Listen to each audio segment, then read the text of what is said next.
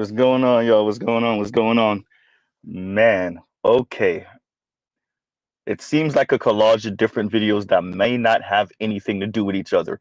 But the title says everything. The title says everything. Morning to all. Morning to all. I am. Let's go says you're late. You're late. I am. I am. It's not even tardy. It's excuse me. It's straight up late. Um, so I don't know where I want to do. I want to start with the lighter skinned young lady, 40 years old. Lighter skinned young lady who I saw you in the comments, Mr. Shook to you. I saw you in the comments. Shout out to Mr. Shook to you. It doesn't look like he's here yet, but when he gets here, um, yeah, Young Ma. Oh my God, y'all were calling this lady Young Ma, and she does look like Young Ma, who kind of looks like Snoop, who kind of looks like there's a number of these like. Although this lady was a little bit heftier, but Young Ma, Snoop, there's a number of these like lighter skin like butch lesbian black women who like almost all look alike. There's like maybe three or four of them. No, it's more than three. It's like four, maybe five of them who all look like they could be related, right? They lighter skin, they wear their hair long in braids, right? And they like look like they could be sisters. And like this lady that Kendra had a conversation with looks like one of them. She's just heavier, right? So this stream we will be covering, and it's going to be somewhat of a light stream today. Um, I really wanted to put, and I actually did, but YouTube wouldn't let me do it. I don't know why. For the title, I was going to put opinions, his greater hers. Why? Why would Z say that? Right? I don't think black women, especially, right? Not so much other women. This is how the gynocracy bites black women in the ass. I don't think black women fully appreciate you can't dictate other people what they should actually like about you or dislike about you. And rest in peace, Kevin Samuels. Kevin Samuels already told you the world doesn't owe you understanding. And what we have, and what you saw with the first video, and we're gonna get to it in a minute. Shout out to Louis, right? Red pill sleeper cell. Were women, excuse me, attempting to dictate to men how we should view them and what we should value, and to minimize our opinions and what we think and feel. No. Now what? That's a real question. No. Now what? Huh? You can't dictate to men, to black men, what they should and shouldn't like about you, what they should find attractive, what they should take into consideration, what they should ignore. I said what I said. Huh? And the ladies really think they can dictate to you. That's really why I put the Kendra G conversation on. Kendra G was trying to tell this lady, look, you don't qualify for the men you want. Kendra tried in her nicest, more womanly way to say, look, you're not, the guys you checking for, they're not checking for you. Now what? I saw you, Kendra. Kendra did everything but say it exactly how Mr. Z just said it. Kendra tried, y'all. I saw her. I saw Kendra. Kendra did everything but say exactly what Z just said. Look, lady, you gonna have to buy peen. The way you built your attitude, 70 hours a week, you're butch presenting. You missed the point when people said you said you don't want a person that dresses like a child or an adolescent. I'm paraphrasing, but that's essentially where she went to. And yet you wearing a Lilo and Stitch hoodie and a bedazzled hat. And when people made comment on it, by the way, that you sounded like a whole hypocrite. He's like, so what am I supposed to beat my face and paint eyelashes and it? Bro, stop being hyperbolic. Stop being hyperbolic. Kendra said everything but what Mr. Z just said. Look, lady, you do not qualify for the men that you would want. You do not qualify. You gonna have to buy peen. You're not gonna do the things. Okay, you're 40. You have 3 grown kids. Okay, fine. That's a problem. We'll leave that. We won't even include that in the argument. Although that's in the argument, but we won't even include it in the argument. Fine, ma'am. You're not gonna lose the weight, and you have a very horrible disposition. You're aggressive, you're combative, and you're not going to lose the weight. You will not qualify for the men you desire. Period. So that means you won't have to buy peen. And this is a real big issue for women writ large, but black women especially. Especially the more domineering black women. They don't get it. You think that it qualifies you for even a more alpha dude. We're not doing it. Go buy peen. Go buy peen from the guy who will take your crap. That's what Kendra was trying to tell you, that you kind of understood what she was saying and you ignored it. So let Mr. Z say it for you on the nose.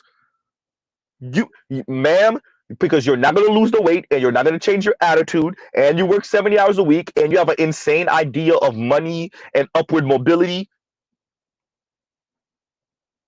because you're not going to change who you are going to have to buy peen. Huh? You have to go through the whole process, ma'am. Nigga, are you deaf? I'm a pimp named Slickback. Say it with me now. And that's really what Kendra was trying to say. Kendra was really trying to, like, say it with me now. Like, you look, are you deaf? Lady, we are walking you through it. You're not going to change who you are. So you're going to have to pay for peen. 2 + 2 is 4. -1, that's 3. Quick maths. Huh? Quick math. We don't even got to get into the she looks like young MA. The butch attitude, the combativeness, the thinking she can dictate the opinion of men, dictate to men their opinion. All of that is off-putting. Ma'am, if you're going to stay who you are, you're going to stay heavy set, you're going to stay combative,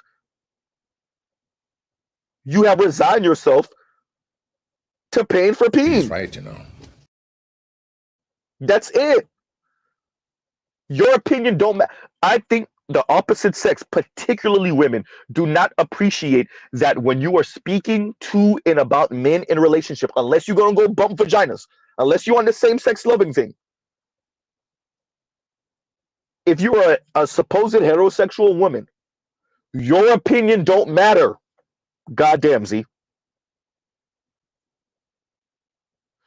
If you are attempting to appeal to men or a man, because women really think this is slick, right? They really think, well, forget all men. I'm just trying to go after the type of man I want. He has opinions too. He has things he likes too. This is what Kendra G was trying to tell you.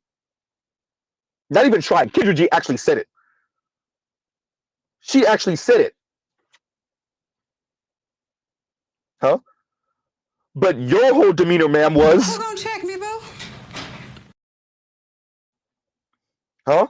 That was your demeanor.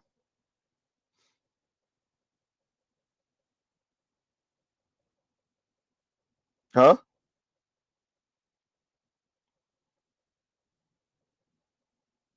I listened to Kendra G. Kendra G was trying, y'all.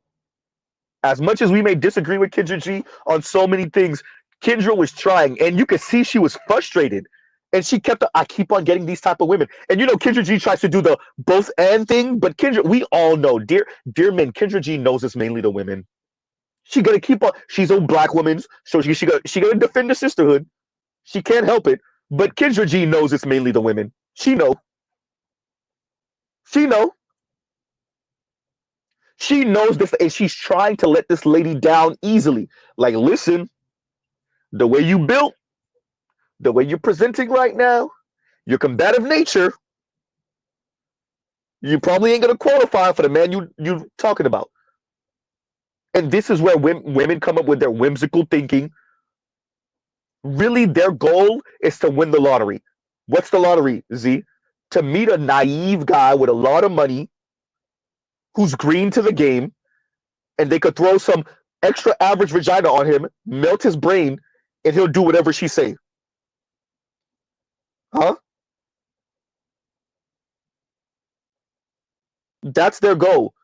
Because God forbid they have to. You will respect my authority. Huh? God forbid.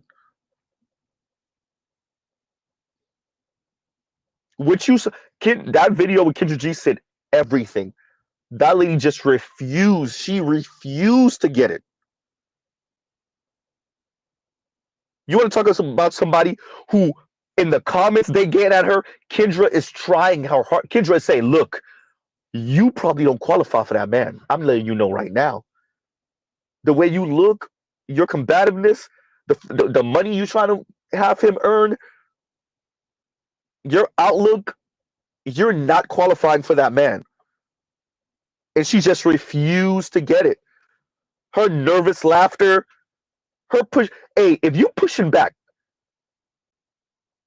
at the woman who has had this platform for some years now, she's trying to tell you, if you pushing back on her, what can a man do with you? Huh?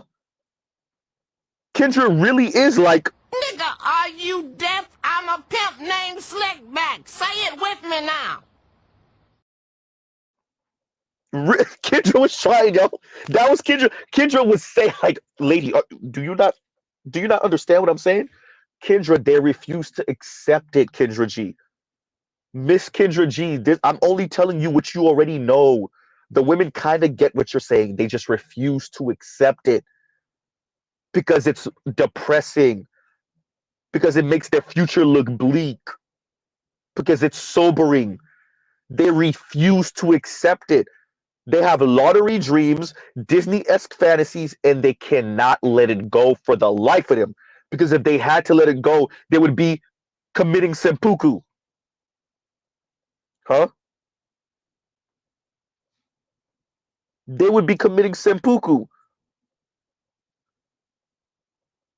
And that's why people in the comments were all like, bye, Felicia.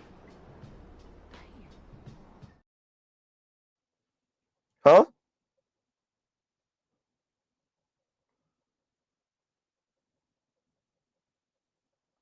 That lady refused to accept it. I could tie that. Shout out to Red Pill Sleeper Cell, Louis Conyer. Shout out to Louis. That's the first link in the description box. Once again, Mr. Z is reviewing things in the description box. Everything's in the description box, everyone. Huh? That brother called in. He tried to have a conversation. That lady tried to loud talk him. The host of the show loud talked him, brought up weirdo statistics, whatever the hell. Ma'am, Shay Sade covered this a few years ago.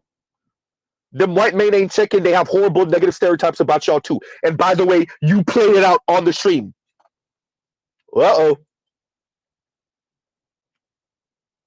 And you kept on bringing up black men. I thought we were talking about black women and what hurts them in the dating market, but you couldn't help but defecate on black men, now could you? Because this brother is trying to tell you, once again, this goes to my title, this brother's trying to tell you how men view women, how men view black women, and instead of you shutting the hell up and listening to what a man is telling you about how men view black women, your whole demeanor was, check me, boo. huh? And you loud talked him, you muted him because you thought your opinion mattered more than him. And I'm telling you, dear black women, your opinion means nothing if you are a heterosexual black woman attempting to get with one man, white, black, Latino, Asian, or otherwise. Your opinion means nothing. His opinion means everything. I said what I said. Huh? Uh-oh. If you want to know where black women mess up the most, even before the wait, oh boy, that's a lot. is black women are attempting to operate a gynocracy in the black community and in their homes while having men fund it, white, black, Latino, Asian, or otherwise, and it just won't happen. You think you could dictate to the men what they think and what they feel or what they should think and feel about you and other black women, and it will never work, and it's not working. Huh? You will have to. You will respect my authority. Huh?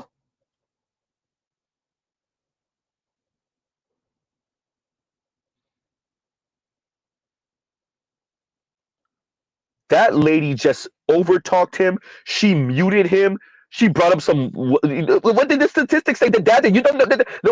I'm trying to educate you. That was so condescending. That I'm trying to educate you. I'm educating you, ma'am. Nobody care about your goddamn opinion, ma'am. Bye, Felicia. Nobody cares about what you talking about. If you want to know why black women are so goddamn chronically single, because white men, black men, Latino men, Asian men, no one cares about y'all goddamn weirdo opinion that y'all formed because y'all are not white women. Oh boy.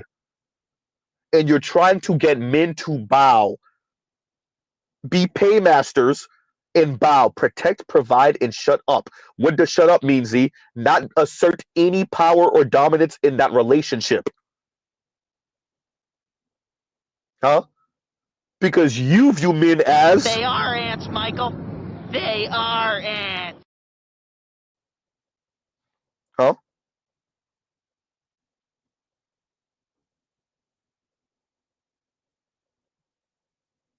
Yeah, she did say that. What group of men starts change with women? Go ask the Taliban. You know what's funny that you say, like, notice when that triggered that, when she triggered, what triggered her to say that? When that brother was pretty much talking about sex. Look, y'all are gonna have to watch who y'all sleep with. It starts there. And she couldn't hear it because once again, the women said, I want to be able to do whatever I want to do. Y'all just gotta be there as guardrails. A real man doesn't tell me what to do. A real man doesn't say it start with me, it start with him. Well, if it start with him, his first start is to tell you what the hell to do. Oh, goddamn, Z. Huh? Well, damn, I Z. said what I said. Huh? Ma'am, it's simple. Men have opinions, men care about things, black men care about things. It don't matter if you go to white men, they care about things, and you can't change that. If you want to know why black women are so chronically single, yes, negative stereotypes. Okay, granted, negative stereotypes that hurt the image of black women in the dating scene and in marriage prospects. Okay, cool. And women ain't fighting against it. Black women are trying to get everybody else to change their opinion without actually doing anything to change their opinion. Uh-oh. Black women are trying to dictate to others, mainly black men, and shame black men into changing their opinions. And how is that working for black women? 62% of black women are single. Huh? How is that working for black women? Huh? Fam, check the statistics. Oh, wait, it's not. It's not. Huh? That lady loud talked him. She brought up statistics. And when he mentioned y'all gonna have to watch who y'all have sex with, that's an issue. That's a major issue. Y'all can't be rewarding loser guys with vagina. It starts there, or it largely starts there. That's when she had an issue. Because black women are supposed to do whatever they want to do, and black men are just supposed to be there to pick up the pieces if and when she crashes out. Out of control. Yeah, I use drugs. I can do what I want, bitch. Yeah, I have sex and I don't use protection. It's my hot body. I'll do what I want. Literally is what she was saying. Her response to him telling her, hey, about who y'all having sex with and who y'all give the box to and who y'all reward with sex. Her response was literally that. I am out of control. Yeah, I use drugs. I can do what I want, bitch. Yeah, I have sex and I don't use protection. It's my hot body. I'll do what I want. Huh?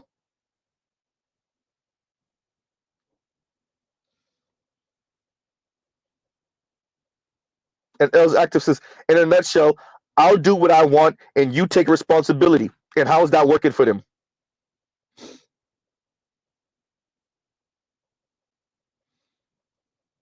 Huh? How's that working for them? 62% of black women are single. The birth rate in the black community is going down. The marriage rate in the black community is somewhere, I don't know, in the dumps in a landfill somewhere on that big trash island somewhere in the Pacific. I don't know. Huh?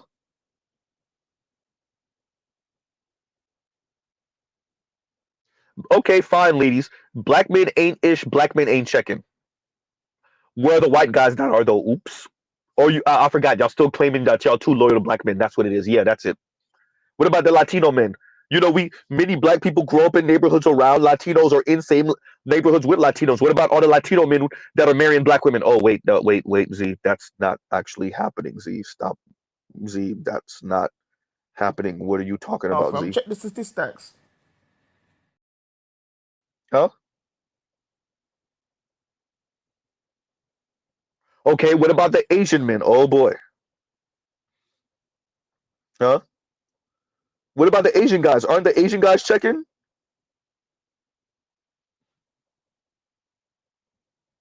Huh?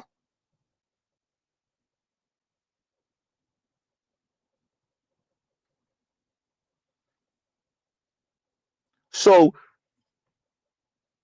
we have a number of black women who think that they can dictate to men what men should want and desire.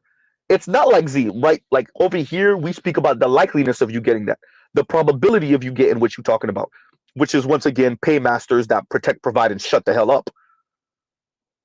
We talk about the likeliness of you getting that, where in Black Womenlandia, they think you can dictate to men, shame men into wanting or desiring or ending up with overweight single baby mamas with horrible attitudes who have a spending problem. Huh? And the men are looking at the women like,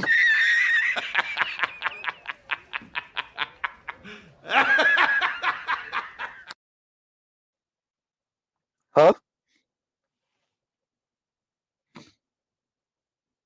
Oh man.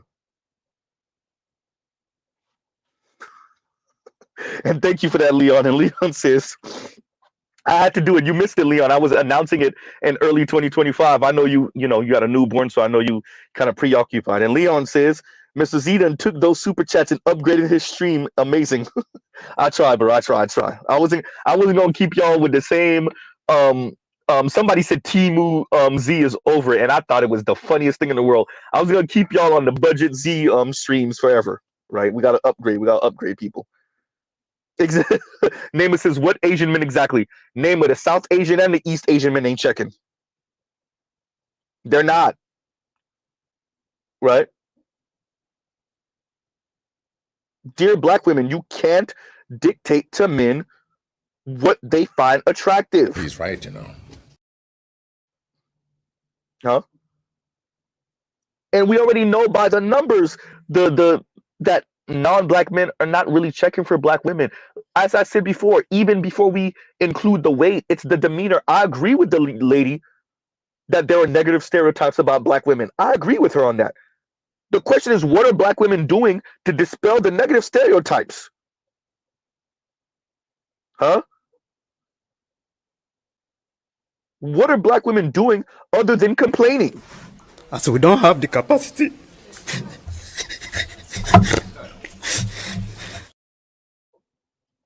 Huh?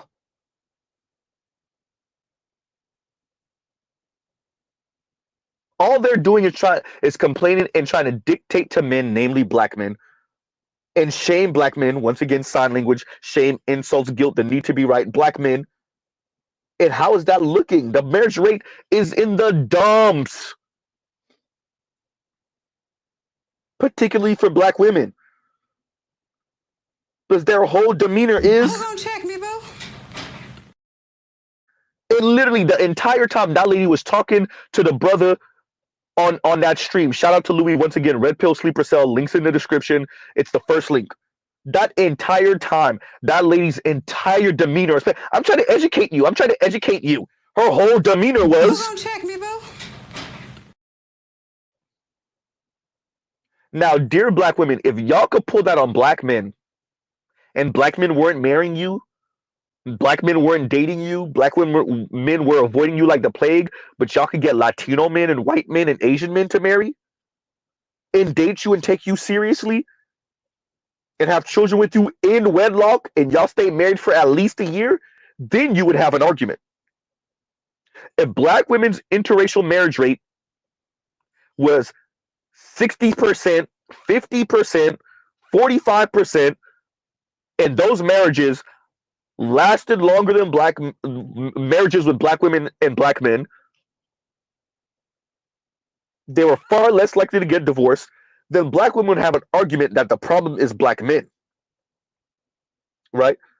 Black women would have an argument because the math would math. 2 + 2 is 4, -1, that's 3, quick maths. Huh? Black women would have an argument, but that's not the case.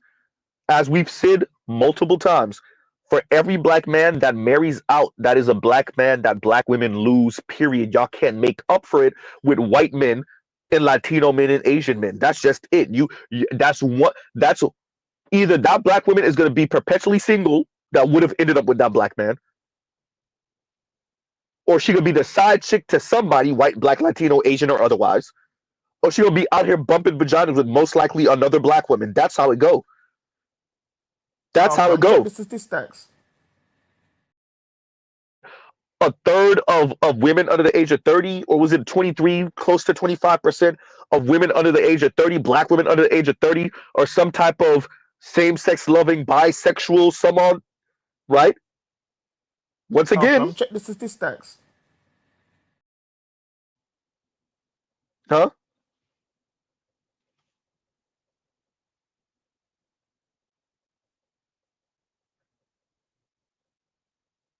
Exactly, else you haven't done your research, Z. Exactly. She kept on saying that over and over again. Once again, dear lady, quite frankly, it don't. Let me say this. Ooh, this gonna hurt. Ooh, this one gonna hurt. Lady, the men don't have to do their research. Their opinions are enough. I Ooh. said what I said. Huh? Their opinions are enough, and you can shame them out of it. Huh? Uh-oh. The men said this is what they think, this is what they're on, and you ain't changing it. And decades of black women doing exactly what you're doing right now hasn't worked. Nor will it ever work. Huh? Nor will it ever work. That's just what it is.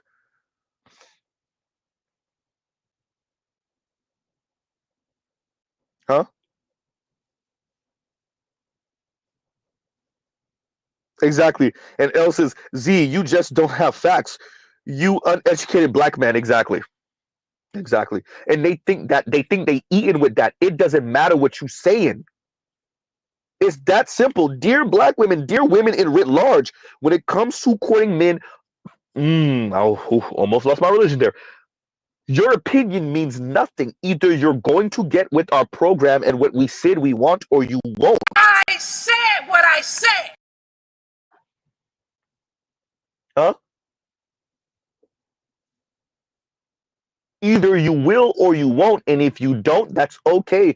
But be okay out here bumping vaginas with another black woman, or being the side piece to whatever man, or being 45, 47, 42, 40, 38, and getting the cobwebs knocked out by one of your male coworkers who's 22 and 23. Huh? You don't got to get on no man's program. You could just be the cougar who's really target practice. Goddamn, Z. And the good-looking young white dude or black dude or Latino dude at your job,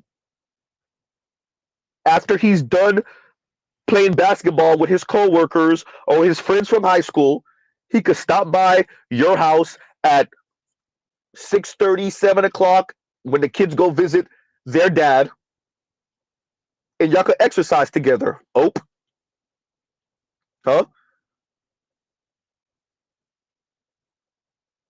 Huh? He could stretch you out a little bit.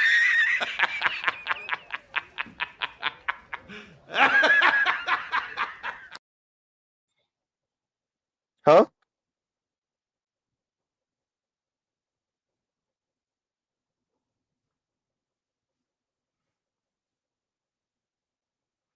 And L says, I see Anton arrived at your Civil War concept, Z. LOL. Like the vid, Anton, hysterical.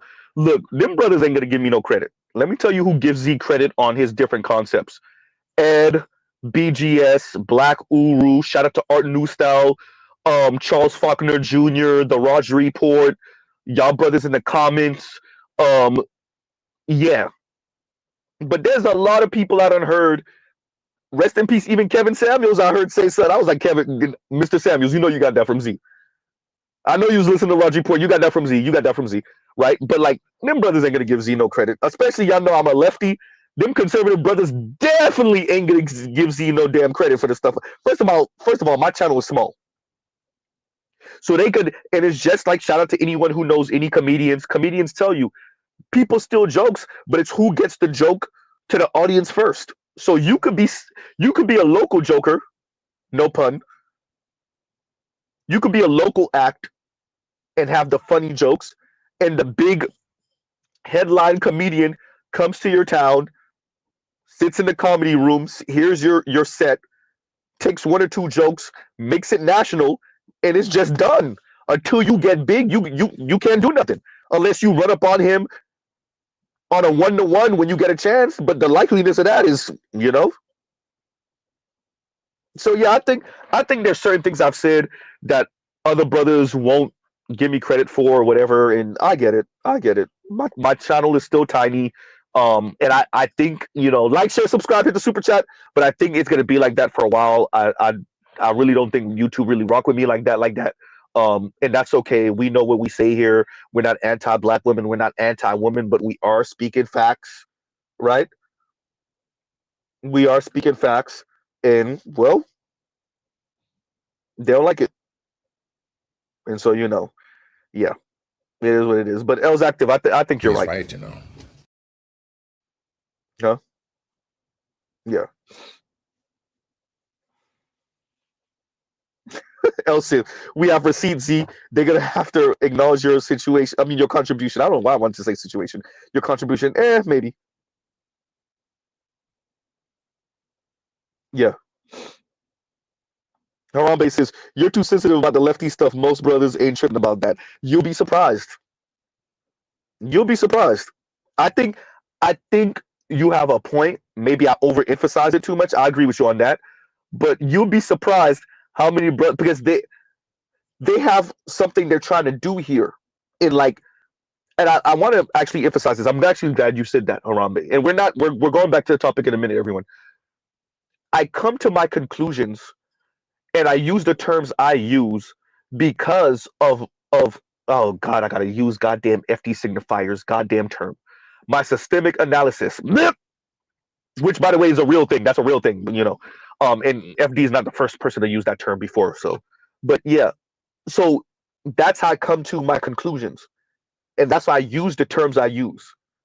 It's the things I watch, it's the things I observe, right? What I'm subscribed to, obviously life experiences, right? So you'll be surprised how many brothers they will maybe entertain a term, they like a term, they kind of get it, but they can't acknowledge where it comes from because number one, you're giving me shine, which I understand, but also you would have to at least ask How did he come to that conclusion? Where did that come from? And there's a whole can of worms. There's a Pandora's box you open when you ask that question. When you ask that question, there's a whole Pandora's box you open, right? So I hear what you're saying, Harambe, but yeah, you'll be surprised. You'll be surprised, right? And the excuse me, the dustiest of Ronin says, Z, there's no way in hell Baba is going to let her son marry Keisha. Hysterical. Bubba, I get what you say. Bubba is going to let his son, I guess think you wanted to say, his son marry Keisha. Yeah, you're right. You're right. More than likely, yeah, nah. Right?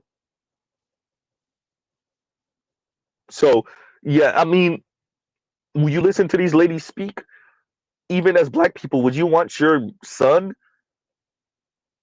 to end up with one of these? Would you want your son to end up with one of these? Listen to Claudia Jordan talking. Shout out to Media Man for covering that. Listen to Claudia Jordan talking. This is a woman that's approaching 60 years old. And she's over here telling you, and you see Herschel Walker's son talking. It's too easy, y'all. I'm not even going to speak about it. Y'all already know what the easy part of mentioning is. I ain't even going to do it. Shout out to Media Man for going through the numbers. Okay, yeah, that's what the Russian men say, but let's go through the numbers. Uh-oh. The Russian men don't got it like that. Black men make more. The Russian women are working also. So they could tell you what they aspire for is to make their wife a stay-at-home wife or make their lady a stay-at-home woman. Yeah, that sounds nice, but what do the numbers say? And Claudia Jordan, as a nearly 60-year-old, should know better. You benefit from that quote-unquote equality and egalitarianism that your foremothers fought for. Do y'all not appreciate what comes with that?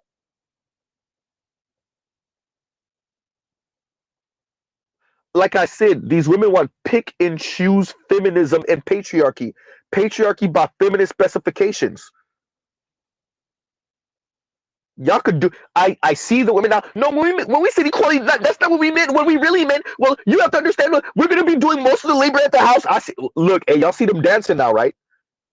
Now the men are putting their back to the wall. White men, black men, Latino men, Asian men are putting women's back to the wall. All of a sudden, they try to move what equality mean. No, what equality means like you're gonna make more, but we're gonna make we're gonna do more of the housework. Because the women are the ones who usually do more around the house. So anything to say, hey, when I said equal, I didn't mean financially equal. Huh? Uh-oh. Women starting to dance now. Huh? The women are dancing now. Because everybody see the numbers now. Everybody's feeling the numbers now. Uh-oh. Huh? The statistics are here. Check the statistics. The data is here. So the women are feeling the numbers now. So when we said equality, and we said we were fighting for it, no, that's not what we meant. Weak ass. Nah, Claudia Jordan, nope, y'all gonna have to eat all of this. Huh?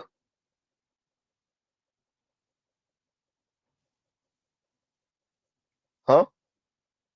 Dear ladies, you are going to have to eat all. You said you wanted equality? No. Fine then. It ain't nothing for a man to wash dishes or mop around the house. Fine, we'll do that.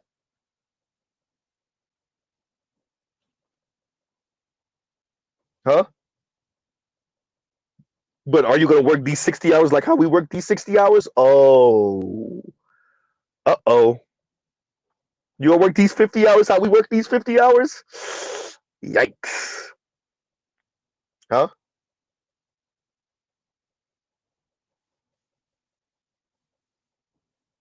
So you see Claudia Jordan dancing. I hate this. When do the men get their tampons? And these men are yitches and yawn. Nobody care what you're talking about. Lady, you are almost 60. Claudia Jordan, you are almost 60. Are you not embarrassed? Are you not ashamed of yourself? Are you not embarrassed? This is really embarrassing. Dear Miss Jordan, this is why the men's opinions. Y'all think y'all don't have to care about what the men are talking about and the opinion of the men. And how's that working for the ladies? How's that working for black women in specific? Oh, wait, it's not working for black women. Exactly. It's not working for black women. Nor will it ever. I said what I said.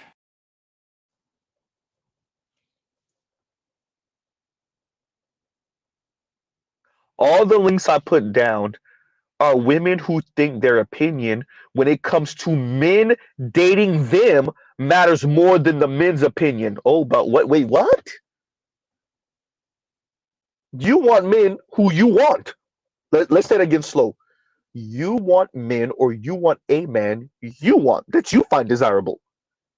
But then you don't think that his opinion about you and about women matters.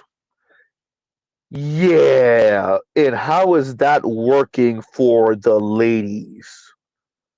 Because those men that you want, when they hear you talk, when they hear your opinions, they think to themselves, Violation.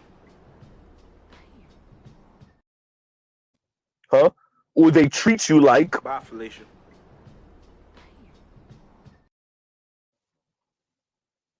huh? Wow. The ladies really think they don't have to care about what you care about and what you think and what you find attractive. How is that working for you, ladies? Huh?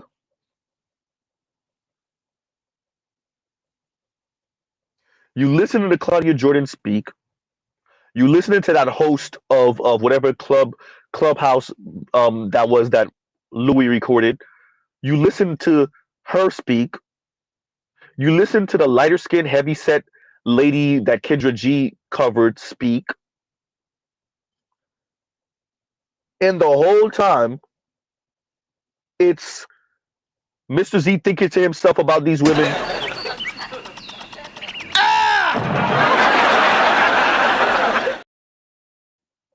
Get the hell out of here. How are you supposed to have a community where the women think that they don't have to care about what the men think about or what the men care about or the men's opinions, that they can dictate to the men, they can dictate to the men what the men's opinions should be about the same women that the men want? What? Huh?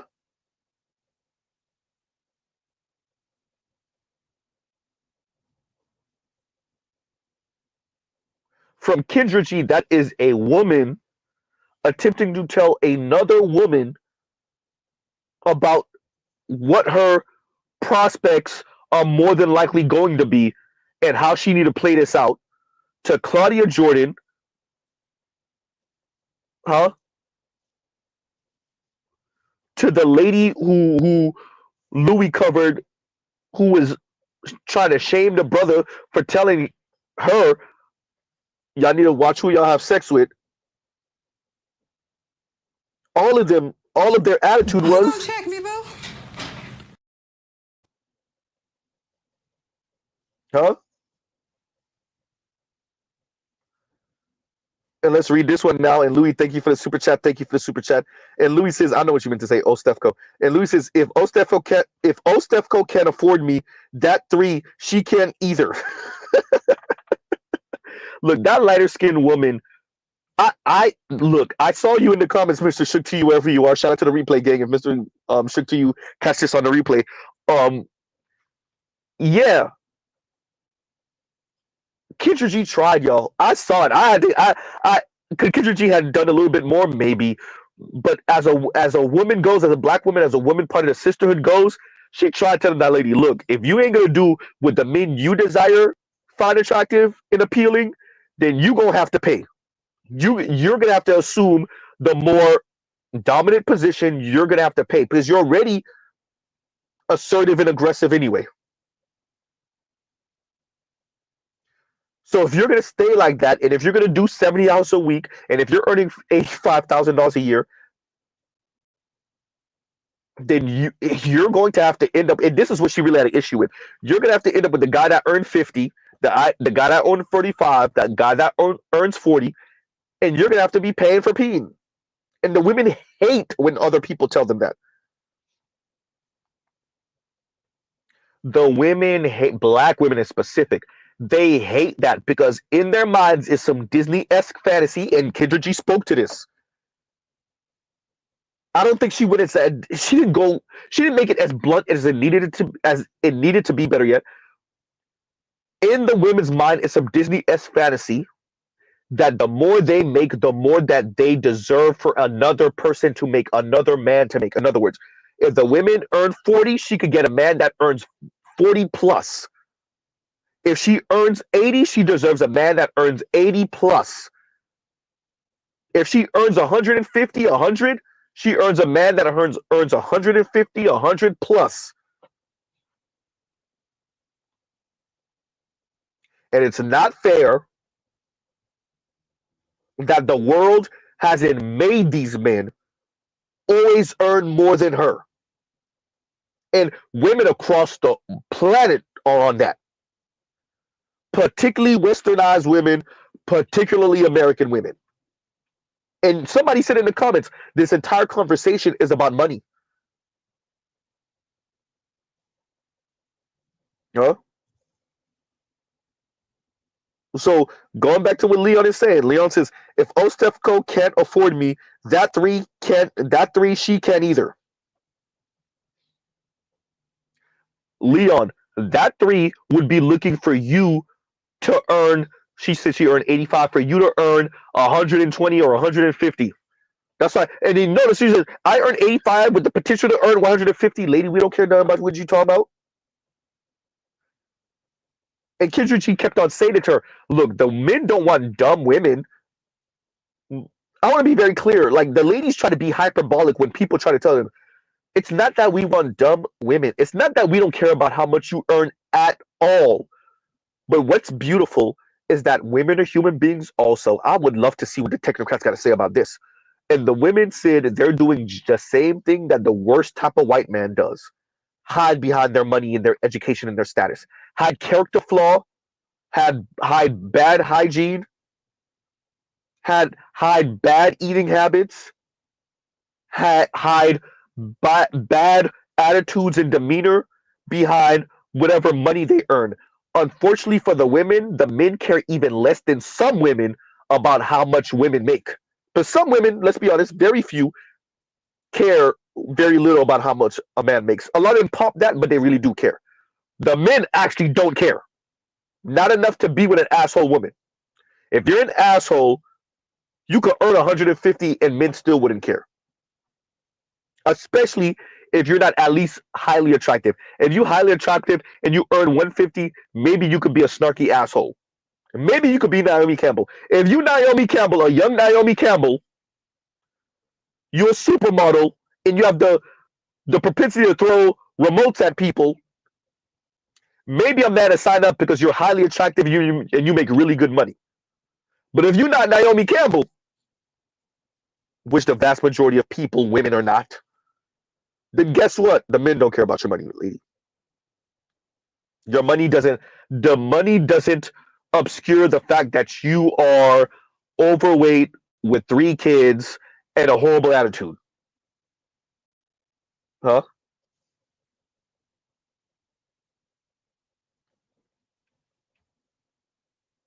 Oh man. Huh? So Leon, that lady would be looking for you to pay for her. Let's make sure we get that out there. That lady would be looking for you to pay for her. That not even looking, would be looking. She said that. That's essentially what she said. And that's why everybody in the comments were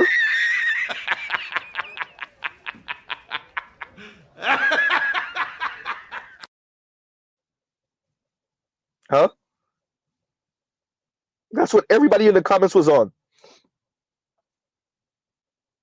And Leon, once again, thank you for the super chat. Thank you for the super chat, and you get one of these.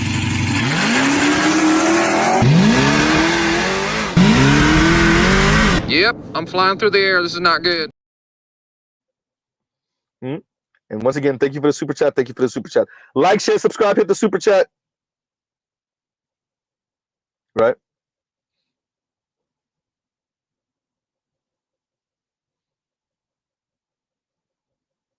Dre says, Naomi Campbell, Z, man, leave those old women alone. Now I'm bringing her up because, a young Naomi Campbell and, the throwing remotes and et cetera, et cetera. So there's a reason why I used her as an example to say, if you are a highly attractive woman that earns pretty good money, but everybody knows you might be a teeny bit violent, a lot violent, and you have a horrible attitude, maybe some men will sign up for that.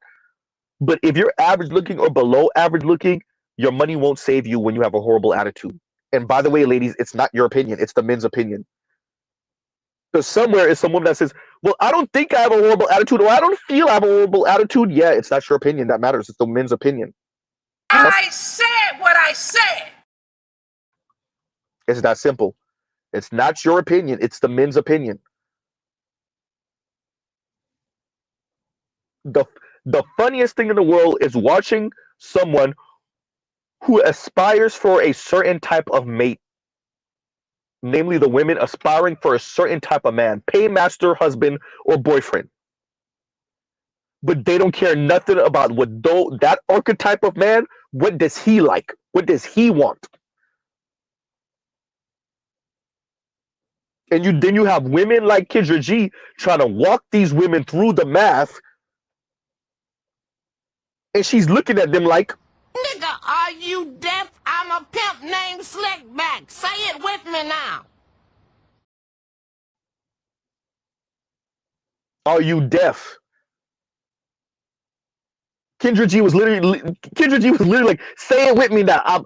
Look, I'm trying to walk you through this and tell you, either you do the things that the men that you find appealing, that they want, or you don't, and then you resign yourself to being the paymaster for men that you find physically appealing, that's willing to get down on your program because you paying. And let's be very clear, he ain't gonna be on your program for long. And God forbid he gets his foot up under him, he's gone.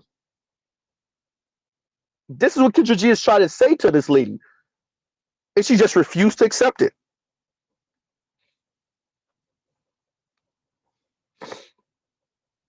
Huh?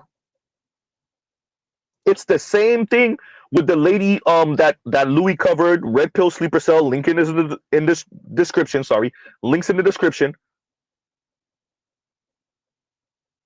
Huh? It's the same thing with that lady. The brother tried to tell her, hey, this is the negative stereotype. This is what it is. Y'all need to watch out for this. And that lady, her whole attitude, her whole demeanor was, check me, boo. huh?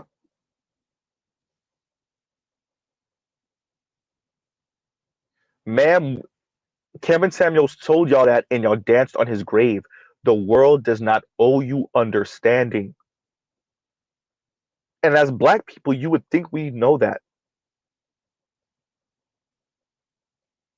Huh?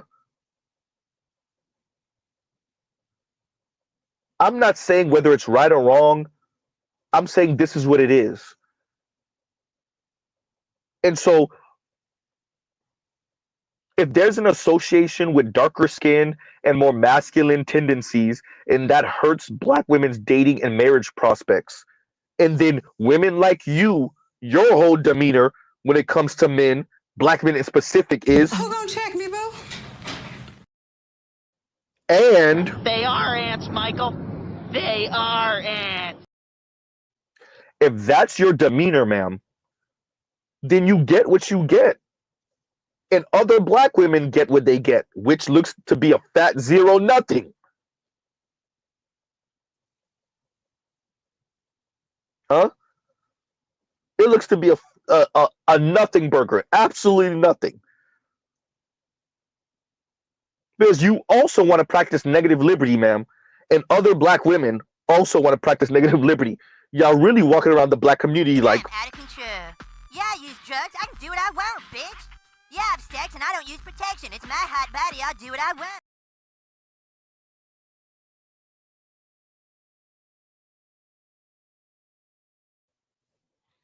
huh?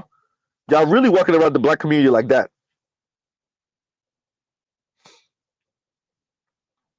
Huh?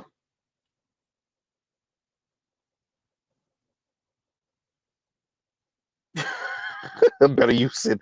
I'll sign up for Naomi Campbell to train her and get her signed to the Major League Baseball deal. Hysterical. Huh? Yeah, that's true, Dre. I agree with this 100. And Dre says, women want to be in men's spaces and talk to men, but can't handle when we speak honestly. And this is when they try to pull that moral high ground stuff. Because what they're essentially saying is you speaking quote unquote honestly is informed by centuries, if not millennia, of misogyny and misogynorism and in black men's case, misogynorism and anti-black women and transphobia and femphobia and all of that. So when you speak quote unquote honestly, they discount it because it's sexist, misogynist, misogynist, misogynorist drivel, huh? They can speak honestly because they're morally superior to you. They're more informed than you. They've entertained and read the bell hooks books, right? And they know all the important quotes from Audre Lorde and, huh? Maya Angelou and you name them. All the feminist scholars and writers, namely the black ones. And so when they speak honestly, it's coming from a place of seeking justice and fairness. When you speak honestly, you're coming from a place of one aspiring for dominance and power and exclusionary politics. Oh boy. Huh? And all that is exactly what blood boiling says, hypocrisy at its finest. All of it is to justify their hypocrisy and why their opinion matters more than your opinion. When we know if you're a heterosexual woman, I could turn you into a hypocrite in 5 seconds when I ask you to describe the type of man you find desirable. Some of you are slick enough to describe some type of egalitarian situation. Let me follow you around for a month and let's see if you really mean what you say. Huh?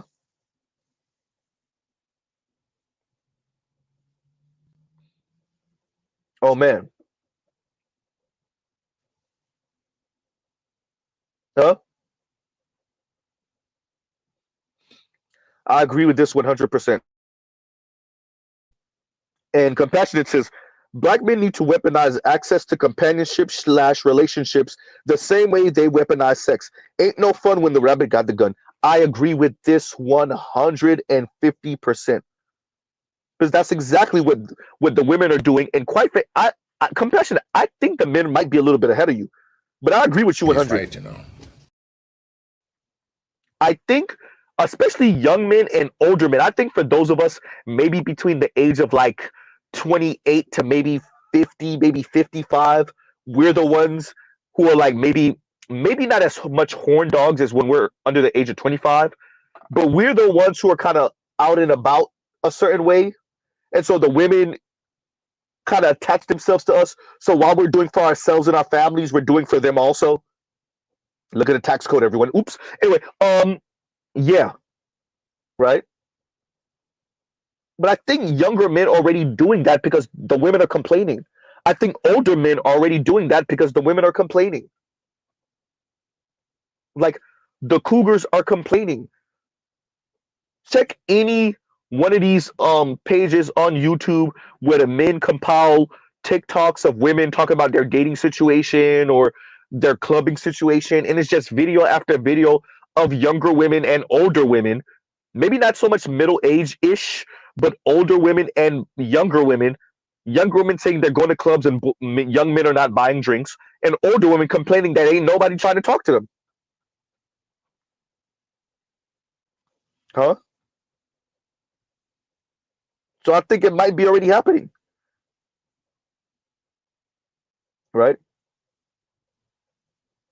I think you're right. I think that we do need to limit our companionship and our relationship to women we're not having sex with. I'll be honest with y'all. Shout out to Obsidian, book a session. Men need to be moving around. Black men, especially, excuse me, black men need to be moving around this entire environment like book a session, pretty much to everyone other than other black men. Other black men should get grace from black men. Everybody else should be on some book a session, including black women, because that's how black women want to play it. That's how black women want to play it. Huh? If your demeanor as a black woman in the black community is this, out of control. Yeah, I use drugs. I can do what I want, bitch. Yeah, I have sex and I don't use protection. It's my hot body. I'll do what I want. huh? If that's your demeanor as a black woman in the black community, or if this is your demeanor, Who gonna check me, boo? then yes, black men should treat you like book a session. Huh? And if you won't book a session, then Violation.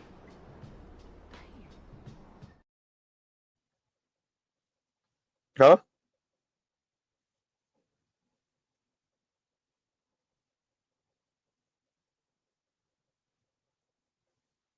And Revelot says, no more TikToks of women crying in their car.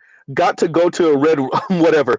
Look, shout out to Destro. What he calls it, the car confessionals? Is that what he calls it? Shout out to Destro, bro. That's all it is. It's women crying in their cars because the men won't bow. The young men don't got it financially. The ones that do don't care. The old men are over it because if you ain't just gonna slide through so that he could handle his business, right? If you're not gonna slide through so he could pogo stick up and down your esophagus and send you about your merry way,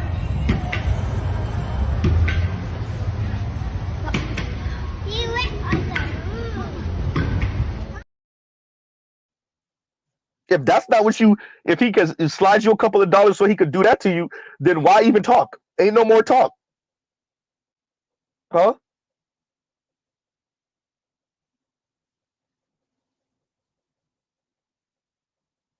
That's what, if you talk to the older brothers, that's what they on. Why would they, excuse me, why would they be companions with random older women?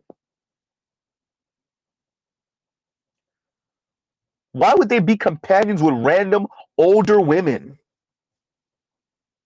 Older, miserable women. It's not just your age, dear older women, right? 60 plus women, maybe even 55-ish plus women. It's not just your age.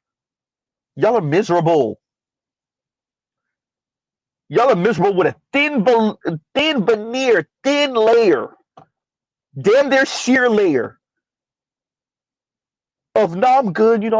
I do my work and I'm up for retirement soon. And I'm just coasting through and I'm happy. I go on vacation. I go on Tom Joyner cruises. I've been out of the country a few times, me and my girlfriends. And yeah. Huh?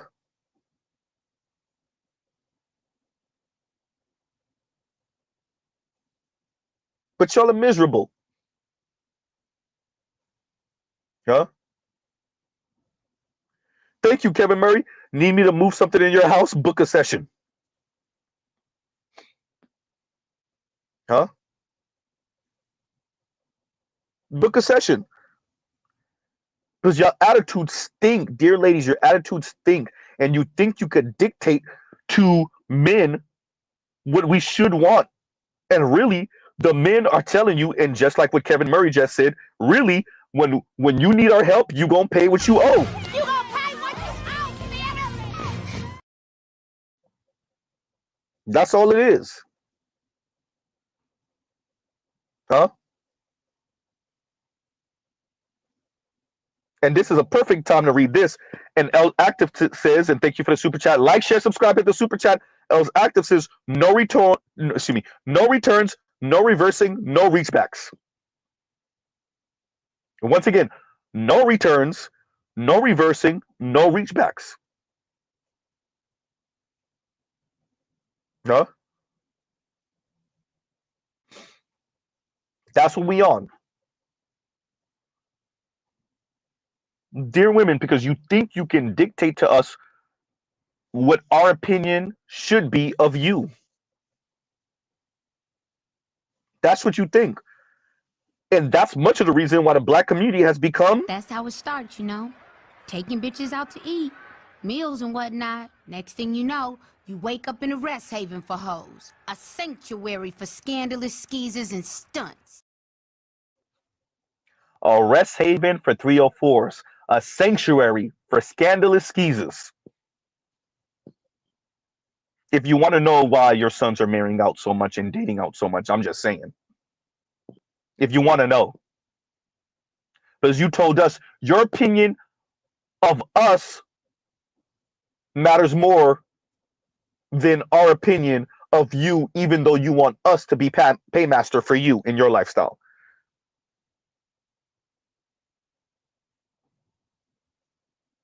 Huh? We're supposed to protect, provide, and shut up. And that's how you get a black community, as Riley said. Huh?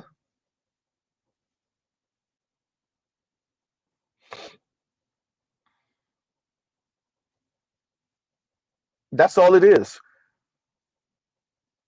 Adric said no sanctuary. No, they look, Adric, they do have sanctuary. Shout out to the Roger Report.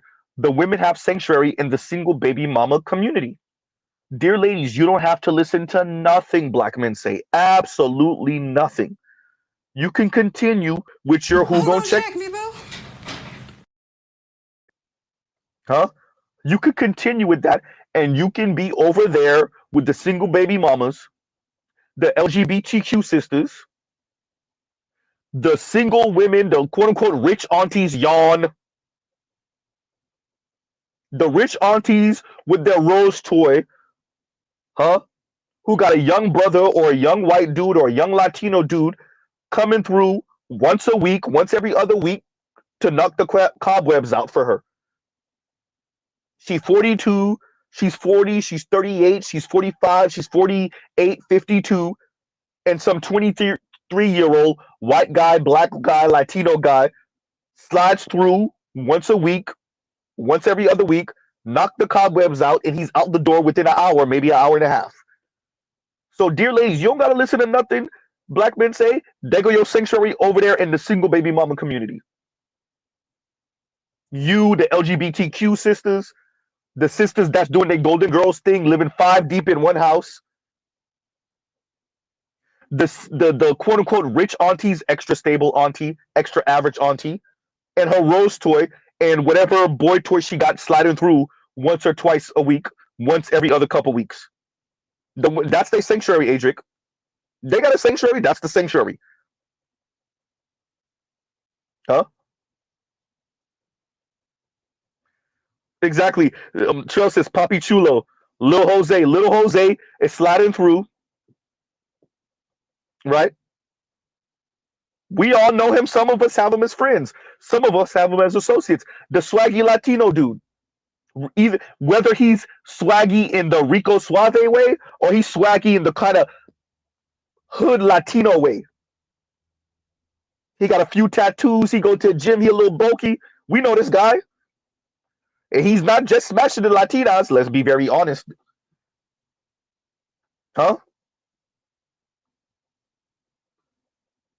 So, dear ladies, hey, Adric, they got sanctuary in the single baby mama community. Huh?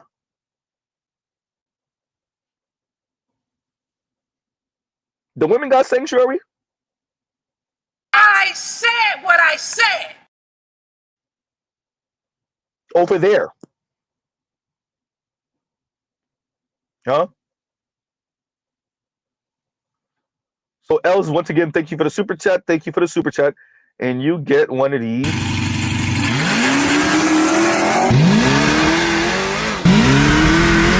Yep, I'm flying through the air. This is not good. Huh? Y'all see the ladies. Y'all see the way they were talking.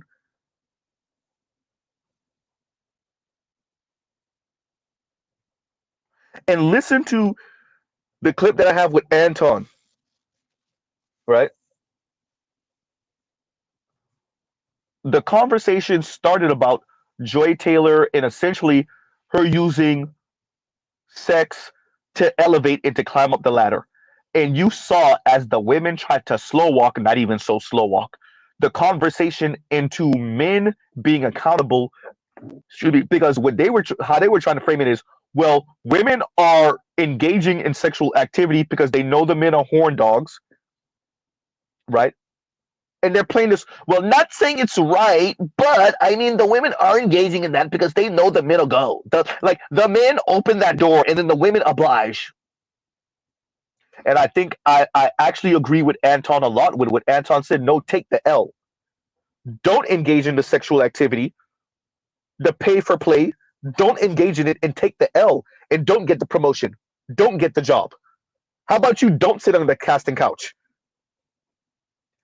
And you want to know why the women have such a difficult time with that concept? Because they all want to use that as their trump card one day, maybe, possibly. Even the ones that have never done it always want to know that it's a possibility that she could utilize it in worst case, in case of emergency, break glass. That's why the women have such a difficult time saying, you know what, you're right, period. All the women want to know that they can use the in case of emergency, break glass, here's my vagina card. Huh?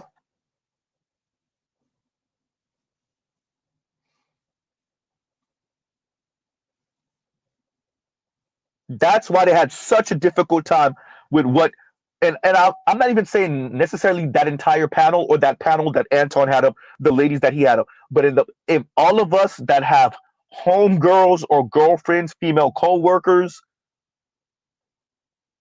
maybe one of your loose ass aunts. Oops, Z, goddamn Z, you went there. We all know they bartered a vagina. This guy got to pay, but that guy don't because they actually like the other guy. He don't got to pay. They give him the vagina off of GP, off of enthusiasm. This other guy they kind of iffy about, so he got to pay. And we all know that if the right situation pop up at work, they'll throw the vagina. Huh? Low key, there's a lot of white dudes in high positions that they've gotten Latina vagina, Asian vagina, and black vagina, mostly because of their position at work. Ooh. Z, you just said that. I said it. Somebody tell Z he's wrong. Huh? I said it. Somebody tell Z he's wrong. I said what I said. Huh?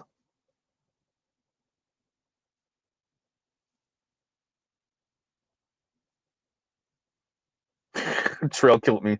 Even fire extinguishers have a shelf life. Used vagina is no good in an emergency. Hysterical.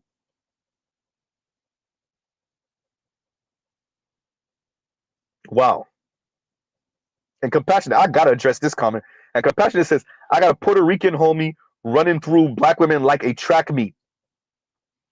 Come on, man. And you up there in the Chicagoland area, you already know what it is. Will he end up with one of them? Maybe, eventually, possibly. He could end up with one, maybe, possibly. Is he more likely to end up with a Latina or a white woman? Uh-oh. Hey, if you live in a hood in America and you got Latino homies, or you worked with Latinos, or you have them that they went to school with you, we already know a lot of these Latinos done smashed a black woman here or there. They still end up with a Latina, though. Uh-oh. Shout out to black women with their conversation about loyalty. Huh? Loyalty, right?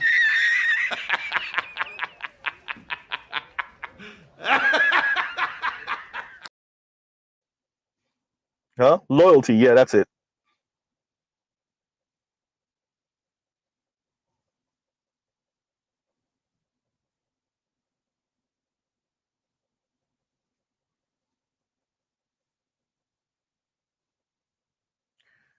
And L says, Z, you gotta retell the story where you almost crashed out on the white exec with the hard on. I'm not. What story did I say like that? When was this? Right? You gotta give me more details. I mean, what's white exec? I'm a little lost. You gotta give me a little. Excuse me, a little bit more details. In Compassionate says, Z, the bigger issue here is, Dr. Neil says Negroes like Vivek are setting black women up to fall as fall girls for the decline of Western exceptionalism. Question is, what impact will that rep have on black men who date black women? Ooh, I agree with Dr. Ron O'Neill. I say Vivek has an issue with black people in general. There's a number of these South Asians who have shown their fangs. That's why y'all continue to hear me say Sagar Enjeti, Vivek Ramaswamy, shout out, and Dr. Ron O'Neill's not the only one. The funky academic could smell that on Vivek too. Vivek and Sagar are super anti-black. By the way, so is Nikki Haley. Goddamn Z, I said it. Right? I said what I said. They're super anti-black. But I agree with you. I think, and I agree with Dr. Ron O'Neill. I think, and didn't I say this a while ago, even way before the election season? White women use black women as the mascot, and so black women are seen as the face of all the negative things about feminism. It's black women. It's the stereotypical, heavy-set, loud, obnoxious black woman playing on in white men's minds. It's the stereotypical what's her name, Professor Crunk type of black women, and the purple hair white feminists. That's who white men envision when they think of like annoying ass boss hog, ball buster feminists.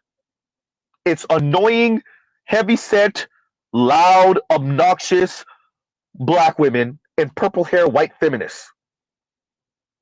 And what I think impact that's going to have on black men is black men and black women are attached by the hip, and that's going to hurt black men too. It's going to really hurt LGBTQ black men. It's going to hurt straight black men. It's going to devastate black women. I just want black women to understand your image is about to get Swiss cheesed in front of everyone's face. They started with affirmative action. They started with Ed Blum going after those loans and those lookouts and those set-asides for black women that NGOs and different organizations were setting aside for black women in specific. I would argue the conservatives have zeroed in on black women because they're an easy target and because white women put them out there to be the mascot for female upliftment. And black women, with their insatiable inferiority complex, use that for attention getting time. And all of that attention getting that they were on is about to be their undoing. That's what I would argue.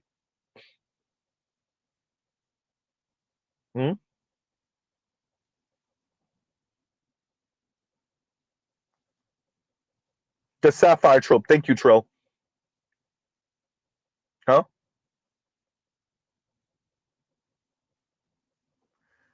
And Compassion says, what impact does associating with the neo-gypsy class of women have on you as a man?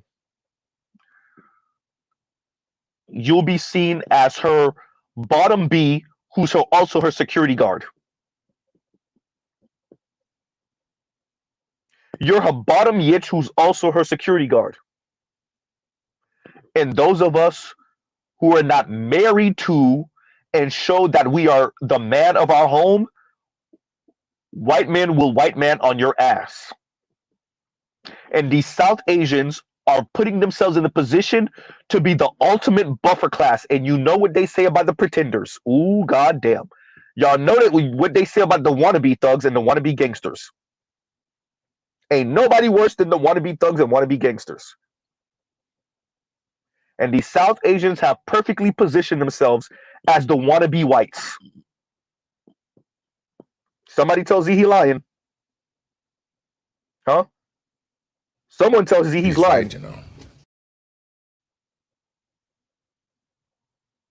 Huh?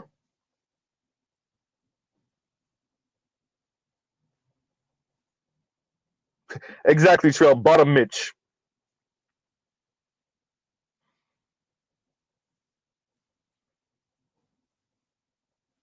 So I would argue that's the play, especially for the VBAC. Why else would they be? Oh, look, we already know that Republicans have been rumored to want to privatize the postal service forever. Forever. It's been decades. They've been talking about that here and there, on and off for decades. But we already know that the postal service, black people are largely in public. We work in government because government is slightly less racist than the private sector. Teeny tiny bit, slightly less racist, slightly, very slightly. And even if they were equally racist, the public sector is supposed to be the employer of last resort. It's supposed to be, at least on paper, supposed to protect and care for citizens, at least on paper. And so that means that there are black people who can find refuge in the public sector. The private sector, on the other hand, whether you work for private sector or whether you are a business owner yourself, that's a whole different ballgame. They don't even have the pretense of fairness and equality and not being racist. They don't have the pretense. You better go get it from the law. You better hope that when I screw you over in this deal, that you can recoup some of this money in 5 years after we done went through the entire legal process.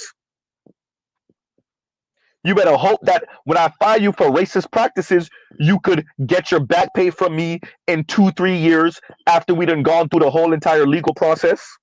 Somebody tells Z he lying. Right? He's right, you know.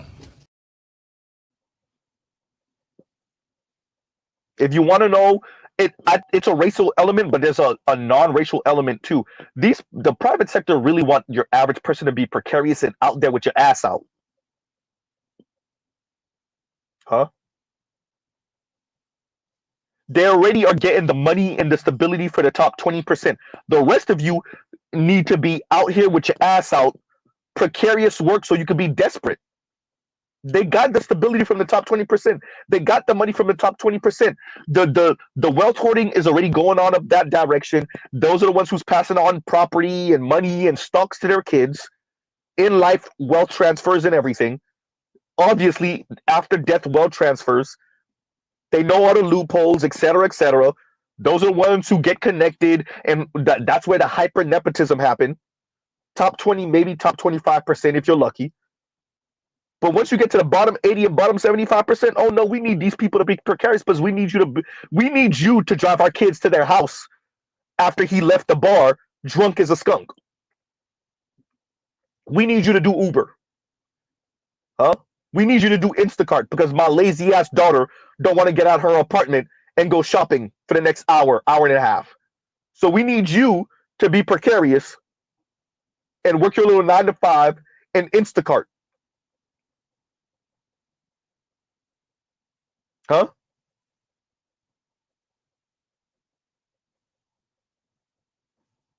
So that's the somewhat not racial element, but the racial element of it all is if these type of things happen and they gigify the economy even more and they kick a bunch of public sector workers into the private sector, that's going to hurt your average white person a lot. It's going to decimate a lot of the black community. Black women in particular. Huh? And y'all like, share, subscribe, hit the super chat. And once again, L's active said no reach back. No, I'm sorry, no returns, no reversing, no reach backs. Right? And y'all gives you a second. Y'all talk amongst yourselves. Y'all talk amongst yourselves. Gives you 1 second.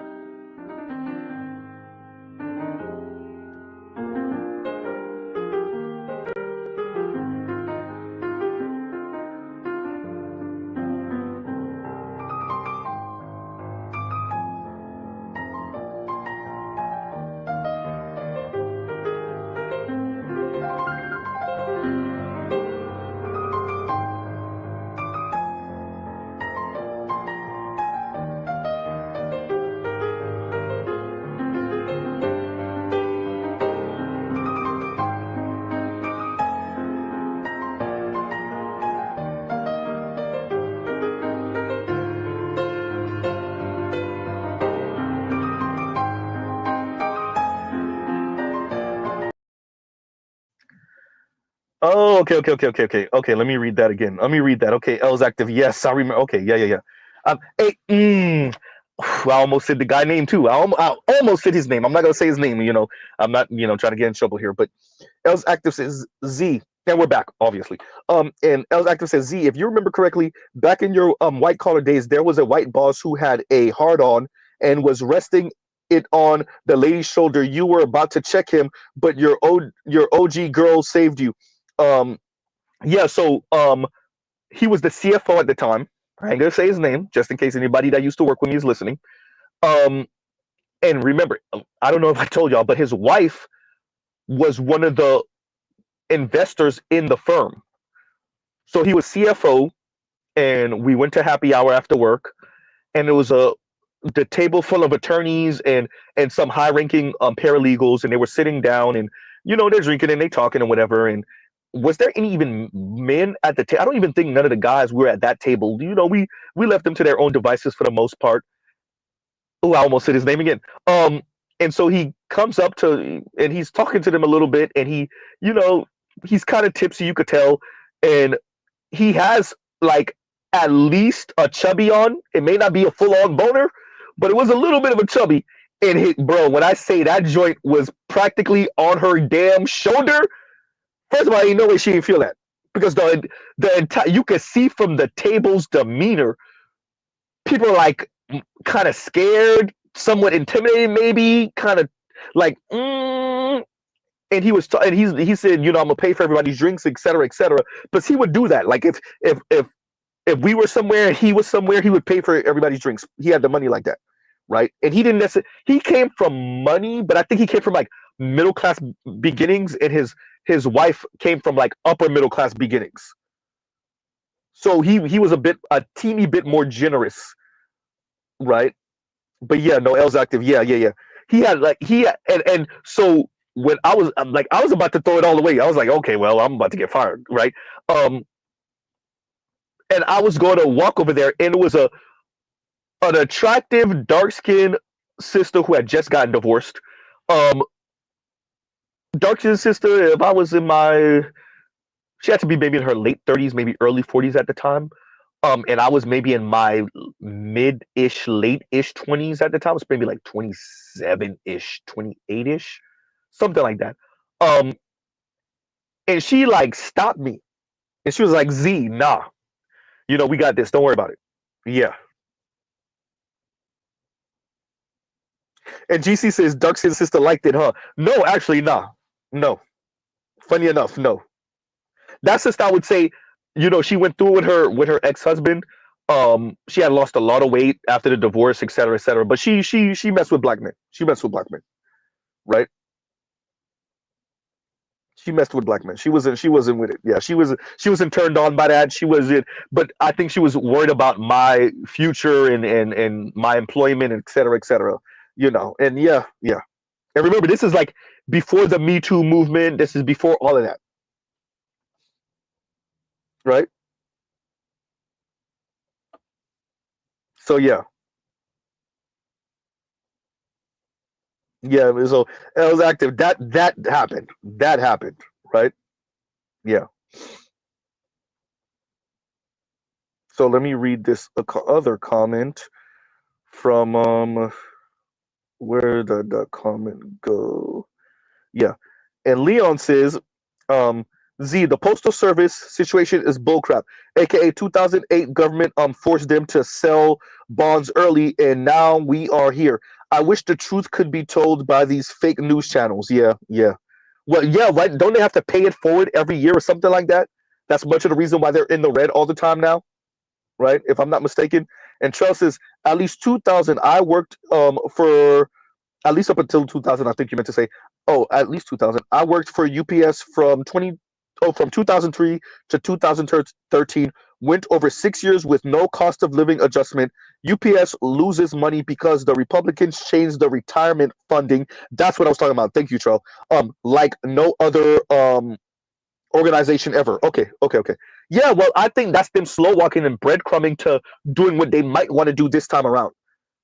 Right? It's the Hegelian dialectic, right? Problems, reaction, solution. I want to present a quote unquote solution. I want to do what I want to do, but I need to first show you the problem which I created, give you the solution, or see your reaction, and then give you the solution, which is what I wanted to do in the first place, right?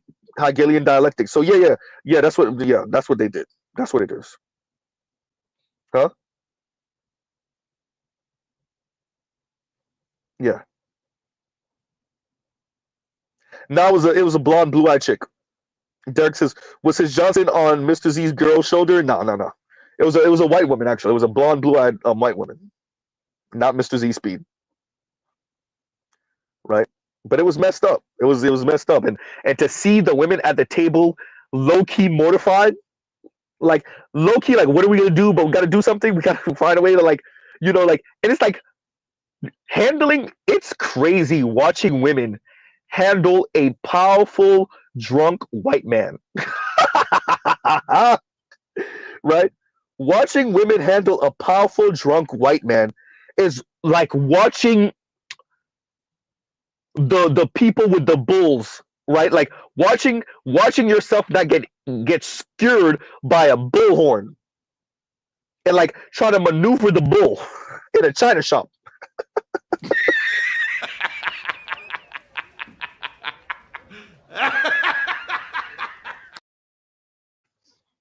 It really is.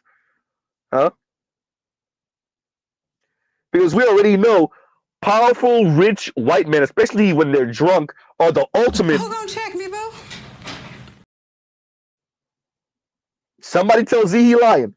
Drunk young white men and, well, drunk white men in general, if we're gonna go there. But young drunk white men and powerful Who drunk. gonna check me, bro?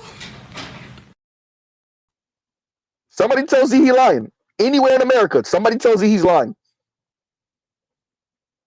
Huh?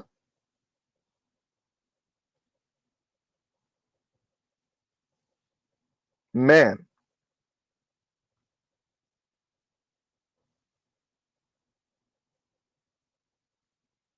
Saying. And Derek Mills says, in that case, I hope you learned that protection and provision is only for those under your authority. Also, never assume a woman dislikes something socially unacceptable. She may be fine with it. Yeah, I'm not going to doubt you on that. I'm not going to disagree with you on that. I don't know how much those women were fine with it, though. They eventually did maneuver him away from the table and got one of our coworkers to drop him home. Right? They did maneuver him. He didn't stay there forever. He paid for the drinks and they got him the hell up out of there. Because we end up staying a little bit, because we kind of low-key tricked him into believing that we were all leaving. And then he jumped in the car with one of our coworkers. And yeah, we all stayed for another hour or so. So yeah.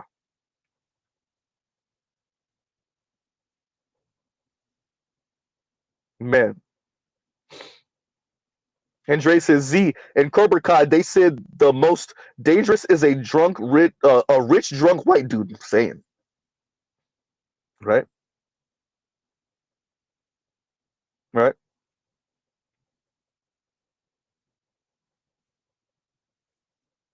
Thank you, Els. And Els says, it's only natural you want to say something, Z. I likely would have crashed out. We all gotta abide by the same rules. We all gotta abide. True, but hey, what's the point of being white and rich with grayish, whitish hair if you can't do outlandish stuff and get away with it?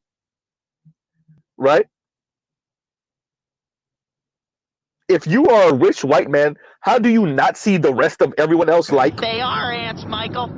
They are ants. It's up to us to tell them that we're not, though. It's up to us to show them that we're not. Because if you are a drunk, rich, white dude, your whole demeanor is... out of control. Yeah, I use drugs. I can do what I want, bitch. Yeah, I have sex and I don't use protection. It's my hot body. I'll do what I want. That's your demeanor, and this is your demeanor. Who gonna check me, bro? Huh? Let's not act. I know I'll be going in on the sisters and speaking about their behavior, but let's not act like white men are not the ultimate. Who gonna check me, bro? Huh? For real.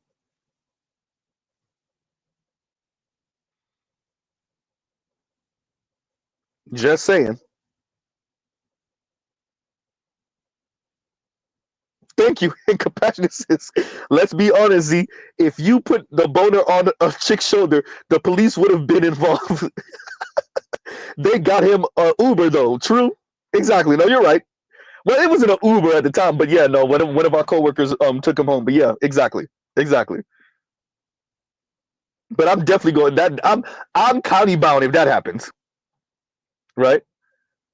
Ain't no way, not in this and not in these United States.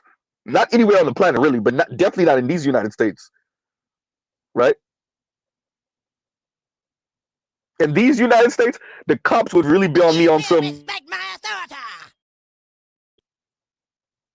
nightstick all over. Nightstick, for real. No pun. Right? Seriously. But you're right about that, compassionate. You're right. Passport OG says enter Bush Jr. Enter Biden too, oh creep ass.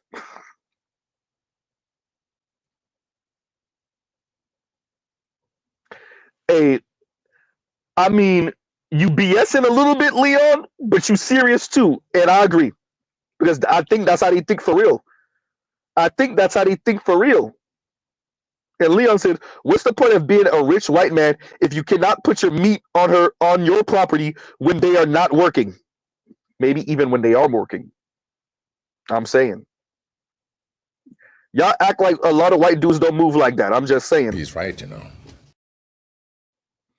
Huh? Somebody tells you he's lying.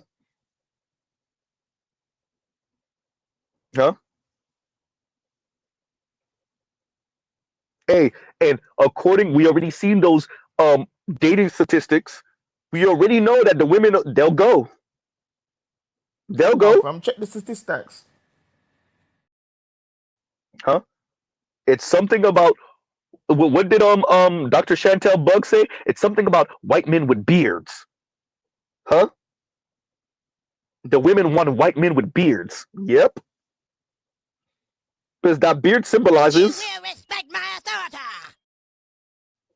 that white beard symbolizes authority. Not white beard, sorry. The white man with a beard symbolizes authority. Huh? I'm saying.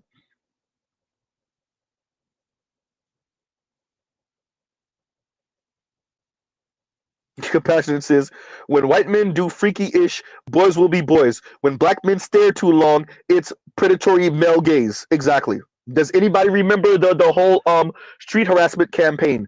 They clocked, this lady supposedly walked around New York all day, and they clocked nothing but black men and Latino men trying to flirt with her, supposedly following her, catcalling, saying lewd and inappropriate, comments, and ain't no white man nowhere. And when they asked her, she was like, "Well, the white men move different, and they said things, but we didn't put it in there yet. That's what we thought." Bum ass, huh? That's what we thought, lady. The white men, because of the power dynamic, they moved it. Huh? Oh, so let me get this right. It's the men of color, black men and Latino men, that are catcalling in this very sexist, very overtly sexual way. White men, on the other hand, which you don't want to admit, is the white men don't really got to do that because y'all go to him. Ooh, goddamn. Y'all flirt with him. Ooh. And y'all okay with him putting his peen on your shoulder. Ouch. Huh? See, y'all might have even caught white men catcalling, but y'all ain't put that in the edit, did y'all? He's right, you know. Huh? Because it's different when the white guy does it. Hey, that power, boy, that power is an aphrodisiac for these ladies, for real. Huh?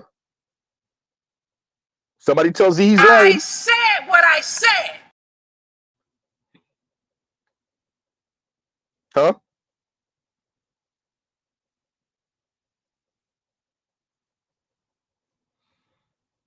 Was that the one, Namer? And Namer says, you mean the hollaback video by Robert Bliss? I think that's the one.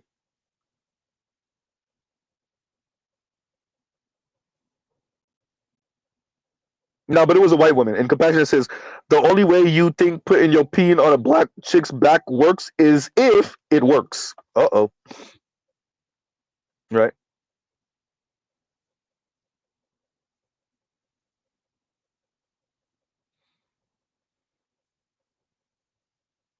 Yeah.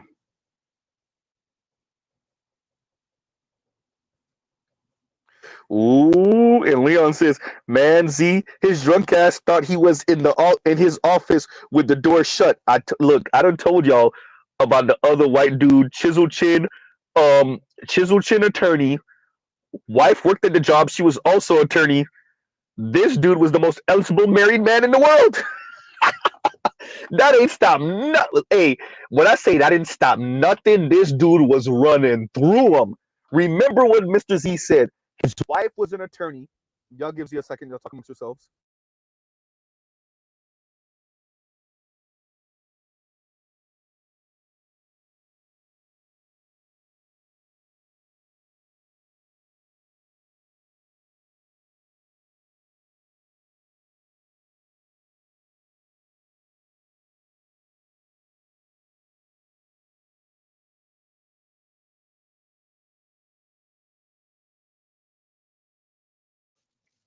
And we're back. And we're back.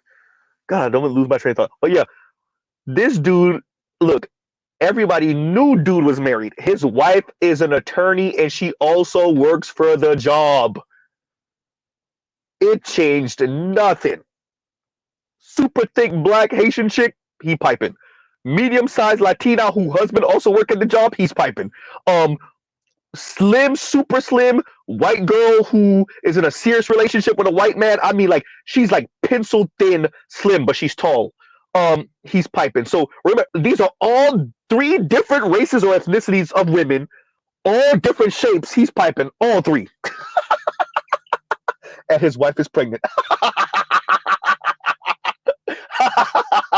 Hey, man, a select few of us knew because we had worked at the job long enough, and when the rumors start going, you get wind of it not because you nosy, but because you're in the loop because you worked there long enough, right? And the people that know you, so you overhear it or they just straight up tell you.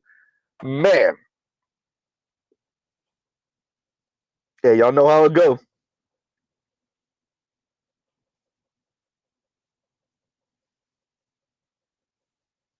Yeah.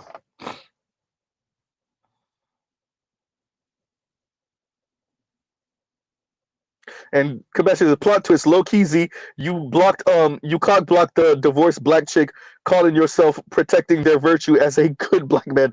That's why your buddy stopped you. She already knew old girl was going. No, it was the black female attorney who pulled me to the side and was like, "Nah, don't do it. Just chill out." Um, did the white chick go? I mean, at least it didn't seem that way there. Like he went home. Well, apparently he went home. He was dropped home by one of my coworkers. And like he literally had a mansion. Like him and his wife had a mansion. Remember, the wife was one of the early investors in the firm. So this is big money stuff. Um, but at least in front of us, it looked like she was going. So, but y'all know how late women are. So I'm not even gonna tell you she ain't go. But at least in front of us, she ain't go. Right. So were they all saving face in front of all the rest of us who were at that bar for happy hour? Possibly, right? Possibly. Could he have been doing too much in public and they already had some thing going in private? Possibly.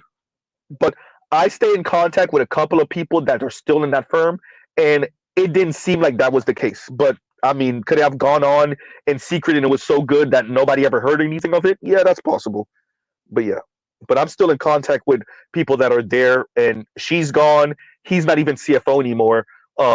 Although obviously he's still associated with the firm, but he's not CFO anymore. And yeah, but yeah, you know.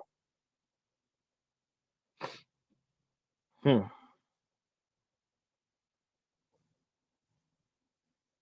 Man. But yeah.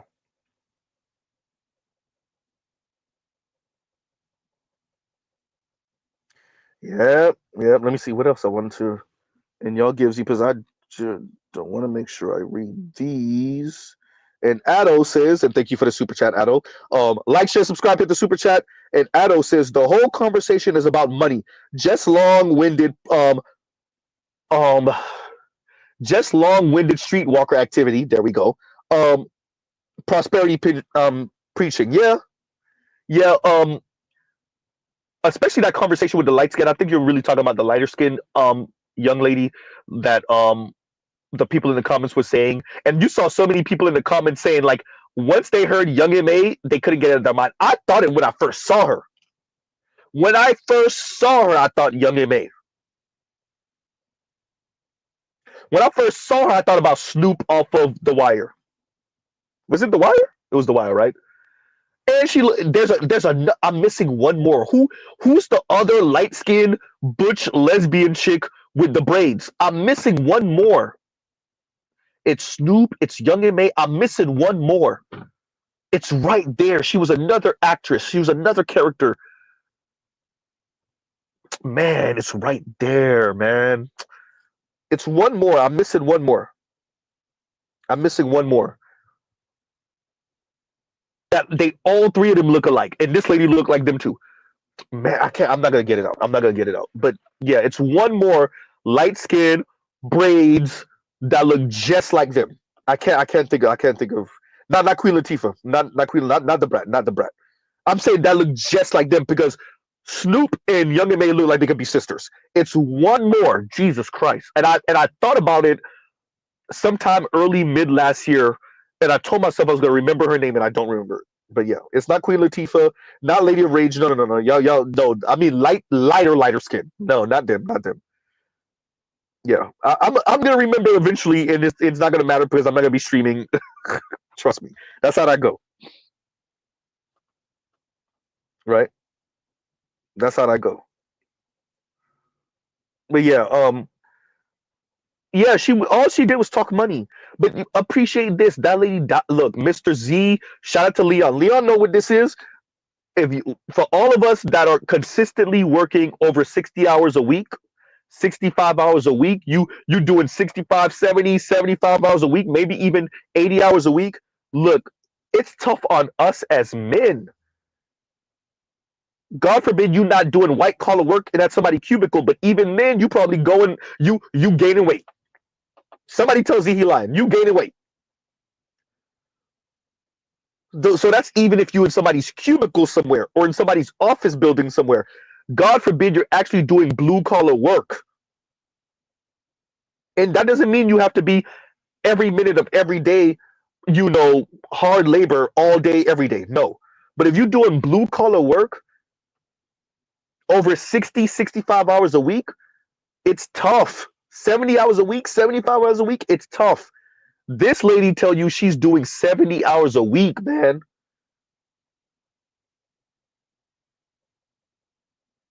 It's not the brat. J-Lock. It's not the brat. Benzino, hysterical. Right? Not Dej Loaf. Dej Loaf is cute to me, especially with the short haircut. She's cute. Little cute piece of chocolate. Right? Raven Simone? No, not Raven. Although, but it's not Raven. It was not Raven. I'm trust me, I'm gonna remember. I'm gonna try to this time. I'm gonna try to actually put the name down so when I remember, and y'all gonna be like, oh yeah. Because if y'all would have said the name, I would remember. I would have said, yeah, that's who it is. It's not anyone that y'all listed though, right? But the brat doesn't look like them though. The brat doesn't look like um Snoop and Young M.A. Right? That like lighter skin, like super light skin, or this lady that we're talking about from Kendra G's show, super light skin, with the braids, like the way they have them, and yeah.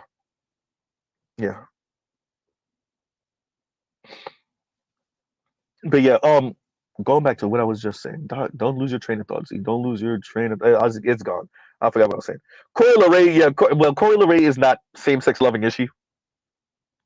She might be bi, but is she a full-on,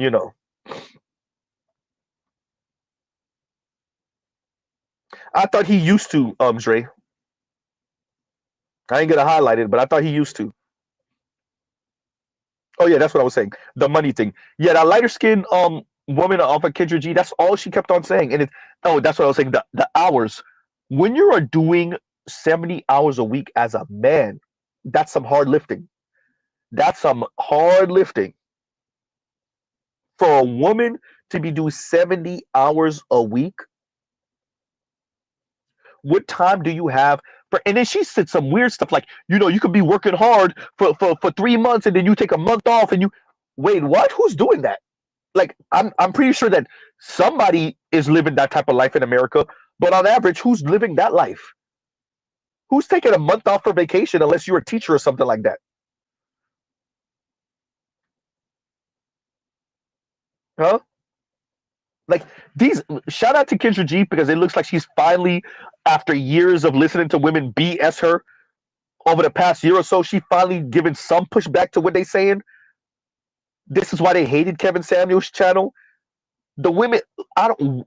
Okay, when men talk, we at least attempt to sound logical. We attempt to sound logical. When we talk to other men check us for, and y'all see it in this space with Black Uru, with Art New Style, with BGS, with the rest of us, AL Evans. Y'all hear it like, nah, bro, I don't know about that. Nah, I don't know what you're talking about. I don't know about that. Right? I'm actually, before I bring y'all up, I'm actually gonna make mention of something a brother said in my comments that I gotta reply to. I'm gonna do it in this live. I actually should have did it earlier. Huh? That's what men do. Women get to, unless they're on Kendra G's show apparently, or Ashley Dalton every once in a while look like she's starting to check them too. Right? Now, of course, they gotta still throw black men under the bus. That goes without saying. Duh. But the women come up with this cockamamie BS. Their feelings. Oh well, if I'm doing 85, if I make $85,000 a year, and I got the ability and the chance to make 150, I'm just saying I want a man that was driving in a bitch and da. Or the chick that was it Ashley Dawn or was that Kendra G that spoke to, and she was like, yeah, I was dating this doctor, but he's not ambitious enough. What? The other clip, who was it? Whose channel was that on? Was that on your channel, Passport OG? Yeah, that was on Passport OG's channel with the lady that was like, start a business, be an entrepreneur. These women are full on loser weirdos. I don't care how much money they make. They could be making $500,000 a year for all Z care. She's still a loser weirdo. How can you be so detached from reality? If you're that detached from reality, you are a weirdo loser. I don't care how much money you make. I don't care what house you live in, what condo you live in, what zip code you live in, what neighborhood you live in. It doesn't matter. You are a weirdo. Huh?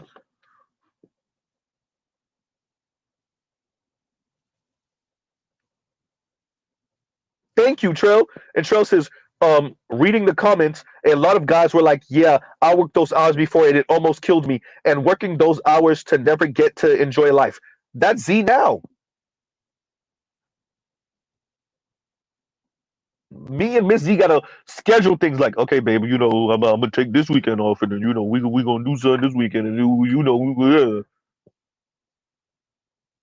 And I'm telling y'all, when you take 4 days off, 3, 4 days off, God forbid 5 days off, you try to get your chores, all the things you need to do, because let's be honest, when you work in every day or when you work in those type of hours, all the other stuff that you would do on weekends or maybe when you're off of work, all those things pile up. So when you take days off, you spend a day or two trying to knock out everything else. You spend another day or two doing whatever girlfriend, wife needs you to do, mom needs you to do, family and relatives, and if you're lucky, you get a day or two to yourself. If you're lucky, you get a day to yourself.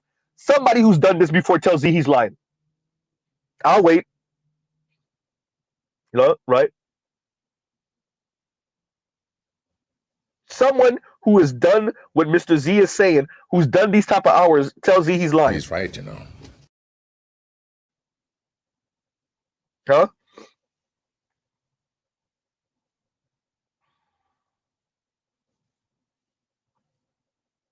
It's crazy work.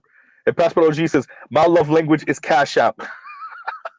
Hey, Passport OG, when you have women like this, who needs Milton Freeman? Who needs Frederick Hayek? Who needs the Chicago Boys? Huh? Who needs Adam Smith? Who needs these people? And Adam Smith was a philosopher, by the way, but fine. Who needs these people when you have women like this? My love, I told y'all the neoliberalism, they view men and they view relationships through a neoliberal lens. It bites them in the ass, by the way. I want you to appreciate this destroys women too. Because they have this weird outsized view of what a relationship is based off economically. And it don't work for them because the vast majority of men are just not there. Not just black men. The vast majority of men. And the men that are there already have a wife and a side chick or two. Huh?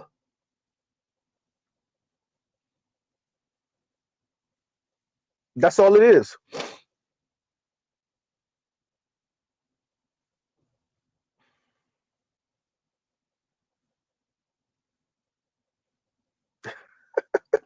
And Leon says, I work 5 minutes away from my house.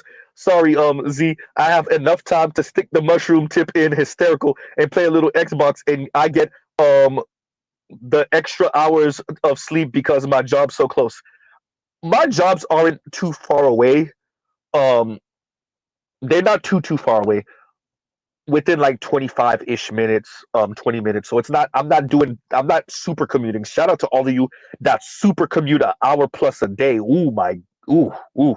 Y'all are the real, hey, not every superhero escapes, because all of you that are super commuting, hour and a half, hour 15, I got a couple of coworkers that do that.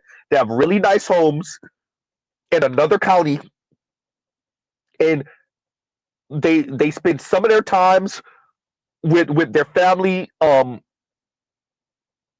here closer to the job, and then on the days where they have off or when they have the time, they drive all the way up an hour and a half. Actually, an hour and a half. It's not an hour, it's an hour and a half to their actual house. So yeah. But they got a nice house though. To maintain that nice house, well, super commuting it is for you. But yeah. Yeah, Leon, I get Xbox in. As a matter of fact, I have replays that I want to post up from Forza that I'll play Xbox here and there when I get a chance to. I play, but yeah, that 70 plus hours, and I agree with Trell. Hey, when you work in that type of time, right? And this goes back to what I was saying about women's opinions, men's opinions. This lady, the men are telling you, hey, I did this before. I know what it did to me. This lady acting like it's nothing. Emphasis on the word acting. Huh? This lady is acting like she's all right. And she's actually demanding that a man does what she's do or more. Man, lady, if you don't go kick rocks, huh? Lady, you sound insane. Bye, Felicia. Huh?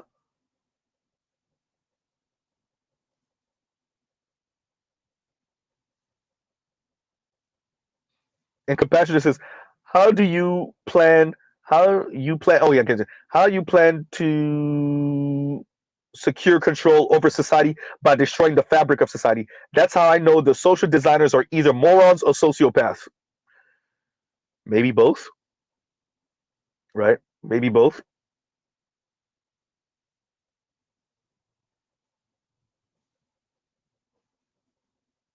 And Telescope says, used to commute from LAX to John Wayne in the OC, moved to Long Beach, LBC, to cut the drive in half. Man.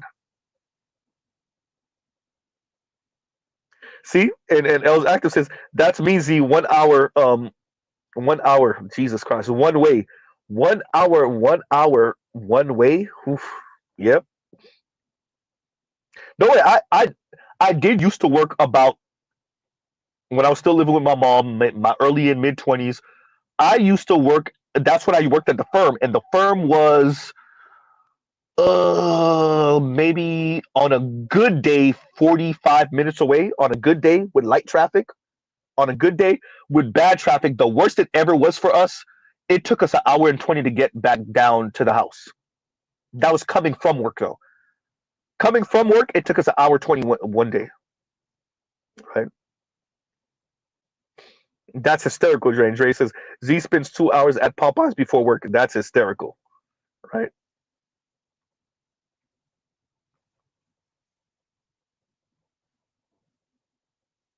Man. Better you says I used to take PTO, pay time off, and not tell anyone so I could have some peace. Man, I need to be like you. I need to actually. Oh, but what I did do, because this is the inner Haitian in me, and shout out to all of you that actually do this. So maybe it's not so much of a Haitian thing or a Caribbean thing. I purposely so what I was doing, and I'm gonna let y'all up in a minute. I gotta read another super chat, and we'll get to it. We'll get to it. So what I did was when I would because I stay asking for overtime, so that's another thing too, right? So I stay asking for overtime. Look, relationship, ZM, want to get a house, man stuff. Y'all know how this goes, man stuff. Toys, women, you know, house someday, right? Let's see what South Florida's housing market. Yeah, right. So I stay asking for overtime, and I get it. Overtime at one job is far more lucrative than it is the other job, but the other job we did get a pay rate, so it's pretty nice now over there too. But the actual main gig is when that overtime when it hit that you really see the difference in your pay. Why did I bring this up? Why did I bring this up? Why did I bring this up? Oh yeah, yeah. So what I was doing was I would sometimes take cash, or I don't know how it works for some of you guys, depending on where you work. I would do comp time, right? So when I would accumulate comp time, and then I would take from the comp time when I wanted to take days off. And if I didn't have enough comp time, clearly I would take from my vacation time. But I purposely was building up my comp time to do exactly what I did now, which is reach the cap for my vacation time, and now I'm forced to have to take days off. Right? Because where I work, once again, reckless. Y'all already know how this goes. Reckless streams, reckless streams. Don't put it in the comments. Don't put it in the comments. Where I work, you depending on how long you've been there, your comp time ceiling moves up for how long you've been working. So a few years ago, I reached the cap, but then I had a different type of schedule, and it caused me to keep on eating at my vacation time. So my vacation time got pretty low, and now I finally built it back up to the new cap, and I hit the cap again. Essentially, I'm 3 hours off of the cap right now, and so yeah, I'm forced to have to take vacation time now, which is beautiful because now I get to take vacation time whenever I want, and I'm still gonna because right now I don't have that much hours in comp. I'm gonna start maxing out my comp time again, so I could take comp or vacation whenever I want. And yes, I did all it on purpose. That was all, yeah.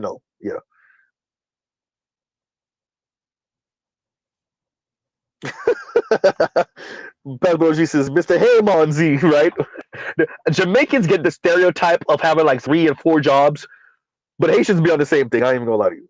I ain't even gonna hold you. That's really a Caribbean thing. Jamaicans got the stereotype though, but it's really a Caribbean thing. You know what?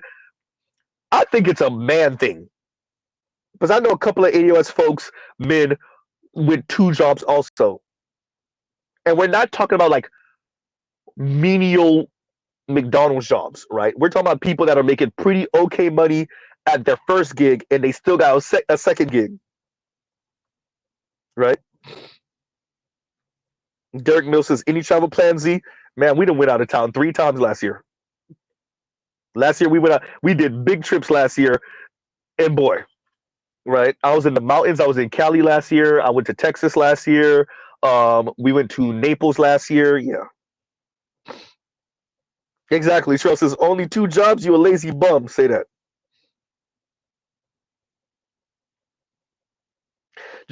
Dre says Jamaicans take all the L's for the Caribbean. That's because, in large part, Jamaicans are the face of the Caribbean. When people think Caribbean, they think, I'm saying, black Caribbeans. When people think black Caribbeans, they think Jamaicans, right? So like they think patois, they think reggae music, they think dancehall music, they think dancehall dancing, right? Um, yeah. So y'all gotta take the good with the bad, Dre. Y'all gotta take the good with the bad, right? See, and Compassionate says national housing prices have increased 7%, even though everyone's broke, because the bank and the corporations are artificially inflating values. Well, yeah, and they're the whoever it is, BlackRock and them, who are buying up these homes, neighborhood at a time, practically, is raising the housing prices. A supposed shortage in housing development. The NIMBYs, not in my backyard, people. That's also increasing housing prices because they're like, nope, you're not going to build, duplexes in my neighborhood. You're not going to build, you know, affordable housing in my neighborhood. You're not going to build, and we even saw this with Dave Chappelle. Oops, right? So I get it, right?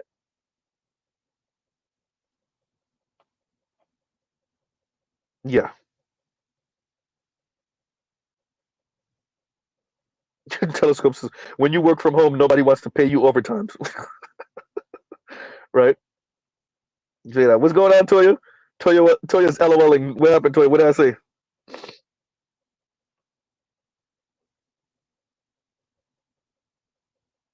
Man,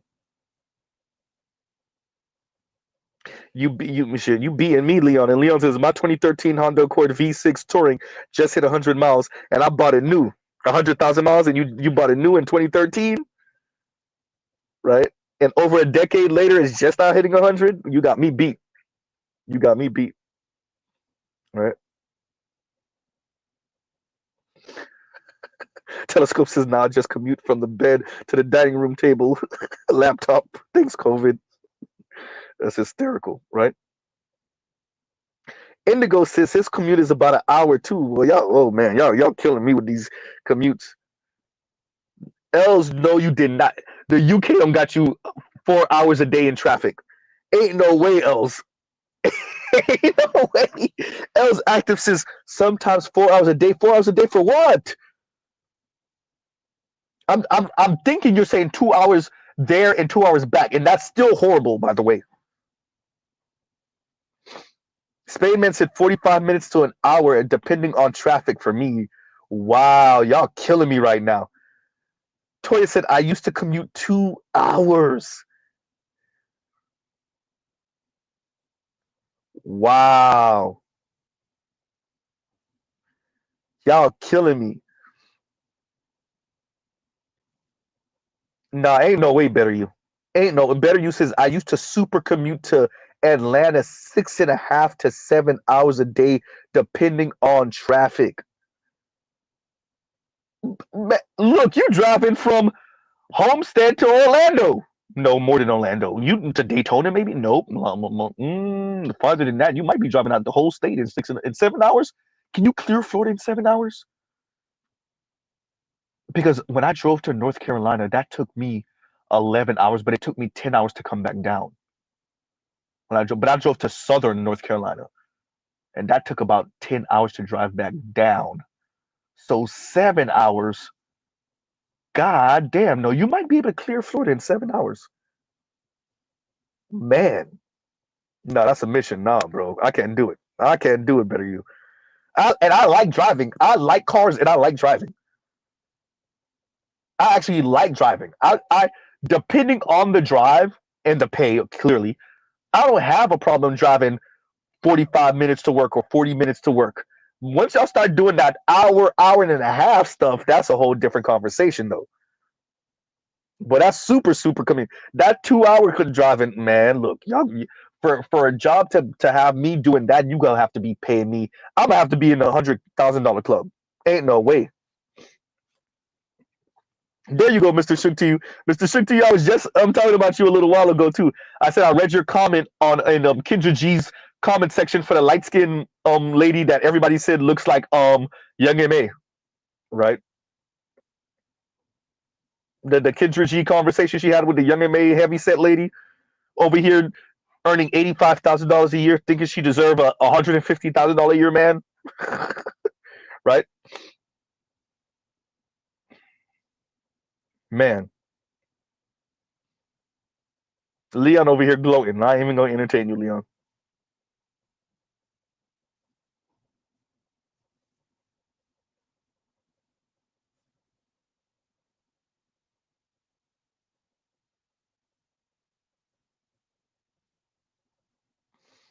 Damn, Trell.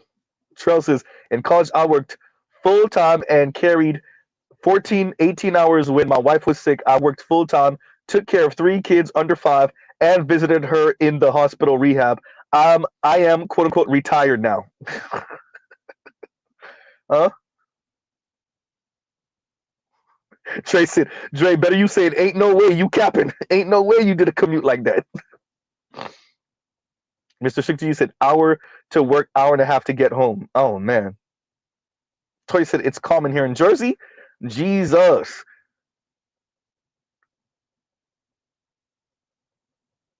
Man. Compassionate says 45 minutes is close to work for me. Wow. Y'all killing me with these times. Like we done turned this into the traffic channel. Right? Okay, let's do this. Let's continue. Let's read at least Cyrus Burke's comment. And Cyrus Burke says, did we give you we did not give you a what am I gonna call it? A garageism? Because like the whole theme of Z's channel is like the garage thing, right? Talking about it, what is Z doing? Why don't we have the garage up? We late? Ooh, we late. There we go.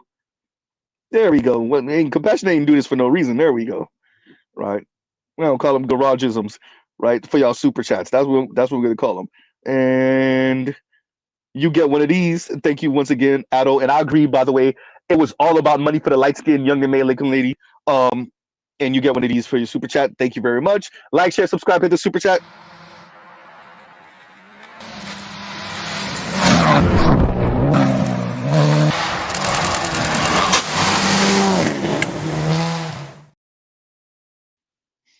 Right. And I got a new one, by the way.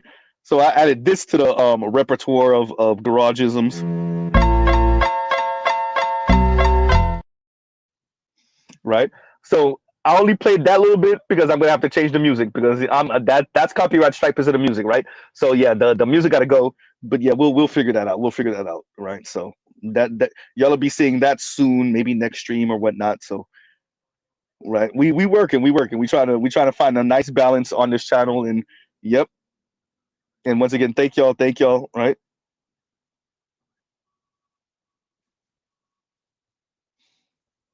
Yeah. And Compassion says, make it a background, bro, so the avatar is up. There we go. All right. Man. Wow. And Leon says, I squashed the beef at work with a coworker that makes 15K more than me. I let him sleep over. He drops 2.5, and I told him just sleep over my house. Now we cool as hell. Man.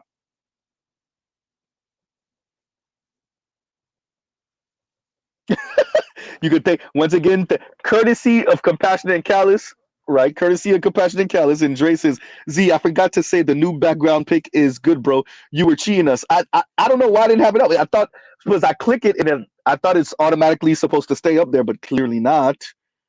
Yeah. Oh yeah, it's Spainman says and commuting on premium gas. Oh yeah, Mr. Z, both of Mr. Z's cars use premium gas only. Ain't no suggested, it's only. Y'all already know I have the M37.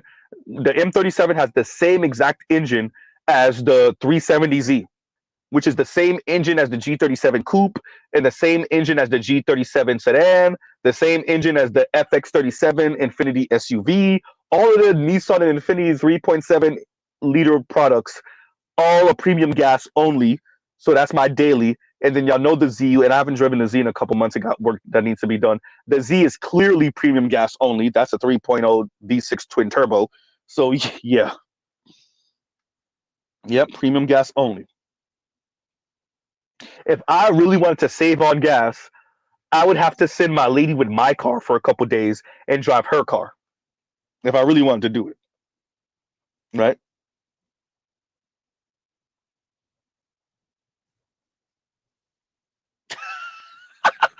I've seen it before in trusses. Z, I saw a short of lowrider fails that would be perfect to use when Dre is hysterical.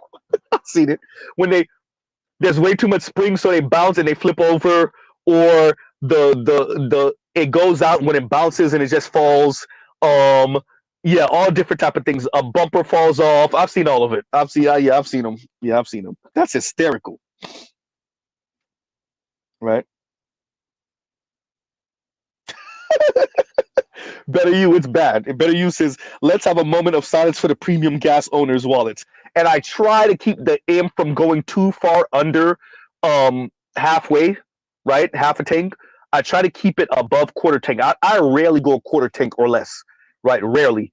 Because when I do, let's say I let it go all the way E, right? When the gas light actually comes on, that's about, depending on gas prices, 75, $80.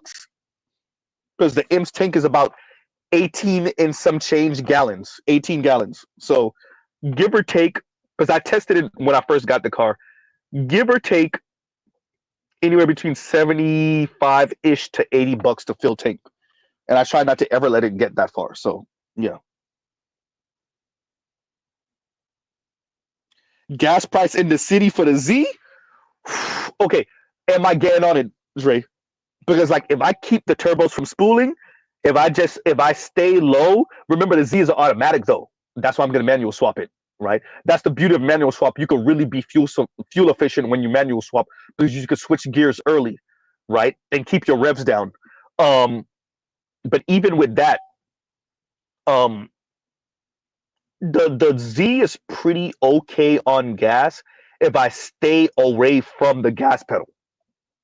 But what's the point of having a 90s Japanese sports car if you go stay away from the gas pedal? Right? That's the whole point. Ain't no way in having a sports car if you care about the gas like that. And that's another reason why you don't drive it every day. You don't drive it every day because not because of you, but because of other people, and because other people don't care about their cars, and they'll crash into you and hit and run, or they'll crash into you and be like, man, it's not that serious. It's just a Nissan. And they don't realize that, y'all gonna make Z turn into a car snob right now. I ain't even gonna do it to y'all. I'm not even gonna do it to y'all. But yeah. Right. The one MZFE, that sounds like a Toyota engine. Well, let me see. I'm gonna Google it for you. I'm gonna tell you right now because you asked me what makes it a good engine.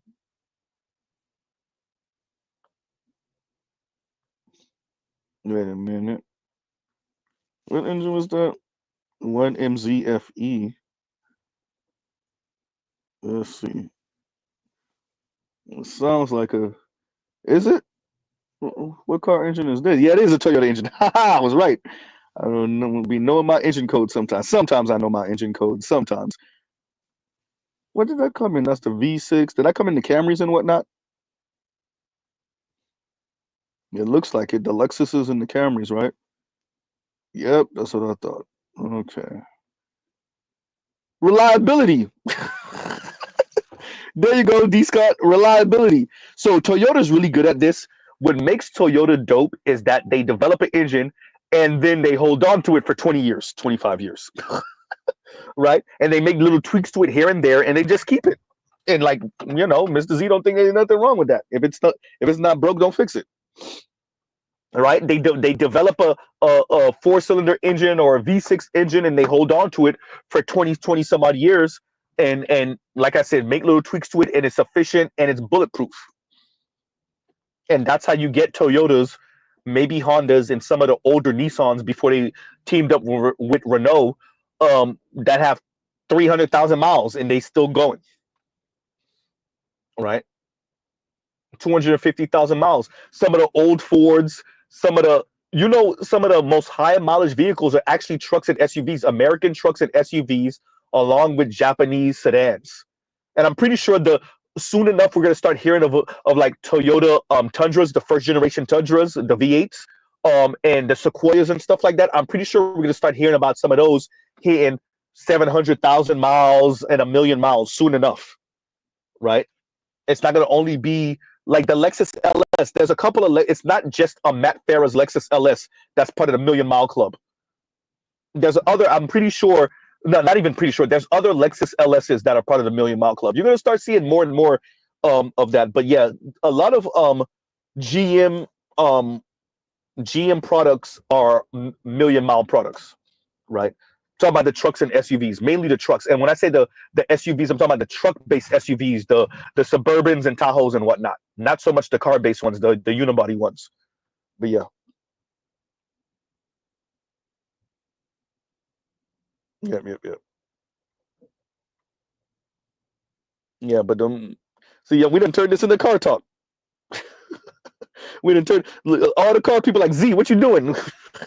And let's read Cyrus Burke's comment. I was supposed to been read this. And Cyrus says, watching in the past, I think you wanted to say right now, 2.0 gang, I partially grew up around Latino men. They don't even marry Afro Latinas like that.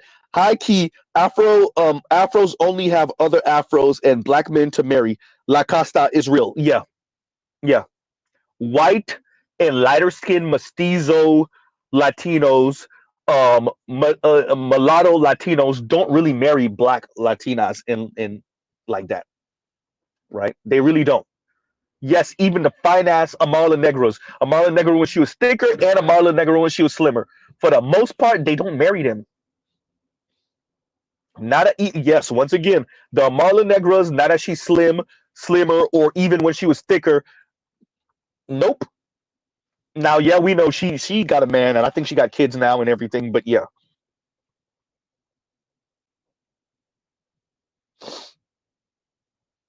huh?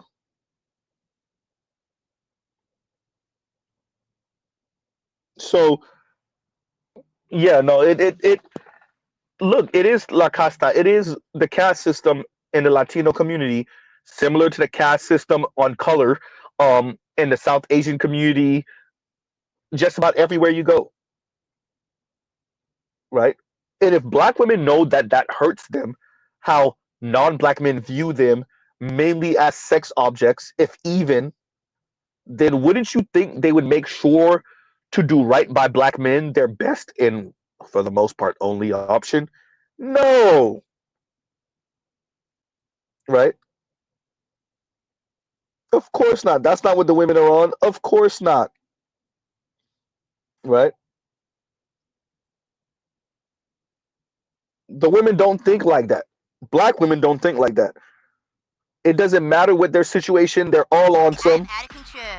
Yeah, I use drugs. I can do what I want, bitch. Yeah, I have sex and I don't use protection. It's my hot body. I'll do what I want. Huh? That's what the ladies are on. Cyrus, that's what they're on. Huh?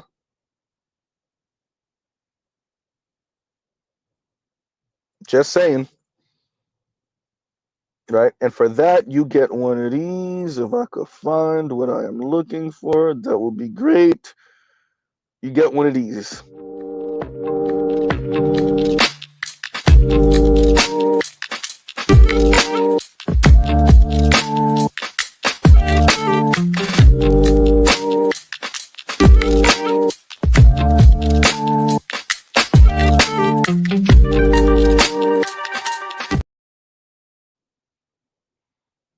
Right? Spade man. Hey, them BMW 8 series on BBSs, but that's like almost everybody's look, there's a couple of cars that are like almost universally loved. Old 3 Series Beamers, like early 90s, late 80s 3 Series Beamers, there we go. The 8 Series, 840s and 850s, although the 850 with the goddamn V12 I would rather not have, because I'm throwing that engine out no matter what. Because I'm gonna probably try to put a N54 engine in there. Twin turbo, right? That's the N54? I want to say yes. Or the B58. I'll probably put a B58. Let's be better. B58. So yeah, 8 Series are like universally loved by almost everyone. Grand Nationals are universally loved by everyone. Like there's certain cars that like nobody dislikes per se. Beetles are the first generation. Obviously, the Beetles are almost liked by everyone. I don't really know anyone that hates Beetles. Volkswagen Beetles, the first gens, like 19, like what 50s, 60s Beetles. Yeah. So yeah, there are cars that everyone likes. Right. Let me read what Leon said here. Leon says Lexus. I think you meant to say ES. The ES 350 lasts forever. The 350s last forever. The yeah, well, the 350, that's the 3.5 liter engines from Toyota and Lexus, yeah. And the Tahoe, all 1 to 2016 engines, so that's the LS. My dad, 2002 Z71 has 460,000 miles. There you go. Right. You're talking about the LS, the 5.3s out of the LS. Well, the 5.3 LSs out of the Tahoes and whatnot. Yeah, those are bulletproof.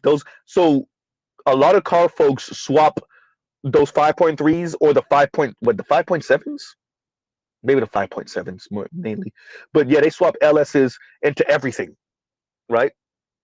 I put that thing on everything. Yeah, is that A1 steak sauce or was it that the other sauce? I can't remember. Anyway, yeah, they put that on. Look, they LS the world. I know guys that they put LSs in everything. Japanese, American, Euro, right, German. Because they're just reliable. You put a couple of bolt-ons, you put it in a lighter vehicle, you make 400 wheel horsepower, maybe 370, 80 wheel horsepower, and you call it a day. You got your rumble, you got the thrust when you put your foot on the accelerator. Yeah, it's just a nice all-around engine. It's A1 steak sauce or it's hot sauce? That's hot sauce. Frank's Red Hot. Okay, better you. Thank you, Frank's Red Hot. Right? It's hot sauce. Okay, yeah. Frank's Red Hot. I put that thing on everything. Yeah, they put the LSs in everything. Right? The M56S. Look, so my lady was kind of making fun of me some months ago because like I got used to the power of the M because I have the 37, but I have all-wheel drive. I have the S package also, so I have the bigger brakes and all the other good stuff, the paddle shifters, all that good stuff, right? And like I low-key regret not having the patience to wait for the M56. But this is the thing, right? Like with cars like that, because they're rare. Like you don't think they're rare, but they're rare. And then the option that you want is even more rare, right? So you got to remember the G37 sold a couple 100,000, a few 100,000. The M's were way more rare than that. And then if you want the M56, for those of you that don't know the difference, the M56 is the one with the V8, big ass 5.6 liter V8 engine, and it's the same engine that Nissan put in, and Nissan and Infiniti put in the Titans and the Armadas, right? So the Pathfinder Armadas, the Nissan Titans, the Infiniti M56 all have the same engine, although the Infiniti M56 has a slightly better one because it has different tuning. It's a bit more reinforced, so I think the last generation of the 5.6 that went into the Titans made 400 horsepower, right? That went into the Armadas and the Titans made 400 horsepower. And in the M56s and the Q70 5.6, it made 420 horsepower, right? And for the Nissans, for the SUVs, and the trucks, you didn't need premium gas. I think for the M50, you need premium gas, especially to make the 420 horsepower. But yeah, those are big ass engines in those cars. 420 horsepower. I think they could clear the quarter mile in like 13 seconds.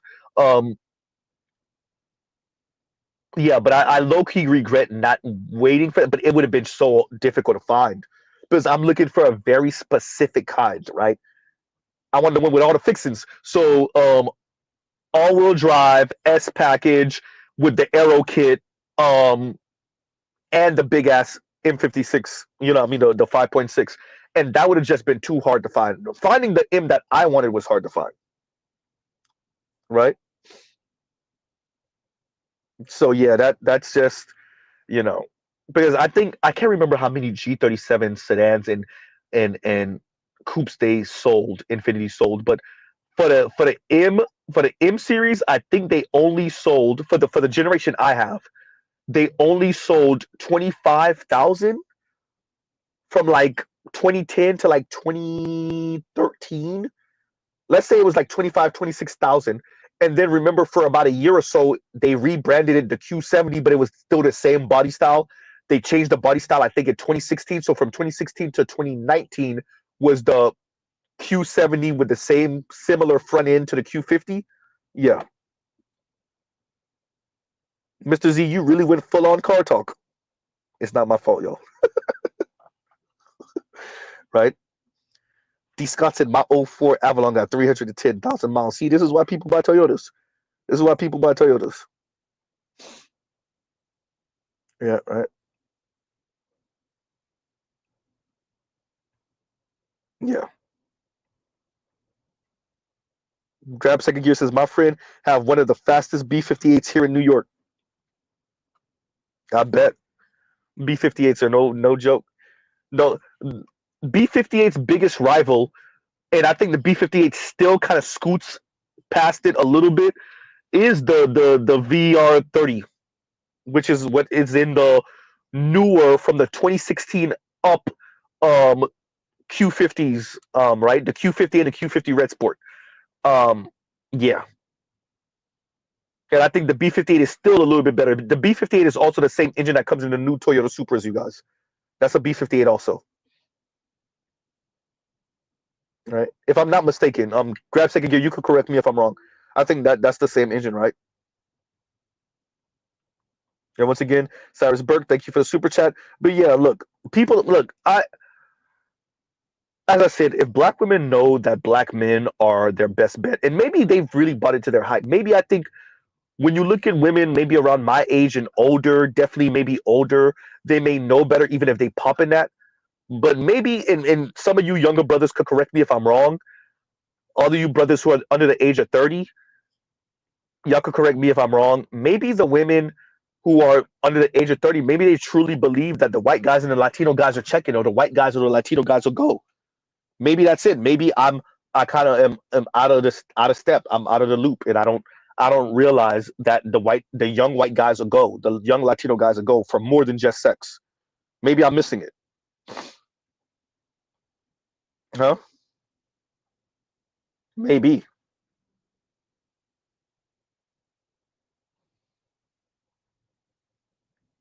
So somebody tell me if, especially you younger brothers, really under the age of maybe 30, maybe 32, but really all of you brothers that are in your 20s, let me know that when y'all have these conversations with black women, or at least when you overhear them, maybe if you're not having conversations, um, maybe some of the women that you went to high school with, or you're in college with, when they talk about interracial relationships, do they truly believe that the white and Latino guys and the Asian guys, these women really have a shot with them?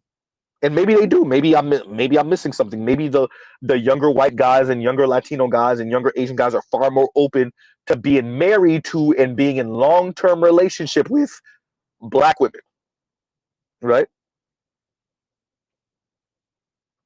So yeah, maybe I missed something. But yeah, Cyrus Burke, from my understanding, around my age group and older, nah. It's Latino guys will smash, but they ain't marrying black women. White guys are smash, but they're not marrying black women. And obviously that's not all. But the vast, vast, vast, vast majority of them, once again, black women will be lucky if they even get sex from them. But if they do, that's about as far as it goes. Right? If they do, that's about as far as it goes. And maybe somebody corrects Z if he's wrong, Check but the statistics. and that definitely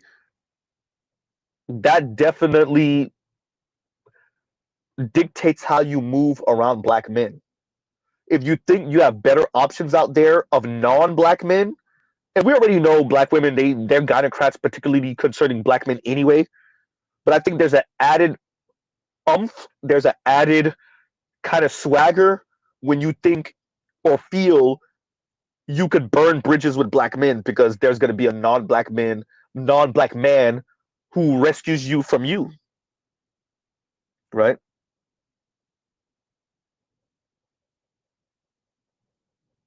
Good point. And Els Active says, Z, you asking under 30s about marriage, Gen Z? Good point. Good point. Right? And Toya said, on target. Yep. Right? Yeah. Around my age group, yeah, there's like, let's be very clear. There are Latinos that they got a thing for black women. They have a black ex-wife. They got a new black wife. Their kids are mixed black. Yeah, they Latino. They like their Latino food and whatever he is, Cuban, probably not Puerto Rican, Dominican, but he got a thing for black women. That's where he is, and he ain't going nowhere. That exists. It ain't a thing. Same thing for white guys. The Gary Owens types. They got a thing for black women. If they cheat on a black woman, it's probably with another black woman. Right? They wife divorced them tomorrow, they with another black woman, like I said, a Gary Owens type. Or if they file for divorce on their black wife, they end up with another black woman. It happens, but it's not a thing. Right? It's just not. And so maybe Mr. Z is missing something that under the age of 30 or under the age of 32 or under the age of 28 or under the age of 25, it's different. And the white guys are far more open. But shout out to Toya, because Toya's telling Z for our age group, well, he's right, you know. Right? Thank you, KMS. This is what Z is saying. Outliers aren't the norm. Right? Outliers aren't the norm. Because for the most part, all the white guys want to do to a black woman is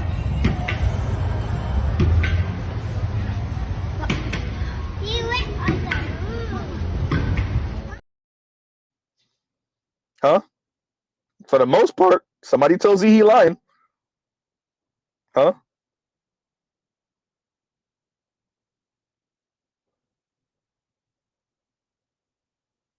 Just saying. Toya says a mere notch on their belts. A mere notch on their belts. And that's all it is. Right? Because I do think a well-positioned white man sees everyone else on planet Earth as... They are ants, Michael. They are ants. To be honest with you, if you're a well-positioned white dude, and low-key, pun intended, then how can you not have that demeanor? Right? And so your average black woman, attractive or not, well, you know,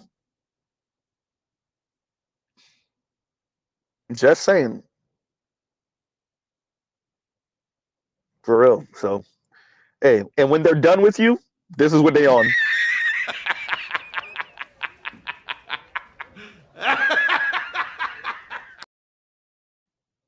Huh? Pogo stick it up in you and then treat you like this. Biflation. Huh? Somebody tells you he lying. You come over, they finish with you, and then they done with you and they do this.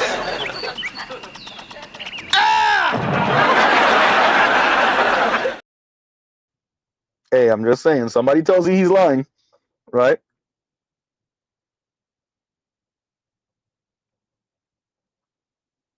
So, yeah. And once again, thank you for the super chat. Thank you for the super chat, Cyrus. And Dre says, and thank you for the super chat. I'm gonna bring y'all up in a minute because Mr. Z is taking way longer than I should have. And Dre says, why be rich?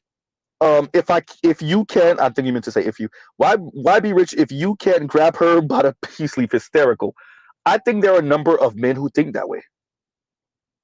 I think there are a number of people who think that way. Why be rich if I can't abuse that power? If I can't exert that power and flex that power and that wealth on others? There are people that take it far too far, way too far. We've seen that, right? We definitely see that there are a number of rich folks or folks with some money, and they walk around here like, You will respect my authority. huh? And they see everyone else like, They are ants, Michael. They are ants. huh? And they talk to everyone like, Who gonna check me, boo?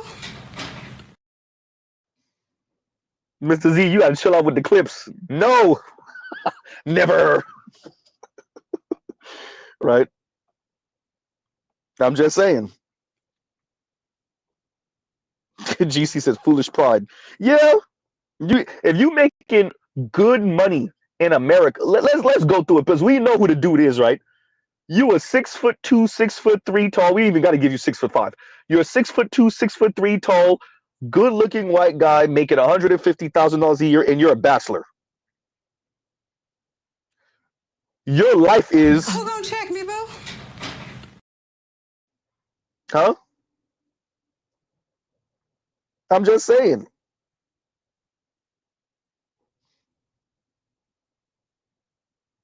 So of course they foolish pride all over the place. Huh?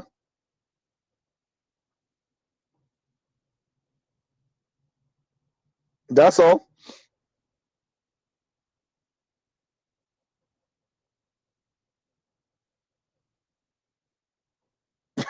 I gotta read this one now. I forget about the rest of y'all up top. And Too Watchful says hysterical. And Too Watchful says like, share, subscribe to the super chat. Too Watchful says Z sounds like the brother who likes big engines, big booties, and big speed and big money.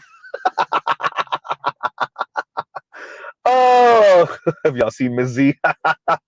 Too Watchful, you following me? Too Watchful, you following me? Which is crazy because like I tend to like smaller cars, even though the M is not a small car. And like I like petite women too, but Miss Z ain't no petite woman. Right? And the bubble, I mean the big booties, I mean, you following me because Miss Z, the bubble, Jesus Christ. Right? Big engines, you could supplement big engines with big power. I mean, if the supercharger is supercharging, right? If the supercharger is supercharging and the turbos are big enough, there's a pun in there, right? If the snails are big enough, then you could go without having a huge engine. This is car people's way of saying it's the motion in the ocean, right? You don't got to necessarily carry a big stick. It's the motion in the ocean. That's car people way of saying that, right? Because the old heads used to say no replacement for displacement. And then the younger guys were like, yeah, technology. Right? No replacement for displacement except for the supercharger or these turbos. Right? Yeah, there is replacement for displacement. It's called technology. But shout out to Too Watchful. Thank you for the super chat. Thank you for the super chat. And you, sir, get one of these.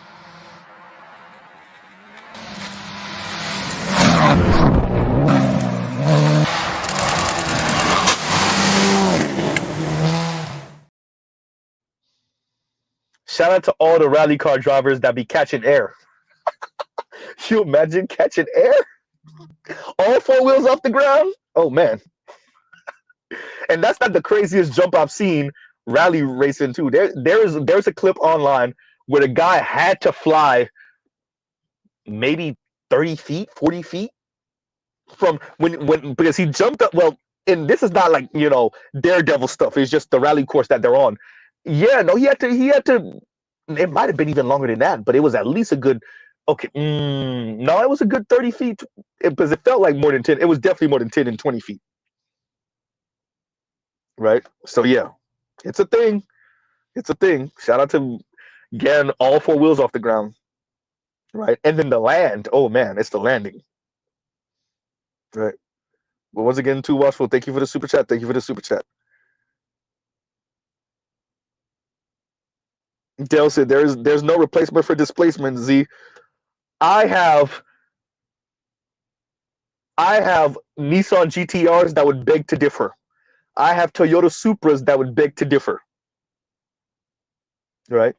Now, granted, they did bore out the 3.0 to 3.4, but a 3.4 liter engine making 1,400 horsepower is nothing to sneeze at, especially when you're driving around here and 5.5 liter, 5.5 liter, 6 liter, 6.1, 6.4 liter engine cars, right?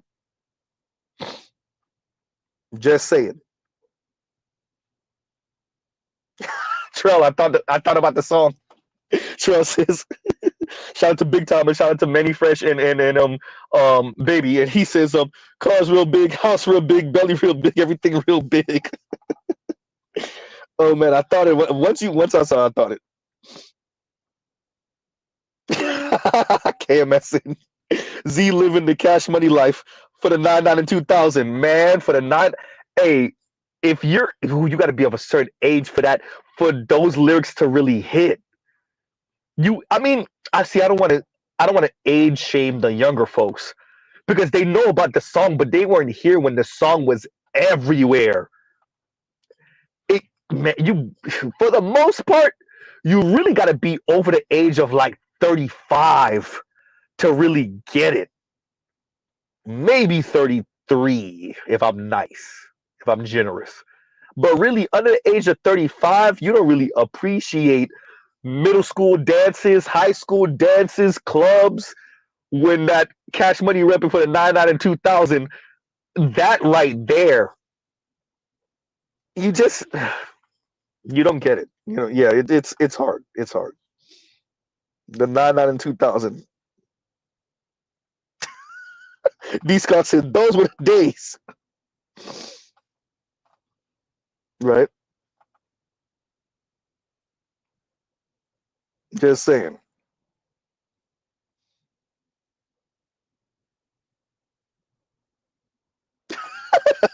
Phantom says pogo stick down her. That shit should be on a shirt. Look, pogo sticking up and down her esophagus. Just saying. It's a thing. It's a thing.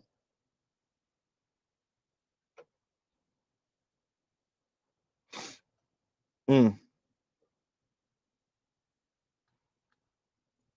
Phantom Clutch says Z Tito make a live response to YouTuber Chinese historian and his obsession with Black Men's Johnson. The whole planet is obsessed with Black Men's Johnson. Definitely the West is obsessed with Black Men's Johnson. Right? Because nobody understands why Black men supposedly have so little wealth, the social death that is Black men, right? The blight on America that is Black men, and yet their daughters can't keep our pogo stick out their mouth. Uh-oh. Right? Nobody understands why their daughters want us to pogo stick up and down their esophagus.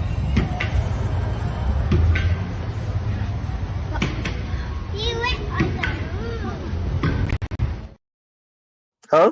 Tricks in the air and all. Huh? Black men are supposed to be the super criminals with no culture, crass, right? Ugly, right? Unintelligent, low IQ, and yet these people don't understand why their daughters want us to pogo stick up and down their esophagus. He's right, you know. Huh? So I get why, because I think East Asian and South Asian men, they understand why East and South Asian women would want to be with a white guy. They get it. Okay, yeah, he's the man and you're hypergamy and da-da-da-da. Even the ones that don't even know what the word hypergamy means, they understand the concept. But they don't appreciate it. They're like, Black men? Why Black men? Ew. Huh? And really, it's because your sisters and your daughters them want us to do this to them.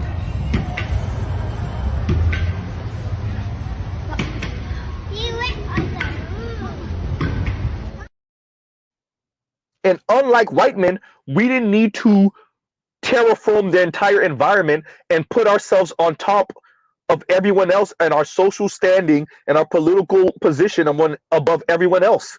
That's what really, if you really want to know what grinds their gears, that's what grinds their gears. Everybody appreciates why women would want to be with white men, right? Everybody gets it. It's the money, it's the status, it's the white skin, and what white skin means on planet Earth today. But black men? Huh?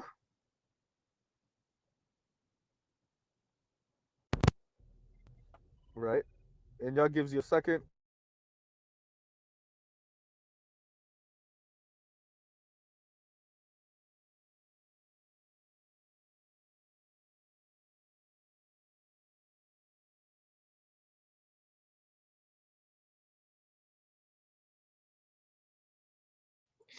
And we're back, right?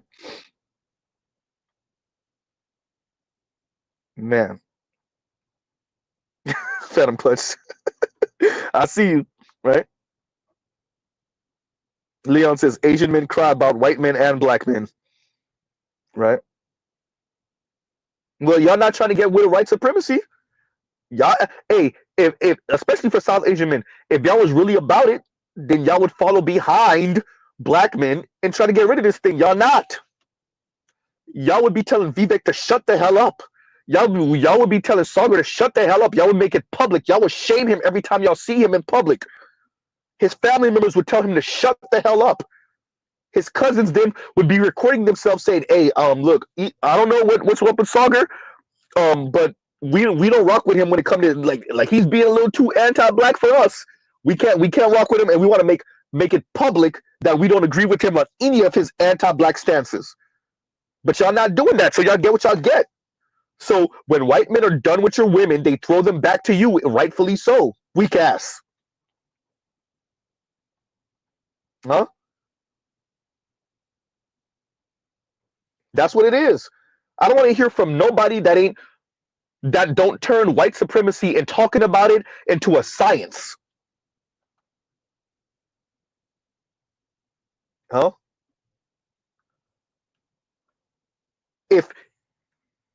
If you mock black people, if you mock this quote unquote woke word, if you were clapping it up for Ed Blum winning that case in the Supreme Court, the anti-affirmative case, affirmative action case, essentially, huh? If you do what I kind of understand what Vivek's saying.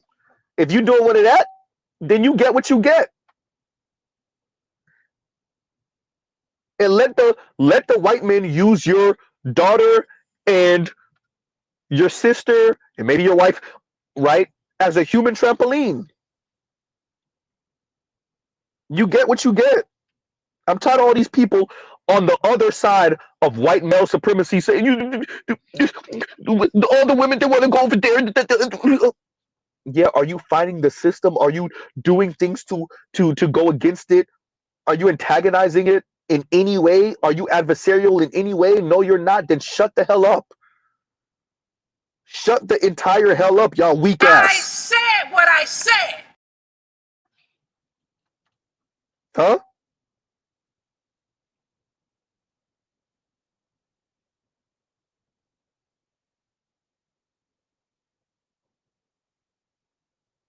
That's where Mr. Z is with it, with all these weirdos. Right? And Dre, for your super chat, you get one of these. And thank you for the super chat. Like, share, subscribe, hit the super chat.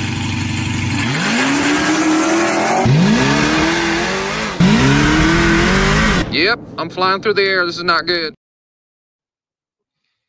Huh? And KMS, thank you for the super chat. And KMS is listening at 2x speed. I'm proud of how smart black men are navigating the gender dynamics. It's like a black belt who spent years learning how to fight just to realize the best defense is avoiding fights altogether. Bye, Felicia. And I'll play for you right now. Give me 1 second. 1 second. There you go. Bye, Felicia.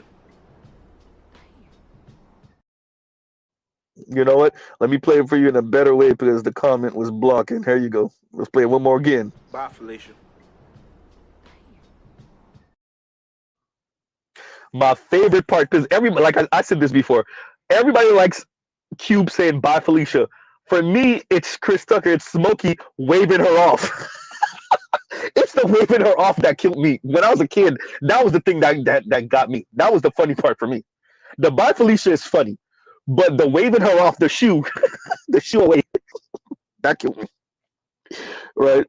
That's the funny part. Nah, Dre, you lying. Ain't no way. And Dre says, Z, did you hear about Asians trying to reverse affirmative action after fighting against it because they felt black people held them back? Ain't no way, Dre. I need the article, Dre. I need the article. I need the article, or I need the news clip. I need it. Ain't no way.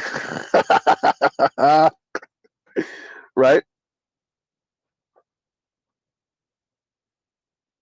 From Africa I came says ABL types. Right? Anthony Brian Logan. Look, there are a number of black people who they do it. They play down white supremacy. They think it's a figment of our imagination, or we're exaggerating it, or this is some excuse that black people, lazy black people, bum ass black people, black people that don't have the desire and the drive and the motivation. It's something that we use as excuses to be losers, I guess. And there are a number of black people who think that also. And for them, I say, well, I hope you don't find out that we're right. Huh? I hope you don't find out that we're right. I said what I said. That's what Mr. Z's on. Huh? Because if and when, you better believe Mr. Z's whole vibe is going to be, Nigga, are you deaf? I'm a pimp named Slickback. Say it with me now. that's Mr. Z's vibe. That's going to be Mr. Z. If and when you find out that whatever you were on, huh? Amazing Lucas, right? You over here shucking and jiving and two-stepping. Daffy duck dancing. There we go, Z. I hope it works out for you. I hope it's very lucrative. Huh? Because we know you're not going to come back to the black community like this. As we don't have the capacity.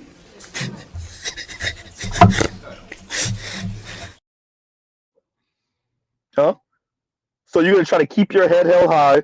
You're going to try to keep your pride. Right? And Mr. Z is going to be at the door like this. Are you not ashamed of yourself?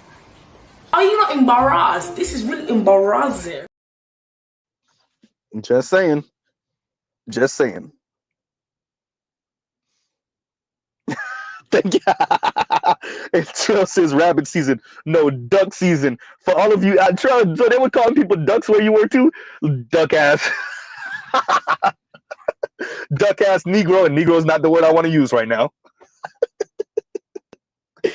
Oh, in South Florida, we were calling people ducks too, duck ass. Like, and it's South Florida's version of calling somebody a mark, like a you green naive ass, like it's just another way of calling somebody naive or green, right? Yeah, we were saying that down here, duck ass. You wide open. You believe everything, right? Man, exactly, Revelot. Soft shoeing for the man, right? Yeah, we were calling people ducks down here, you duck ass. That was forever. That was a while ago. I wonder if the young people still use that, but we were using that when we were kids. All right, welcome to South Florida. Okay, so we got that one out the way. But yeah, exactly. We are learning to fight differently, which is not fight at all. And KMS is correct 100%. And you're seeing that with the young men right now. That goes to the first clip I posted. Shout out to Louis. Shout out to Louis Conyer. That lady just kept on trying to shoehorn her opinion and black women's plights, which is okay, understandable. Okay, fine. On what that brother was saying to her. That brother is trying to tell her how black men see black women, and that y'all can't change that by trying to dictate to us what we should feel and think. And she ain't want to hear it. And that is why 62% of black women are single. Number one. The birth rate in the black community is going down. It's a combination of actually, believe it or not, less sex in the black community, but also because of the baby deletion clinics. Obviously, that part too. Right? Less black men and black women coupling up. That part too. Right? Because as KMS is saying, black young men are not playing the game. Not with black young women anyway. Black women refuse to go to war with each other. Y'all not gonna do the Civil War. Y'all not gonna engage in the Civil War.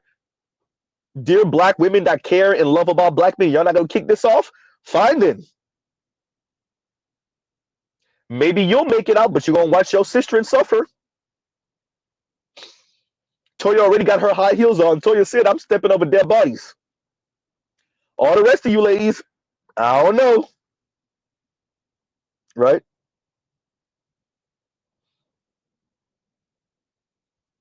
I don't know. Right?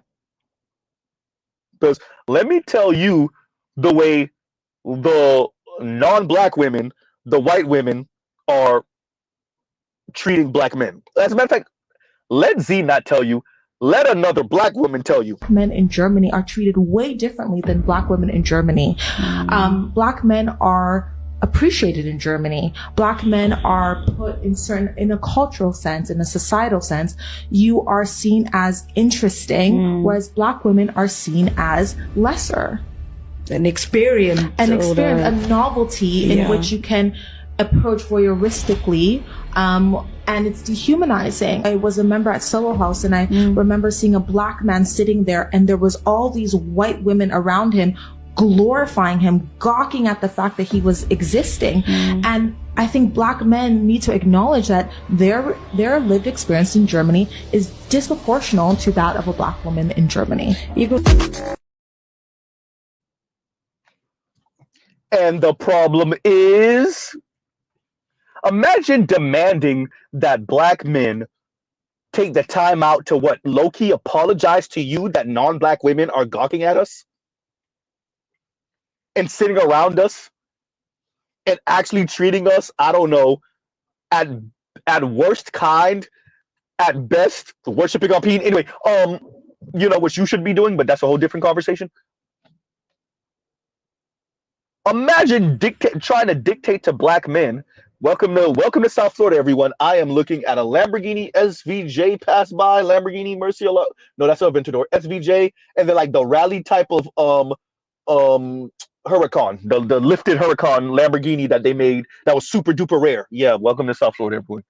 Welcome to South Florida. That's I don't know, 750 more, like maybe like that's maybe almost $1 million worth of car that I just saw pass by, and there was only 2 cars. And there you go. But yeah, so imagine saying to black men that we should feel a bit of shame or feel some type of way negatively that other people want to be around us and are gawking at us and are flocking to us, and we should do what? Tell them get away and go grab some random black woman's hand, a random black woman that would eventually curse us out and fuss us out and tell us how we ain't ish? Huh? Imagine that. Huh? And KMS, thank you for the super chat. Thank you for the super chat. And you get one of these. If I could find it, that would be great. Here you go.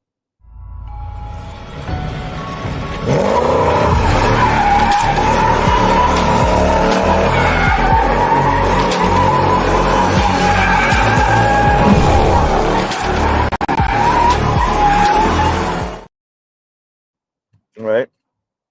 And once again, thank you for the super chat. Thank you for the super chat, Canvas. But yeah, no, look, the ladies are just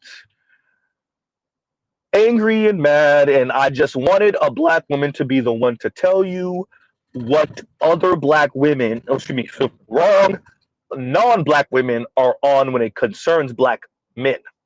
Once again, non-black women, and obviously this is not all, is it most? That's debatable. But it's not all. We know this. I'm not going to be hyperbolic here. What I am saying is that it is far more likely for a black man to get that treatment than a black woman. And black women need to take care of black men. Say it again, Z. Say it slow. Black women need to take care of black men. Because if you don't, Becky waiting. Y'all gonna look. I ain't gonna play it for y'all. I know somebody out there. Play the clip, Z. Play the clip. Right? Black women need to take care of black men. Right? He's right, you know. Or Becky just gonna eat your lunch. That's all. Oh, Leon, you gotta write it again. I know that's way gone. And Leon says, scroll up and read my comment about Nissan. Oh, you gotta read it. You gotta write it again. You're gonna have to probably type that again, you know. So we got somebody named Sarah B in here, and it looks like it might be a white woman. I'm just saying. Right? And she puts the shrugs up. Sarah B, are you a white woman or are you a black woman cosplaying as a white woman, or are you a woman at all? What? Right?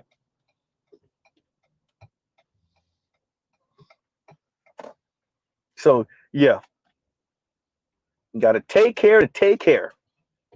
Say that, Z. You gotta take care to take care. Huh?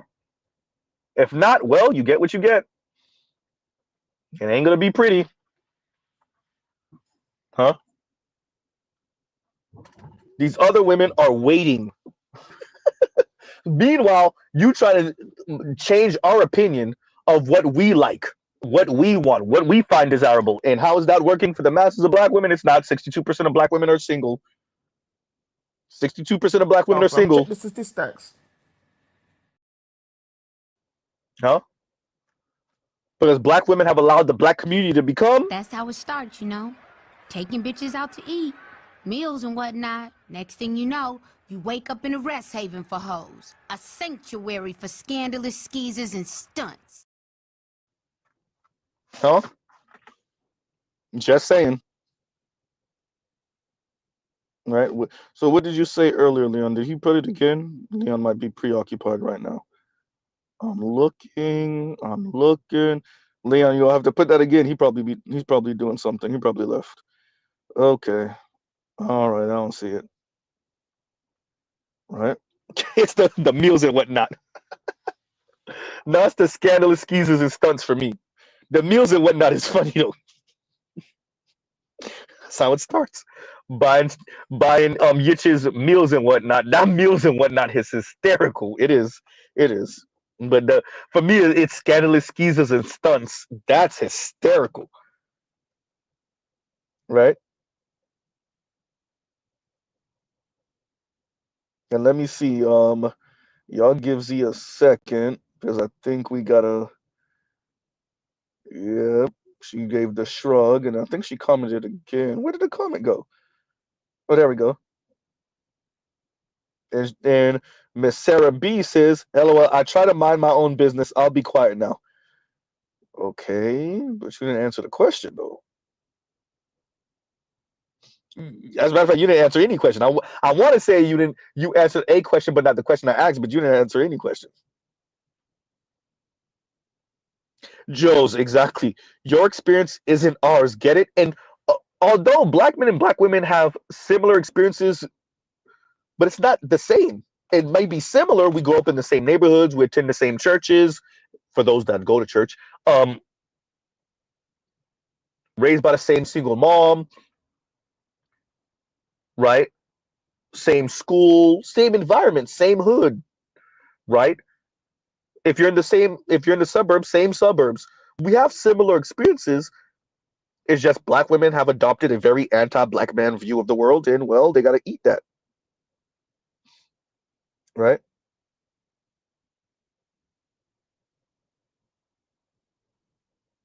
Oh, Els Active said she said she white Z. Okay. Oh, okay. I missed that comment. Then let's see.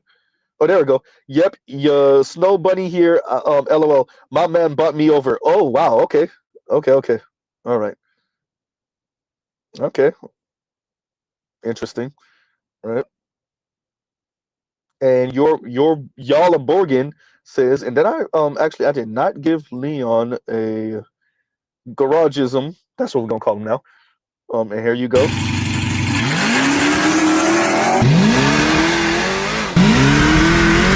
Yep, I'm flying through the air. This is not good.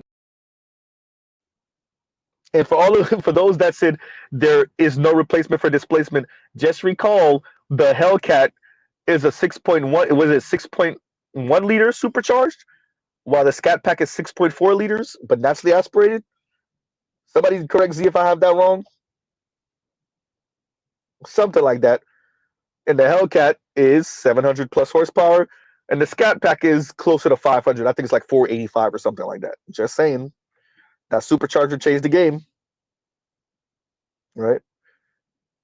And Y'all Borgin says, and thank you for the super chat. Like, share, subscribe, hit the super chat. Y'all Borgin says, Z, you could spin off Car Talk road trip, visit car shows, interviews, test drive, post. Money.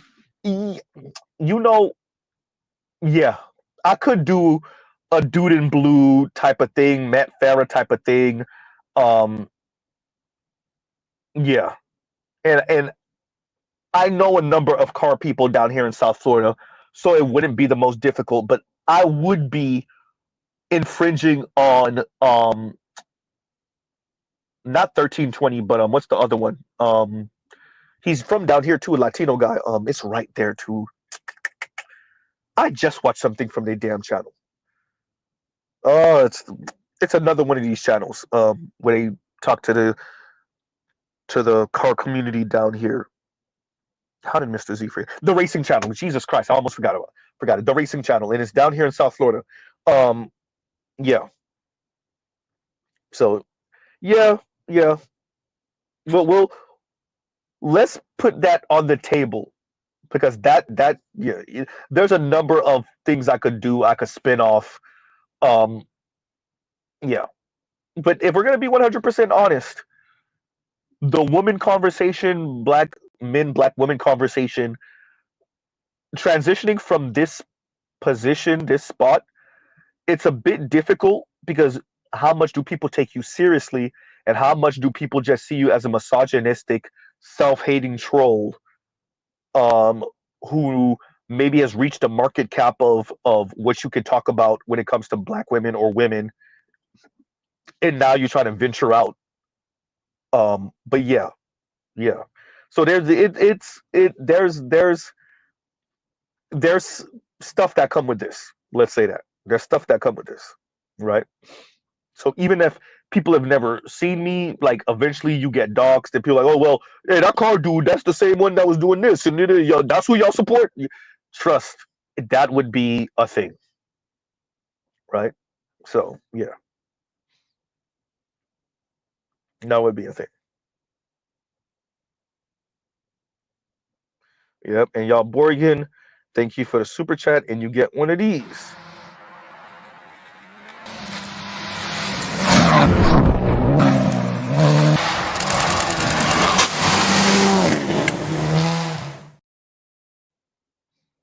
The sound of it landing is so rough. It's so rough. It really is. Right. And once again, thank you for the super chat, y'all Borgen. Like, share, subscribe, hit the super chat. But yeah, yeah, I could transition away. I could. Right. I don't know everything. I'm not as proficient as some of you may think, but I am good enough. And I definitely, because I'm a car enthusiast and I like talking about cars and I like cars. It's an easy learn for me. It's an easy learn what I don't know. Right. Yeah. Dr. D, you're right. The arguments are what matters. True. But Dr. D, people are in their feelings. That's not even just a women thing. And when you speak about the dynamics, like when I say, imagine this, if I say, and this is something we know, okay, the lighter skinned young lady that I was covering that Kendra G spoke to, link is in the description, everyone. Link is in the description. I think it's either the second or third link. The young lady that I was speaking about that looks like young MA. Cool. If I say, and this is something that we kind of know, lady, if you're not going to lose the weight, and if you're not going to change your demeanor, then you have locked yourself out from the men you desire. We don't even got to mention the 3 kids in the fact that you're 40. We don't even got to go there with it. All we got to do is talk about your weight, the 70 hours a week at work, and your demeanor. We don't even got to mention the kids. If you're not going to fix those things, then the men that you desire, the likeliness of them taking you serious is like zero. It's zilch. It's nada. It's nothing. It's not a thing. Cool. And then I say, now you have regulated yourself to the men you got to pay for, or young men that, once again, you still got to pay for. You still going to have to buy him that Xbox. You still going to have to buy that young man that PS5. Right? You're going to have to pay for peen. You're either going to have to pay for, excuse me, a good-looking bum-ass dude, or a bum-ass dude that knows how to sling good peen. The issue happens, and Dr. D, we're still speaking about your comment here. Yes, the argument is what matters, but think about the brothers that are that guy that she's paying for peeing from. Not everyone is so matter-of-fact as we are here in these spaces. Not everyone can actually come to terms with, bruh, she's paying you for peeing. Like, people kind of get it. They struggle to admit that that's what they are. That's not just a woman thing. A number of men will be on some 3-6 Mafia, I love her. Right?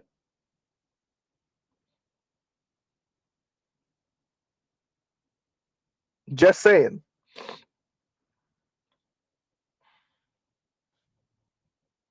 Line says, no, we gonna run them pockets. She buying the new Sony TV. Line, you see the lady we talking about, the young MA looking lady? I think it's the second or third link in my description box. It's Kendra G talking to this lady. Check that out. No, I think you're gonna make her excuse me, you're gonna make her buy more than an 8K TV line. Right? Exactly, better you don't say if she don't want to be say. In a music video, excuse me, got this dry cough. It's still here, y'all. It's still here. And somebody sent me an email on how to get rid of it. I'm gonna listen to you. I'm gonna follow what you said. I'm gonna do it. Right. So yeah, but yeah, so that lady with that attitude, built like that, a brother would feel offended and maybe even want to fight Z for describing his life. Dude, you're a bum ass dude who's with this chick, and you have convinced yourself that this is where you want to be. Is this real? If I gave you $120,000 a year, would you be with her? Would you really? If you were making fine, she said she's making 85. If you were making 85, you would be with her? Would you? Huh?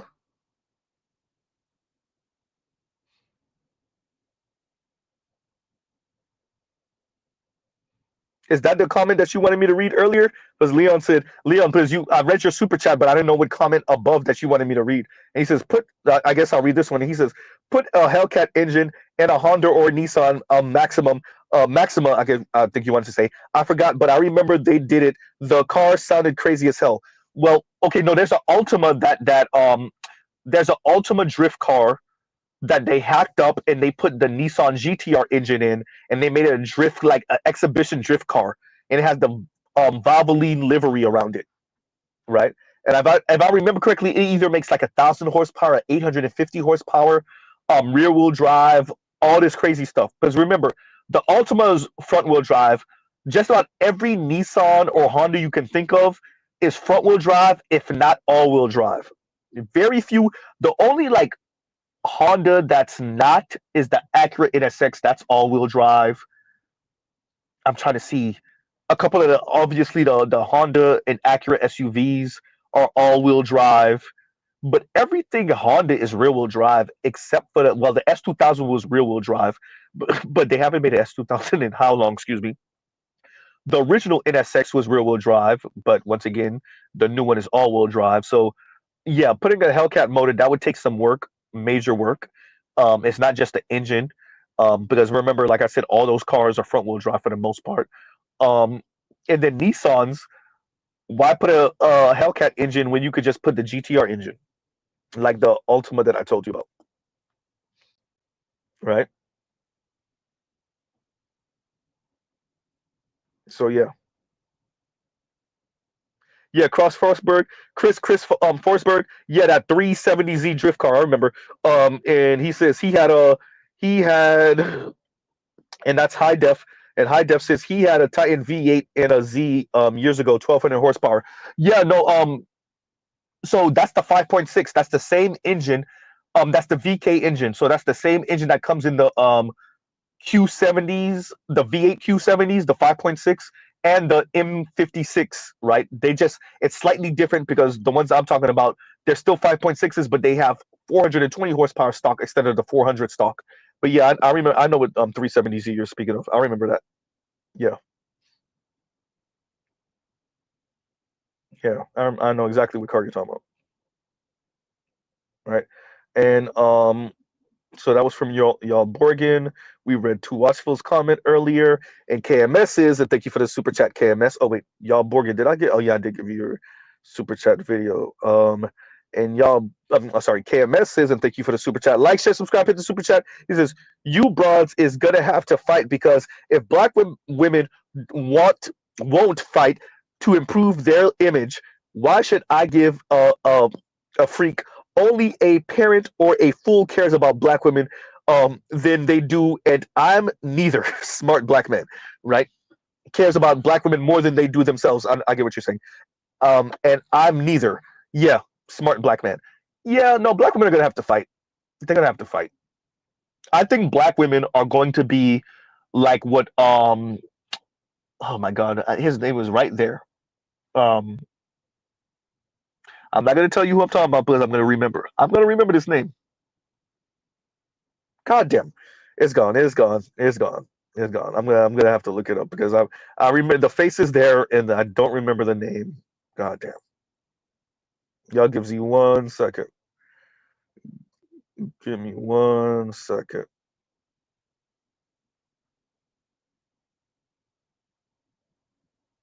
God damn, there we go. Because chubby ass was in my mind, but I couldn't remember the name. Winston Churchill, I think he said something like, if I remember the quote correctly, America will do the right thing after it's exhaust all the wrong options, or something like that. I'm paraphrasing. After it's gone the wrong way a million times, when it has no other choice, it'll go the right way, right? And I want to say this is like a Winston Churchill quote. That's black women.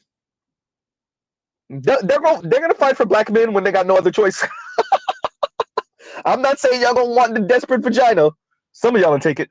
But yeah, no, they're gonna get it together. They're gonna get it. I said this before, and brothers were in the comments like, "Nah, Z, I don't think they're ever gonna get it together." They're gonna get it together. They're gonna get it together. When they got no other choice, they're going to get it together. And Dell says, I can't even imagine a Hellcat engine in an S2000. That car is super light and it's shallow. So I don't remember if the S2000 came out before it got instituted that you have to have, I think, 2 inches of hard dick, but 2 inches between the engine and the bonnet, and the engine and the hood. There had to be at least 2 or 3 inches, I think, of space, which I think that got instituted by the Department of Highway Safety. When did that get instituted? I think it's at least 2 inches of space between the top of your engine and the bottom of the bonnet, the hood of the car. Because if you were to hit a pedestrian. And so before that, if you look at the shape of cars, the wedge shape of cars, look like, okay, perfect. Y'all know I have the 300ZX. Look how shallow the front of the Z is. From the bottom of the front fender, from the bottom of the front fender to the top of the hood. Look how shallow that is. That's what, 2 feet? Not even. Right? It's not 3 feet. It's definitely not 3 feet. Something like that, right? So, but If you look at the front of the 370Z, it's different, right? It's not just a design thing. The cars had to get bulkier because you had to make space, right? So the only cars that are really still that shallow or that they're not that tall are the mid-engine and rear-engine cars, right? But the Department of Highway Safety, they're worried about if you hit a pedestrian, that the pedestrian doesn't crack their damn skull on your engine, because when they hit the hood, the hood is nothing. That's a thin ass layer of metal. They hit the hood, and then the hood obviously hits the engine, and that the pedestrian hits their damn head on that engine, crack their damn skull. So yeah.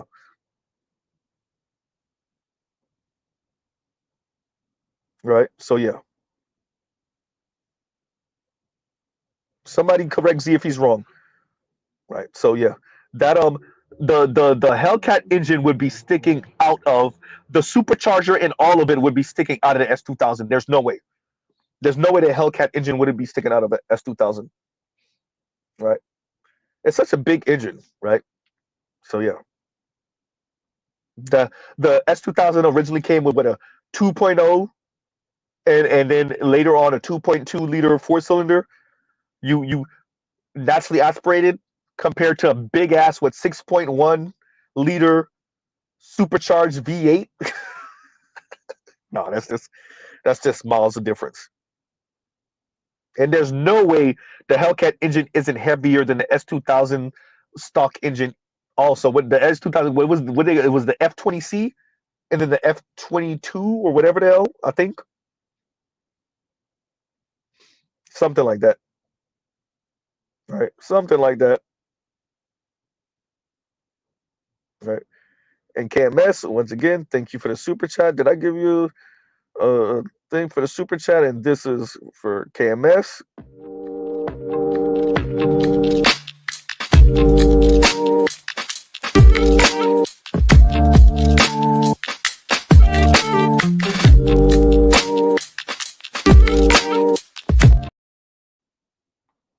All right. Once again, thank you for the super chat. Thank you for the super chat. Like, share, subscribe, hit the super chat. Right. And let's see. Well, what else do we have? We have Leon, and Leon says, because I'm about to bring you guys up. I didn't realize I'm monologuing this damn long. And Leon says, "We will own you and them soon, Z. There will be a 3.7 liter turbo all-wheel drive electric motor NSX, Honda Civic Type R and S2000 R32. We will do you like Mitsubishi." For those of you that don't know, Nissan bought Mitsubishi, and the Evo's no longer here. Hostile takeover type thing, y'all. Hostile takeover type thing. No 3000 GTs, no more Mitsubishi Lancer Evolutions, no Mitsubishi Eclipse GSX or GSTs. So those are the turbo 2 liters, all-wheel drive or front-wheel drive. Yeah, no more of those.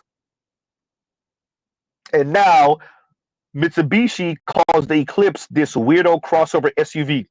For those of you that remember the Eclipse from back in the day, the early 90s, the mid 90s, even the early 2000s, nope. The new Mitsubishi Eclipse is a crossover SUV. And it's not new like that, but yeah, crossover SUV. Yep. Yeah, the AP1 and the AP2, exactly. And Auspec says, you're correct, AP1 and AP2. Yeah, came with the F20C and then the F22. Yep. Yep. You know, Z know a little something about a little something, you know. A little something about a little something. And Vince says, Z, so you saying black women will wait until the last play of the game, fourth quarter, with 0.3 seconds on the clock to do the right thing. That sounds pretty correct, sir. That sounds exactly like what Z is trying to say. That sounds pretty accurate. He's right, you know. Right? That sounds pretty accurate. That sounds like what Z is saying. Absolutely. That they're going to wait until it's 0.01 seconds on the clock to get the act right. Okay, fine, I'll do it. Then you can't even get that statement out in 0.1 seconds. Right? Because once again, the whole demeanor is, check me, boo. and they still on it. which is crazy because who says that? Sheree says that. Have y'all seen? Didn't Sheree just post a damn thirst trap picture a couple weeks ago at 50 something? Toya, correct me if I'm wrong. Don't Sheree got a goddamn thirst trap picture floating around here on the internet in lingerie or something like that?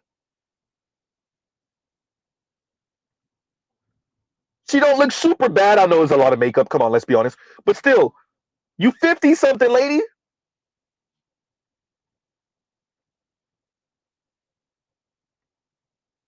Huh?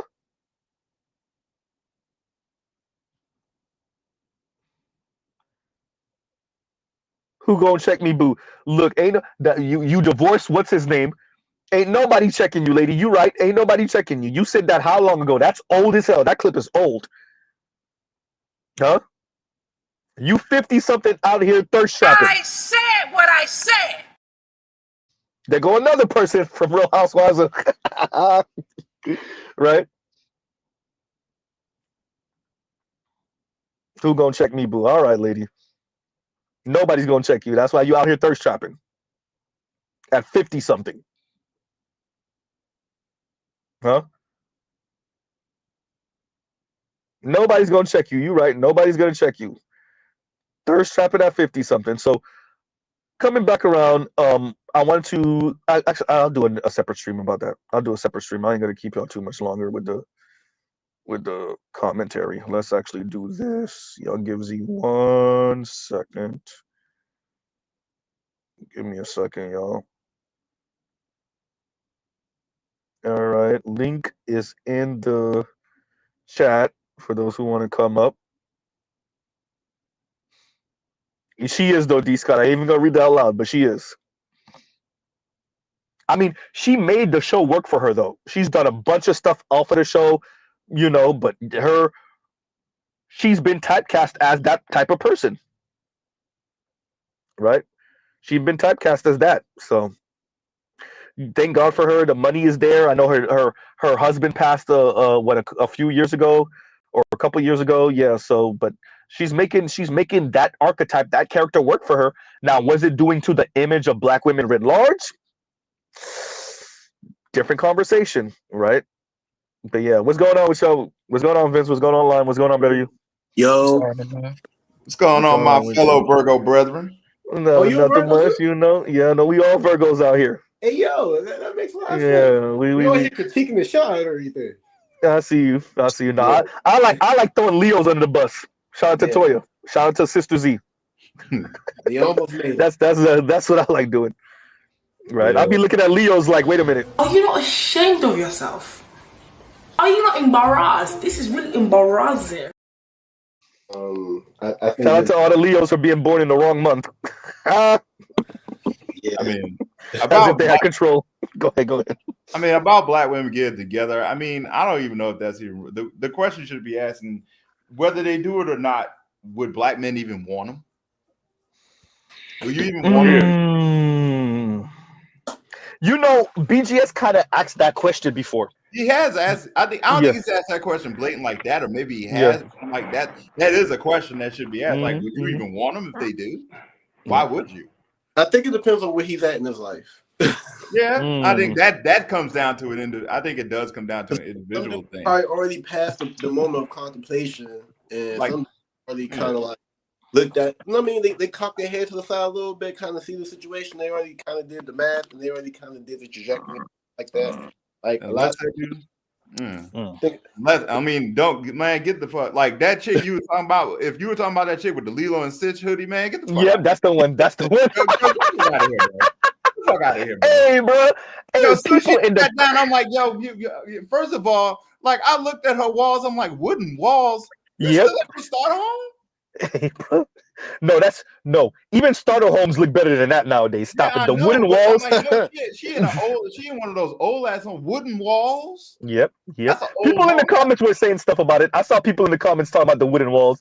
I saw people called her out about her hypocrisy because she said she don't want nobody kind of dressing like a kid, and meanwhile you got a bedazzled hat with a Lilo and Stitch hoodie. Lilo and Stitch hoodie. Like, come on, you can't be serious. And then you want to lead and talk about how much money you make. I'm like, yo, honestly, I'm to the point now. If you start talking about how much you make and you shape like a whale, I'm taxed. That's a tax.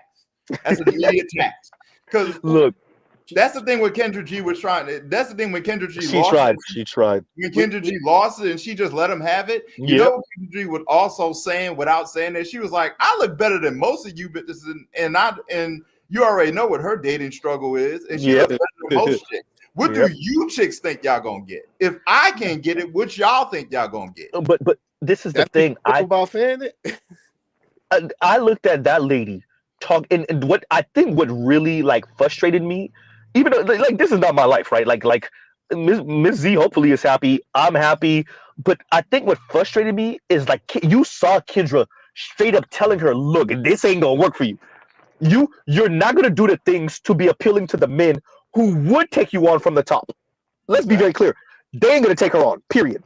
But you're not going to lose the weight. You're not going to lose the demeanor. You're not going to work less hours. You're working 70 hours a week, lady. No. You're not going to do the things for the men that you want. So now that means you're going to have to go buy peen. That's what Kendra G was telling her. And she just refused to accept what Kendra G was saying. All right, then be single then. Fine. You're just going to be by yourself. Because I'm like, say what you want about Kendra G, but at least she has the appearance down. Yeah, that's true. You got that at least, and like that's the one thing I will get. I'm like, you women don't even get that down. I'm like, that's the thing that'll keep Kendra G kind of on, on something. But you chicks don't even want to work on the appearance part, man. Get out of here. At all. It's called entitlement. Yes. Negative liberty, motherfuckers. No, that's why that. Oh, by the way, that turns into failed hypergamy. That's all. Failed hypergamy like a motherfucker. Well, it seemed like for her. By the way, God damn it! Wait, Nema. Nema just be coming through, throwing elbows, moving people out the way. I'm not swinging. I'm not throwing elbows. I'm swinging a machete. Come on, let's start throwing knees in this bitch. This ain't. Oh, you want to go more? We can go Muay Thai right now. 12 rounds Muay Thai. We can do that. Let's do that. Look. I'm gonna take my 5'9" ass. I'm gonna sit down and watch y'all 6+ tall motherfuckers fight. Go ahead. Like shit. All I wanted to say is it's gonna be the best. Motherfucker. Wait, how much you weigh? I'm 210. Go ahead, Vince. Go ahead.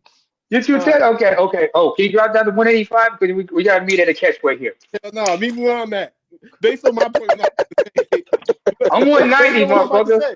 Well, all I'm saying is she won't be. She want to see how you gonna come up saying this is what you want, but you're not even doing it for yourself. You're not even being the type of person you want to be. Like you gotta. But Mr. Vince, that's why you're a man, sir. You're supposed to make up for all of her flaws and do it with a smile. She wants someone to come change her instead of her doing the change. No, Vince. Nope. She don't want anybody to change her. She wants people to change her life. She wants a man to change her life without her having to change. She don't want nobody to change her. She want to stay the exact same way she is. She just want you to change her life. So let's get here real quick. I'll be brief. Masculinity and femininity and how it functions, right? I jumped out the window and I say this, right? Vulnerability is masculine, right? And holding things in is feminine because just the nature of how masculine and feminine in nature works. The womb holds things in. And like things like swords, when you go fight and things like that, you have to be vulnerable for that to happen, right? So that means the active principle and things like that means they're being proactive and things like that. Versus how I asked about when the women went into the last play of the game to do something that's very passive aggressive. So she's acting very passive aggressive. She's like a lodestone or a touchstone or whatever. It's not going to activate or do anything until it's actually activated or touched. So the way she acting is very feminine in a way, and it's like not in her favor in that sense. Let me say this to Jadeo. And Jadeo says, that's the problem. Decent black men listening to and taking these 304 seriously. Men of other races don't even acknowledge these renegades. Our community is full of renegades.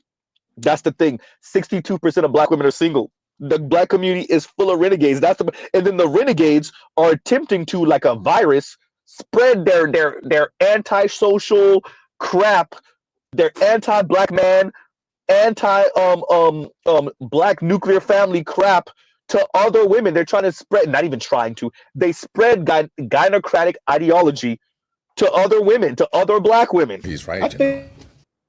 Honestly, because again, I want to say this for the record, because we're up here. I don't think we hate women at all. I think what No, we're I doing don't think so. Yeah, I think we were describing the virus that we're seeing within, like the pathology that we're seeing in our social dynamics when it comes to all types of relationships, the functioning between men and women, stuff like that. And I think that's the most of what we're doing, things like that. Kind of just like how you said the other day that I can't tell you what it is, but I can tell you what it looks like. Yeah, I can't tell you what. By the way, that is not originally a Zism. That is from Jeff Brown, the brother out of Chicago who hang with Zoe Williams. That is a Jeff Brownism. That like, yeah, I can't tell you what it is, but I can tell you what it looked like. Look, the first time I heard him say that, I was like, ooh, I like that. I'm gonna use that. I mean, well, I have slight pushback for the not take them seriously. I mean, given the divorce rates and these STD rates, I mean, you kind of should. Yes, I think so. You kind of should take. I'm not saying you should. I'm not saying you should mingle with them, but you should when you take the divorce rates and the STD rates into account. I mean, yeah, you kind of should take them seriously. Let's call a thing what it is, Lion. Go into what you're saying and go into what Jadeo's saying. The black community has devolved into a. That's how it starts, you know.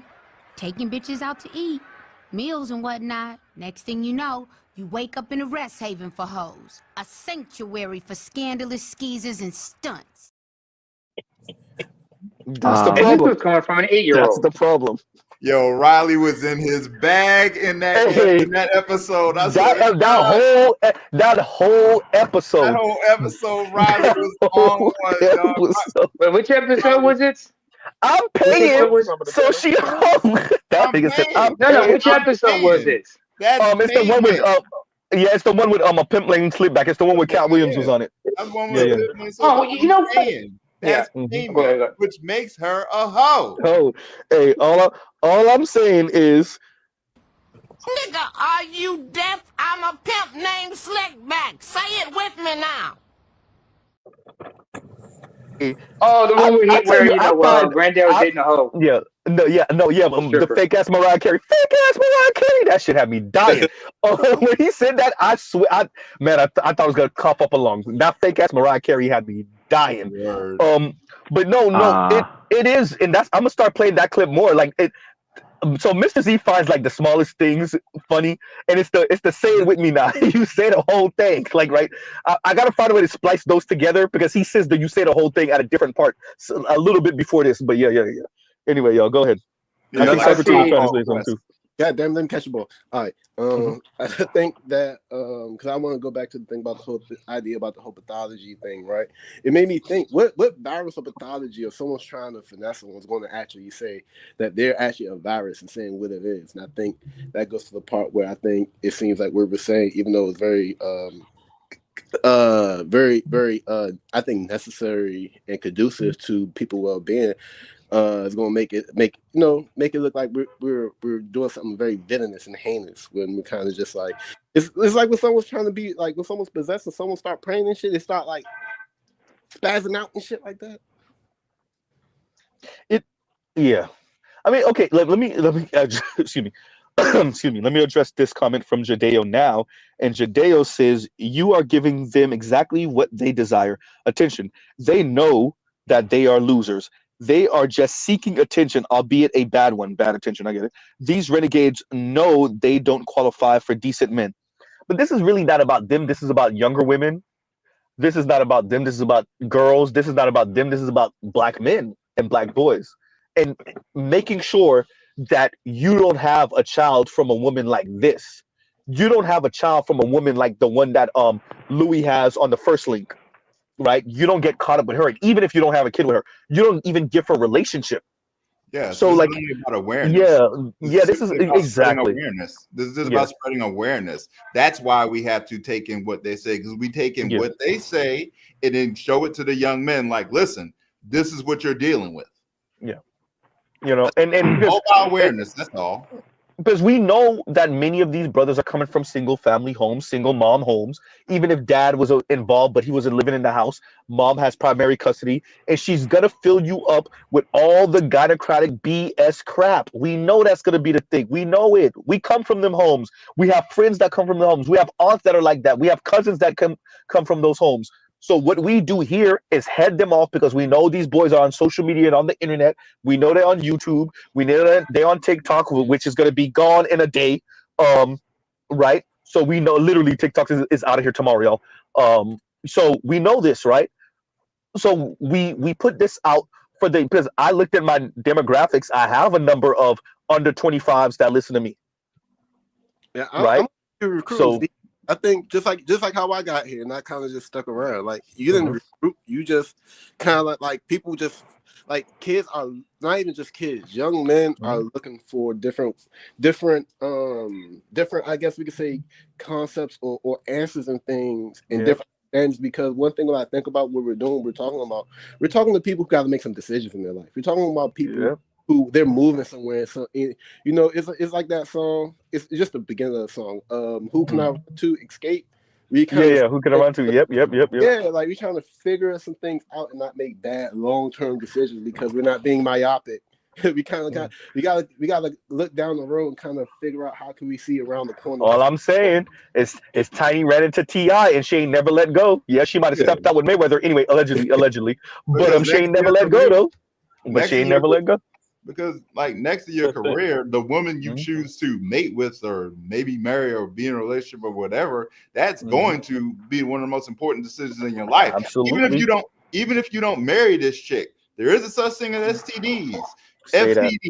FTDs, financial transmitted diseases, having a baby with the wrong kid. You have to take all these things into effect when you're out here dealing with women, even if you don't want to get married. That's one thing more. That's correct. Yeah, I would say that it's probably, I don't know of a more important decision besides not going to prison. Because if you think about it, you can change your career. I've seen people course correct with careers. You can pick up new skills. But if you locked in with a chick through a child, that's forever, whether you like it or not. And it's like, I've seen men with potential get failed and bogged down by a horrible situation with a itch crazy woman.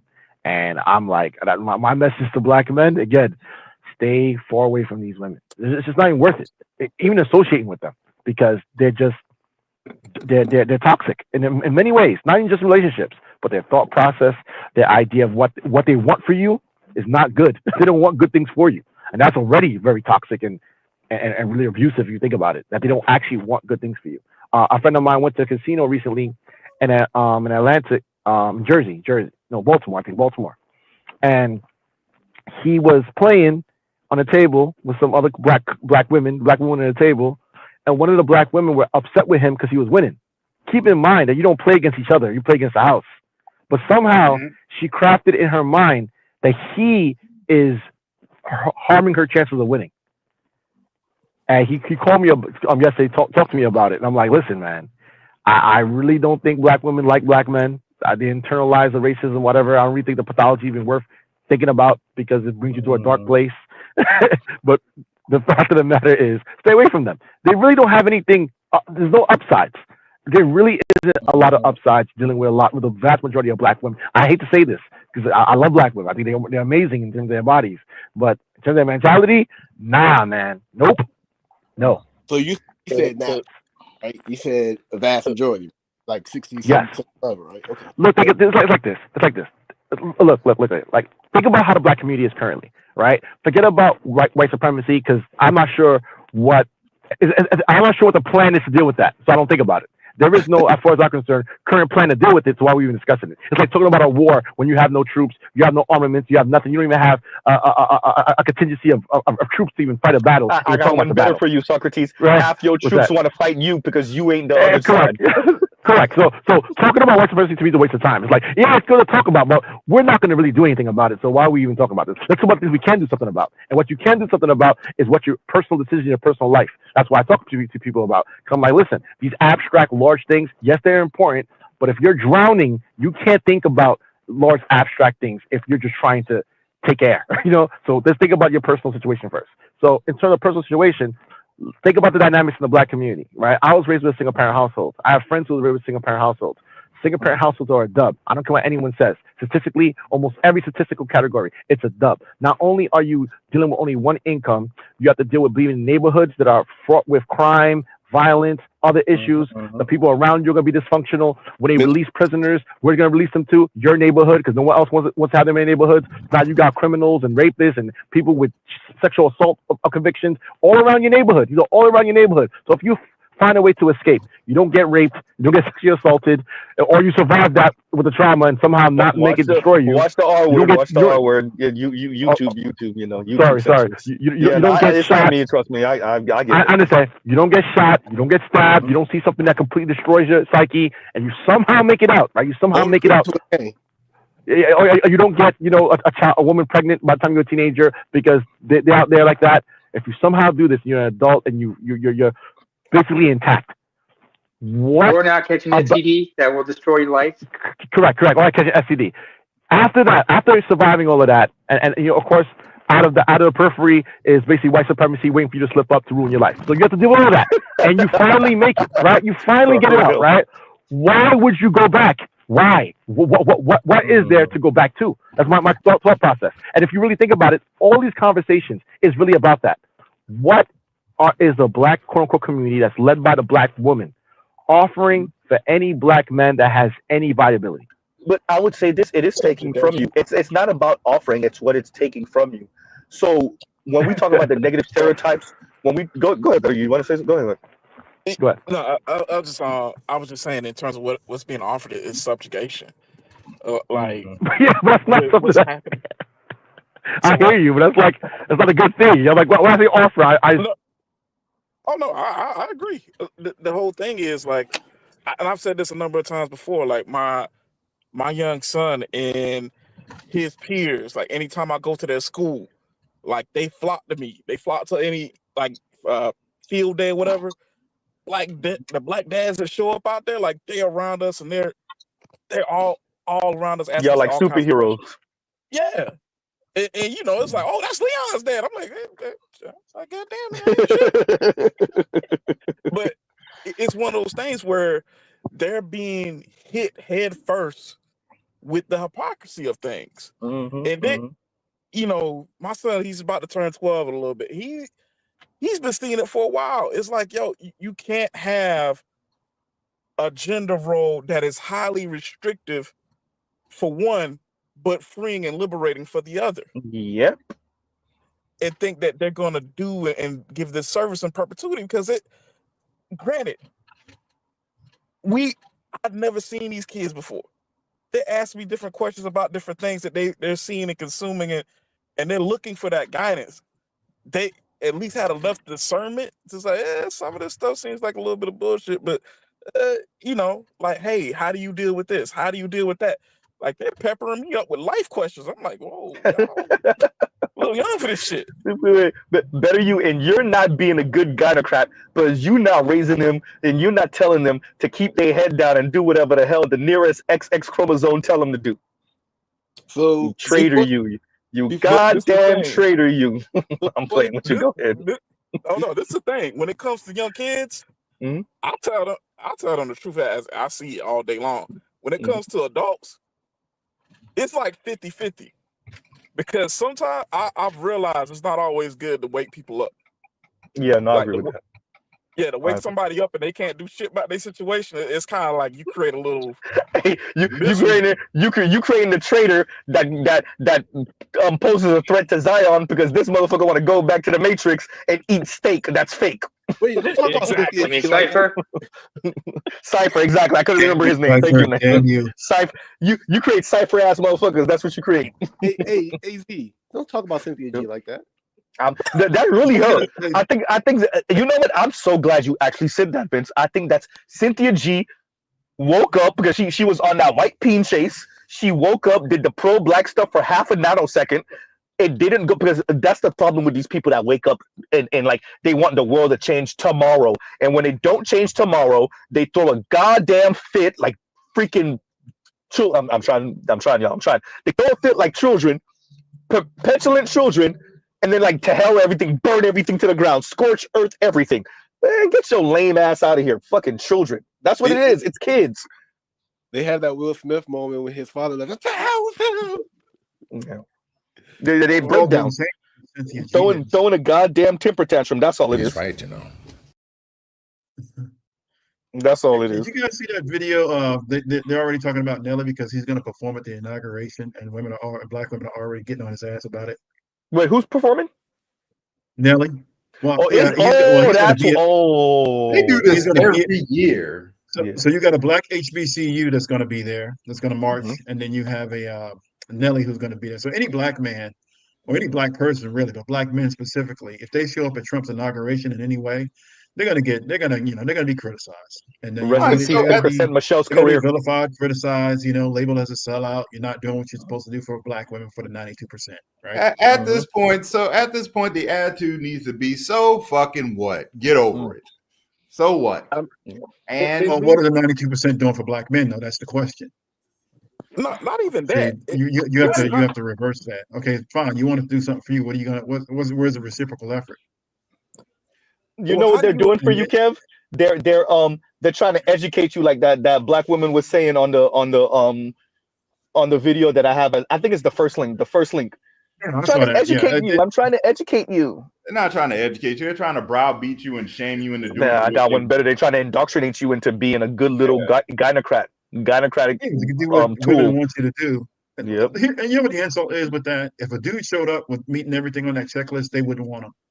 No, they wouldn't. They would not want that guy. And the reason they wouldn't want that guy is that guy's going to show up saying, "Hey, look, okay, so I'm giving you all of this. I'm showing up with everything that you're asking for on this list and more. So now what are you gonna be able to do for me? How are you gonna help me?"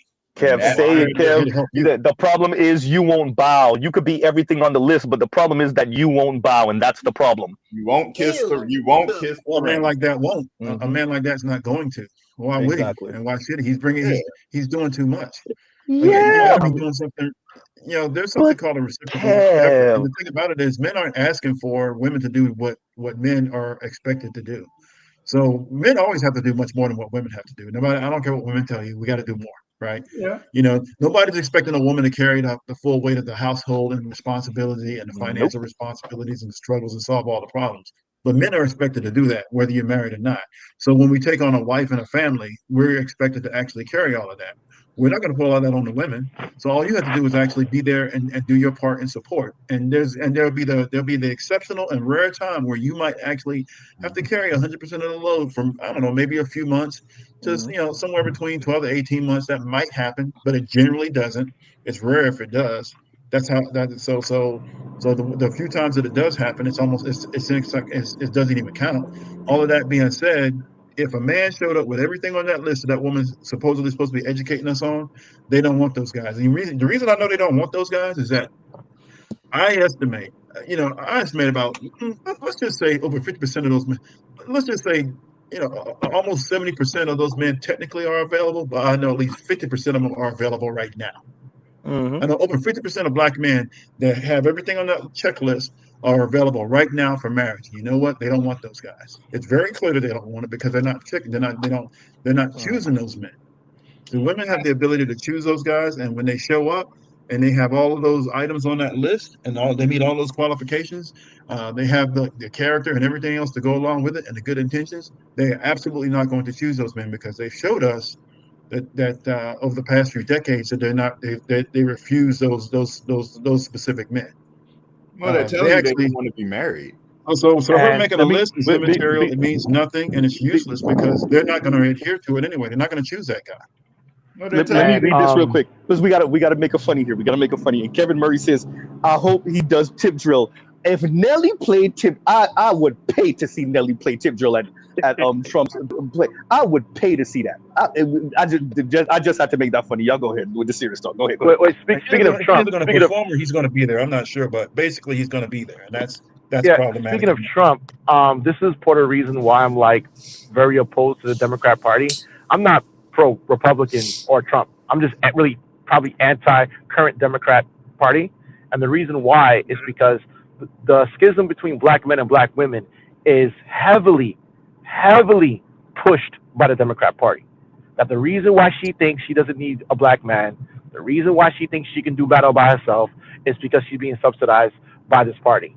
And I believe that these things need to be rooted out, and that once all these programs, whatever they benefit from, are cut out, then they only have no choice but to work it out with black men. That's my position. I mean, they don't at this point they don't at this point they don't have to do it. They don't have to do a damn thing, because at this point more black men are just going to be done, and they should be. There's nothing to work out. The social contract has already been destroyed. So the black it can be mended. It can be mended. Excuse me, Socrates. Somebody smeared doodle on it already. Yeah. Let me get a few words in about the topic before. So there's a correlation between black women and sex and STDs. There's a correlation with black women with marriages and divorce. There's a correlation with black women being the highest percent to buy houses and the highest percent to foreclose.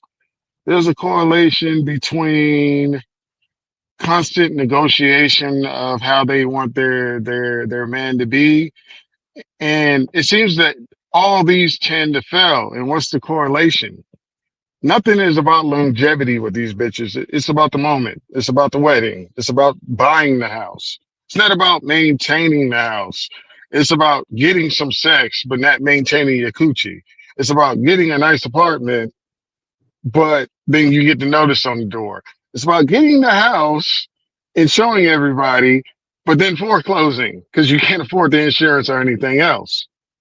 It's called, what is the esoteric word for women? Oh, it's called fucking chaos, niggas. They're the prime definition of fucking chaos. What else is new? Well, I heard one guy put it as agents of chaos, but yeah, very close. Yeah, I mean, well, let them. Well, the best thing the best thing men can do is get away from it. Okay, so chaos be more accurate. So, like I said, sex equals them getting STDs. Them buying houses at a higher percent, but they're the highest percent for what? Foreclosure. Foreclosure. When they're renting, they're the highest percent for what? Eviction. It's unfortunate that we notice the information. When they get married, they're the highest percent for what? Divorce. Why don't you know this and they don't know this? When they buy let me answer that question. Wait, y'all. Wait. Leon, wait a minute. Because Kev just asked a very important question. Kev just asked, what do we know that they don't know? Kev, God damn it, KMS. Kev, I gotta say, God damn it, KMS, because I know where he gonna go after I make this statement. So I'm a punt afterward, KMS. I ain't gonna let you have that. I'm just not gonna let you have it, KMS. I'm just not. I'm gonna be a whole black woman right now. I'll say it for him. Right, stupid. But they're not thinking about it, Kev. You see what? So we're damn near turning this into a goddamn science project. Like what? And this lets you know black men still care about black women, but this lets you know we're like, why do they move this way? Why are they thinking this way? Okay, the environment. All right, politics. All right, the Democratic Party. All right, the Republican Party. Colorism, featureism, texturism. Okay, all right. We haven't worked on it. KMS. I'm gonna continue real quick. I'm gonna continue real quick. They have boys, and they're the highest percentage for. We want to do what we want to do, and these niggas want to do what we told them to do. That's it. Beginning end. Yes, they have boys. They have boys, and they're the highest percent for what their boys not being able to read. I'm always interested in why niggas would negotiate with these bitches. I'm just God damn, I don't even know if y'all could hear me. I'm sorry, Leon. I don't know if y'all could hear me when I was talking earlier. I'm sorry. I know I was sounding crazy. Okay, no, I was saying earlier, and going to what Kev was saying earlier about, what do we know that they don't know? They're not thinking. They don't care about nothing we're talking about. Right, a handful of them have been snooping around. Like I told y'all, I got that email, and so that sister clearly, she caught on, and she was like, "Oh shit, okay, I don't care about I don't want no white man, and and I care about black men." Okay, so one, okay, let's. We don't even know her. We don't even know she's really what she says she is. Okay, let's say one. I checked my demographics a couple of days ago, and I think I had 2.4% of my of people that listen over the past 28 days were women. So 2.4% of streams that maybe are getting between, let's say, 1,000 to 2,800 views. 200 women. You see what I'm saying? So like okay, so there are women listening, right? Yeah, they come from BreadTube though. Yeah, true. For the most part, probably. But and I want to be very clear about what I'm saying to what Kevin's saying. We're doing, and I want to say this again because I guess y'all couldn't hear me earlier when I was saying it. We're doing the science. We're like, okay, colorism, featurism, texturism. Okay, income. All right, lifestyle. Okay, excuse me. We don't go to school for this. We need to get this education. We need to be able to take care of family and all that other stuff. We're saying that the women don't care about nothing. For the women, the problem is we're not doing what they told us to do, and we didn't make them white women, and they don't get to do whatever they want to do. If for them it's about doing whatever they want to do and getting us to do what they told us to do. Beginning, end, as Obsidian would say, end of. That's what it is. And at the risk of agreeing with KMS, it is stupid. They don't care about nothing that we talking about. For the majority of them, they see it as excuses. Because and Kev, at the end of the day, what it really is, it's an insatiable envy of white women. It's fuck what you excuse my language, Kev. Fuck what y'all talking about. Y'all ain't make me no rich white woman. I don't care nothing about what you talking about. I'm gonna do whatever I want to do. I love this negative liberty. The only way I would be quote unquote constrained by men is if y'all did what I told y'all to do and make me a rich white woman. Then maybe I'll sign up for it. They still won't sign up for it. Yeah, but there's a problem. The problem is who's buying though. Who's buying? Yeah. Like you're making your demands. You're making your demands. That's cool. You're making your demands. Anyone can make demands. It's a free market. But who's buying though? Yes. So, Socrates. Yeah. Everybody else is treating them like this. Wait, let me say this. Everybody else is treating them like this.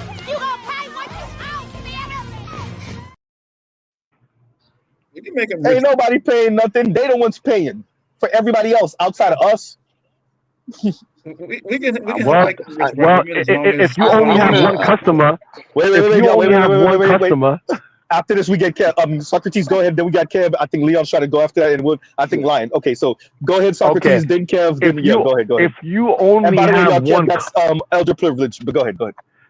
If you only have one customer, you need to treat that customer nice. That's the only customer you got. I literally said this earlier. Exactly. I literally said what you said earlier. Yep. Man, dealing with these women is like going to an Atlanta restaurant. Come on, let's stop playing, guys. I mean, there you go. Go. Well, I guess he's preoccupied. Go ahead, Kev. Go ahead. Well, yeah, we could actually get them to the point of making them rich white women as long as they help us do it. See, that's the thing. They're trying to actually get something without actually having to do any work. Kev, I gotta cut you off as an elder. I'm sorry, Kev. I know you were in the military, but Kev, I'm joking with this. I'm so joking, by the way. But what I'm gonna say, Kev, this is weak man talk, Kev. She don't need to help you with nothing, Kevin. She doesn't have to help you with nothing. You build it, and she will be at the finish line when you're done, sir.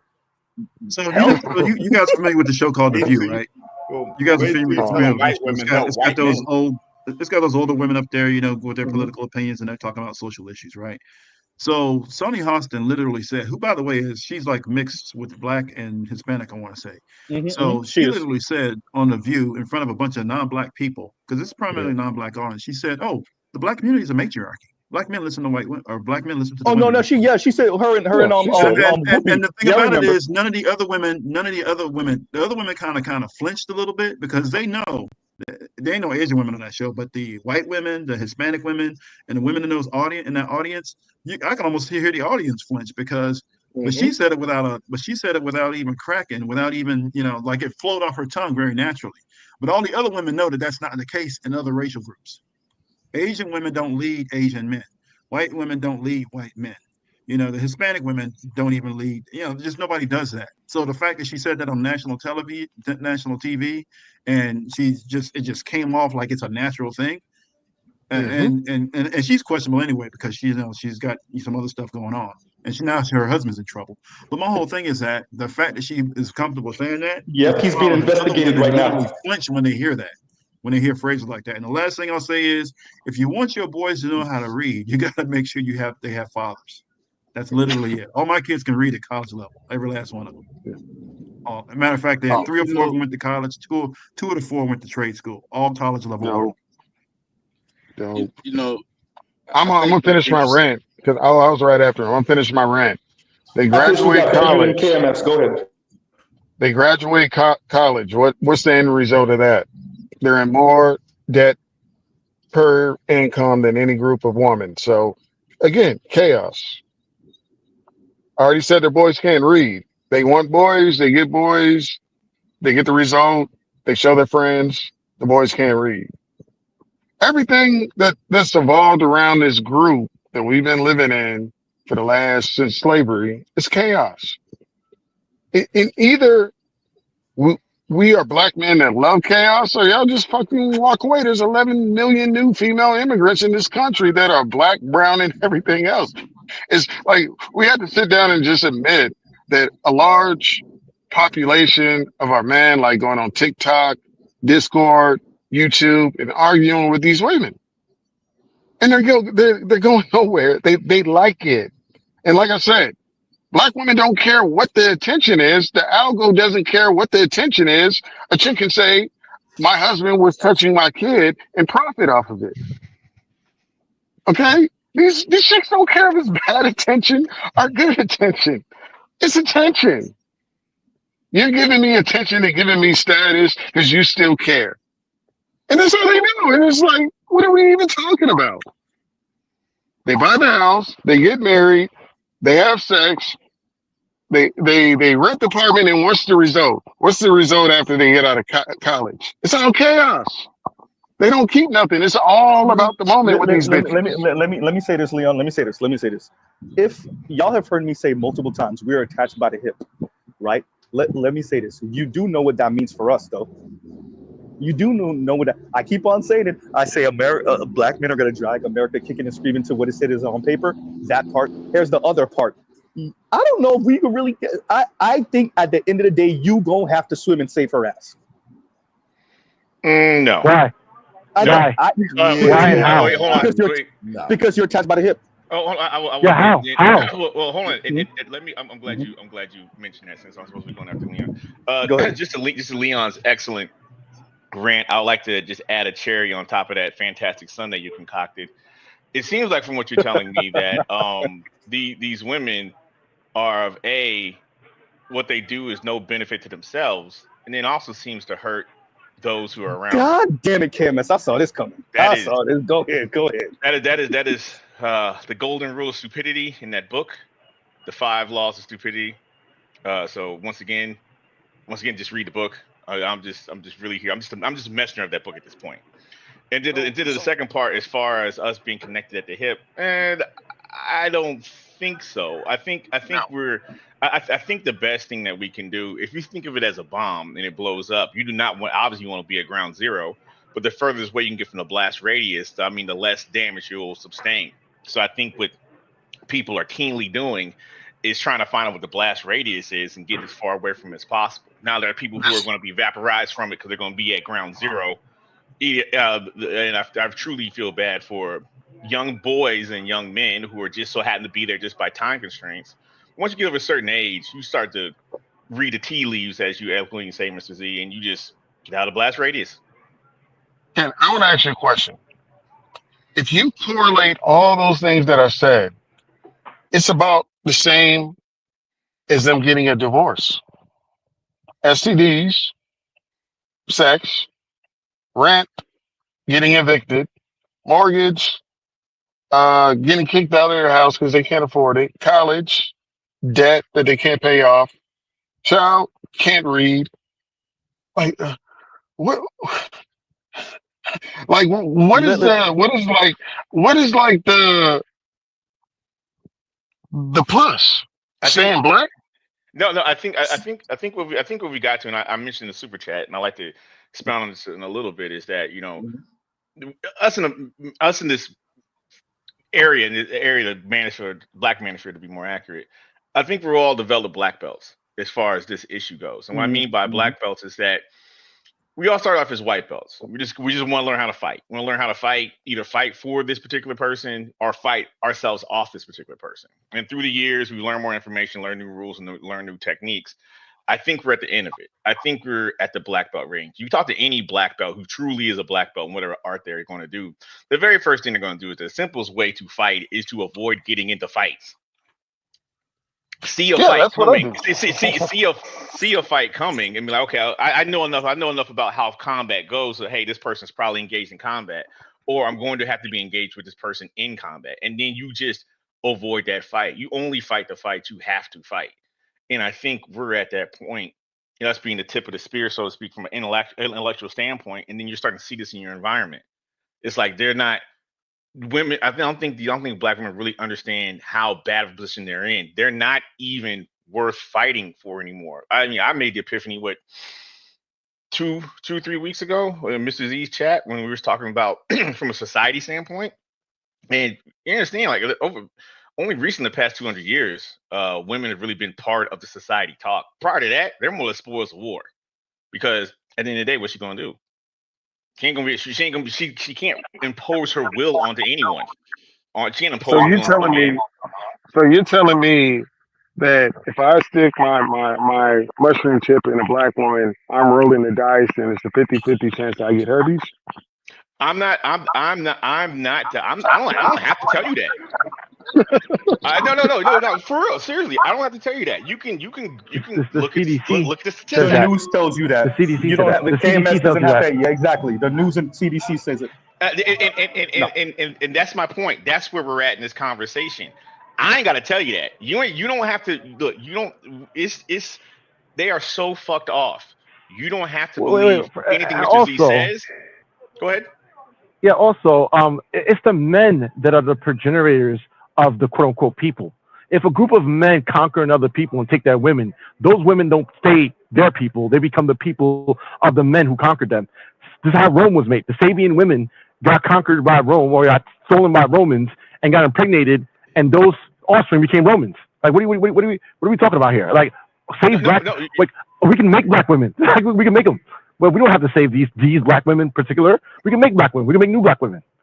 No, you are absolutely right, and that's kind of where I'm at this conversation. There's no need. There's no need talking to them. I mean, because the true conversations we're having, the true problems we're facing as society, it don't matter, because if men rise up and say, hey, this ends now. If prime example of that is Kabul, Afghanistan.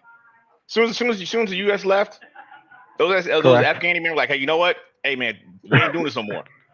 And the women were like, okay, I guess we're not doing this no more. Yeah, they literally shut down the schools like practically overnight. Like, it was crazy. It was crazy. I'm gonna tell you what I think is the future of the black community. And mind you, I'm not happy about this, but this is what I see happening. What I see happening is similar to how Brazil is. You're gonna have a caste system, unfortunately, based on colorist.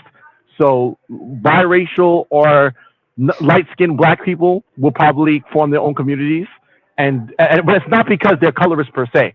It's because they probably date out, and since they date out, their offspring tends to be mixed, and they'll form these communities of their mixed offspring. While darker-skinned black people, who tend to have single mothers from dysfunctional communities, will just stay as Native Americans. Socrates, I gotta cut you off. Go ahead. I gotta cut you off. I'm sorry, because I gotta call on Black Uru, because he might have been the person that heard me say this the furthest back. Black Uru, exactly what Socrates is describing. Do you remember me speaking about this?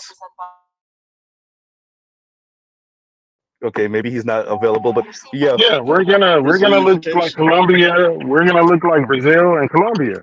But I had a term for it. I called it the Brazilification of America. Right? Is it better you remember? Yeah, the Brazilification of America. What you're saying, Socrates, I've been saying this for over a decade, but in the black manosphere since I first popped up, because I saw this being a potential outcome, because I think that America was just late. America tried to do it different with the one drop rule. The Latinos went a different way, right? The Latinos went a different way, including Brazil. Brazil is a Latino country. It's just not a Hispanic country, by the way, for those of you that don't know the difference. Portuguese, Spanish and Portuguese specifically. Right. So yeah, so it's Latino, but it's not Hispanic. So the Latinos went a different way, where they have the caste color system, exactly what Socrates was saying. Yeah, that it's was not one drop rule. that. Right. So I agree with Socrates on this, where you will have, I think that would be America writ large, but even more specifically in the quote unquote black community, where exactly what Socrates said, where it will be color coded, even more so because I know people say it might be that now. It's informal It right is. now, right? It's informal though. It's not. It's not what it would. What I think it could be if given worst case scenario, somewhat of what Socrates is saying, right? You're But go ahead. leaving something out, Z. You're leaving something out regarding the cats that the racial cats that they had in Spain. And I remember BGS brought this up. He showed a clip of an interview from a Black Conscious show about that. And the researcher explained it basically.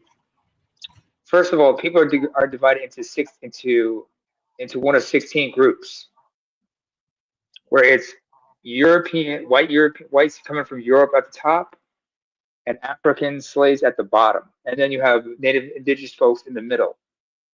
And it wasn't just what mix you were; it was what combination of one of those three you were by percentage, and also for which side of your lineage.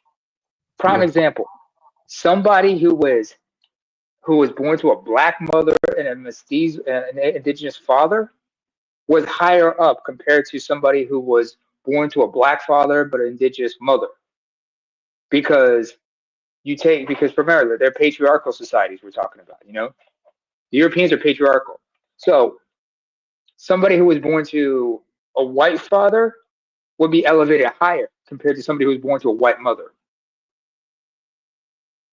Yeah. As far as Brazilians go, though, it's a little different. Because if anybody took an anthropology class, I remember taking this. Brazilians, your skin tone and hair texture changes when you go from one region to another. Say it's because you could be black in one place, but in another place you could be considered dark skinned. Other places you could be called a dark brunette.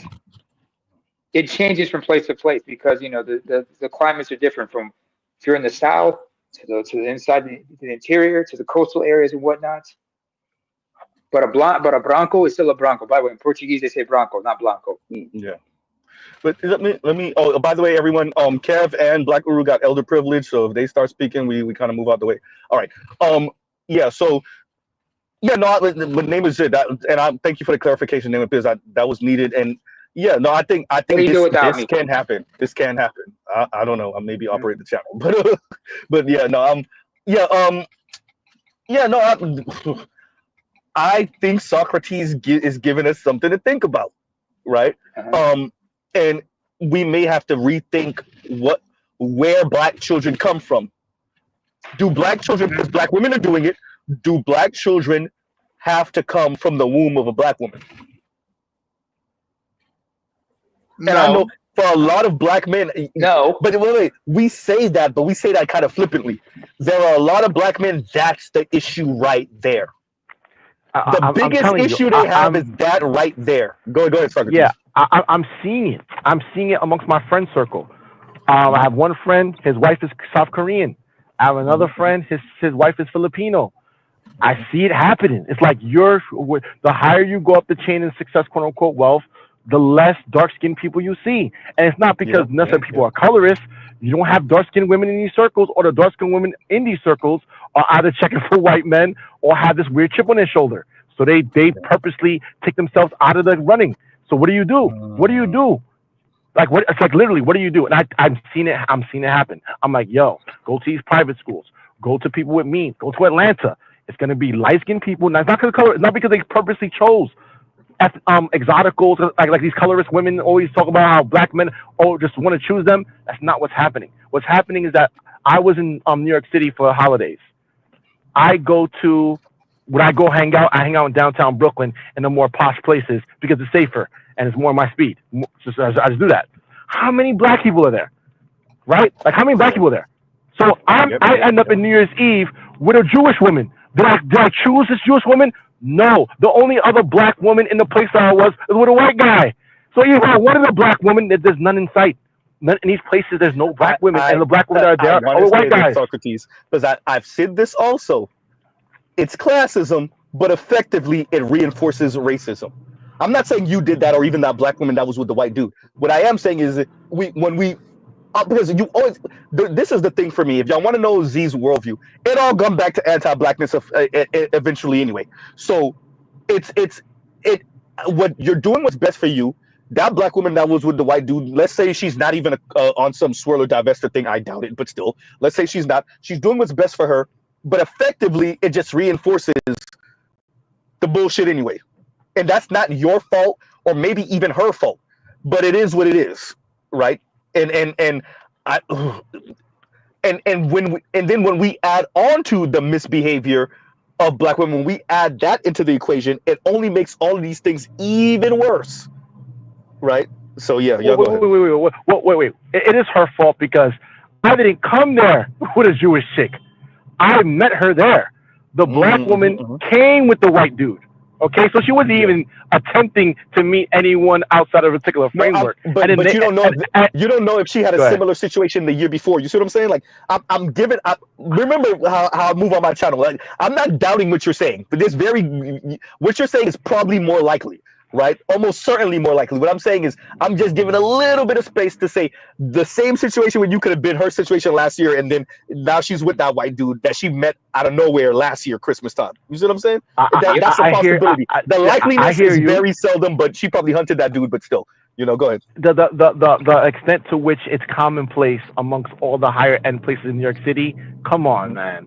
Like, come on. Like, the odds are all these black women just find white guys in a city full of black people who are also doing well. Come on, man. No, you're right. You're right. And I see that. But Your city is the epicenter of jewelry in the country. So you're gonna breed amongst black women and other groups of women a priority given to them because of their enhanced status, particularly within the city. So of course they're going to give effort to those guys in New York City because they only run every most things. In New York City, you got a president who married his daughter off to one. Yep. So I mean, and it's not a slight to them, those who are listening, and very likely are. It's not a slight to them, it's just a fact. Probably half the American Jewish population is probably in the greater New York City area. Right. So of course, overall in the country, I think it's 2% or something like that. The others are probably in somewhere in the Miami, Metro-Dade County area. Yep. No, see, I mean, no, exactly what you said, Black Guru. They're pretty much their entire population is in the greater LA area, New York, Jersey, DC, and Miami, in the Tri-County area of South Florida, and that's pretty much the entire small hat population for the most part. Maybe a few in Chicago. Let's not forget Chicago. Not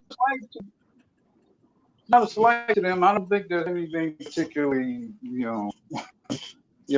surreptitious about it. It's just, that's just the way they are. So New York is definitely going to have a priority amongst up-and-coming black women. You're just going to see them, especially those who are trying to get their entertainment business, for example. Yeah. But the question still, or the statement still remains. I guess it's a somewhat of a rhetorical question. Do black men truly, and I think they do, have a problem with having black children who do not come out the wombs of black women? I think this is the sticking point for black men. If I'm going to be honest, let me land with this. I'm almost done. Let me land with this. Because I really want to get this out real quick, because I think what black women are able to do is pull on those heartstrings, imply shame. I think this is the one thing they got on black men.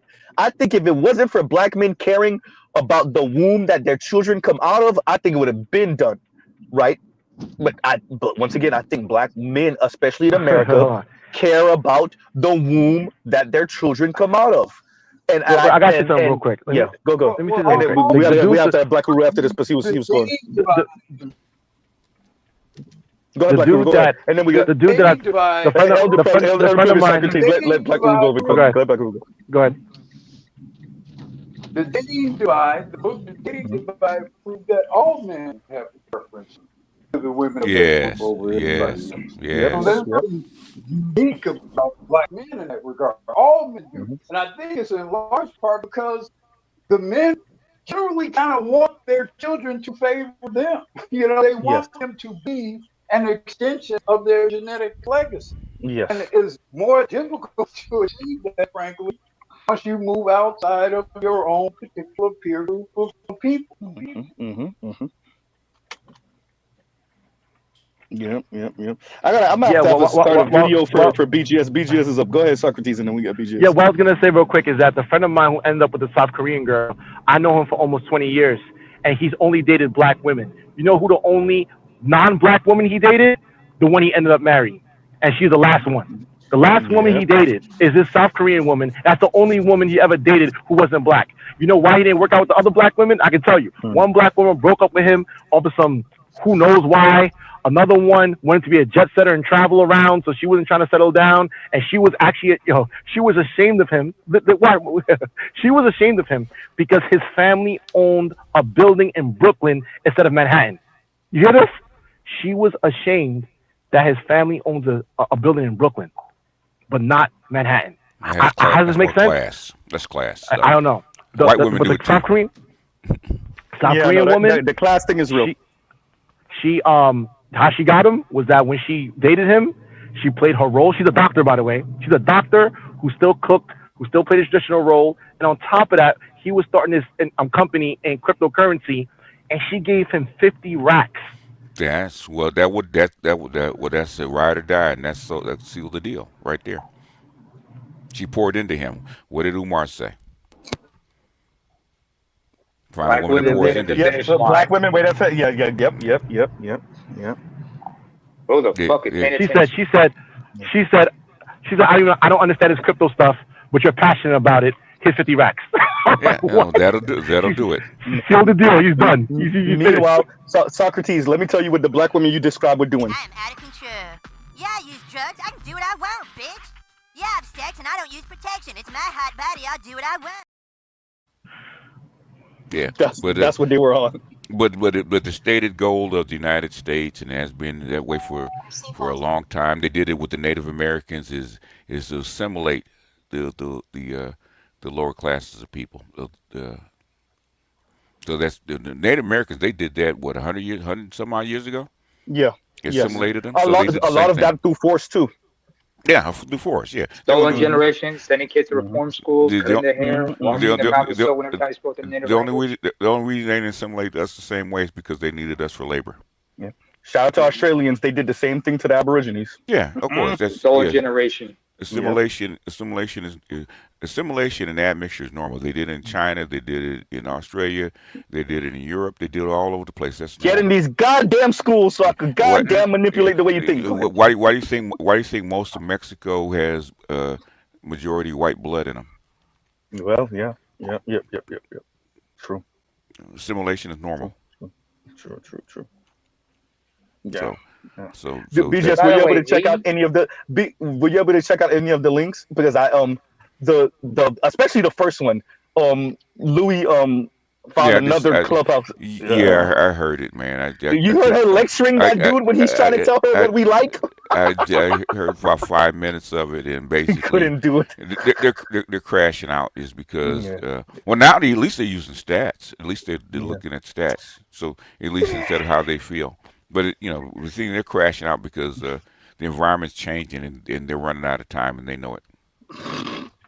Hey, for all of you that like desperate vagina, here they come. Here they come. Yeah, right over the hill. Now they're trying. Pun intended. Yeah. Now they're trying to use stats to say why they so they can actually feel sorry for them. But that's what I said this earlier. Yeah. That's all. Yeah. Hey, but I don't want no desperate vagina, bro. Before I didn't need you. Now woe is me. My retort to that would be then that means that it's all the more important that you do the things that you need to do to remove those alleged stereotypes being made against you. And you do everything you can to encourage the best relationships with black men. But rather than do that, you would rather continue to to blame and condemn black men Black for Guru was your circumstances. The people who would be most capable and motivated to elevate you, you condemn, sabotage, and betray. Socrates, this is what you were saying earlier. What is the what is the last stage of grief? It's called acceptance, right? Yeah. They're probably in the middle somewhere. Yeah. Yeah, I mean, hopefully they will reach that acceptance stage before we become, you know, Brazilified. This ship is already sailed. Okay, they don't have time. Okay, it's already sailed, and them important people, but by the time they finish, you know, like I said, when I was when I know you know this because we're about the same age. Okay, we're in our 20s. The interracial marriage rate was about 3% at best, right? It's 25% now. Yeah. And by the time by the time the millennials no, I get, mean, when you come here, go ahead. well, I'm looking at like my own family and how, you know, almost all of the younger men, you know, the sons and I guess even grandsons of my cousins, all of those that are married, all of them, I'm trying to think. Well, except for one, and she got fingers mixed. Yes. But all of them have Latina or white mates and mothers to their children. Yeah. Just about all of them do. It's, you know, attending family events is a very colorful experience these days. Yeah, I know. You know, I'm in like, California. wow. You know, I know. You know. You know, I know. I'm in California. Oh, yeah. Yeah, but you know, it's a very different world than it was for us. The thing is, it accelerates. I mean, you know, it's not linear. It's algorithmic. It was logarithmic. It's going to accelerate. That's all it's going to do. And then black women are not doing themselves any favor by not wanting to compete. So to me, it's over. You know, I'm pro-black and Pan-African. It's over. You know, passport bros is just a nail in the coffin. That's all. That's it. For every black man that leaves, you cannot make up for it. I mean, you already didn't have enough as it is. Okay? Yeah. Yeah. That's been the case for a long time. I showed you Pauli Murray back in the 60s, man. She's saying the same thing, right? Not enough of her. Okay. Well, now I guess it's time to use those stats to try to shame us into staying. You have to understand why we get the negative stereotypes. Yeah, shaming only works as long as you compensating with something else, right? Like you actually treating him better, right? Shaming doesn't work if he tries to go on date you, and you're nasty to him. Then shaming doesn't work anymore. What the hell? Well, with there? No, that's not me. That's not me. But yeah. Go ahead, Black. Somebody else is reckless. Yeah. When the men know there are so many more options and so many more supple options available. You know, I mean, you know, shaming worked 30 some years ago because there were just such fewer options or perceived options for men. Today, you know, they don't even get an opportunity to shame black men. And the most clever and smartest and most enabled black men, they don't even get a chance to spend enough time with the shame. Those guys shame. Skilled, not even being around them. Hey, these women are not doing none of it. This is their whole demeanor. Who gonna check me, boo? Yeah, but how are you gonna have shame if you don't have any moral or virtue yourself? How's a non-virtuous, shameful Socrates once again. Socrates once again. Who gonna check me, boo? Okay, all right. You just saw it with this election. Okay, propaganda. Very skillfully done. And that's a 50-something-year-old extra right there. And she said that when she was this is maybe when she was in her 40s, late 30s, 40s or late 30s, same difference. It don't matter. She still think the same.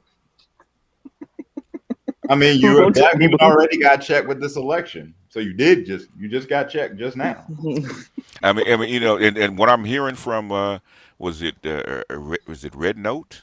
Is that it? Is that the name of the thing? That's the Chinese. Red That's Note, the and that's unfiltered, man, and that's starting to change people's opinions like damn near overnight because they're seeing this stuff unfiltered. So this is just going to accelerate even faster. Yeah, welcome to the new world. Yeah, because Chinese men don't play this crap, man. They don't.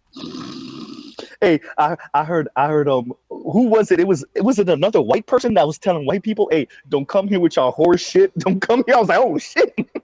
Oh yeah. Yeah, on Red Note was saying, yeah, don't come here with your bullshit. Yeah, I think so. And also I think it was a black woman saying the same thing. Wow. Well, so far, most of what I'm seeing is that the people are actually trying to learn. And what they're actually showing up now is the differences between Chinese culture and how, and basically how they're in living standards versus the U.S. living standards. The struggle versus, even though it's a communist, so they practice communism, obviously. That's their ideology, but they practice capitalism. There's a capitalist economy. And what they've done is they mixed in socialism, which is, well, communism is. We do the same thing. What they've done is they made everybody, they've got it over there so that way everything's livable and people aren't struggling. What do you think FDR did in the 30s? Yeah, that seems to be the major difference right now because China already went through that with the great, what did they call that period? There was a Great Leap Forward. The Great Leap Forward. Yeah.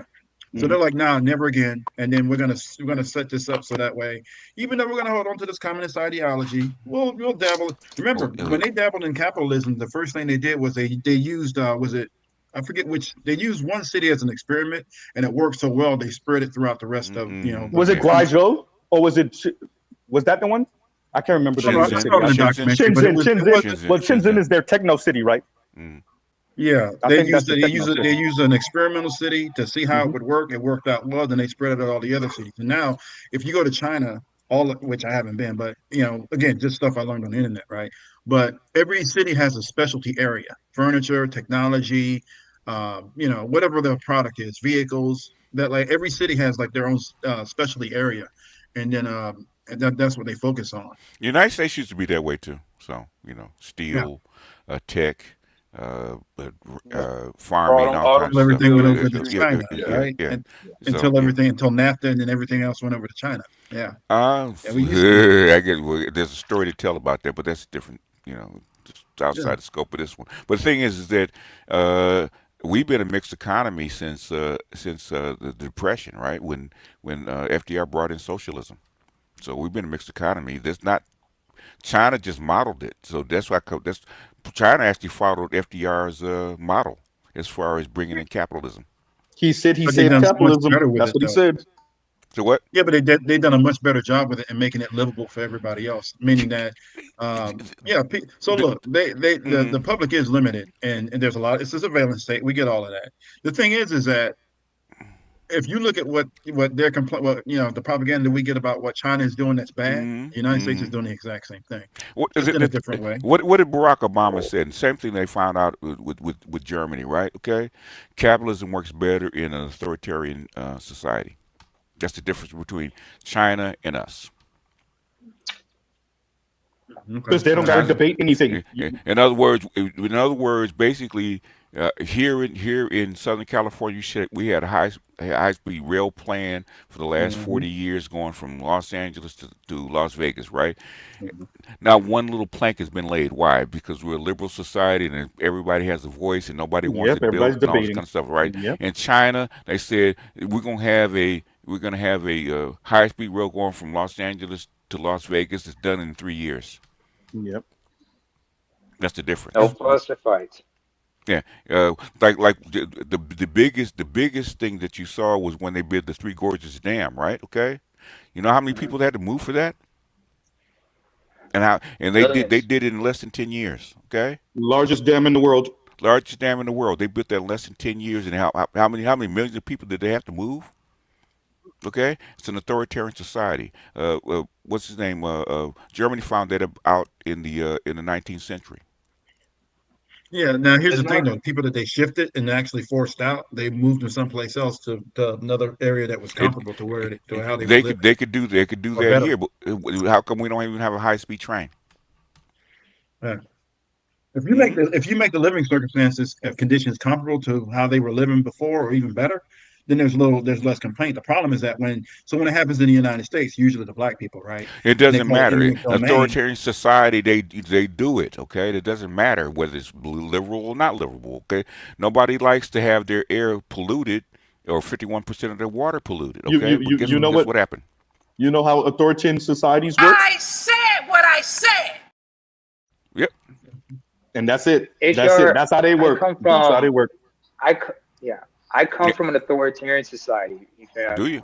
I can tell you. Oh yeah. Okay. I forgot. And when they say you're going to be relocated, you go or else. And when they say or else, you don't want to know what that means. In some cases, you will be forcibly relocated, and in cases made to disappear. So it's no joke. When they tell you got to go, you better go. When they ultimatums, no. Yeah, when they don't play all that crap. When the crap about we debate about trans and who goes to the bathroom, all that kind of crap. They don't play that crap, man. Basically, this is what we need to do. This is the program, and if you can't work out the details, we'll work them out for you. BGS, let me play it for you one more game. I said what I said. So that's the difference. That's it. That's the biggest difference. You also can't make conditions worse for the people that you're forcing out. You know how many people died during the Great Leap Forward? Oh yeah, that's because they were doing it. Or the Cultural Revolution. 40 million people. 40 million people. Okay, did it make it better for them? It was a major miscalculation in how they planned it out. But did they do it anyway? Yeah. That's an authoritarian society. I don't think it was a miscalculation. I think it was a cause of doing this. No. Hey, for the greater good of the billion five, 40 got to go. No, what's his head? Not G, but Mao Zedong said it was a mistake. He said it was a mistake. Yeah. It was a miscalculation. Black Lord, you kind of cutting in and out a little bit when you speak, so I don't know if you want to jump out and come back in or whatever your connection's weird. But admixture is normal. So all this Brazilification, okay, the only reason that the one drop rule was even invented is one to keep black folks on the land working as labor as sharecroppers, and the other is to protect their sanctity and their purity of white people. Okay, What about us? It's by the way, as far as what HR has mentioned about the Great Leap Forward, you got to understand, in authoritarian states, they have a different definition when it comes to acceptable losses. Mm-hmm. They do, yeah. Because at the ends only justify the means, no matter what. Hey, Nemo, guess what? He's right, Yeah, but like I said, I stopped. I tried to stop doing that stuff years ago, but I said just when you think you're out, they pull you back in. Oh, don't remind me of that scene from that kitchen scene from Godfather 3. Remember we started going off, and the next thing you know, he starts having he goes into a diabetic stroke. BGS, because you do the math. 2 + 2 is 4 - 1, that's 3. Quick maths. Yeah, but that's a Ghanaian. But that's why I said the collective black male guilt, but that's still with us. And then this help perpetuated by black men. Uh-huh. I was just listening to about marrying single mothers and stuff like that. The black men were doing that, except that. So today, if you look at it, if you choose a single mother, it's going to be because basically that's the demand and expectation. Now and she's not going to appreciate it. There's a lack of gratitude. I don't know if I told you guys the story, but and you guys may remember this, but Steve Harvey had a show when he first came on the scene, he did comedy, but he also had a show that was going. And I remember this kid gets on the radio. Well, they read the letters that people were sending in, and this kid, 12-year-old kid, wrote a letter talking about how great his stepfather was to him and his mother. Okay. It was nothing but appreciation. It was very glowing, very loving, all of that stuff. And this kid just could not get enough of the fact that a new man had come into their life and actually essentially helped them out tremendously. Mm-hmm. But today, you don't get that. It's basically shut up and do it. Take care of these kids. They were okay because complain while you better not complain. However, I treat you. That's what you get today. Well, because there was a standard, there were rules, there was a contract, right? With the boomers, okay? There was a contract, okay? If that man comes and takes care of you, you shut up and do what he tells you to do. And guess what? If you don't believe me, call your father to see what he's got to say. There's an agreement, okay? They destroyed the contract, okay? Hey, they don't pay what they own no more, BGS. Or you can't saturate the market with a bunch of women that have kids and no husbands. Like, you can't do that. You made yourself ineligible. And remember, the majority of those women are actually producing kids with, like, almost the same men. That's the other problem with it too. The thing is, it does. The thing is that, and that's what I go back and forth with the pro-blacks, because I'm a pro-black. I'm still in the community, right? Okay. I always ask them, say, what is the quid pro quo? What is the return on investment for the black men who actually do this kind of stuff? The same thing. Her presence. I think Black Uru said it the best. Her presence. No, well, it's beyond that, because I'm not talking about the women. I'm talking about the men that demand that we do it. Okay. What's our ROI? They're probably going to try to hit you with some type of morality stuff. No, they hit you with the community stuff. You make it better for the community. Yep. Yeah, that's what they try to hit you with. Okay. And but you actually don't make it better for the community. It actually makes it worse. You could make it better for the community if you did do it, because guess what? Men change families all the time back in the South. Okay. Back during the Jim Crow, men changed families all the time. But there were standards and there were rules, and men got a return on his investment if he did it. That stuff doesn't apply anymore. Well, you asked that question. You asked OB that question years ago, and he couldn't answer it. Yeah, of course, because he doesn't know. Yeah, because he's going by what he's told. Okay, you ask OB that question now, he's going to have a different answer. Okay, well, I remember Dr. Umar Johnson saying, you shouldn't expect anything. Well, that's fine. That's what you should. Okay, you can sell that, but can you sell that? You can say it. Can you sell it? The young men got something to say about that. You sure about that? You sure about that? You sure about that? Because they're going to say, until you start talking to these guys, okay, you say that you shouldn't expect anything. How's that worked out for you? I don't give a damn what Umar got to say till he build a goddamn school. If I don't see a gymnasium, a library, I don't give a fuck what that guy got to say. Well, even beyond that, he's not the only one saying it. Okay, he's repeating this stuff that's been going around for the last 50 years. Okay, the thing is that how do you sell it, especially now, especially young guys that have options. Back then, as a black man, we can tell you didn't have, even though it was legal, you didn't have that many options. Okay. Because they kept you in a box. You're not in a box anymore. So how you gonna sell it to guys that have a globe full of options? By telling them they don't have a globe full of options. Good luck when it's phone. Wait a minute, my red note and my TikTok and my Instagram and my YouTube is telling me I have a globe full of options, and they show receipts. Show me your receipts. Well, brother, those women ain't good for you. You need a sister. You need to elevate the sisters, brother. You need to do right by it. Tell her that, because guess what? I'm looking at all these white women and Latino women pour into their men, and these sisters ain't doing it. They're telling me what I ain't gonna do for you. You know what it's like. I gotta hold you up for 2 seconds because I gotta play this because of what BGS just said. You got it after this. The black kings get divorced, and then what happens? They're like, F it. We're moving on.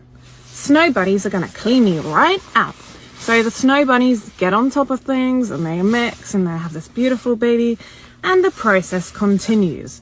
So I do find that black kings often go to black queens first, and then they're like, Snow bunny time. They'll either divorce them, dump them, and then move on. Swiftly move on. And they'll feel all cleansed, Right. Anyway, on that note, Do you like my nails? They're very Christmassy.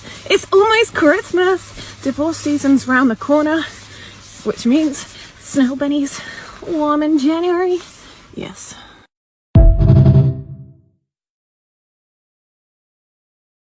Socrates gave you the example about the Korean woman, right? Okay. He said all this stuff. Well, guess what? Guess what the Korean woman did for him? She poured into him. Yeah. Sold, right? Like Dave Chappelle. Go ahead. It's like I don't know if you remember the movie. I think it was State Property with Beans, where he says like, either you gonna lay down, You gonna lay down or get down or lay down. or you gonna lay Get down down. and lay down. Get down and And lay when you down. lay down, then you gonna stay down. You're gonna stay down. It's like the little skinny dude with no arms, no nothing, trying to make that threat to you. That's what's happening. How's that working for them? I don't want TikTok to go away because slowly but surely, if they not already, black women are the new femcells. I mean, okay, the thing is, you guys keep, how long has TikTok been around anyway? It's been a while since 2017. So what? You're talking about 8 years, right? Maybe at best, right? Okay. What was there before? Well, before it was Instagram, Vine, Instagram. It was Vine, right? Okay. In other words, if TikTok goes away, there's going to be a vacuum. Guess what's going to happen? It's going to get replaced by something else. It's already being replaced by something new before it even goes away. No, I mean, I that's not to say that I know something be right around the corner. It's already. That's not around the corner. It's already being replaced. We're talking about it right now called Red Note, right? BGS, why Let's Go trying to trigger you. He says someone asked BGS about black rednecks and white liberals by Thomas Sowell. This is the one person I ever seen BGS get undisciplined about. Go ahead, BGS. Okay. Go ahead. Okay. You can ask me about it, but the thing is, did you actually read the book? Because half of it was about Jewish people, which is normally what Thomas Sowell's book is. And what the thing is, Thomas Sowell left out the biggest component of where black people get their culture from is from the continent.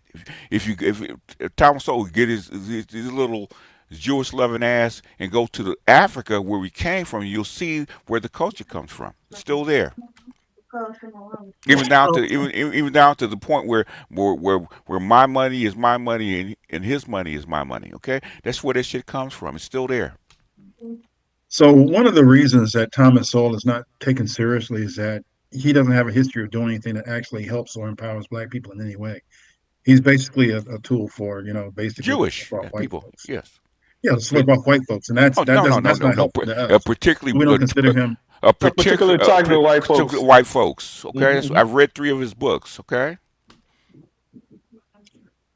Now let's go. You want to come up here and chat about it? We sure can. For white folks. You hit the link. We can chat about Thomas Sowell. Okay. I actually read the books.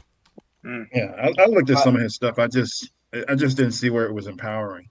It's not empowering because he's shaming black folks and empowering Jewish people. Who else does that as well? BGS. There's a bunch of certain radio guy you guys try to chase out. Remember?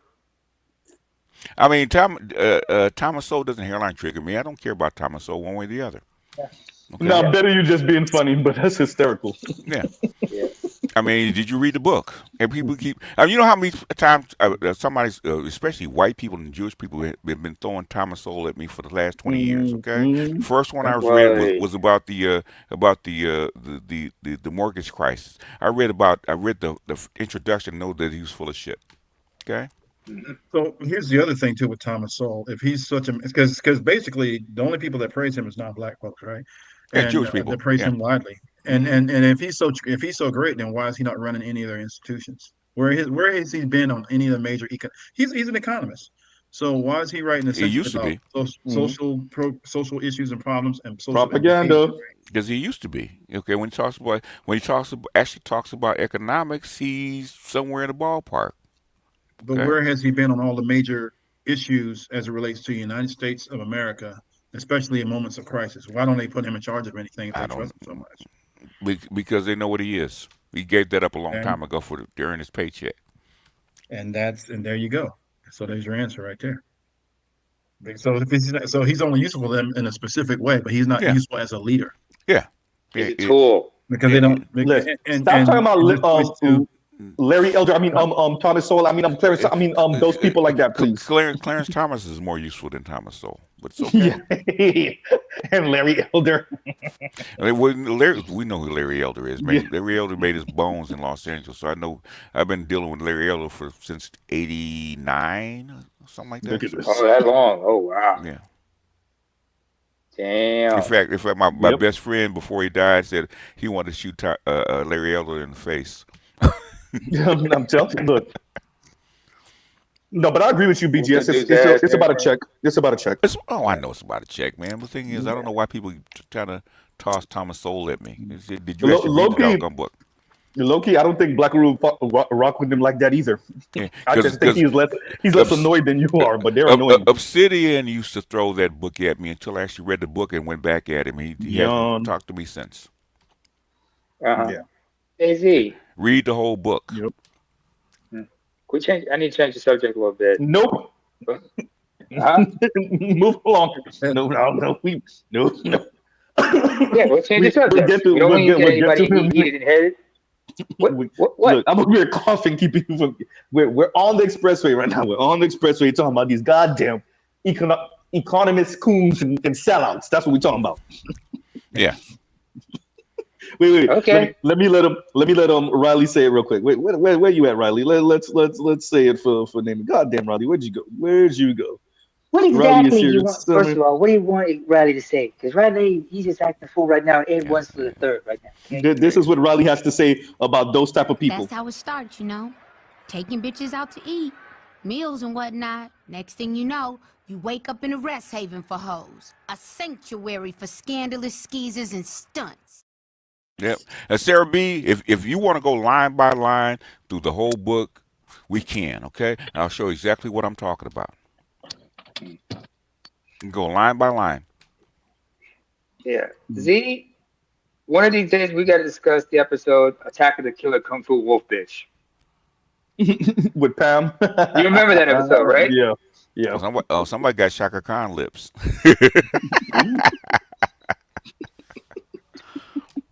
But they don't got the titties. But the black community. The reason why I played that Riley clip is when he says scandalous skeezers and stunts. So scandalous skeezers and stunts is Larry Elder, Clarence, and Thomas Sowell. Yeah, there you go. Scandalous skeezers and stunts. Yeah, definitely. Alan West and all the rest of them mofos. Alan West is probably not as bad, but yeah, he's not. I think you're right. What about Tim? What's his face? Tim who? Wise? Tim who? No, not Tim Wise. Not the white dude. Goddamn, dude. Yeah, Tim Scott. Why I keep on? Because you know why I like this. Yeah, Scott is a politician whose major backing is white people, so he does what he needs to do. So. He's closer to Clarence Thomas. Yeah. He has a really weird smile. This is going to be so shallow, but he has a really weird teeth to gum ratio. I think it really messes up his image. It might, but it makes white people comfortable with him, though. Yeah. Weird teeth to gum. I mean, like, it's shallow, but I don't like. BGS sees what I just did there. It makes white people comfortable that he has a weird teeth to gum ratio, and then he stays smiling in their face. Yeah, he does. We say toujours abri gum, which means you always showing your teeth. But yeah. All he needs is this hat, and it's a little hat that he crumples up and puts it in his chest. Okay. We the boss. Yep. But how does he work all that skinning and grinning though? So what does he get? What does he get for all that skinning and grinning? He gets to be governor of South Carolina. Is it South Carolina? Thank you. Yes. Yes, it's North, right? It's South. I think okay. No, South. It's South Carolina, right? Where he's going. Are you talking about Tim Scott? Yes. Yeah. I thought he was senator of South Carolina. Oh, is he senator? I thought he was. Yeah, he's a senator. Senator. Okay. Senator. Okay, senator. Okay, that's what he gets. Okay. Yeah, I mean, he gets membership in the most exclusive men's club in the world. That's what he gets. I think that's a fair price to pay. Okay, let me clarify that. He gets that at the expense of what? Because he has, in order to get that, he has to, as a black man, in order to get that, he has to give up something. He does give up something, so it's a fair trade for him, right? Yeah, he gets Goethe's Faustian bargain, his immortal soul. Yeah. You we trying to make it moral. Yeah, exactly. I'm sorry. We try to make it moral. Okay. Yeah. What's the price of a soul, as Black Peru said, when you get to the club? I'm moral, and guess where I am? I'm not senator of South Carolina. Look, if he's lucky, he'll get to live out his life, essentially, relatively peaceful and die a nice, natural death. He's not lucky. He'll get tossed out on it. He'll get tossed out. But you know what a guy once told me that sold me my first car, right? He said he's gonna lease him a Mercedes, right? He said even though he couldn't make the payments, but I'm driving it for a good 2 years, baby. Doesn't matter. Let me come say get this. it. I'm driving. There is a person that occupies this space. He know who he is. I'm gonna describe him really well right now. Y'all gonna know who I'm talking about, but I need him not to acknowledge that I'm talking about him. There's a person in this space that I think if he was less moral, he could have been possibly senator of Illinois at one point. When I hear him speak, I'm like, you could have maybe be governor or senator. I know. Right now. We know who he is. Yeah, we know who he is. But the other guy who moves real slick in this motherfucker became president. You know what I'm saying? Real slick person became president. You could have been senator. Hey, we know how Illinois politics is. You know how it is. Yeah, I'm sure he knows. I'm sure he does too. Could have been. You just have to drop the morality and be a slime ball. That's what you needed to be. I know that guy too.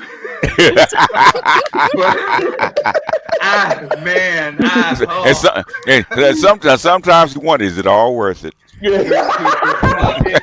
guys mentioned Faustian deal, but how does the Faustian deal end? This will give you a perspective of Illinois. 4 of the last 10 governors have done federal prison time. God damn. Yes. But Blackwood, what's federal time when your name is in the history books in Illinois? I mean, you got to be governor or senator.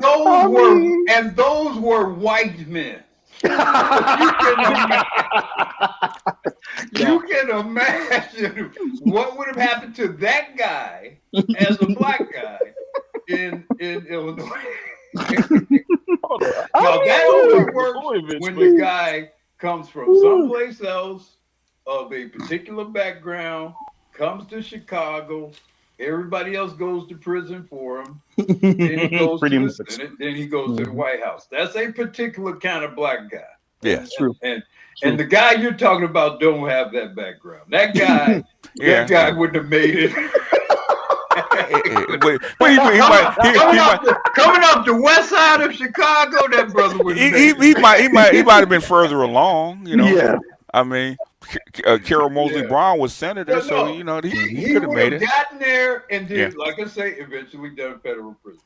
Oh man. Probably. I will say this: if damn, I lost the name of the person I was just going to mention. God damn, go ahead, y'all. I was going to mention another politician, and then it lost me. Go ahead. Well, look at what they did to Jesse's son. Yeah, Jesse Jr. Yep. And the man's wife to federal. Yeah. Yeah. Well, shout out to what's his name? Blagojevich. He's not Jesse though. So. Yeah, true. But I think Jesse Jr. was next up. He was next up, BGS. And they cut the wings off of him. But he's not Jesse. He didn't make the same moves. True. Okay. True. Well, he was a coward. He was a coward. And Obama did things that he was too afraid to do, and Obama jumped the line on him, and that was history. That was history. He was being set up for a credible presidential run, and where he cowered out of running for mayor of Chicago, and that was it. That was it. Yeah. Meanwhile, Obama was kicking ass while smoking Newport. That's who I was going to mention. Chance the Rapper's dad. Chance the Rapper's dad used to work for Obama, didn't he? Hold on, what? They? Yeah, I believe so. Yeah, there was some And, association. Obama and Barack had a different type of talent, so I can see why he made it where he did. Okay.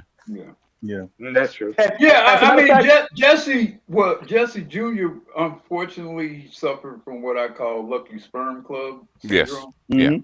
Yeah. He was too much his father's son. Too much. Yeah. But let's go through this. So for those of you that don't know, Funky Academic used to work for Chance the Rapper's dad. Chance the Rapper's dad used to work for Barack. Okay. Yeah. So he and I think at some point his dad or his mother was a judge. One of them were. But Barack was slated. Barack was sent to Chicago by his betters. Okay. By his people. Yeah. By his people. That was all was coordinated. Even Michelle, even the church, all this stuff was coordinated. Barack is basically part of the University of Chicago. And as we see, the wild card, the potential deal breaker in this whole thing was Michelle. Yeah. Yeah. As we see right now. Right. Yeah. She's still a wild card. She's still a wild card. Yeah. Rumor has it, allegedly, Charlie Rangel told him, nigga, you can't do this with no white woman. You better go get you a black woman. That was way before the time. It was decided by his higher ups. Okay, he needed a black woman, black wife. One of the white women that he dated, he said he told her he could not. Yeah, he did. So he already knew, what the plan was. Yep. And it's crazy because he proposed to her like 2-3 times. When she was like, okay, that same white woman that Black was talking about. And when she was like, all right, let's do it. He was like, yeah, I can't do it. He said, no, I can't do it. I can't do it. They had to go a different direction. Yeah, they decided. I'm on a different path. He's on a different path now. Yeah. I'm just Michelle tried to derail it. Michelle tried to derail it like 2 or 3 times, but her mama got her straight. Her brother was the one who qualified Barack. Yes. She said that she thought basically it was the whole, you ain't. He's a dweeb. You ain't thugged out enough. Yeah, he's a dweeb. Yep. And the brother was the one who said, no, he got a little thug in him. Yeah. Just because he grew up white. I would say it's more than that. Barack is a different species, bro. That's a different species right there. Yeah, and I call him a super adaptoid. Yeah, for this guy, Marvel. My man. Yeah, that's that Kenyan side. Could adapt to any environment that he's in. Mm-hmm. He is as socially adaptable a human being that I've ever witnessed. Yeah. Yeah, because he's a Sigma. He's always been in the middle because he's black in a white area. From a white family in Hawaii and other places. Raised by white racist grandparents. But he also spent time in Indonesia. Indonesian stepfather. He got a half Indonesian sister. Yeah. So he's had a lot going on there. Yeah. He's a transformer, man.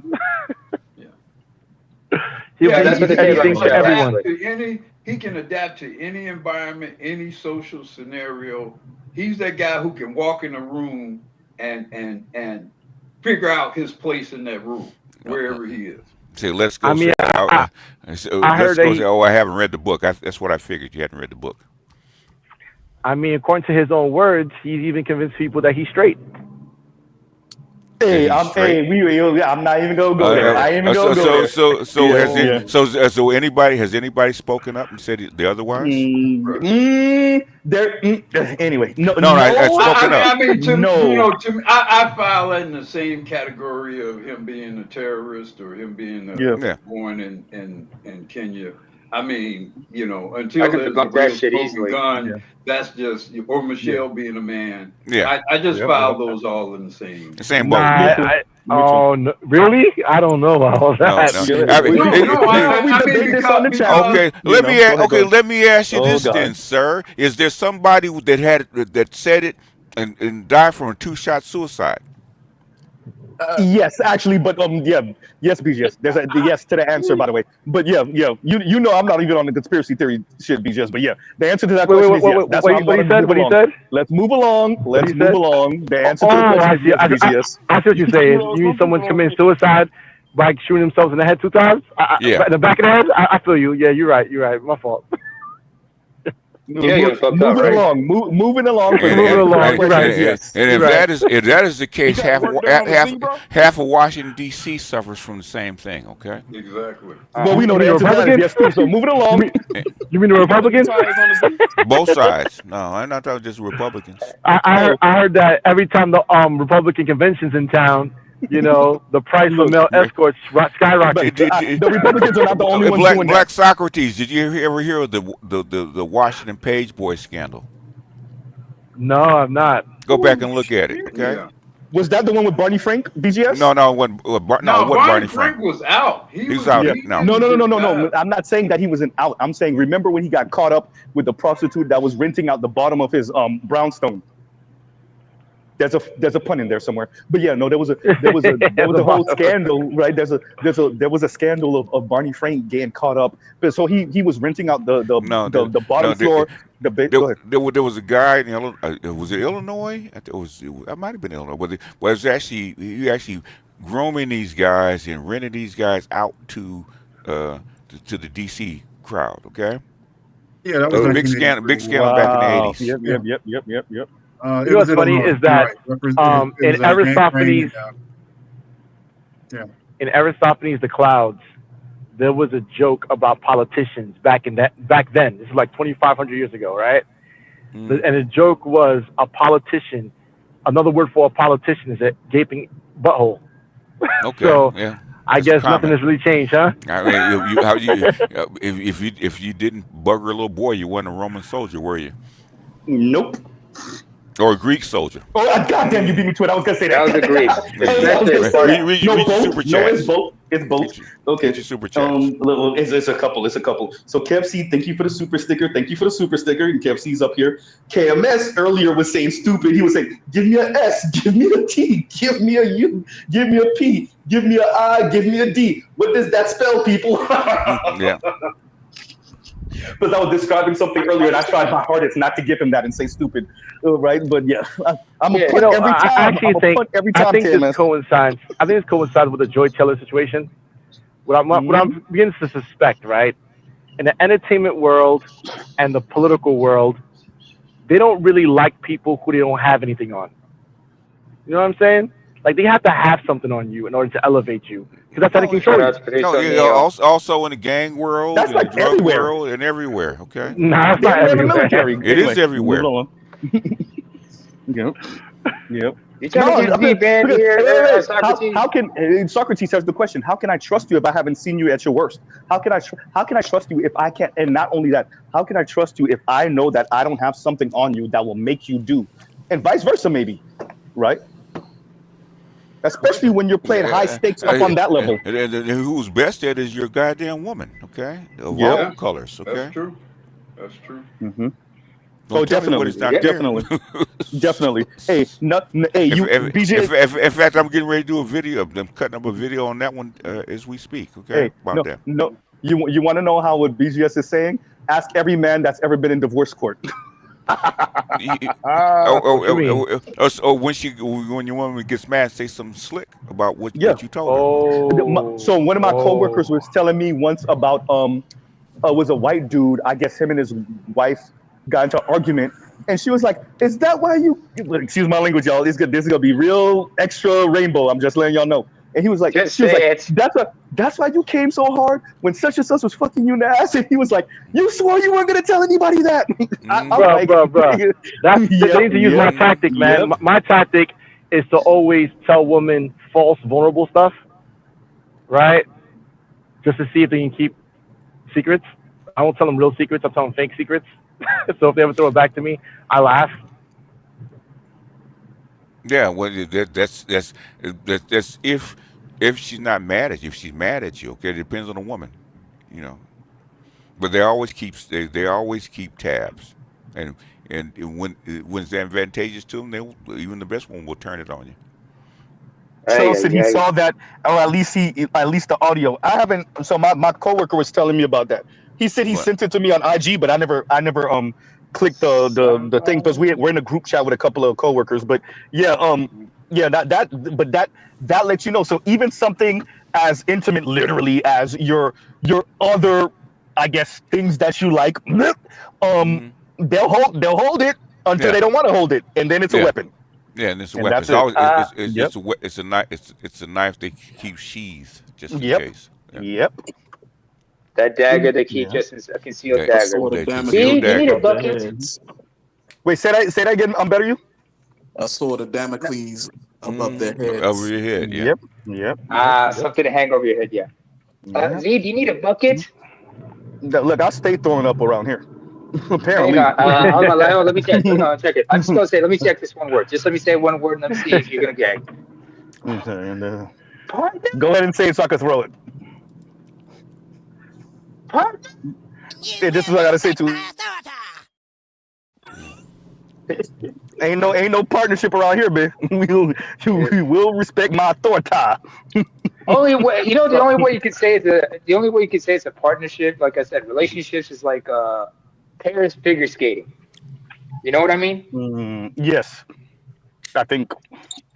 Yeah. Right. How the fuck? Because at the end of the day, you gotta trust me, but I gotta trust you, which means but you have to trust me because you gotta trust me that I won't drop you when I pick you up, or if I lift you, or I swing you around like you see in pairs figure skating routines.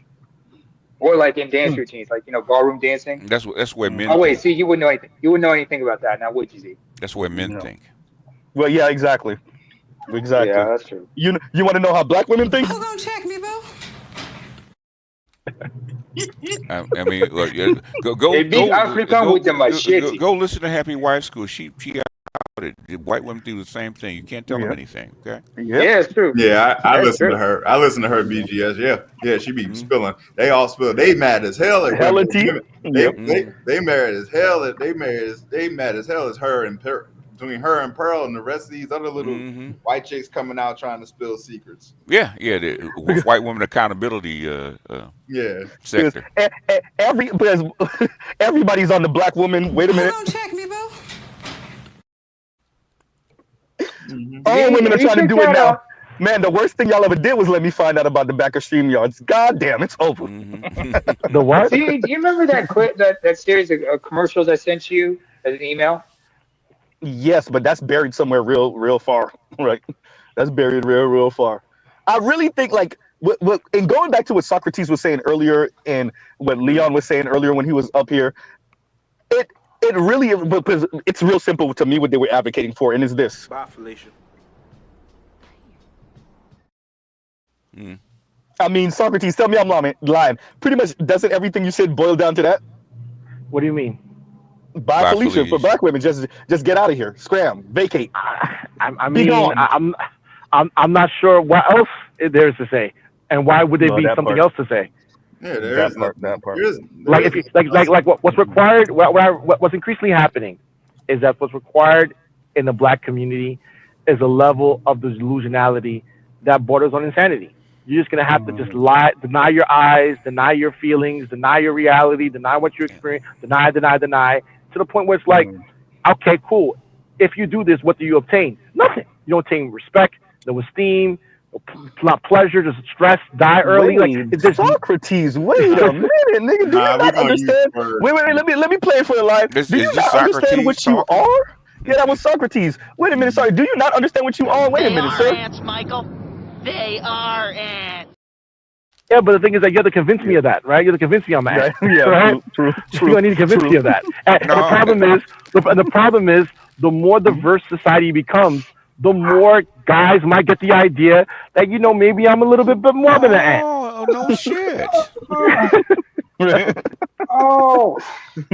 How many times do I have to say that? Like I said, my boy he never dated out. He never dated out. The first time he dated out, he married out. Okay. And why did he marry out? She poured into him. I said she pokeballed him. No, no, like no. catch him. She did what the snow bunny did. She poured into him, right? Wait, It's no do you want me to play it again for you, BGS? But You want me to play it for them one more again? Play it for them. Let me play it for The them. Black Kings get divorced, and then what happens? They're like, F it. We're moving on. Snow bunnies are going to clean me right out. So the snow bunnies get on top of things, and they mix, and they have this beautiful baby, and the process continues. So I do find that Black Kings often go to Black Queens first, and then they're like, snow bunny time. They'll either divorce them, dump them, and then move on. Swiftly move on. And they'll feel all cleansed, you know? Right. Anyway, on that note, do you like my nails? They're very Christmassy. It's almost Christmas. Divorce season's round the corner, which means snow bunnies warm in January. Yes.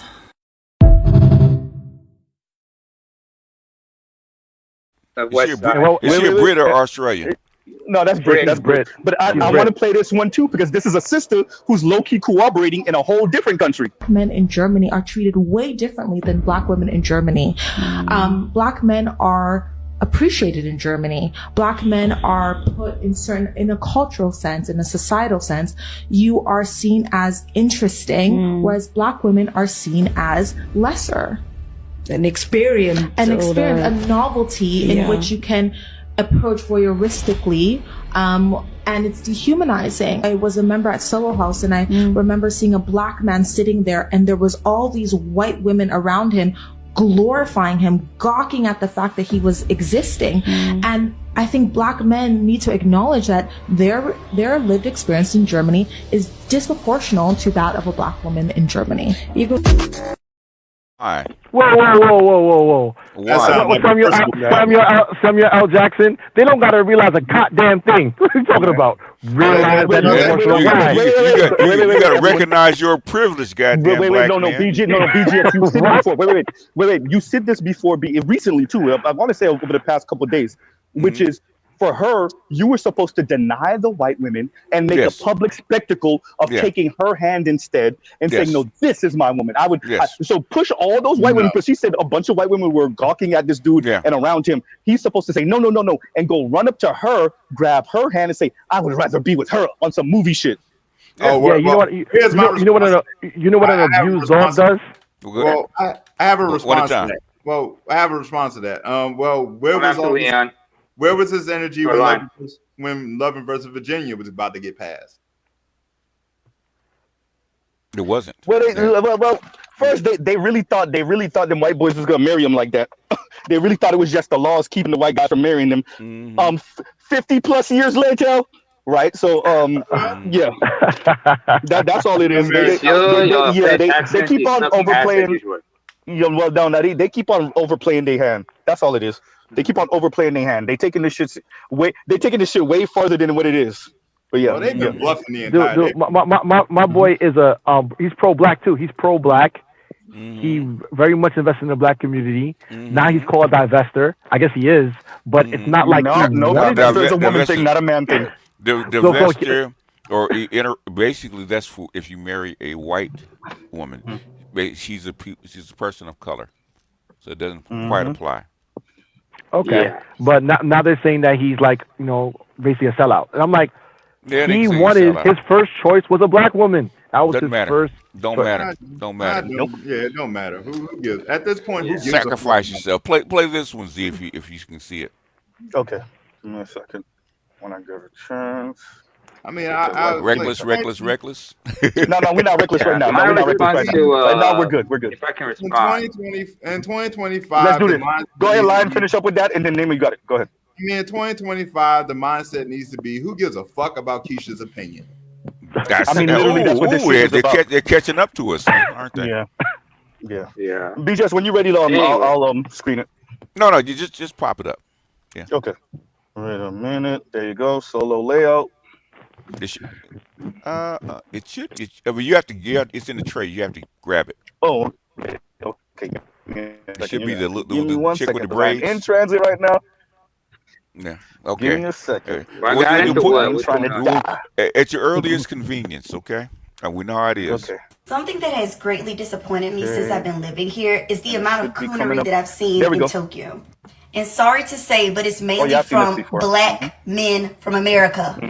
The way that I have to watch y'all treat me and my fellow black sisters like shit, but treat the Japanese women all delicately like they're special flowers is insane. The amount of times that I've met black men from America who give people the N-word here is crazy. I recently went to a club and this black guy was asking me how my experience is here dating, and I was telling him, and then he was like, well, I'm in heaven here because, you know, they like fetishize us, so they be worshiping us and doing whatever the fuck we want, so I'm in heaven. What? None? Or the black men that'll be talking to me, and then when we get done, they're like, I enjoyed the conversation, you're so cool, I love black women, I worship black women, I wish there was more in Tokyo, and then we'll go over to their Japanese girlfriend and then talk shit about us. When black American men get over here, the coonery be on 10. Y'all need to pipe down because they do not give a fuck about y'all. That sounds like a personal BGS, problem. send me that. Secondly, I would pipe. I'll do it. I would do it. And but nah, bro, I can't deal with this attitude. You jealous, bro. Listen here, lady, you're jealous. We could smell it through the screen, lady. You jealous. Goddamn. You know why? Like, you want me to send? You want me to send that one to you? Okay. Please send that to me because You know why I'm gonna those make a men- whole stream about these types. Go ahead. You know, I'm gonna make a know whole why stream those about it. I got a bunch of them. Okay. Send them. Those men are going for the Japanese chicks because they can always find your black ass back in America. You ain't going nowhere. Yep. You ain't going nowhere.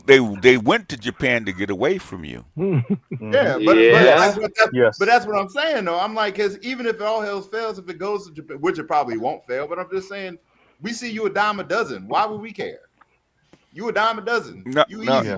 And then, like sand to the beach. Like I said, I could have stayed in America to get you. Yeah. I didn't come here to get you. I ain't come here to get you. Same thing in Thailand. I didn't come here to get you. It's sad. You know. You she came here just to get, messing up you came, opportunities. That's all it is for herself. That's all it is. Ain't nobody come to see you, Otis. In other words, you can't make it work with the Japanese men. Okay, that's not my problem. Yeah, that's your definitely problem. not. Definitely not. not. Put it this way: the brothers. Wait, here we go. The brothers left America to get away from you. You went to Japan to go get one of them. Easy to find him. Yeah. And it ain't working. You couldn't make it with the Japanese guy, and so you want to do like you've always done back in America is fall back on brothers. Go back, like the same shit here. They climb up under Brad or Ahmed or whatever. Then they get treated like a prostitute. I got then they want to come back to Jamal and Daquan and them. Same thing. Wait, did y'all see the video? There was a heavyset sister that said exactly what Black Rouge just said. She in South Korea. She's in South Korea, and that's exactly how they all see her. Yeah. So no, that's all. That's not about black men. That's about her not getting picked chose by Chang Lee and them. That's what it's really about. But she want to blame black men for not getting picked by Chang Lee and them. Yeah. Yeah. Yeah, she wants. We're not getting picked here. Well, I don't have no problem with it. I'm in heaven. Yeah. I mean, if I'm a black dude, I came here for Japanese women, and I'm getting Japanese women, so it's all good on my end. Exactly.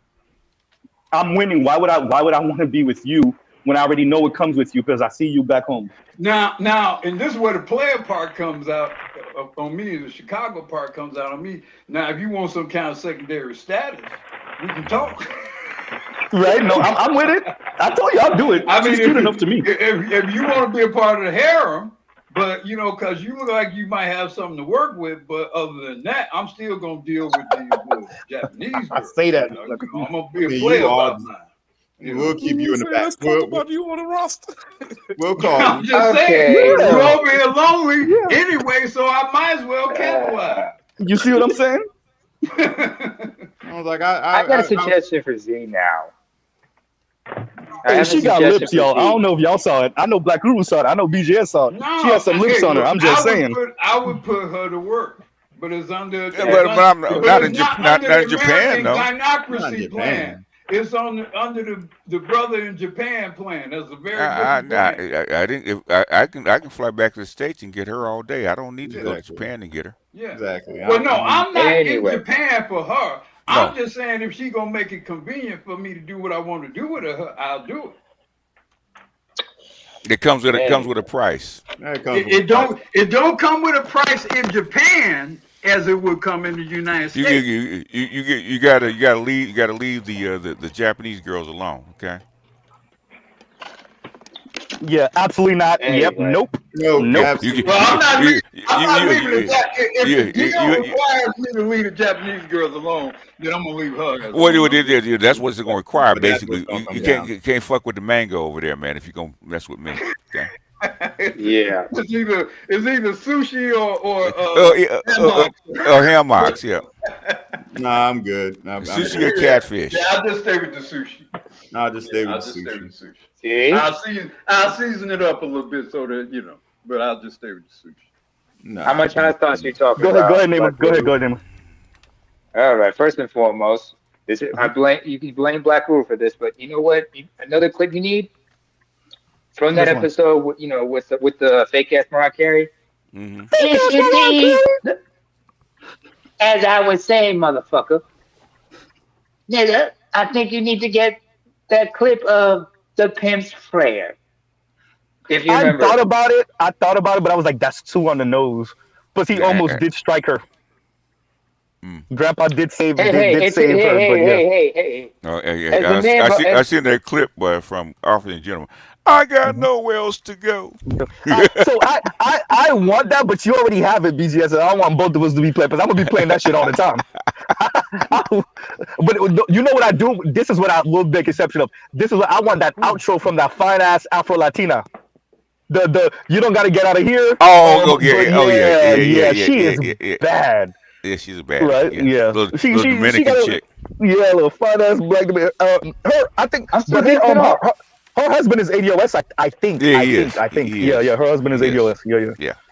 Shout out to them, because both of them work for. I watched the interview with them on Jennifer Hudson's show, and both of them work for rival stations. Mm-hmm. They did. And it's just funny. Yeah. That's funny. Shout out to her. Shout out to her.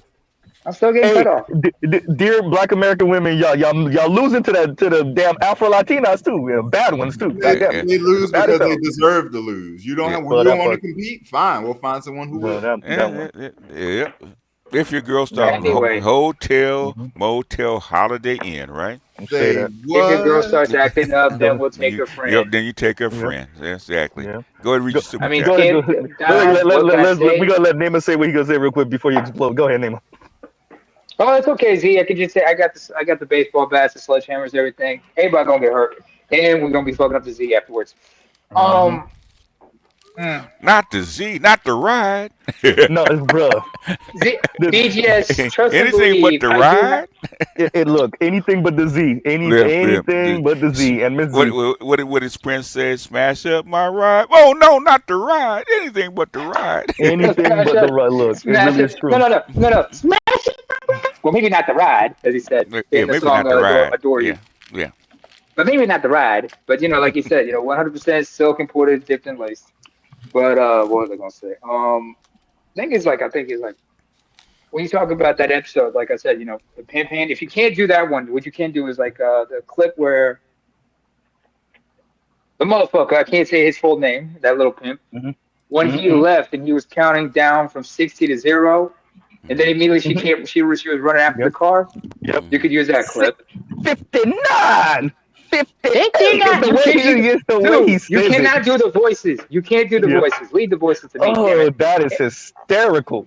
Shout out to Cat Williams. Shout out. 59. Yeah, you don't understand this shit, my nigga. So please put away the cranberry. That's not for you, Z. Stick to the plum wine, all right? Stick to the plum wine, motherfucker. Insanely funny. I mean, dude been playing pimp roles for what? Damn near. When did Friday After Next come out? Damn near 30 years. 20 some odd years. 2001. No. You gotta go back. Yeah, 2003, I think. No, 2003 to 2000. So let's say 25 years. Yeah, let's say 25 years. And 25 years. I'm not tired of it yet. I'm not tired of Cat Williams playing this role yet. Money Mike, you know what I'm saying? Money Mike. Nope. But the thing I've got to say about the response regarding that black woman was talking about, like black men and black women have different experiences in Germany. First of all, yes, you got to be a little more specific because, first of all, did you know that, brother? Secondly, what type of black man are you talking about? Because, You say black men in Germany, we're talking. What are we talking about? Are we talking about ADOS men? We're talking about men from other parts of Europe, black men I from other thought parts about of that Europe. too. We're Yeah, talking yeah, about yeah, African. Are we talking about African men, African, Germans, or Germans who were No, born and raised but of she's talking immigrant about descent? she's talking about African American men. yeah. That's what they're ADOS talking man. about. I Yeah, don't. because Yeah, African men don't get the same play that ADOS men get. not to the same extent true. Very Yeah, true. and that was a let me explain. That was a lecture Yes. specifically intended to be directed to African American men. American That was men. a shaming. That was not a Yep. shaming to direct to Nigerian No. men or to Ghanaian men. That No. was a shaming specifically to African American men. I Yes. promise you, she Yeah. saw Terrell over there getting down and was hating on Terrell over there getting down. I promise. Yep. Yep. Black skin Chances and are do this. Terrell with the black GI. skin and the blue passport. Yeah. Yeah. Let me. It's not my Who do I fault. want to read this? I want Lion to read this. Lion, when you get a chance, read this super chat for me. There you go. You spoke right on time. Go ahead. I'll read this. From Chef Butter Biscuits. Appreciate the $5. Since we are attached by the hip, how do we expedite the separation faster to avoid being dragged down by them? And how do we deal with the mandingos? Let them drown with them. Let them drown. I didn't expect BGS to say that. That's why I'm laughing. In fact, give them two. Okay, here's mine. You can have her too. Okay, go down faster. Well, the biggest issue is going to be to what extent, because a lot of your Mandingos, those are y'all brothers and y'all cousins. Yeah, So, they can drown so too. to what degree are And you I'm going to pretty be willing sure to cut I off? told.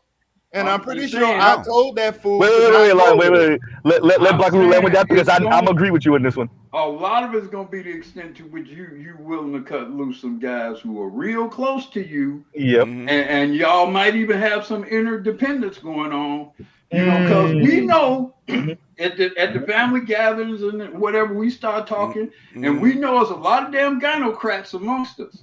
And they good guys. And they our brothers and our cousins, and we love them.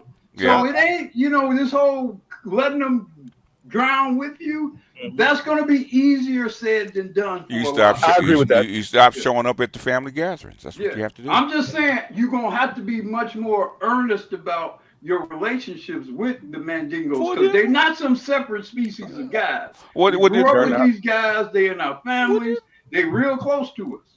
Well, you drown with them then, if you want to. I'm just saying, you are going to have to make that choice. Yeah, you are. I agree with Black Uru that it's especially it's easier said than done. This is 100% true. With that, I'm with Lion and I'm with BGS on the. Hey, I done told you what it is. I told you who she is, and if you decide that, hey, okay, fine. If you're a single black male, you're doing okay-ish in life. You're 32 years old. You making 55,000. You got your own place with a roommate, and you go sign up to be dating some single baby mama who's 7 years older than you, and if you sign up for that, if I tell you what it is, if she start getting evicted and whatnot, I can't help you. I told you what it was. Yeah, that's on. Not forget all that. Your black ass already know because you've been out here. Because if you're my friend and we came up together, your black ass was right next to me seeing That's true. You already here, so you of all people should know better. You don't want to know better? Right. Hey, go play. Have fun. Yeah, go have fun. Oh, wait. Lion, there's a correction, slight correction. You said if you don't want to know better, no. If you don't want to do better, because you already know better, like you said. It's what you gonna do about it? Yeah, exactly. What you gonna do about it? Do better. Your ass was right here next to me, and you saw the dysfunction. So what's to save you from? You already knew. But that ass though.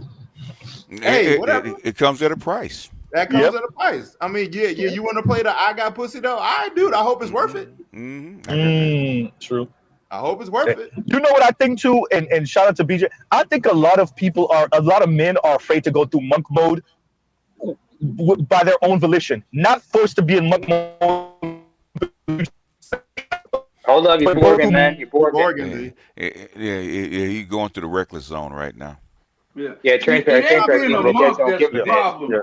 It ain't being a monk that's the problem. Is the not getting the pussy part. No, you can't be a monk without the pussy. Without getting the pussy, okay? You know, a lot of guys like, I can be a monk, but that means I can't get no pussy. I mean, it's just they can't even deal with the drought. They can't deal with a drought. That's my Okay. that's my Yeah, well, point. That's my point. you gotta get off the That's sugar, my point. man. You gotta get off the Hey, sugar. you gotta get up. You gotta kick the habit. You gotta kick the habit. I'm like, because you already know it's costing you. You already know what the cost of that is anyway. I mean, hey, no, yeah. But I'm like, would you want to play the I got? Would you want to play the I got pussy though card? If you gotta have your shot every day, man, stay an alcoholic if you want to. Yeah, you gotta stay over there, but don't come I crying. think what happens is not getting pussy, or not even just the whole apparatus of getting pussy, exposes the emptiness of your life. Like once you come out of going after women, getting pussy, dating women, pursuing women, talking to women, once you get away from that, you like, damn, I ain't got nothing going on. You had to go through monk mode during COVID. If you didn't learn anything then stay where you at. Yeah. Okay. Nah, but the thing is, this needs to be said out loud. A lot of men are afraid to be alone. Okay. I agree. Yeah, but they're already alone. I agree. But they're already alone. They're already alone. Yeah, but there's a difference between forced to be alone and willing. I get what I'm saying. If you pick a different group of women, how are you alone? True, but no, I'm talking about no. I don't care about that. If you said being alone, right? If you pick a different woman, how are you alone? I got no pushback for that. You're 100% right. But Keisha though. Yeah. I do. To be fair, I do. To be fair, I hate that word. I'm saying there are cultural elements connected to Black women that we have to consider in terms of evaluating. What's the real? What I'm saying, if you let me finish my statement, that you have to ask yourself the question of what's the real value of it. No, I'm not saying stay plugged into Keisha because we love her or because she's particularly valuable. I'm saying you have to ask it, what is the real value of Keisha? Because I think once you consider the value of these things, I think it's easier to pull out of it because you'll realize, hey, I'm not really getting that much from this shit anyway. But I think without asking that question, we assume or default into believing they have some value that upon examination doesn't really exist. You already know what it is. The thing is, which do you value more? Your piece okay, of her do vagina? you know what you value? Hold on. Do you know what you value? They do know what they value more. I don't think a lot of Black men, I think if you look at the decision making of a lot of Black men, I don't think they have that priority in order. Yes, they do. Which is why they continue to make those mistakes. They'll continue to lie down with Keisha. Before you go, BJ, wait, everybody, wait, elders, wait. Go ahead. First, y'all got me swinging over here like a goddamn pendulum. Because this one, I actually kind of agree with Black Google. I don't think brothers are sitting down and evaluating their life. We might do it here in these spaces.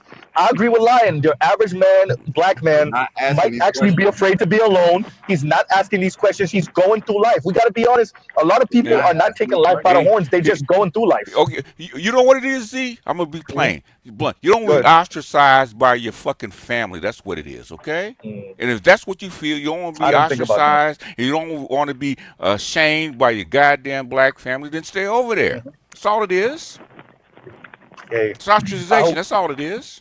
Hey, I hope you got floaties. Hey, Keisha though. You don't want to be with Keisha because you know how Keisha is. Keisha comes from your family. I mean, Keisha is connected to your family. Because your mama's trying to push Keisha on you. You just have to I was about to say that. Hey, let's be honest. You met Keisha through one of your cousins. Yeah. Or back in high school. Well, we don't have that. Well, we don't. They don't do that no more. Like that hookup and putting them people on. Yes, they do. No, that still happens. It don't happen like it used to, but it still be happening. Not like it used to. It still happens. Yeah. True. Not like it used to. And y'all look for Keisha even on dating apps. Y'all look. No, that's a fact. No, that's a lot of numbers. You guys will fly Keisha out from Philadelphia to Chicago.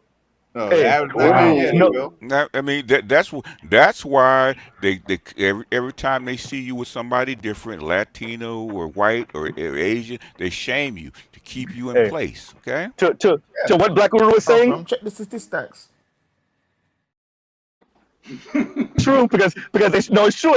Based on online data, black men, like all the men, like we were saying earlier, all the men want the women from their race primarily. All the women want white dudes first, and then everybody else. Y'all pick Keisha first.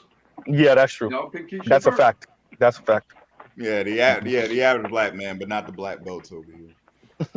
No, and less and less because you see the percentages keep going up. It's becoming less. It's becoming less and less every single year. That's why they're crying about it.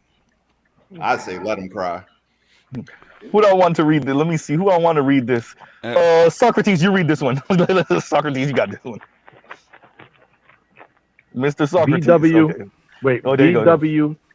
Basket thing. The others full court basket press. thing. Yeah.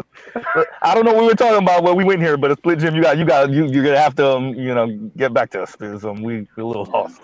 I don't remember. I'm a little confused by that one. Yeah, me too. Me too. I think that's probably he's probably talking about the Germany Germany thing, the Japan thing. Like black women always still trying to run 1-on-1 while other women of other races run full court press. I think that's what he's trying. I think that's what they're trying to say. I think so. Your tall ass, of course you would understand a goddamn basketball reference. Moving along. Anyway, you ain't gotta do it like that. I'm a height like a motherfucker. Fuck all you 6 foot tall plus, all the BGS's black Urus and Lions, all you over 6 feet niggas. Look, what did Kobe say when Shaq said, Kobe, there's no I in team. Yeah, but there's a me in that motherfucker. But all the 6 foot plus tall Lou. I hope y'all choke on that air up there. No, I'm playing with y'all. Go ahead. Because we still gotta deal with. No, but we still gotta deal with the Lilo and Stitch lady from the video. She got. I've been doing this shit for so long, man. It always comes down to the same goddamn thing. Wait a minute. Black male guilt. That's what it comes down to. BGS, wait a minute. We gotta let Better You get that out because he gonna say something that you gonna laugh at. Better You, what did you say when I said I hope y'all choke on that air up there? What'd you say? I said, Mr. Popeye Biscuits ain't talking. Right, yeah. Hey, you better put some butter on that bad boy. Look, so BGS, because I listened to the replay, I didn't realize that you were asking me what I got. I forgot because I did say something. So I didn't actually get biscuits, but for the order I made, it doesn't come with a biscuit, so I didn't get biscuits, and I was kind of mad about it. And yes, I eat my biscuits dry. BGS is not making that up. I actually eat my biscuits dry with nothing. He just admitted to being a psychopath. So now we know Mr. Z is a psychopath. Hey, ask Mr. Z's parents. They ain't know Mr. Z's that kind of guy. Okay.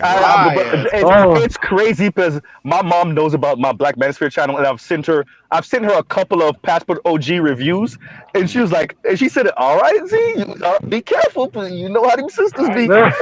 Exactly. See. I mean, you're involved with it, sister. Was, "You all right now? You better be careful." You know what I'm saying? The sisters be. You don't want to run afoul of the sisters. You know they run. Literally, that's what she was saying. Literally, that's what she was saying. By the way, Z, we gotta put you on the workout plan, Z. Hey, no, we got to because like I said, he's getting that gut, man. He's got that gut. No, the gut is real now. You gotta work it. The gut is real now. Hey, bro, if you need a workout plan, let me know. He went from basically he transitioned. No more skinny jeans. No, definitely not. That's a long time ago. That's gone now. That's gone now. BGS, you understand something. Wait. Look, BGS, you have to understand something. We are witnessing our man here transition from Wyclef Jean to Damon Dash. And then eventually he's going to turn to CeeLo Green. Damon's weird. Damon's got a weird name. No, he's going from 1980s Bobby Brown to 2024 Bobby Brown. That's where he's headed. Sounds about more accurate. Listen, man. Listen. Health is wealth, man. Seriously. Health is wealth. This is true. And it gets harder when you get older. So it's good to have good habits. And you don't necessarily need to go to the gym. You can do calisthenics. You can do weighted stuff. There's plenty of modalities you can utilize to keep yourself good, man. Put him in a class. That way he learn how to dance while he's at it. All this free fitness out here, Z. Ain't no excuse. I'm gonna say this. I want everybody not to say anything, but yeah, I'm gonna have to learn to dance for a certain something. If y'all understand what What Z you is saying. Wait.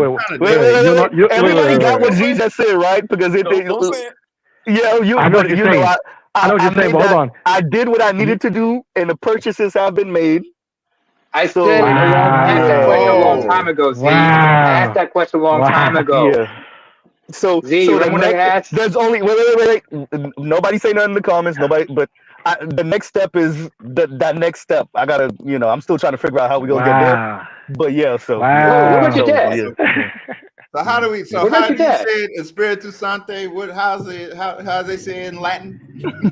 How's they say the Latin prayer? Right? No, but remember, my lady's ADOS, so But yeah, yeah. So are you gonna make a sign of whatchamacallit? I don't know what I don't. You know what? I've thought about it, and that's on the table. But I'm definitely No. It's a must. Because my question is, if your relationship is so great, right? Why can't you sign it? Right. The only reason why a person would hesitate is because they have some intention of peacing out. That's why I see it. Please do the smart thing I didn't do when I got married and then divorced. Please do the prenup. Please do it. Thank you. Please do it. All I can say. Thank you. Because people change, man. People also change. So you marrying one person, and 10 years down the road, there's someone else for real. I hope I've seen some things, happen, man. but just put this parachute on, man. Just put this parachute on. No, I'm with y'all. I'm with y'all. Whatever you do, don't make any type of lifestyle promises, or especially. Oh no. So that was the first thing Z did when we started dating. Was that you're here for we're just gonna chill out. You're here for the experience. We're gonna enjoy each other's company and time. But that promise of lifestyle. Look, I don't know what some of the elders was on back in the day. I don't think they were promising lifestyle neither. But some of our moms and aunts got that in their head, and that's what they were on. I made sure to nip that in the bud early. Hey Z, if you throw a party, let me know. I'll bring a gift. Yo, Mr. Z, let me ask you something. Go ahead. When you have to ask, are you gonna approach it the same way Common did in the Come Close video, outside that woman's door, just show I don't nothing but remember pictures this. and everything? I don't remember. A song called Alexa, play "Come Close" by Common featuring Mary J. Blige. No, I saw the music video. I just don't remember it. I know the song. I saw the music. I just don't remember. Yeah. All right, you know you got to lay off them biscuits. Are we living in definitely, because guess what? We gonna be wearing a fitted suit. By hook or by crook, Mr. Z gonna be wearing a fitted suit. I don't know. We gonna make it happen. This nigga's gonna have me something custom made. I said fitted suit. Sorry, fitted tux. That tux gonna be looking like I just fell out of a goddamn European magazine. That's what I'm promise you. We're gonna hijack you and send you up there to with Charles. He's gonna look like CeeLo Green in the Bright Lights Bright City video. Remember? With the tux and everything. Mr. Z, how much do you weigh? Right now I'm at 195. Woo! I should be at like 170, 175-ish. But how tall are you though? Dude, I can 5'9". No time. No, you're right there. Yeah. 20 pounds. You can do that in about. Let me see.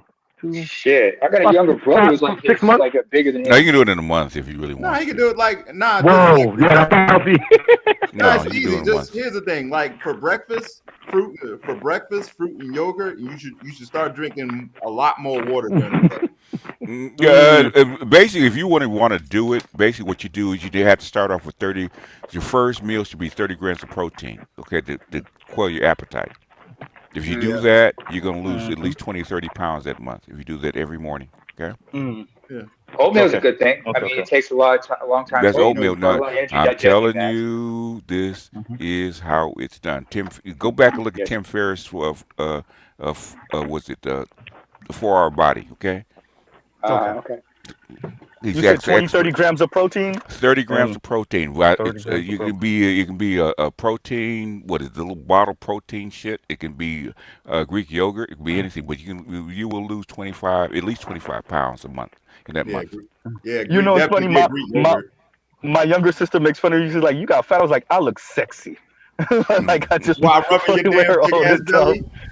time. Yeah. Hey, it's funny because you say that, and I really do be doing that though. I really do that shit. Go ahead. What was it? You're a Z plus now, huh? Yo, but I mean that, but it's instead of 240Z, you're 260Z. 260Z hysterical.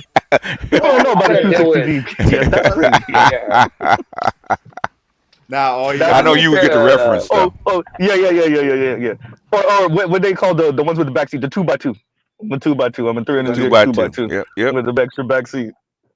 No, that's go. But Yeah. so y'all that I'll let y'all know when that happens. Y'all will be maybe the second. I know, obviously family, but yeah, so that's the next step. We'll see. I'll crash the wedding. Yeah. Hey, Trail said the same thing. Well, we ain't gonna say congratulations. Yeah, we ain't doing nothing yet. But yeah, we taking the steps. We taking the steps. So well, it's pre-approved. If Z dropped 20 pounds, you know what happened. Okay, what's getting ready to happen. Definitely. Well, this is about to happen anyway. The 20 pounds is gonna be happening in the process. But yeah, we doing this regardless. This Z, by the way, yeah. I just remembered when you were talking about like how much you love the Z and everything. I'm sorry to say this, but we're gonna have to bring back the show South Beach Toe. You know what I'm saying? Oh, South Beach Show. That was excuse me. I only watched a couple of episodes of that show, and it was I don't know. South Beach really does work like that though. It's not as fast paced as they made it seem on the show, but it is No, it's too pretty dramatic. It's quick reality pace. TV. Yeah. But it is quick pace. But one of the best yeah, you will get your characters. car towed though. So it never happened to me because me and my friends were really good on paying tolls, keeping time. And remember, this is before like the pay by toll stuff really hit. But yeah, we're really good at that. When me and my lady go out and we have to park somewhere like that, she's the one that handles the parking situation and everything. So I haven't got my car towed ever. From that show, knock on wood. I've never gotten a car towed. Yeah. So but knock on wood. But one thing, what I think I remember was one character I remember from that show was this woman named Bernice. Mm-hmm. You mentioned like the light skin, the same slice. While we local right now, but go ahead. Laura, she was a dark skinned, he said, dreadlocked motherfucker, and she was like as rugged as hell. She would kick your ass every time you try some shit. There was some scenes where she would really have to manhandle people when she had to tow the truck, tow a car, or something like that. Or one time when somebody blew smoke in her face in the office when they came to get their car back. Let me do his name before we end up in a whole different country. And Spain Man says Z is a man after my own heart with them biscuits. Look, we eat them dry, Spain Man. Let them know that we eat them dry. Number one. And Liam says Z Papa's biscuit looking and eating boy. He would lose 5 pounds in a week. Yeah, I think that's definitely possible, especially if I follow the plan. If I follow the plan and stay away from the fattening shit, yeah, we could do that. We could definitely do that. Don't forget to do your squats. Shout out to you eating them damn dry ass biscuits. Sure, been flaming me about the biscuits for at least a good year. Go ahead, yo. On a serious note, though, what you really want to do, because the nutrition is more impactful than the exercise and calories you can burn.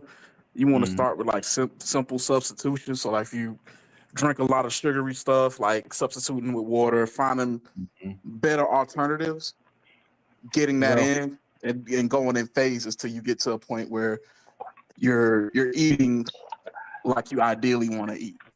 More fruit. And so I lost weight because I told y'all 195. I was at 205 at one point, but I cut out the monsters because a telescope flamed my ass for the monsters, and I cut that out and drink water. Monster energy drink?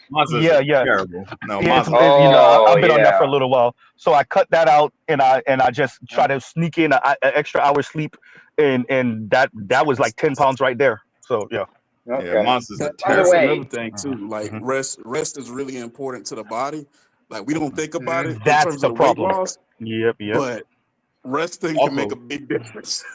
Stretching. That's a big problem, better you. Stretching too, That, though. that's another big problem. But the Oh, yeah, that's sleep, for y'all old man. niggas. When Sleep, listen, this nigga's that's for y'all old niggas. But no, the sleep thing. Now that's gonna be the hardest thing because that I wake up at the latest if I know everything's good and I ironed the clothes the night before and everything. The latest I wake up is maybe 5:05. But usually I set my timer for 4:55 in the morning. Right, 4:50, 4:55. So yeah. Yeah. Z, one thing though, because besides this weight loss, everything, you got to also worry about that, like that sleep apnea shit you got to deal with. You deal with that shit, right? Because you have a snoring issue you mentioned before. Yeah, no, wait. Let me actually read this because Black Okay. Wealth and Power. And I got you in 1 second. Give me a second. Black Wealth and Power says, okay. Black Uru, this is for you if you're still up here. Yeah, Black Uru is still up here. This is for you. Black Uru, if you don't mind reading this super chat, please and thank you because it is directed towards you. All right, Black Wealth and Power, thanks for the $10 super chat. Mr. Uru, BGS, how big of a factor do you think Obama distancing himself from Farrakhan played in his win? Jesse and the minister were close, and his campaign crashed and burned in the 80s. I don't think, I don't think Obama was ever... no, he wasn't. Really affiliated with Farrakhan. I don't think Farrakhan was ever a factor. It was his pastor that he had separated himself from. Reverend Wright. Reverend Wright was much more. Although Reverend Wright rhetoric is not, in some ways quite similar to that of Farrakhan in some ways. Not entirely. But yeah, it was much more distancing himself from Reverend Wright. Yeah, and as far as Jesse. This was the 80s. I mean, he didn't have a shot. He didn't have a shot. I mean, I'm hard pressed to think that any black man could have had a real formidable campaign. Although Jesse did very well in, I think, 88 in particular. But he never had a real shot. So well that he compelled the Democratic. I think both he and his son Jesse Jr. spoke at the convention because he claimed so many of the delegates in the Democratic campaign. So he was a formidable force in the Democratic Party, but not to the degree. I think before Barack, I think the only black man had a shot at it was King before he died. I think Colin Powell definitely could have been elected president. But remember, he said he wouldn't run because his party's too racist. I think he did run. I think he got talked to by Bush Sr. and said, "Let my boy." And that's what I think. I think he played the good soldier role on that deal. Okay, that's what I think happened. Yeah. But I agree with Black Uru on that. I think Powell had it in the bag if he wanted it. Yeah, I think so. Yeah, because he was a beloved. I mean, even by white people, he was more or as beloved by white people as Obama and black people. So he definitely could have won. Obama's thing was timing. Okay, if it wasn't for the mortgage crisis, Obama wouldn't have been there either. No, he wouldn't. He wouldn't. That's true. That's true. No, I agree with that. No, Powell could have gotten in there. Powell could have gotten in there. Yeah. And Black Wealth and Power, you get one of these, and hopefully we answered your question. And talking about Z's, BGS, here you go.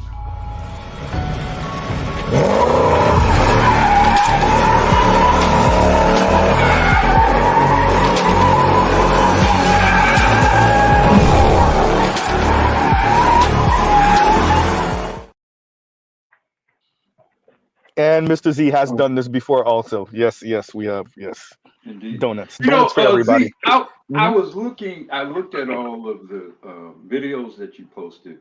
And it's interesting, there was a couple of patterns in all of the, I guess, 4 videos that I identified in varying degrees, but some very clear sort of through lines through all the video. One being the inveterate, I would say, incurable stubbornness of Black American women. The stubbornness of Black American, the unrelenting unforgiving juggernaut of the stubbornness of Black American women, where like the clubhouse thing, the guy couldn't get in 3 words. Look, you know, it was like painful to listen to it. It was painful to listen to it. It was the light-skinned woman that was speaking to Kendra G. And it's great because this is another Black woman, right? And she's attempting to tell you, look, you're not going to change you. You got choices. You can either change you. Okay, your kids are grown. Let's take the kids out the picture. Your kids are grown. You're 40. You're not going to lose the weight. Your demeanor sucks. So the guys that you want that are up there, they're not going to check for you. So you got to go pay for peen. And she just refused to accept it. I'm agreeing with you, Black Root. It's this. No, I want the paymaster, but I don't want to change myself. I don't want to change myself. On the point, the other thing connected to that is that there is a almost pathological inability to have any consideration for what men, particularly what Black men might think, want, and need. They have it's almost like not being able to. There's a part of reality that includes Black men as being human beings, and they seem incapable of seeing it. Black Russo, my title originally was going to be opinion, his, greater, hers. The greater sign, hers. But YouTube wouldn't allow me to put that. I'm gonna try to put it after the stream. But so that's why my title is what it is, which is, and I said this earlier. The problem we have here is, and you saw this with Kevin. This is what Kevin was trying to say. The men you want, what do they want? The men that you want, what do they value, and are you going to be that? And that's what Kendra G was saying. That and that extending that to what you were saying over on Red Pill Sleeper Cell. That's Louis' channel. Somebody's breathing in the goddamn microphone. Please and thank you. Pause. I mean, or mute up. So going to what you were saying, Black. So that lady you saw, she kept on cutting him off, and she was trying to dictate to him and shame him. And notice when she got the most indignant is when he went towards the end of the conversation when he was like, "Y'all can't be rewarding these guys with sex type talk." When she tried to shirk off responsibility on him, and what he's saying is, well, we could start with who you having sex with, and then she flipped out even more than she was already. That was the other through line. Black women have no accountability, and you can refer to the Anton Daniels video. They have no accountability for the behavior of women. Yes. None whatsoever. They have it's like a disease. Any effort at all to make them accountable for women, they automatically go in diversion, distraction modes. They start pulling shit, unrelated shit out of their ass, whatever. It's got to be the man's fault. It's got to be white people's fault. It's got to be the society's fault. It's got to be the media's fault. It's every damn body else's fault but theirs. Everybody else's responsibility but theirs. I'm so everyone that real quick, let me, because I want to just explain real quick, and then you got it. For those of you that didn't see what Black Uru was referring to, so Anton had a panel on the Joy Taylor thing, and the panel started speaking. What they originally were supposed to be speaking about is the women weaponizing their sexuality in these spaces, and somehow the conversation got flipped early to, well, what about the men that are open to it? What about the men that are representing the women? And what about the It was the beautiful irony of that particular segment. Bless her heart. It was a woman who called the female host. Yeah, she did. She called him out on it. And she was bludgeoning them with it. She was bludgeoning with it. She's like, but yeah, what about this hoe? Yeah, y'all talking about everybody. We were talking about the hoe. Y'all brought in the men, y'all brought in all the other stuff, Fox News, but we were talking about this hoe. Yeah, man. Look, so let's do it. Go ahead, KMS. You got it, and I'm gonna read this super chat from Leon. Go ahead. To your point, Black Guru, let's just say everything Black women say about Black men is true, 1,000% true, and they be garnered all the empathy and sympathy they think they deserve. Here's the problem: they're assholes. Yes. That's it. Yes.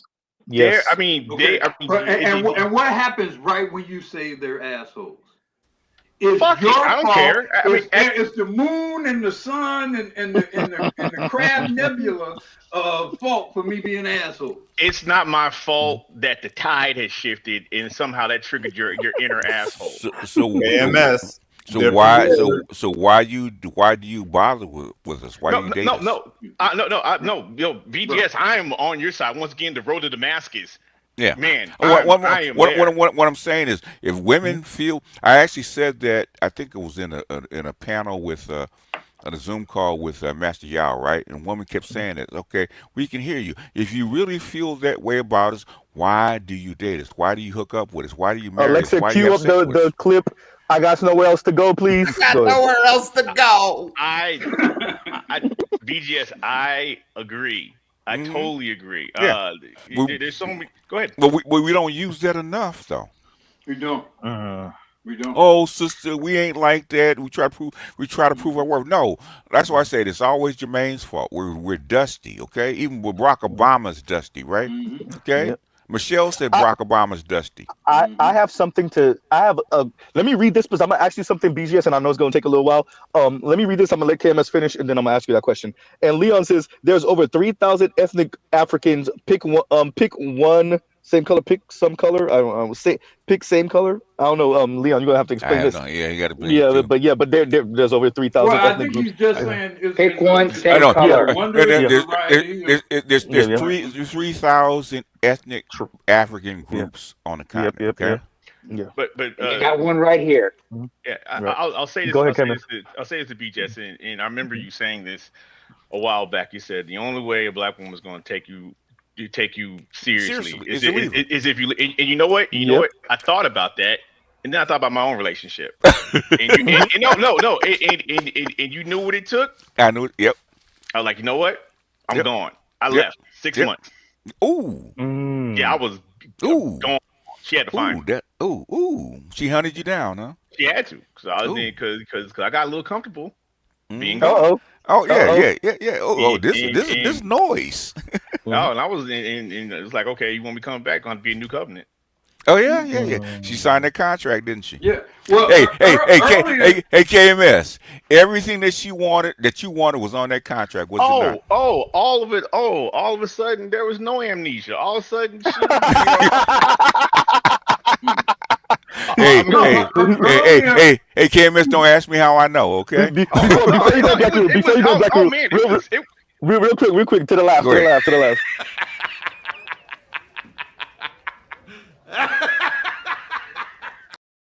Yeah, I think of you pulling this shit out of my ass. Okay, I don't. I mean, not only was she understanding, she was overstanding. Standing on the side, standing on her head. Oh, wait a minute! You even put the commas in, baby. Oh shit! Yeah, man. Yeah. Hey, but KMS, all this went out the window, huh? Don't check me, boo. Yeah, no, it did. She checked herself. You didn't have because to that point where she said, "Who's going to check me?" I was like, "Hey, you know what? I guess it's not going to be me." And I left. Yeah. Well, earlier in my marriage, and my wife pulled that get out thing, so I left, went and hung out with one of my best friends for a few weeks. And she came and got me with my babies. You got that too, huh? She came and got me with my babies. Hey! Probably with no shoes on, out in the cold. Yeah, I was the younger one because you were very quick. Yeah, the sock hanging off. What you got? Let's just say similar-ish situation. I said, because look, everybody forget, I'm Haitian. Mama door always open. And Mr. Z could afford that mortgage if I ever had to. So that ain't nothing. Right? So we went through it and I dipped out. And look, it didn't even did it take a week? And I heard a knock on my bedroom window at my mom's house.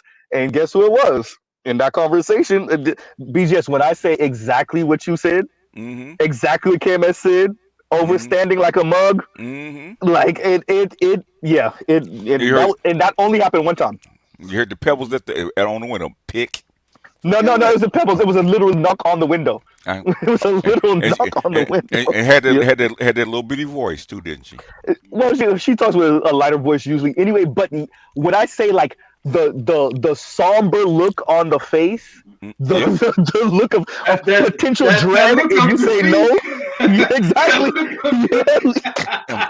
The thrill of victory, the agony of defeat. After that, my wife never again pulled back. Get out. Never again. Yeah. She said some hard stuff. She even hit me once or twice, but she never told me. Not that. Yeah, no. Well, I think when you call their bluff, that's a different conversation then. Yeah. Right. It's more than calling a bluff. It's more of a situation where you physically remove yourself from the situation at all. Like the only I was in a situation where I was like, hey man, look like the only winning move I can do is not play.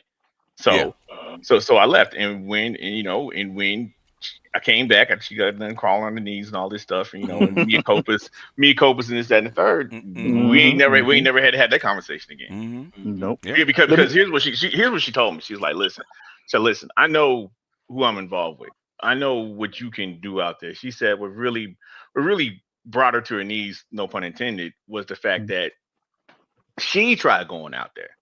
And she was like, what? She was like, what I can get out there. It's not you. It's not even close to you. And say if it was close to you, I have to start at the beginning with this person. With you, we were already here as far as this relationship. So it'd be like leaving level 80 to start back at level 1. And she's still gonna have to do it. Yep. She's still gonna have to do it. Yep. Now, in the quote Patrice O'Neal, because I know name was going to say it, quote Patrice O'Neal. Like, if I was to start over, I mean, I'm gonna start over with a chick exactly where I want her at. What that says some jumps up and down on. What that says to me is you should have pulled the Darth Vader move on her where he changed the terms of the contract. Oh no, I did. That's what that sounds like. No. I know. I said a new covenant. Yeah. Yeah. So you did say that earlier. Pray I do not change them again. Let me do this. I've altered the deal. and BGS, I need you to read this because this is going to go and BGS, then Black Uru, then KMS, and anybody else who want to eat Better You Lion. But this one, I think we're going to eat on this one for a while. If you don't mind, BGS. So do y'all foresee a group of radical black men crashing out over not being able to save black women and proclaiming either get on our program or go extinct? They've already said it. They've already crashed out and said it. Umar said it. Yeah. I mean, I think there's some. I think, however, as time goes by, that population of men are going to lessen because they're going to be supplanted by younger, freer men. And, Umar is what, in his 40s? Your Magic Johnson. No, Umar's in his 50s, yeah. He's in his 50s? Yes. I thought he was in his late 50s. No, he's in his 50s. So that's not going to hold up over the long term. We're basically in the end game of what we typically consider to be the Black American community. And the Umars are emblematic of that. Only this time, if they're supposedly the good guys won't win this one. There won't be a reclaiming of Black America. Hey, Thanos just wins, and that's the end of that. Yeah. Thanos is going to be remade in Thanos's image. Yep. I think those dudes are being disingenuous about having a program to get on. Anyone who says that. Because the dudes who truly have programs, the dudes who really have a team to get on, they are not suffering. Oh, they have a program. They have a program. It just doesn't benefit you. Yes. Well. See, that's it's you being subordinate to what black women and by virtue of proxy, essentially white supremacists. You get with and marry a black woman with kids. Okay, no matter what her condition is, you actually get out there and mentor her boys. Okay, you set up programs and teach and help raise her boys, just like regardless of whether she's married or not. KMS, did you actually think this was going to be mutually beneficial? Wait a minute.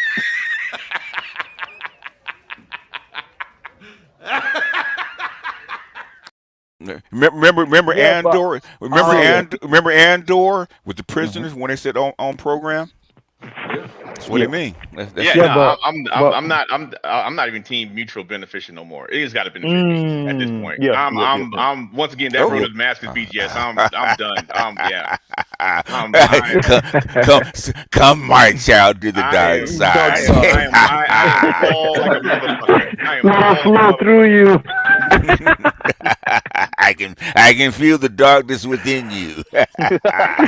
And thank you, Afro National, for the super sticker. Thank you for the super sticker. I get tired of I don't like that bullshit. Like you got to have a program for her to get on bullshit. I'm like because none of these white boys got a program for you either. Well, White boys got a program. The white boy is the program. Yeah, white boys got a program. It's called the White American Pyramid Scheme. Thank you. The white boy is the program. White boys have a program. That's funny. I mean, it's still, but all that is a damn cop out because they use that as a comparison. But now that y'all mentioned that's being used as a comparison to white boys. That's why they. So do that. what? If you can get him, baby. You know what? We should tell them, baby. We'll help. We should start a program to help black men find white boys. Okay. Well, Ed said it already. What is it? Keisha's list. Come pick him up. List. Yeah, pick him up. Shout out to Ed, wherever you are, Ed. Shout out to Ed. Keisha's list. Because Kristen Carrison didn't tell you how to get them. Okay, we need to tell you how to get them. Nobody can tell these ladies how to get them. So what? As is, no refunds. Yeah. No. You can't come back. No. Hey, look.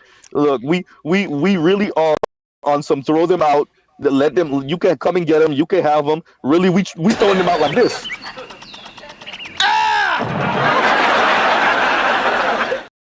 We wrapping them up, driving them with their luggage and putting them on white boys' door. Here they are, okay, and there you with go. their clothes, okay. You want the babies too, okay. and by the way, if they come back, we on this.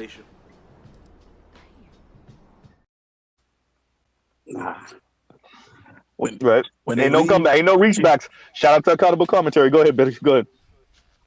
She better not let go of Jack. She better not let go of Jack. Hey, I might do it. I'm gonna try to find that clip. I might do it. We know there are some dark times waiting for Felicia over there. Over there, if you better believe it. Dark times. And they ain't got to worry about one of you guys, John Henry, and rescuing them. That type of shit. There's some dark times for them over there. If you melt the snow, you gotta go. Okay.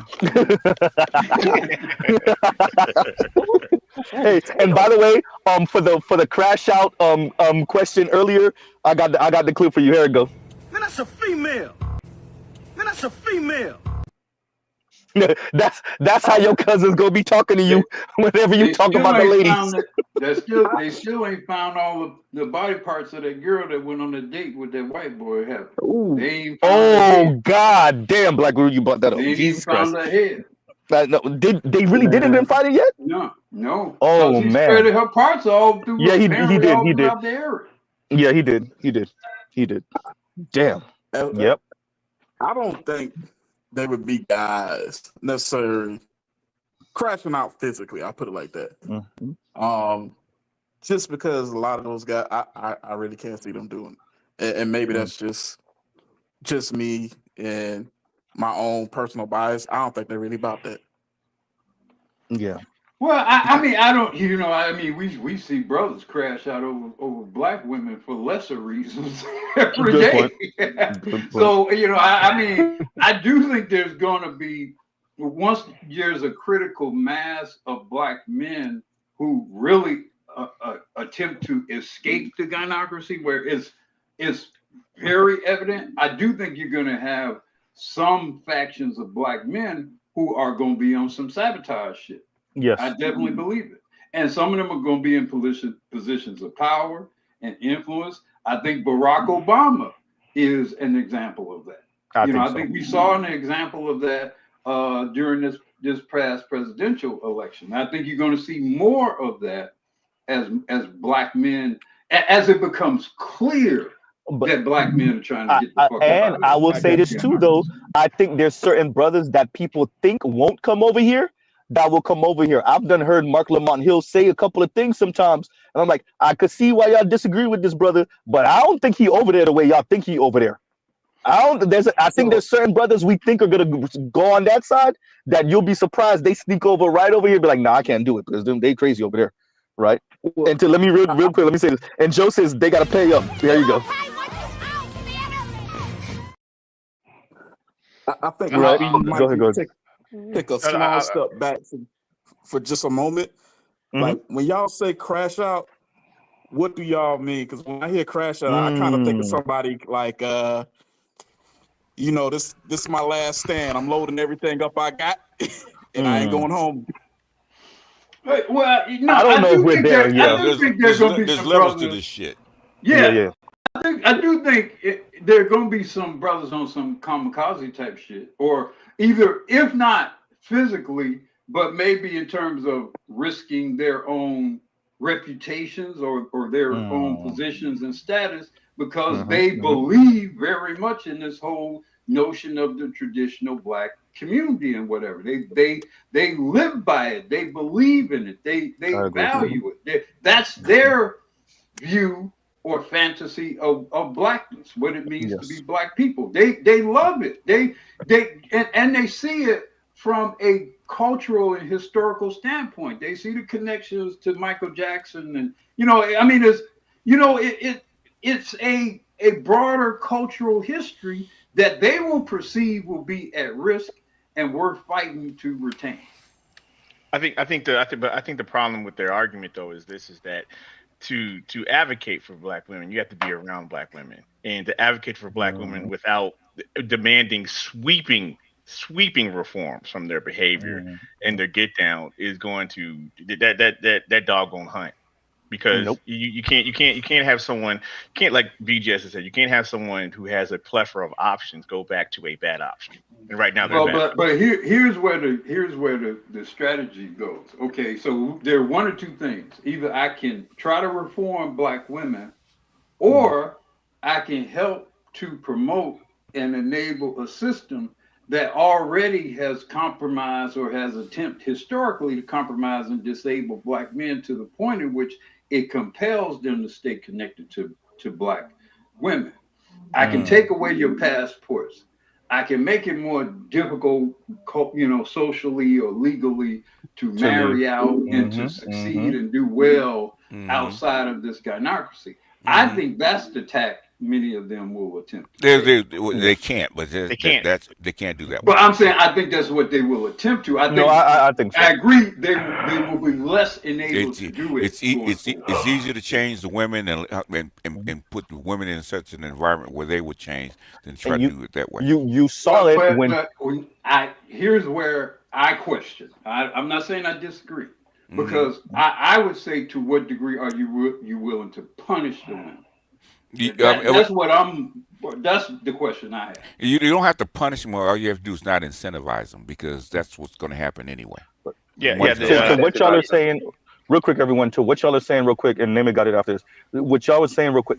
If y'all remember when Obsidian and Miss Foster were going back and forth, and he got her on that whatever trip she wanted to go on, whatever it was, and then she tried to tar Passport Bros with essentially trying to go and find helpless, hapless women overseas and bring them back and I guess abuse them. And that's the vein in which she was speaking, right? So like going to what Black Uru is saying, like I can see that being something that they might deploy. Not saying it will work like BGS is saying, but I can see that as an attempt, because she literally just did that. That was last year? So yeah.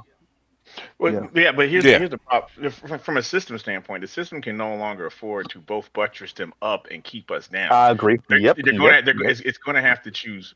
It's going to have to choose one or the other, and if you choose one or the other, it's going to cause more of a distance between us. Because if it buttresses them up, it keeps us down. They're going to continue to be on their fuck shit. If it can no longer keep us down, then we're gone. I mean, basically, you've opened up to society. You open it up for them too. Okay, how are you going to do both? How are you going to buttress them and keep us down? Right, just in an open society. You can't have it both ways. You can't. Okay. How you going to take Black man's passport? Okay. Interloving versus Virginia. They thought it was liberation for them. They was going to go marry white men left, right, and center. And Well, what actually happened? I think they're going to ramp up the trafficking issue. I think that's how they're going to attack black men freely traveling. I see some ramping up, some augmenting of the trafficking. Well, trafficking means you have to bring them in, okay, not going out, okay. Yeah, but if you establish, that's where your international relationships with other countries and what sort of Interpol-type joints. Yep. What qualifies or how you define that term trafficking. So what you have to do is get like 50 countries to actually go along with you. Why would they do it? And then you're gonna have to go after the white boys to do the exact. I was about to. That's what BJ. I was gonna say that. Low key, because the white guys in other nations are doing the same thing. Do it more. Yeah. Yep. Way more. So are white women willing to slam their own men for the same shit? Hell no. Here's another angle. I don't know about that one. Here's another angle about for Keisha.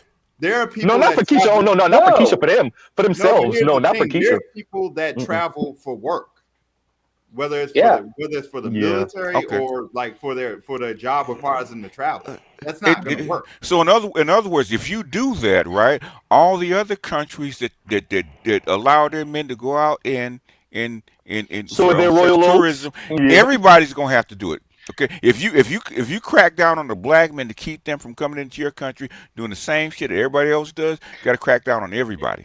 And then also that narrative or optics not going to play because we don't have enough Jack Johnsons to be pulling the Mann Act. We just don't. Yeah. I mean, we literally have within existing American law specific parts of it that defend and protect women who aren't even American citizens. Yeah. If you bring them in, right, but not if you go out. That's true. So you leave them over there, right? You leave them over there, and what are they doing now? They're importing them in. Okay, you don't have to go. You don't have to go. Yeah, but once you import them in, now they're under the protection. If they're in, then you can date them without trafficking. They're citizens. I mean, not citizens, but they're part of the culture. Yeah, residents. Let me read this. Unless you're gonna put them on the street and make them hoes, you can do that. But that's not what you're doing. Let me read this real quick. And Leon says, Joan Rivers, LOL, bye bye. You gotta explain that, Leon. You gotta explain that one. And go ahead, Naaman. Go ahead. Just this whole notion about bringing in women here, this, that, and the third. It gets confusing. People trying to clap that passport road. Here's one thing I do want to say. I just wanted to talk about this one thing regarding because you mentioned both what's her name, Claudia Jordan, as well as Yep. What's his face? Who was super bad when she was younger. I always found Claudia Jordan attractive, but she's married to divorce. Even though she's a dude, but she's married to divorce, right? And stuff, but yeah. Claudia Jordan was married. When? Yeah, Claudia Jordan was married. It was a short-lived marriage. No, are you sure? The dude who played Tupac in the biopic, she was married to him for about a year. Was she? Oh, married in 2009 and they were divorced in 2010. Oh, okay. I didn't know that. Okay. Yeah, the dude who played Tupac in the Tupac biopic. But should have stayed married. Go ahead. Yeah.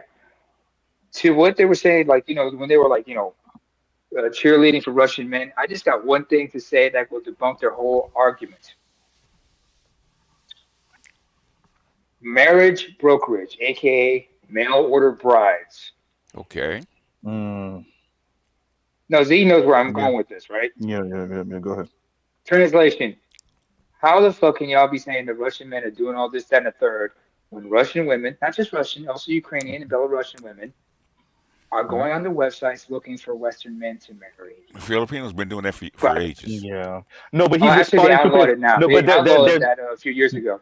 There's something that Naaman's getting to, because what Claudia for the last 40 years. No, because what Claudia Jordan was trying to do, so that host and Claudia Jordan, they used something that Herschel Walker's son, flaming ass Christian Walker.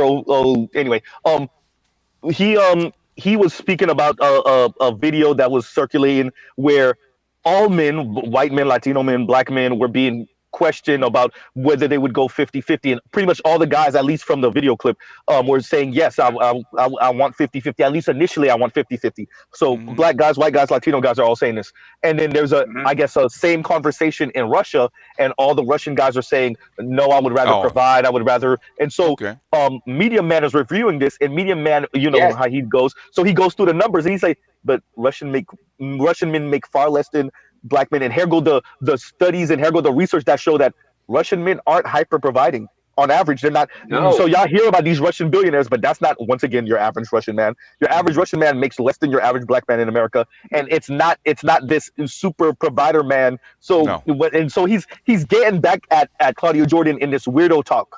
Right, because the way the framing of that video was that men in America are not real men. You know what? If we can slap the shit out of our women just like Russian men can, I'll take that deal. Okay? Thank you.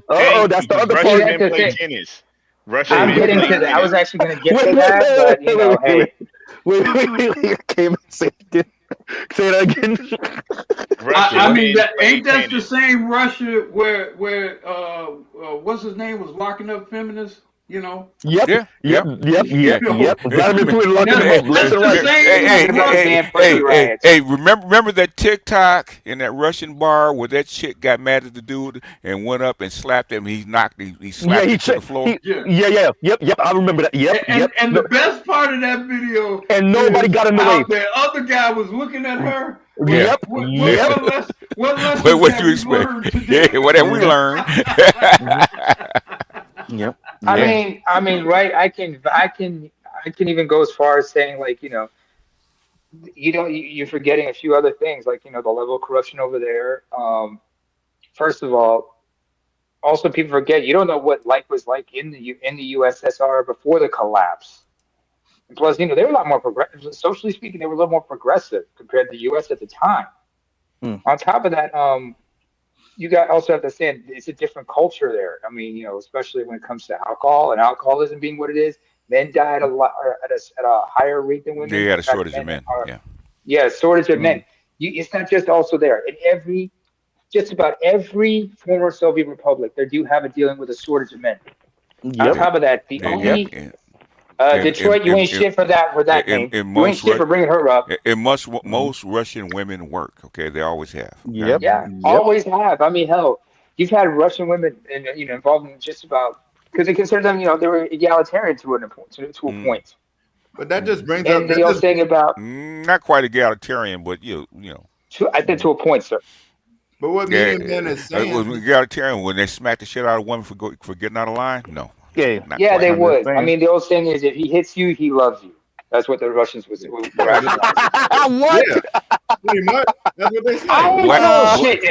Black men have always been way more egalitarian than Russian men ever have. Okay. I'm like, now if you cool with it, now if you cool with Donovich slapping the shit out you every Monday through Friday, cool. Hey, but put it like this. But the problem with that is, I'm like, he can't pay all the bills. You're gonna have to go 50-50, and he can slap the shit. You have to pick your poison. You have to go 50. Vladimir, especially with the level of corruption and the rising prices and stuff like that. It's not easy, especially outside of. KMS, you're supposed to continue with the names. Go ahead, go. Y'all keep on talking. We just gonna continue with the names of the background. The thing is like, but what y'all also realize is Drago.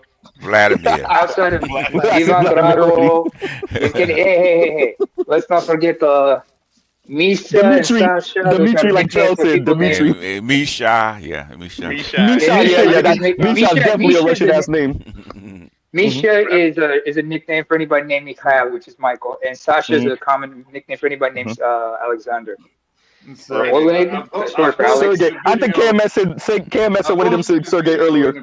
Sergey, I mentioned that earlier. Okay. Or Nico. No, that's Detroit. That's Serbian. You got to mix up. That's in the Balkans. But the video in the back, I like to call it consequences and repercussions. Give me a second. Let me see this. Yes, Boris. You got Boris. No. Oh, yep. I remember this. Give me a second. I got you, Black Room. You already know how I'll go. Give me a second. Y'all keep going. But that's what Nikita, the best Nikolai. At the end of the day, Nikita said. the best men for American women is here. Most men outside of America got no fucking money. They don't got no money. And no understanding. No, Yeah, I say they go over there. They go over there to get with them Russian Well, I men. say let them go. They can play tennis as soon as you get home. And then experience that forehand backhand game. And black men get the best verbal game on the planet. Yeah, because we can't play tennis. Not to mention, you think it's bad here in America with those quote unquote disappearing acts. Oh yeah. Oh yeah. Go ask Ghana. Or was it Gambia? Okay. Yeah. You think it's bad in America? Oh, go ahead. Go find out. There are no DV laws and there are no violence against women acts. Yeah, they say go back to your husband. That's what they say. Keep your mouth shut. Hostile may be a movie and may have been embellished to some shit, but they made that movie for a reason. Yeah. Oh man. I mean, there's another movie that comes to mind. Go ahead, Passport. But go ahead, Passport. Go find out. I remember a few other movies that are similar to that. Does anybody remember the movie Taken? Yep. I remember they made three. You know, it's funny you bring that up because that brings up with Deadpool. When Deadpool was making fun of that movie, he was like, after 3 of those movies, you just have to wonder, maybe he's just a bad parent. Oh shit! Which is funny and true. Yeah, funny and true. Because he had to deal with his ex-wife. Yeah, it was his daughter, his wife's husband, and then his daughter. You know, all that bullshit. No, first it was his daughter. Was in the first one. His daughter was in the first one. The first one. The second one was, I think, it was the wife. No, it was both his wife and his ex. No, it's both his daughter and his ex-wife in the second movie. In fact, in both movies, first two movies, it involved both his daughter primarily and his ex-wife and her husband. Hey, the final one involved all three. See, these men can't provide them like that. Dude can't even afford a loaf of bread. Get the fuck out of here. There's a Russian YouTuber I follow sometimes, and he just like breaks down and dismisses all the bullshit that's going on in Russia, although he's in exile. And I remember he was taking digs at Tucker Carlson when he went to Russia and saying all that and talking about all that nonsense. I'm like, get the fuck out of here. Shit. American women, they also, it's not just American women, also to a lesser extent Canadian, British, women in the UK, they cannot stand Scandinavian chicks. Because when they come to these countries, usually for college, in some cases they work there a couple years. When they decide to come home, usually they do date, some of the local men, and they bring them and come, and they take them with them. Absolutely. And those guys like it there. Western women can't compete with Scandinavian women. Yeah. Can't compete. I don't even think they know how to spell the word. Like I said, all the guys that I know, all the guys in New York City that started dating the Scandinavian women, they never turned back. Nej, aldrig. They aldrig ströt tillbaka. Yeah, I'm done. I'm with KMS. I've been like logged off of Keisha's list. I'm done. I'm done. First of all, Lion, you're right about that. You have a reason to not like the Keishas no more. Maybe a little Natalia will probably make you feel better. Sure, send them my way. I'll deal with it. I mean, listen, man. Keisha's is oh man, it's like too much liability. Like you not even too much liability, man. Too much liability, too much weight. Yes. No, that's liability. Weight is a liability. The ex-cons in their family is a liability. Their bad credit is a liability. If the white boys are taken, we'll actually have a program to get Slim Keisha down, make her lose about 50 pounds. Okay. I mean, Christian Carlson tried to tell them that they didn't want to listen. Yeah, of course not, because they don't want. They really want a white boy like that. Okay, I mean, look at it this way, Z. I mean, I heard that audio. I remember hearing that audio when she tried to tell them about their weight. They didn't want to hear it. Remember she had to retreat. 93% of the. Well, I have a question. It showed up with a white. It showed that had either a black boyfriend or black husband. Okay, 93%. I just realized something. I think anorexia is a white girl's disease. For the most Now part, think about it. Yeah, it is. Now think no, about Asian it. chicks deal with it too. Asian chicks do it to a lesser extent, but you also see with men as well. However, sisters get shamed for it, so they don't stay very long. yeah. Also, regarding black women trying to get with white dudes, look at it this way, especially with that negative liberty thing. Lion, do you remember the movie Bringing the House Down? Bringing Down the House. You ever heard that movie? Oh yeah. Basically, they want to be Queen Latifah getting with a Steve Martin. Oh yeah, whatever. I mean, if you want to see an example of Keisha gone, if you want to see a good example of you know Keisha, what? Well, you know what? Wait, hold up. Just wait up. A prime example of Keisha with a. Okay, nope. Okay, Nemo, I'm getting to the point. I'm trying to get to the point. Let me get to the point. Replays. You got to listen to the replay, Nemo. You got to listen to the replay. Go ahead. But the point I was trying to get to, the best example of a Keisha gone wrong with a white dude is if you remember the show Girlfriends, the character Tony when she got with her ex-husband. Okay. We don't need a How TV she treated show. him. We don't need a TV show. We got real cases. We got real cases of that stuff unfolding. We had somebody try to be Mrs. Cartwright, so. Had a but let them go. Baby home. Yeah. Yeah, imagine that BGS. We're better at getting black women with white dudes better than black women are. The irony in that. Because we're not selling hope. We're actually trying to sell the product, not the hope. Exactly. Actually, gay men get more white men than black women do. Black gay men brothers get way more white men. Yes, that's of course we do. God damn. Shit. And white men have said that. White men have said we're probably more attracted to your men than we are to you. White men have said that. White men are fetishize black men. They even have them, do stuff to their wives. They do. While they watch. They do. They fetish. Yeah. Ask during my time in the military, it's not weird. It is still weird, but them saying it out loud. Oh God. Dude, every time I was in New York City, you know what I'm talking about. And I talked to a white couple who was extra nice, I would get nervous. You can't take a shower around. Yeah. You can't take a shower around. An optimum black man is the physical peak of human capability. Yes. Yes. I mean, and it's not even, in terms of physical, like, for example, Usain Bolt, like physical human capacity. That's a black male. And the power of that is very seductive to everybody, men and women. It's very seductive because you're talking about generally the most physically capable human beings on earth.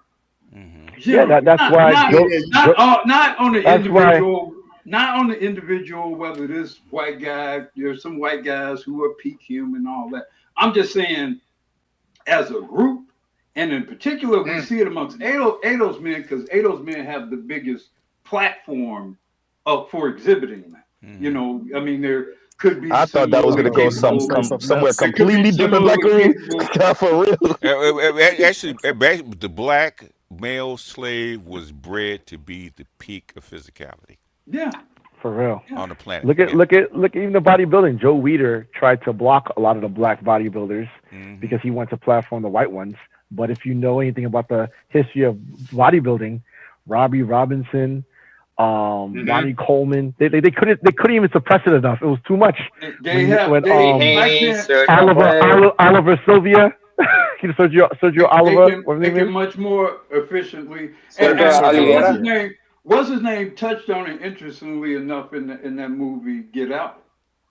Oh yeah. I remember that. Daniel Kaluuya. That scene he was talking about. Yeah. I mean, you see the physical.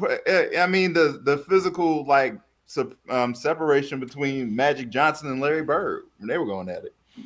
No, oh yeah. Yeah, it was to the point where it's undeniable. Like even with the suppression of the black bodybuilders, they still rose to win Miss Olympia because it was just to a point where it's like you can't deny it. Like this, You have to accept it. Yeah, I mean, look in the '70s, the Mandingo films, right, with Ken Norton, right? But damn, BGS, that's Wasn't that messed the up. 60s? You that's messed up. You mentioned that damn statement about like what that white dude said to that black chick. Because as a man in the military, weird. Just No, weird. you know, I've seen it. I've seen it in on Reddit. I've seen it in Twitter, and because the black women be miles and off, say we're probably more attracted to your men than we are to you. Yeah. Yeah. That's but how many white cuckold porn films do you see? Oh yeah. For real. Far too many. That's I was approached by a married woman's sister-in-law, and she told me that her sister-in-law is left her husband, 2 kids at home, and is out to play. I was like, okay, that's nice. She likes you. I was like, okay, Queen that's of interesting. Spades. I'm good. I'm good. Queen of Spades. Hell, if you didn't see, I don't know if you saw the tweets. Like, well, I don't know if it got tweeted out, but when Vince McMahon was about to get sued, like, and the things he was saying to this chick, let's just say it involved watching her getting down with a black dude. But that's a thing, man. Every time I have friends who get into shape, I warn them about that world. Say, be careful about white spaces. Yes, because they do. And notice in this thing with Joy Taylor, even though Acho's not Ados, she started out with the white guy to move up, and once she got to a certain level, she went back to the black dude. Of course she did. That was perfunctory. Because that was perfunctory. That was just get a job done. Do y'all remember when Mel Gibson told his lady at the time when he was mad at her? What did he say? His girlfriend, yeah. Well, you remember what he said? He hoped she'd get what? Yeah. Baba, what the hell? Yo, we not in nowhere near the room. We're not by the room. We're not in the room. We're not even in the goddamn house. We're not on the lawn or nothing. No, we get a brief conversation. We always in the room. Because we always in their mind.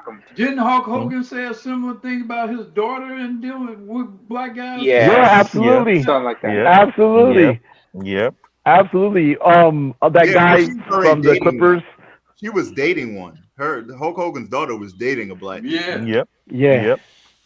And they're you know what's crazy? Man. They are it's obsessed. crazy because I remember Tariq Nasheed said something like he met Hulk Hogan's daughter and she was giving him choosing signals. I was like, of course. Listen, you know LSU? You know the Golden Girls at LSU? I have a friend of mine who's a football player, and I laugh about how like the Golden Girls at LSU are all white cheerleaders. But I'm like, yeah, they're all getting taken down by the black football players. Yeah, Roland Tomasi had to keep his wife away from Alan Roger Curry. Oh, I'm sure. Yeah, and that's also why he was hating on Kevin Samuels. He was hating hard on Kevin Samuels. Yeah, well, he was in the room when Kevin Samuels handled that white chick. Yep. Hey, that is. I don't care what nobody say. That's where all the hatred, whatever they had for Kevin, it got worse because they were in the room with the white girl, and Kevin called on the phone and checked her. Donovan Sharp. Yep. I called it in the video right after it happened. I told you it was gonna happen. I said I saw it happen. That was a Fresh and Fit, right? I remember that video. Yeah, I remember that video. He was like, you can get all the fans you want, but UPS will be hiring you over. I was interning in a hedge fund. And there was this Hasidic Jewish girl, right, that was close to my age. And one time, she just said she lives in the Jewish part of town, wears skirts and all that good stuff. And I was talking to her one time, and she was like, I don't know how the conversation came up. We were on the bus, and she was like, yeah, sometimes when I see a black man in a suit, I'm like, oh my God. I was like, what? It just came out of nowhere. I was like, wow, okay. That's interesting. Let me play it for you, and let me play it for Afro National. Afro National says, and thank you for the super chat, Snow Bunny gets on top of things and clean up tax. And here you go. The Black Kings get divorced, and then what happens? They're like, it. We're moving on. Snow Bunnies are going to clean me right out. So the Snow Bunnies get on top of things, and they mix, and they have this beautiful baby, and the process continues. So I do find that Black Kings often go to Black Queens first, and then they're like, Snow Bunny time. They'll either divorce them, dump them, and then move on. swiftly move on. And they'll feel all cleansed, you know? Right. Anyway, on that note, do you like my nails? They're very Christmassy. It's almost Christmas. Divorce season's round the corner, which means snow bunnies warm in January. Yes.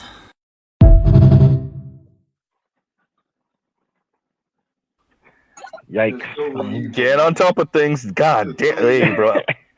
I'm not even the white woman. Another Jesus video Christ. of her out there referring to black men as black gods. There's no way. You gotta send me that one too, Black Room. You gotta send me that one too. You gotta send me that one. You gotta send me that one. Lying. Ain't no way. That's an evil white woman, man. Yeah. Black BJS, if you don't mind, real quick, BJS, Black Uru put a link in the back. I was trying to download it to put it up, but if you don't mind, like, posting, doing what you're doing, I'll bring it up. Yeah. Okay. So if you don't mind, yeah. We want to talk about this damn Russian lady talking crazy and bap. I mean, Anyway. if America takes over Iceland, you know, that might be another problem. Yeah, but that's not that many people. That's not that many people. I know. That's not that like 300, people, yeah. what, 300,000 people, I think? That's Greenland. Enough for black men. That's more Greenland. than enough for black men. But yeah, that ain't enough. You're talking about Greenland, not Iceland, man. Yeah, my fault, Greenland. Yeah. Let me read this from Sarah B. And Sarah B says, bet LOL I'm messing love or B to what? Okay, I'm a little lost. I'm just messing. Yeah. I'm just messing. Yeah, but I'm a little lost with what we were talking about. Where this comes. You're talking about this one. Okay, I know what you want. Okay, this is the one. Yeah. Okay, all right. Okay, give me a second. Hold on. Now. Okay. Hold on a second. Mm-hmm. I think this is the one he put two up. So I think this is the one he meant. Okay. Hold on. All right. Yeah. This is the one. It's funny as hell. Yep. Yeah, that's the one. There we go. Go ahead and make it full screen. There y'all go, everyone.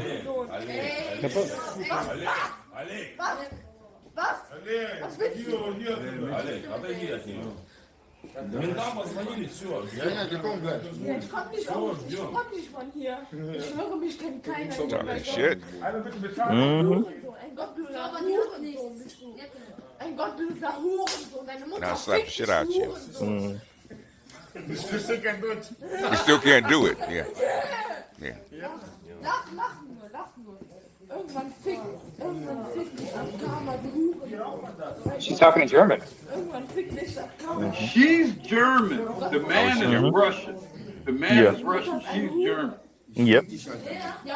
Which is probably how she got caught up. Yep. Look at the guy, look at his face. What do we get? Walk around and find out. Yep. Fresh reboot. What have we learned? Fresh reboot. What have we learned? What have we learned? Got a fresh reboot, man. And she was talking shit. He said, come do it. The look on her face, when she went down, her hair flipped like. Yep. So what was I saying? Well, it's interesting though how after she got slapped, she didn't have any over exaggerated. It's almost like she was awakened out of some kind of it's a reboot. That was that. You know what? You right. Yeah. That was their get right. She got to get right. She got brought back to factory settings. The reset button. Pow. Okay. No, but if you really think about it, he once slapped her she flew. If you look, she flew. She flew. He once slapped through her. As we say in Chicago, he took her off her feet. Yeah. Put her in the washer. Yeah. See, hey, Socrates, Telescope agrees with you. Telescope said somebody gave her a hard reset. For real, that's a hard reset. Control Alt Delete, boss. And that's the thing. You don't have to do a whole lot of extra. All you have to do is just do that one little Control Alt Delete. And you can start all over. But let's be clear though, Black Uru. Black women are a little bit more solid. I don't know if I don't know if the hand got to be open. The hand might have to be closed in this motherfucker. You're right about that. The hand might have to be closed for these. You They're a little more robust. Get a firm pimp slap, and she'll go down. She's going. Or it might not. It can't be open palm. It might have to be the back. It might have backhand. Y'all gonna have to practice y'all upward swing. Practice the upward swing. That's all. With the strong hand, with the strong arm.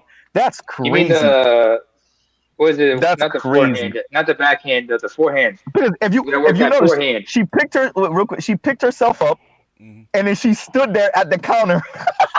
At the bar. And he just said, looking. And he said, "What did we learn?" Yep. The guy who's sitting over, who's looking down on her. Picked up a drink and took a sip. Okay. Yep. You all right? He might say, "You all right?" Afro National said the same thing. BGS said, "Control Alt Delete." Control Alt Delete. For real. That's all that was. Jeez. Hey, sometimes it sucks. Sometimes it gotta be like that, ladies. But y'all don't listen. We trying to tell y'all. Hey, keep your hands to yourself. Keep your hands to yourself. All we need now is what's his name? Bill Dew from the scene from Menace to Society. Now you see, and you know you don't fucked up. You don't fucked up. You know what we no. You know what we need? Somebody need to send that to Claudia Jordan and tell her to shut the hell up. That's what need to happen. You comparing black men to Russian men. This is what Russian men are about. Shit. The only women who would be checking Russian men usually are like women from other parts of the ethnic Russian men. That is, the only women who would probably be checking them out would be people from ethnic minorities within the Russian Federation, or women from Central Asia, or Mongolians, because that's the closest white guys they can find. Yeah, I assume that all these women are just lying and making things up. Well, they are most of the time. Most of the time they are. They lie. I mean, like women lie all the time. They exaggerate things, lie, of course. Yeah, whatever. I don't believe it. I mean, I live in New York City, which is one of the most international cities in the world. Come on, I've seen what really goes down. Stop it. No. If you go to any high-end club or high-end lounge in New York City or high-end restaurant, you will get a picture of what's going down. It is not what they're talking about at all. I'm pretty sure every major city is the same way. Because I've been to other major cities too. Hey, So in Miami, it's the same way. In Miami, if you're not she might get in if Future walk in with her. If Future walk in with her, that's how she get in. Fact, Mrs. Z, let's be honest, because I was a promoter. So what happened is that a lot of these women cannot even get in. No, I agree with you. That's why I said that. That's the only way she get in. Like, that's the only even way. then she's not getting it. Even then, bro. I'm agreeing with you. No, but here's Sir Socrates. I'm agreeing with you. I'm saying that's really the only. She's not getting in any other way. But that's only if someone like that, a hip hop star that she's associated with, is coming. That's the only way, and that doesn't happen. So correct. That's what I'm saying. Yeah, like 95% of the club is white. 95% of the club is white. Even though they're playing straight rap music and drill music, but 95% is white. The 5% that's black is going to be majority black guys. And a few Sudanese, Ethiopian girls around. There's a few, a handful. I knew all of them. Cause I used to go straight for the black women, so I knew all of them. But that's it. That is it. Like Telescope says, real quick. Telescope says, Ivan don't debug bad code. He reboots instead. Honestly, black women, if not women in general, gotta be mad as hell to Joy Taylor, because all they did was confirm everything we said about women. What's the sound when you turn off a computer? The old computers. Y'all remember the sound? Doo doo. No, what's it that? It was a.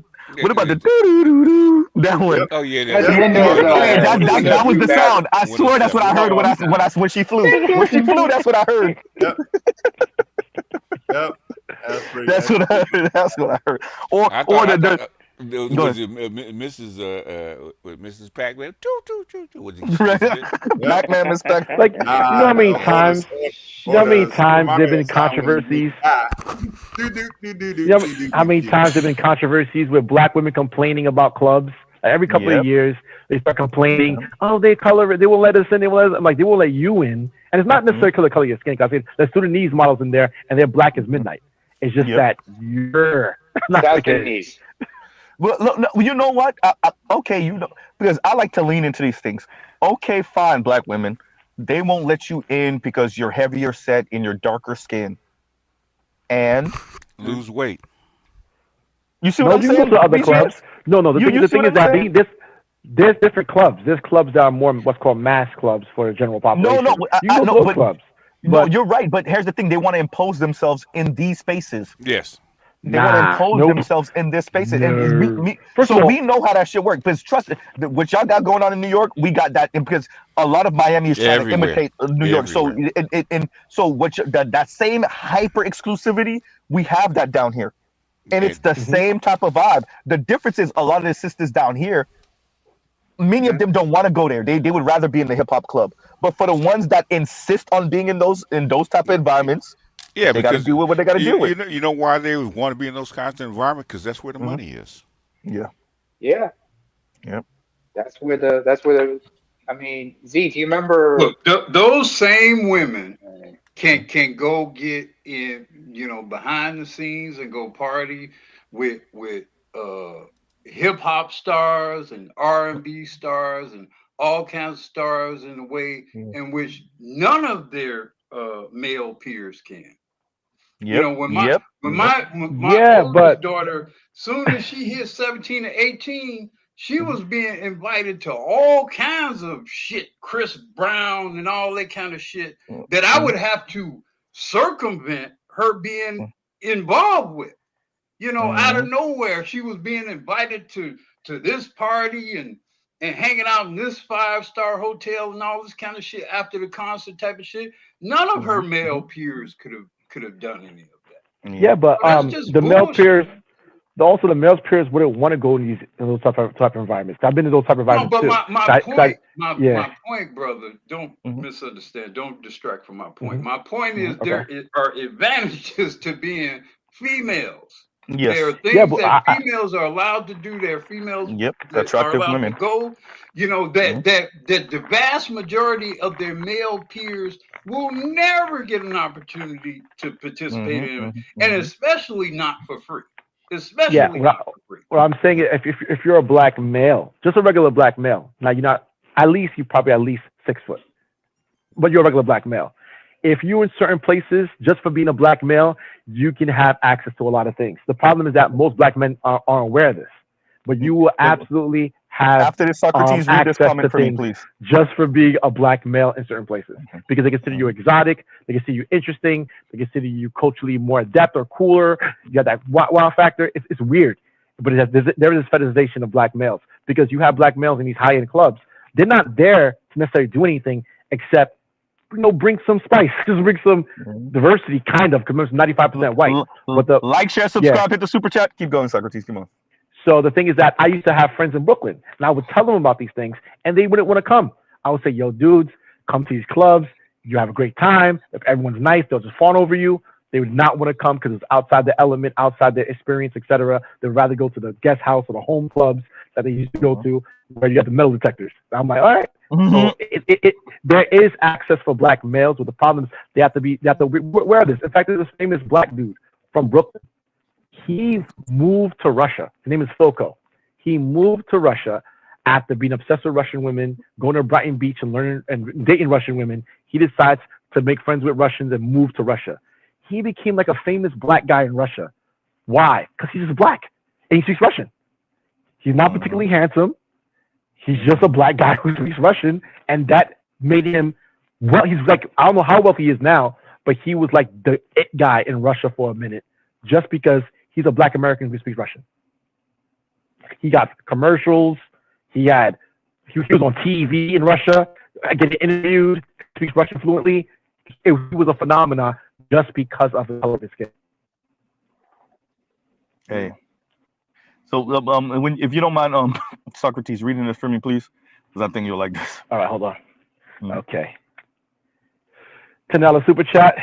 BWs have spent the past several decades making figurative, literal withdrawals from BM to pay to play with others. They don't love us. They are pissed that BM Credit Union is denying their withdrawal slips. That's all it is. That's all it is. Hey, I got to give you one of this. Say it for me, Morgan Freeman. Right, you know. Hey, that's all it is. Hey, and you see that based off of the fact that 62% of black women are single. So statistics. Speaking of which, you know, so and Black let me give him the garagism real quick, and you get one of these.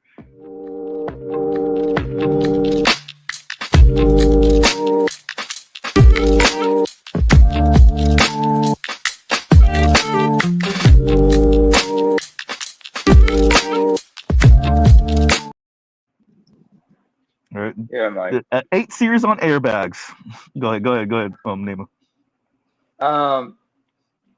Black Socrates. Do you remember Patrice O'Neill? What's up? Yes, I do. Do you remember that there was that joke I remember he had regarding about like black women and everything? Like he said, say there's a club called Club Finance Fine Bitch, right? You had to be like a 9 or a 10 to get into this club, right? And if you weren't considered a 9, then the person bouncer at the door would have the right to just bash you in the face with a baseball bat. I remember this joke. And then he said, and that's what he said to that. That's what he said to this one woman in the crowd. He said, "Now, would you be confident enough to go to Club Finance Fine Bitch, or would you rather go across the street to Club I Looking Eye Bitch?" He didn't, and they didn't want to answer that question, but they knew the answer. Listen, any girl, any woman in a major city know where she stands. She knows. Exactly. I was there. I see it, right? You know what clubs you get into. You know what spaces you get into because you might have tried and you didn't get in. There were many times where I was sad. I don't control the door. The doorman controls the door. But I invite people out and they invite their friends. And then sometimes they'll invite a friend who's a little bit chubby, a little bit short on the short side and chubby. And I would tell her, like, listen, I don't control the door. You know, I can try to make a play for it. I can only do that so many times before they get annoyed with me. So I'm like, do not bring, I told you 5'8" and above, skinny, do not bring any girls who are not like that. Because they will not let them in and they don't care. Like, because they're concerned about the bottle buyers, and the bottle buyers don't want to see any big women at all. And a lot of black women are big. Yeah. Absolutely. Hey, I mean, and so let me pause real quick, because this is a conversation I had once and with my chat, and I kind of made Black Ooh privy of it. If black men in America were to disappear tomorrow, black women would have to deal with that. There would be no Socrates trying to make a play to get the big girl in, and maybe this day she get lucky. It would just be constant denial everywhere y'all go. 100%. Constant denial, because the only reason y'all get any type of place because black men have made sure y'all are in the spaces. More so black men, less so black women. But if Also, black men were to black disappear men- from America, go ahead. Yeah, black men get way more acceptance in these places than black women. Yeah. Like, No, that's what I'm saying. I think they know that. Wait, did you not see this, Socrates? Let me actually play this for you because I don't think you saw this. Men in Germany are treated way differently than black women in Germany.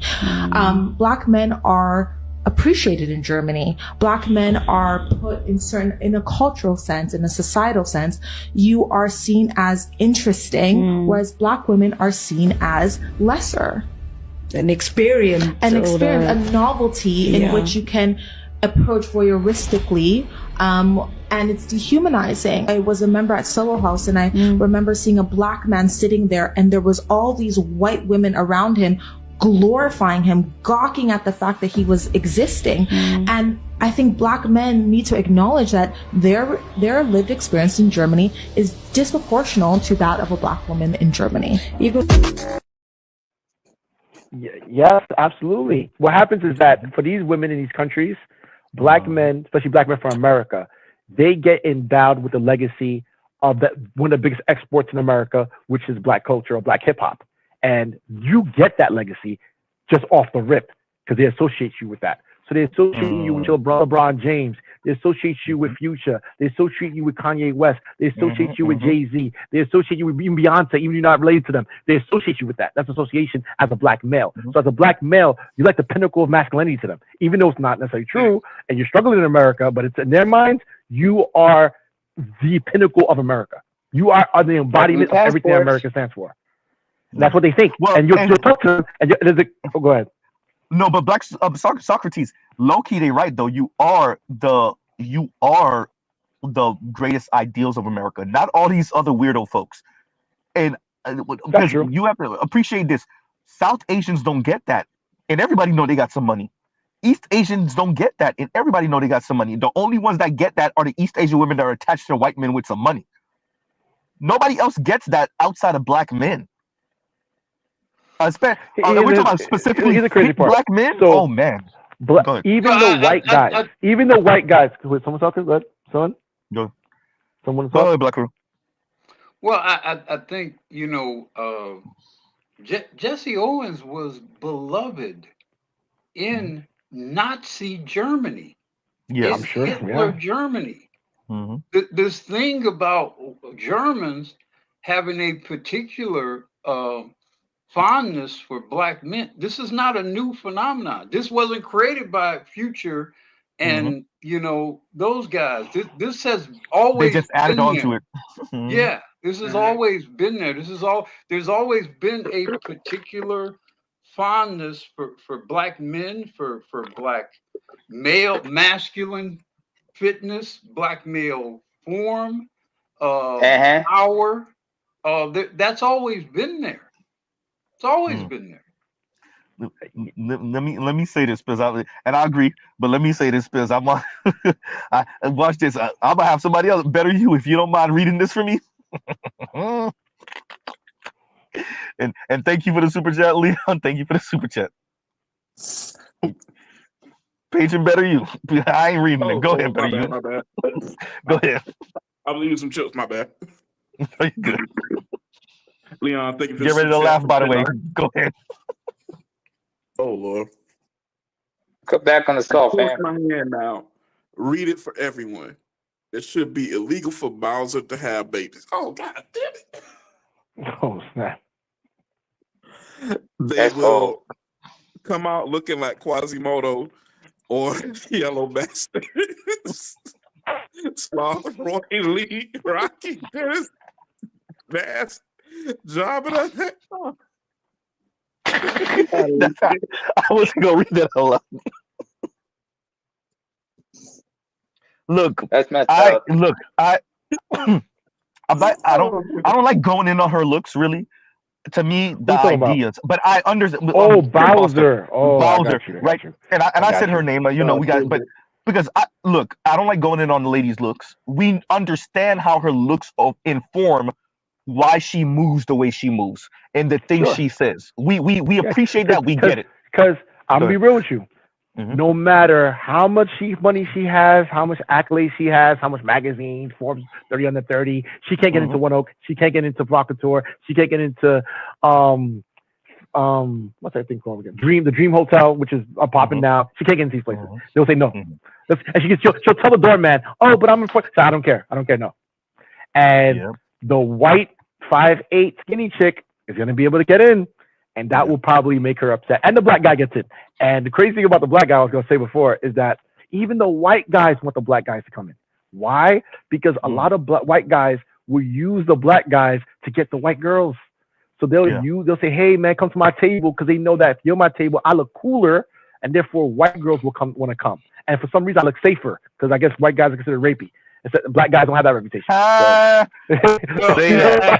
don't know if it's the same today. But also, usually the black guys can dance, which usually attract a lot of women. Yep, that's true. Black guys can dance usually. I'm a pretty good dancer myself. So hey Socrates, I messed up our whole little Haitian brotherhood, bro, because I got 2 left feet, bro. I know. Everyone can dance. I can dance everything. I can dance bachata. I can dance reggae. I can dance. Look, here's my issue with Bowser. You guys say, you should pick a struggle. You can't be homely and mean. You can be beautiful and mean, or if you're homely, you're supposed to be nice. No, be both. but they resent that Black Guru. That's the whole. No. They resent And that. that's why I have no empathy for him. That's Yep. why I have no empathy for him.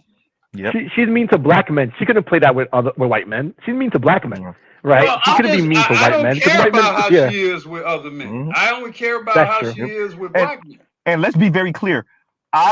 Seeing Miss Foster, knowing she grew up Oklahoma, Texas area, and then went to school at Harvard, she pulled that once or twice with white boys. I put money she pulled it once or twice and got knocked on her ass. There's no way in her 34, 35 years of life she ain't trying to pull that and got knocked on her ass. I put money. Look, if she went to Harvard, she said she went to prom with a white guy in high school. Now she tried it once or twice and got knocked on her ass. I'll put money. And that's why she don't pull it with them. Yeah, I don't even know if she even pulled it once. I've seen those women. They reserve all their ire and hatred and fire specifically towards black men. They may hate white men internally, but they ain't gonna let that show too quickly around them. That's next level what cowardice. they'll do is they'll release all that shit on y'all. Yeah, that's next level coward. And I have no problem calling women cowards. I call women cowards also. I don't reserve that for just men. That's next level cowardice. Yeah. Yeah, but I already, without knowing Bowser or her man personally, I can probably, because of the class that they're trying to enter, and I've been around that class, I can already assume certain things about them that is probably true just from what I understand about the way things are. I'm pretty sure her man is in many ways her equivalent. He cannot necessarily get the kind of woman he wants either.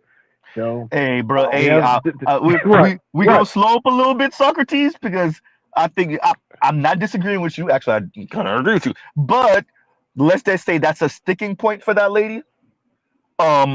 It's clear. Everybody know what you just said is I think it's beyond accurate. I don't even know if there's a word. Come on, everyone knows. Point. Come on. Yeah, no, everybody. No, I'm agreeing with you. No, I'm agreeing with you. That's what I'm saying. I'm agreeing with you. Go to Ivy League campus. You'll see it. You'll see it firsthand. It's dumb, stupid, clear. It's look. I'm one of those people who is honest with myself about my abilities. There are people that like to lie to themselves after they've been reduced down to ending up with who they end up with. So you could tell us, I used to date a 6'3" guy, and then we look at your dude and whoa, right? That's not. I could have ended up with the 6'3" guy, but I chose to be here. Miss me. Okay. Look at the guys who have the options. What options they make? Like what things they make? Come on. Look, everyone knows Socrates. Everyone knows what this is. The difference is men accept it and we move around and we get what we could get that we're happy with. And then we're happy with it. At worst, we're content, but we play like we happy and she ain't never gonna know. Right? Women, on the other hand, especially black women, they resent it. So resent looks like I'd rather stay single than end up with this. And you heard that oftentimes on Kevin Samuel's show. They resent it by going off on they do end up with the guy that they could match with, and they go off on him and they resent him and they hate him, but they're with him because they don't want to be lonely. I go on the internet and take all the hatred and resentment that I have really towards him, and I train it on the rest of you Negro. Yep. There's that. There's staying single with a rose story. There's staying single but having some older brother, a sugar daddy, come and drop $300 off to handle his business. Or there's her paying for the Xbox or the PlayStation 5 for a younger brother to slide through and handle his business. Or she's the sexual plaything for some white dude or Latino dude or Arab dude around the way. All of that is acts of defiance and throwing a temper tantrum because life showed you where you're set and you said, F that, I'd rather do anything else. And I don't think anything necessarily is wrong with that outside of exactly what Black Guru said, which is the anger and rage that gets thrown on to the average black man, usually the average black man that you can actually qualify for. See, black men are a convenient punching bag. Yes. For their disappointments.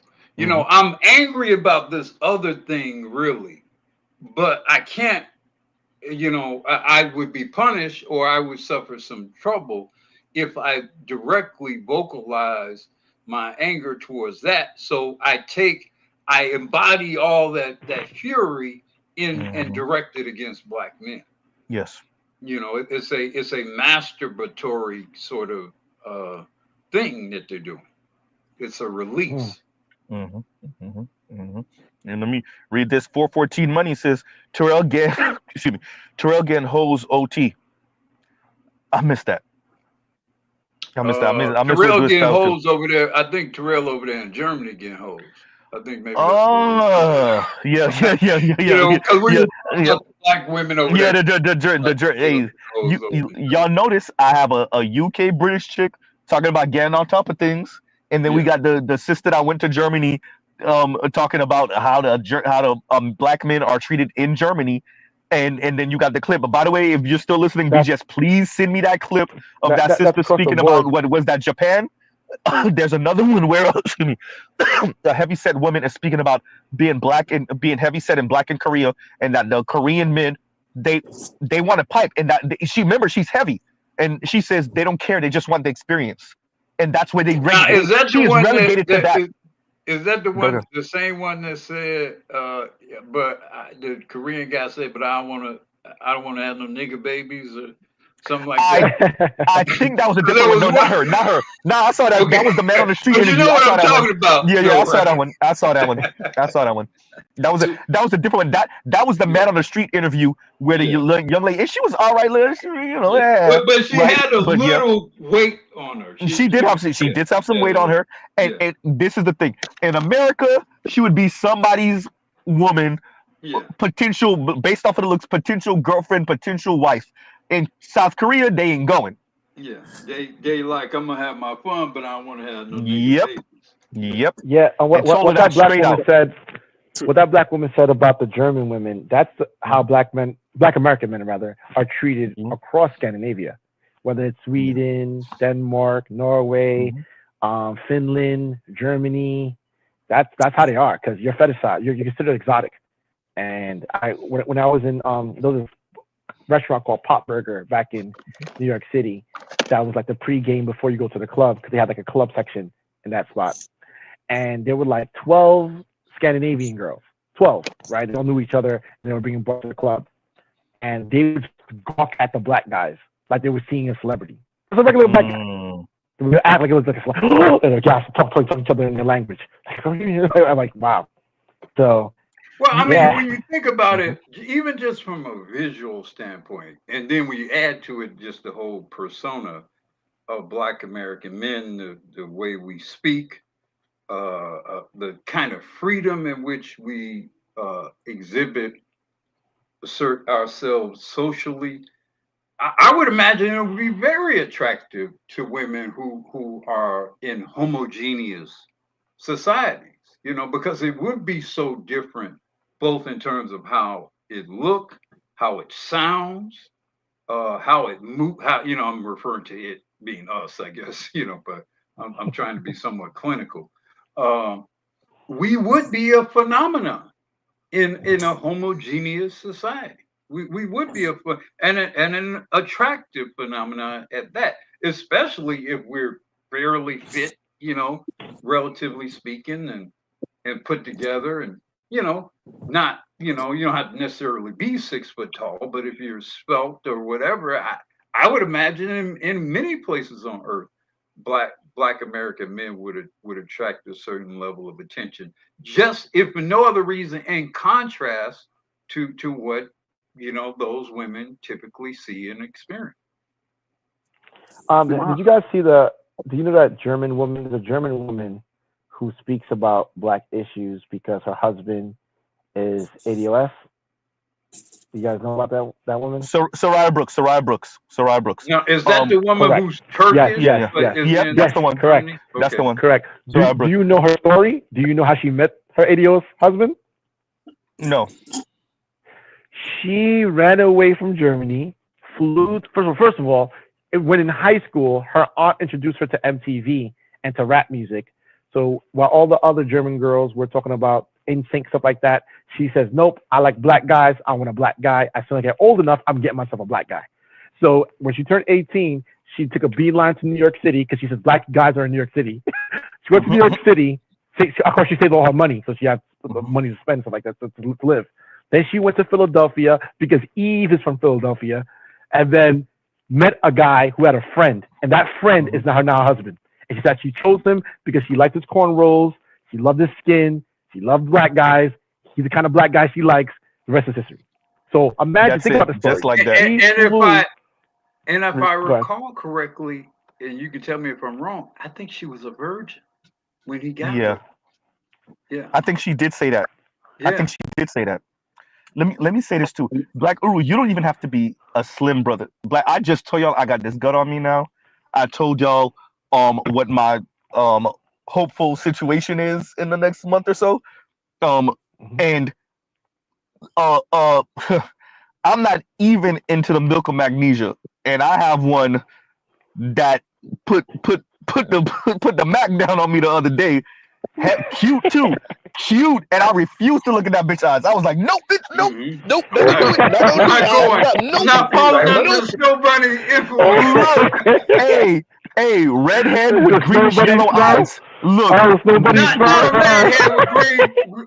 redhead with green eyes. I'm probably falling, man. I'm falling too. Hey, look. What kind of redhead? Oh, it gets worse. Wait, it gets worse.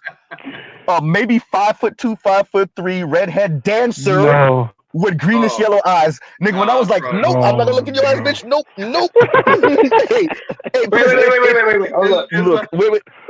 This is like how looking it a looks. vampire in the eyes. You go. Look. You know, Mr. Z, because I don't want to incriminate myself real quick, Nima. I don't want to incriminate. So, Mr. Z was minding his business, doing his work, right? Doing what he needed to do. And I was asked a set of questions. I was assisting and helping. And person put the Mac down.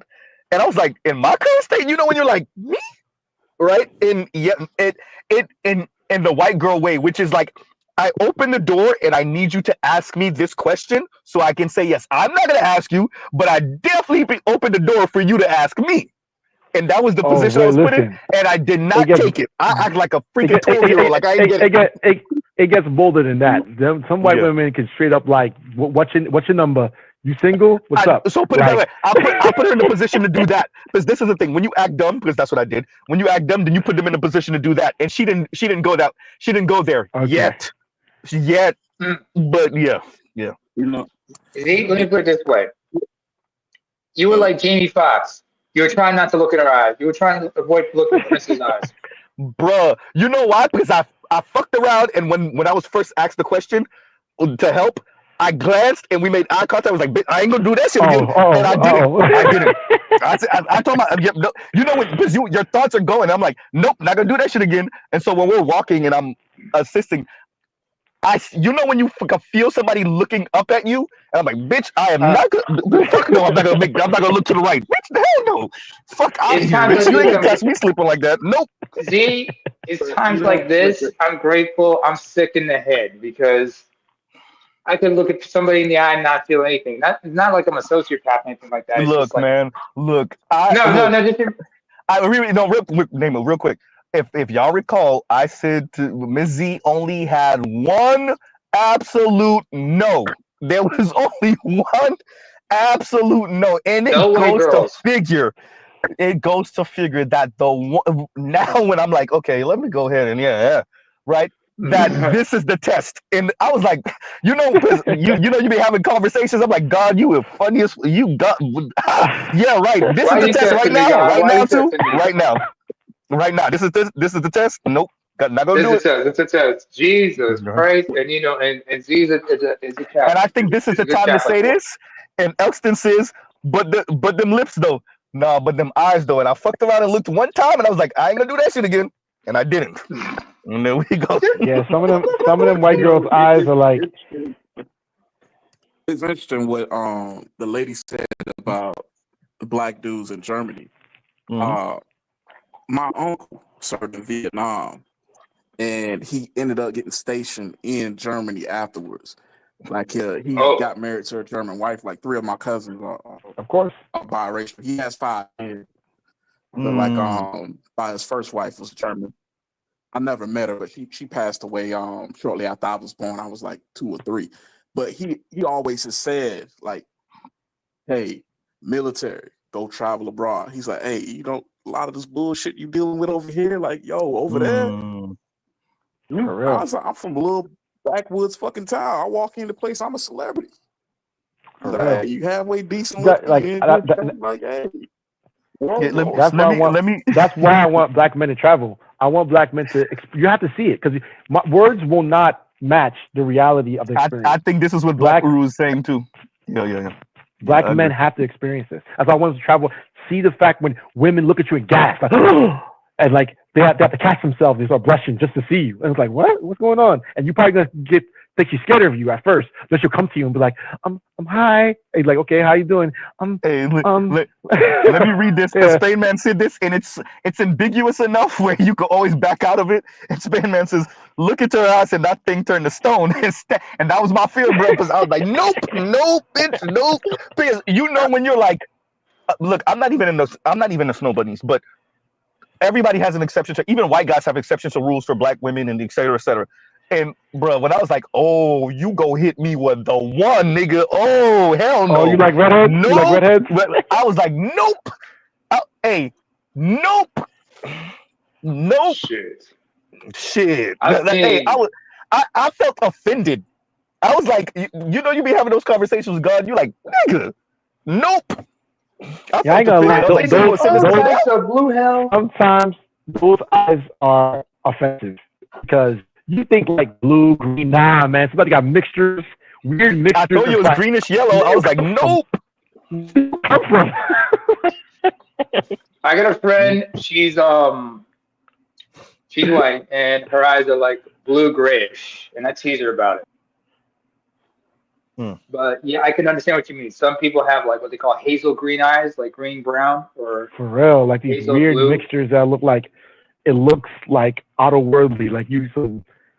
No, it's a no. Wait. Socrates. There's a medical term for that. You ever heard of something called heterochromia? No. Okay. There's 2 forms of there's 2 forms of it. Z, don't cut me off, please. One form is like. Wait, name and no. If you go too far off, I'm going to cut you off. Go ahead. Screw you. Anyway, there's 2 forms of it. One form, prime examples I can give you are 2 people, Mila Kunis and Jens Pulver. It's basically like when it's like basically one eye is one different color and another eye is a different color. You know what I'm saying? The second form you see is dogs like that often. Huh? You see dogs like that often. Yeah. Mila Kunis. If you ever seen Mila Kunis, her left eye is brown, her right eye is green. Jens Pulver, one eye is blue, the other is brown. The other form is like what you talking about, Socrates. Is basically the outside of the pupil is one color, but it just transitions into another color. It's like a brownish green. That's like a form of hazel or hazel green. Blue and gray. So that's what I mean. That's heterochromia. It's not. It's purely cosmetic. It doesn't cause any damage to people's eyes. I've met people who have some form of it. I remember it does cause damage. That's not true. It does cause damage. It does not cause damage. Well, if Z looked into somebody's eye, into that little redhead's eyes, maybe. But I'm saying it's just purely cosmetic. That's what I mean. I mean, when you look into it, it causes damage. Hey, look, man. When I told y'all, y'all think I'm not joking. I really told myself, fuck no, I'm not doing that shit again.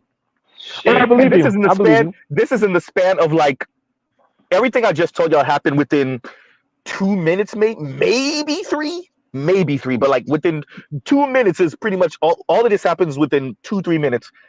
And like I said, I got up, I went to go do what we had to do, and we're kind of walking next to each other, and she's walking on my right hand side. I was like, I am not gonna look down to her. And here's the thing: we stopped. She paused me. It was like, hey, I never caught. Oh, this is what I didn't tell you. How did I not tell y'all this? We're walking, and she paused me, and she says, hey, I never caught your name. What's your name? And you know, I'm not gonna tell you a government, but I was like Z, and she was like, Z? And she mispronounced it, and I was like, no, Z, and she was like, oh, okay, well, my name is such and such, and I'm like, oh, so it is what I thought it was. You know when you doubt yourself, but you're like, are you putting down? And like this was like, oh no, she is putting down, nigga. Oh, right, right. I've had. No, it is what you thought it is. Yeah. It sounds interesting, but it's like, I've had situations like that happen before. Only in my case it was because of my hair and everything. But I know what that's like. I can prove her objectives, almost prove. Not saying that it's a disqualifier, but I know if this happened, that I know what her objectives are for certain what her objectives are by your answering one question. Go ahead. Did she touch you at all in this process? So no, but it came because I had gloves on. But I'm saying, did she touch you? No. Okay. No. Did she put her hand on you or anything like that, on her shoulder or anything? No. Do I read? No. Did she offer to shake hands? I already know where Black was going. If there was some you're funny or whatever type of contact, then that would have been instantly. It would have been instantly. Yeah, that would have been. Yeah, that would have been it. That would have been. Yeah, that would have been it. Wait a minute, you were wearing gloves? Didn't happen. But yeah, when I say like, because I'm asking myself, is this all in your head? Is this all you? There's a pun in there. But is this all you? And when I got that question, I was like, because it could be just a friendly question, just a cordial question. What's your name? I didn't get your name earlier. Blah blah blah. Because so what I didn't tell y'all is like this type of energy has been building for a few weeks, and I felt it initially a couple months ago, and I was like, okay, that's not what you think it is. Just keep on going, whatever. Because there's been a couple of weird comments made, and I just let it go, whatever. Whoa. You met this person on more than once? No. Yeah. More than once. But it's not a coworker. It's not a coworker because I don't want to give you. Let's just say on occasion we're going to be in the same place at the same time on occasion, right? So it's not a coworker, but it's someone I'm going to see maybe at least once a week, right? So something along those lines. Interactions. So there's been interactions before, and it on my end it felt a certain way, but I always like play it down. I minimize it. I'm like, okay, whatever. Yeah.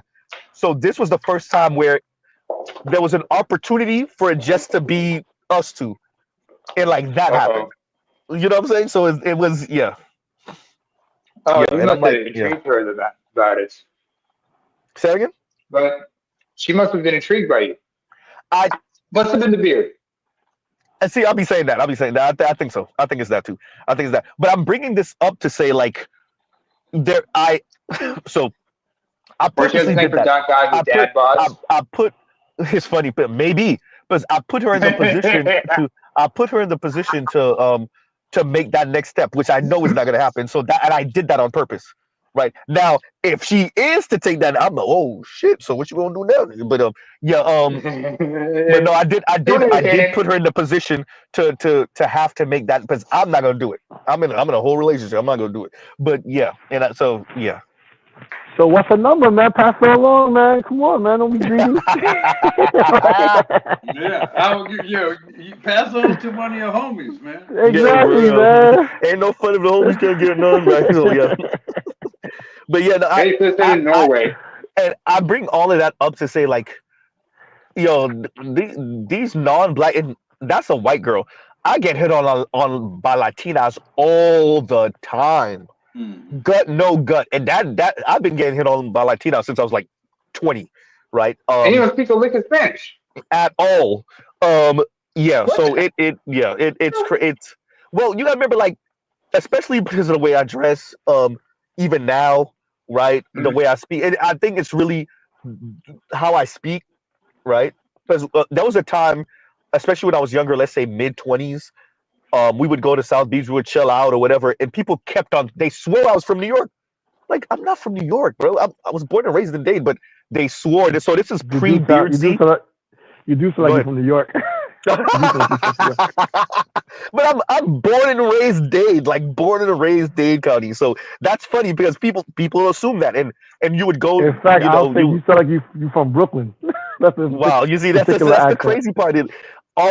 Dade, my entire life. Obviously, we have family in New York. Went to go visit summers and winters, but yeah, no, Dade County, and And yeah, so I would get that, and the Latinas would be intrigued. And here's the thing, of varying ages. So around my age at the time, all the way to the cougars, right? So like, and that's it's crazy because like, if I Can you repeat wanted that? to be All of with a the what? Latina, everyone from around my age at the time, so let's say early 20s, all the way to the cougars, right? All the way to the older Latinas.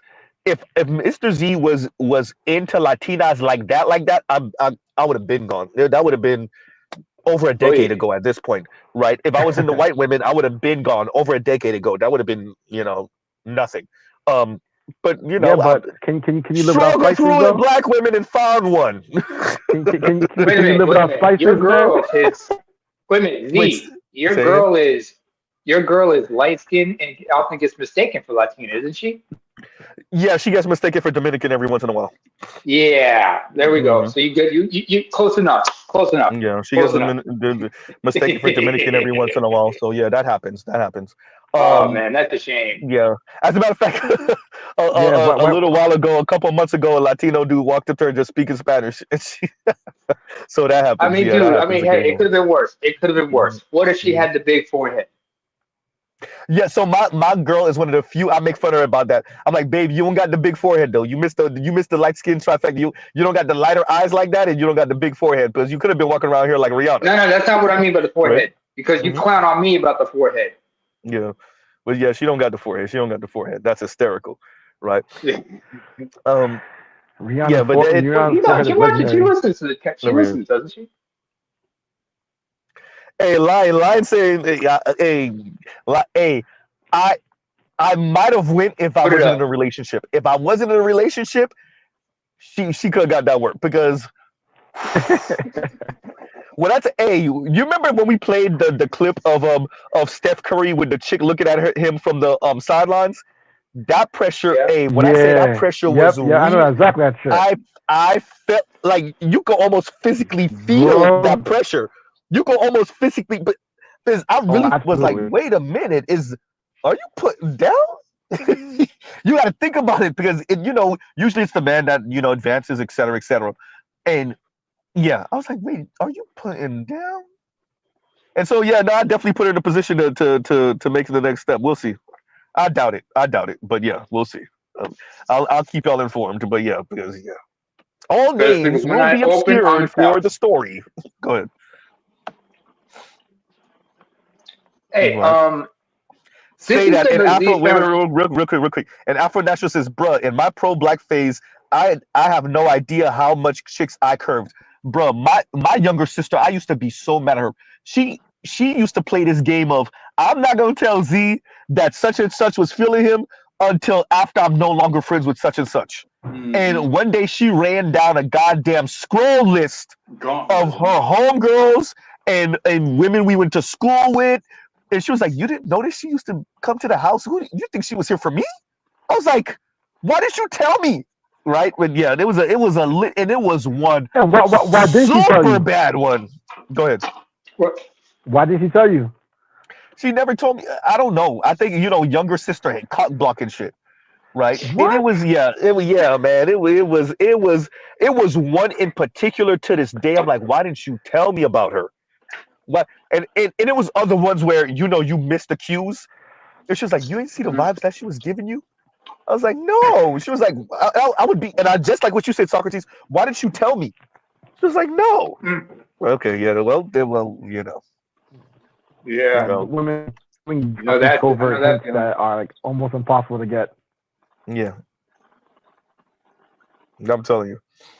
Well, a lot of times your sister don't want you to have status. You start fucking all.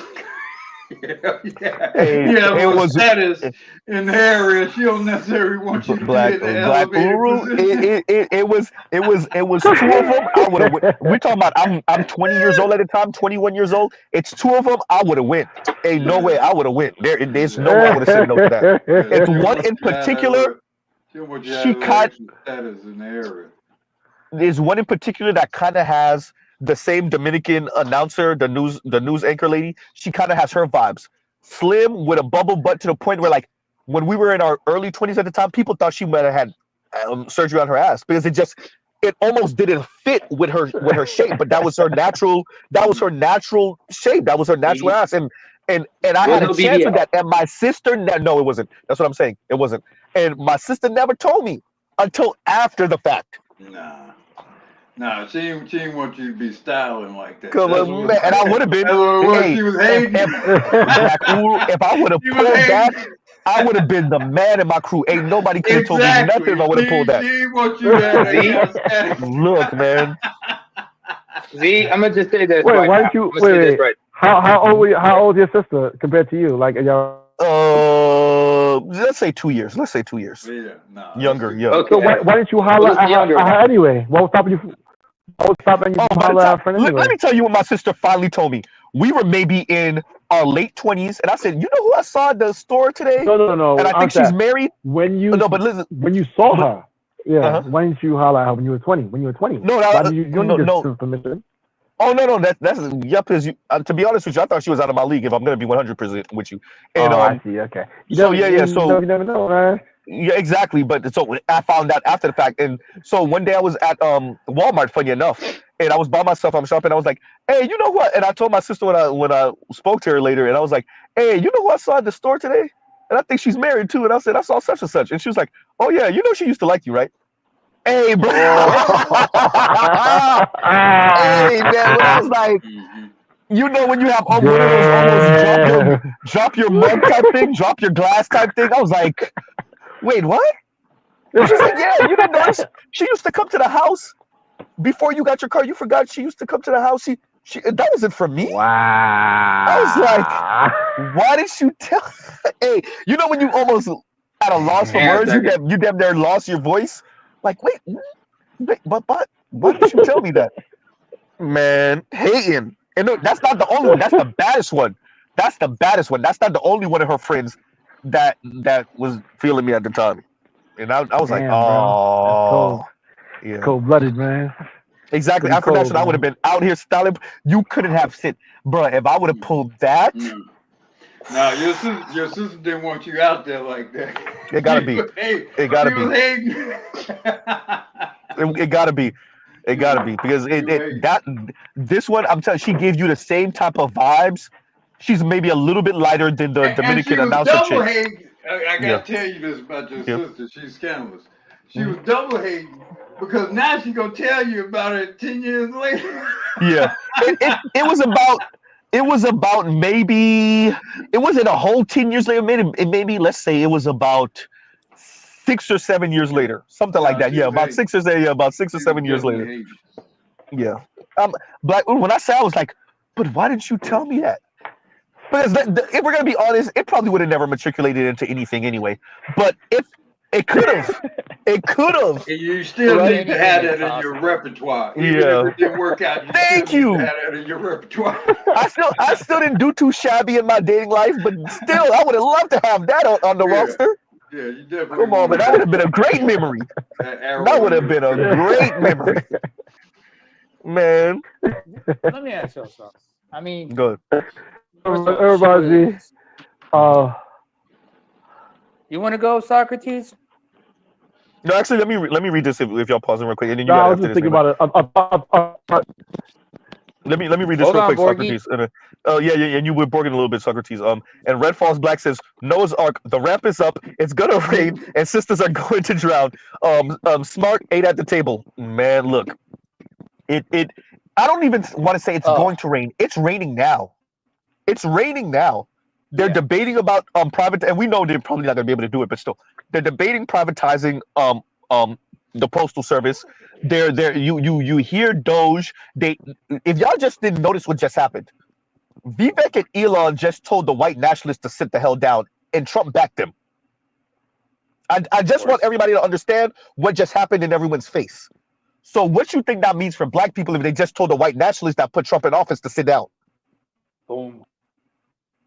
So it's not. I'm not gonna say it's going to rain. It's raining already, and it's flooding already. Sisters are still talking and popping this shit, just like we saw they learned their lesson during COVID. I'm not gonna say all of them. Some of them are gonna be smart enough to grab a buoy, grab a dinghy, and start swimming over to us. The other ones of them are gonna just drown with the ship.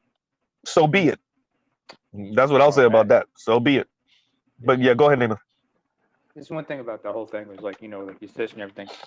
It's unsurprising. You'd be surprised how many people had a thing for you, but you didn't notice it, or just like, or they just didn't have the courage to tell you in certain cases. There was someone who but I remember people who have tried to approach me a couple of times. Like, you talked about that redhead. I remember when I first came to Norway. One of the people I got to know pretty well, and when we first met, she held my hand in a certain way. She was looking at me, but I knew in my gut, don't do it, don't pursue it. You're still new here. You're still new here. You still haven't got your paperwork sorted out. You don't want to get into caught up in any nonsense. I met her at a sports bar, but we got to know each other a little bit better and everything. But there were a couple of red flags that let me know, not the person to be with. I mean, because when I talk to people, I'm able to disarm them, and they're able to open up to me. So she admitted to me that she, first of all, she's a switch hitter, goes both ways. But she admitted that one time that she did cheat on a boyfriend. That was a mark for me. Another thing I remember was like, I noticed that she had like that little funky stuff that some chicks get on their lip. Once in a while. Yeah. What you mean? You mean bumpy bump? She got the hurt mouth. She got hurt. She was hurt. Whoa. She was hurt. Hey, wait. Whoa. I've heard it said a million times the way Naaman said it, but the bumpy bump is. She blisty. She got the bliss. She was blistering. Hysterical. The bumpy bump. Hey, when you said the bumpy bump, real quick, Naaman. When he said the bumpy bump, I thought about the Humpty Dump, and that's why I'm dying right now, because I'm thinking about the Humpty Dance right now. Wait. You know what? Alexa, can you play Humpty Hump by Digital Underground? Oh, that's exact. Oh my God, that's hysterical. Right, the bumpy bump. I'm saying it from now on. Whoa. That's how I'm saying it from now on. The bumpy bump. Oh, this is hysterical. Go. That's the song that's played in my mind. Go ahead, neighbor. Finish your story. Go ahead. Oh, stop what you're doing, because I'm about to ruin the style and the image that you're used to. With a fake nose and everything, I'm going to say that. And a cigar. R.I.P. Talk about bumpy bumps. Yeah. Speaking of which, when you were talking about studying, when you were talking about studying, I wanted to say, Alexa, play Stunt 101 by G Unit, or was it How to Stunt? But this wasn't the first time I've had to deal with something like that. I mean, there's been a couple times where I got hit on by people, but I couldn't do it because, I knew it was a bad situation. There was in a couple cases with alcohol involved, and later found out, there's one story I've mentioned a few times involving a couple of friends, and, I later found out one of them or both of them might have the bumpy bump. And listen, man, listen, as a person who's been in a lot of situations with women, I recommend guys stay away from promiscuous women because STDs are real and they're out there. So take that for what you want. we call it the 28 days later in my friend circle, right? But by the way, for all of us that follow the series, 28 years later is coming out soon. So Mr. Z already, me and my friends already gonna see it. I'm gonna rewatch 28 days later and 28 weeks later, so that when 28, I'm taking days off of work, we gonna see that. We going on what you call when the friends go out, because we gonna go see that. But yeah, friends night out. Yeah, but it sounds weird because that's women. Buddy's but anyway, out? I guess a guy's not out, but yeah, we gonna go see that. Yeah, because 28 years later. Yep. 28 years later is damn, that's some dystopian shit right there. Right. It is. Jesus Christ, man. We still dealing with this shit 28 years later. Because if you think about it, the 28 days later is the virus, and the guy wakes up to the virus in the UK, and then 28 weeks later they weren't able to defeat it, and at the end of 28 weeks, I'm spoiler alert for I don't know. Don't spoil it, man. I haven't seen 28 weeks yet. I haven't seen 28 days. Stabilized it, but then as it turned out, there was an element in it that got loose. Yep. You cover your ears, Socrates, because we're about to say it. For all of you, y'all better cover your ears for the next like 20 seconds. And then at the end of 28 weeks later, the virus goes through the Holland Tunnel.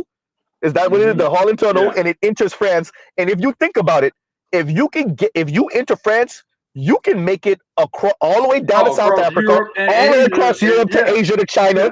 You could go all the way up to Russia, damn near to where the Bering Strait used to be. You could literally cross from the tip of France and clear Africa, Asia, and Europe. All people get on the airplane. It's done. Over. North and South America is done too. Yeah. Everywhere is done. But even if there's no planes going out, you could hit 3 continents. Yeah. All of it. So. Yep. So I'm gonna love to see 28 years later and see how that goes, because there was no 28 months later.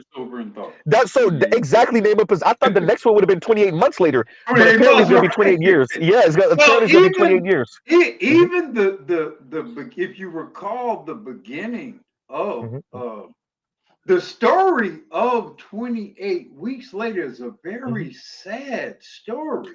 Yeah, because with the husband and the wife. Abandoned his wife. Yep. And then it's a very sad, and it's at the very beginning of the movie. Yep. So it sets a very sad tone to the whole movie, And what did that wife do, Black Uru? And she's immune. Thank you. She's a carrier, but she's actually immune. And what did she do, Black Uru? And she gave it to him. And then and he gave it to everybody else. Black Uru, we have to tell the truth. Was he happy in his marriage? Real quick, Leon, please. Let's land with that. Let's land with this, and then you got it. Here's the thing. She was maniacal with it. Her way of getting back at him is she kissed him. He got the virus, but he's not immune to it. I've heard you all say that. Yeah. I'm not sure she knew. I'm not sure she was infected. Oh, okay.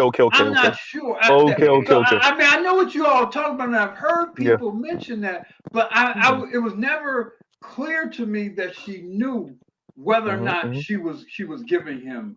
Well, because she had resisted it herself. Yeah. And it was weird because she was in the hospital. And Yep. It was unclear. It was unclear. But remember, either way, she slow kissed him, as Hitflix is. She slow kissed him, and then he murked her.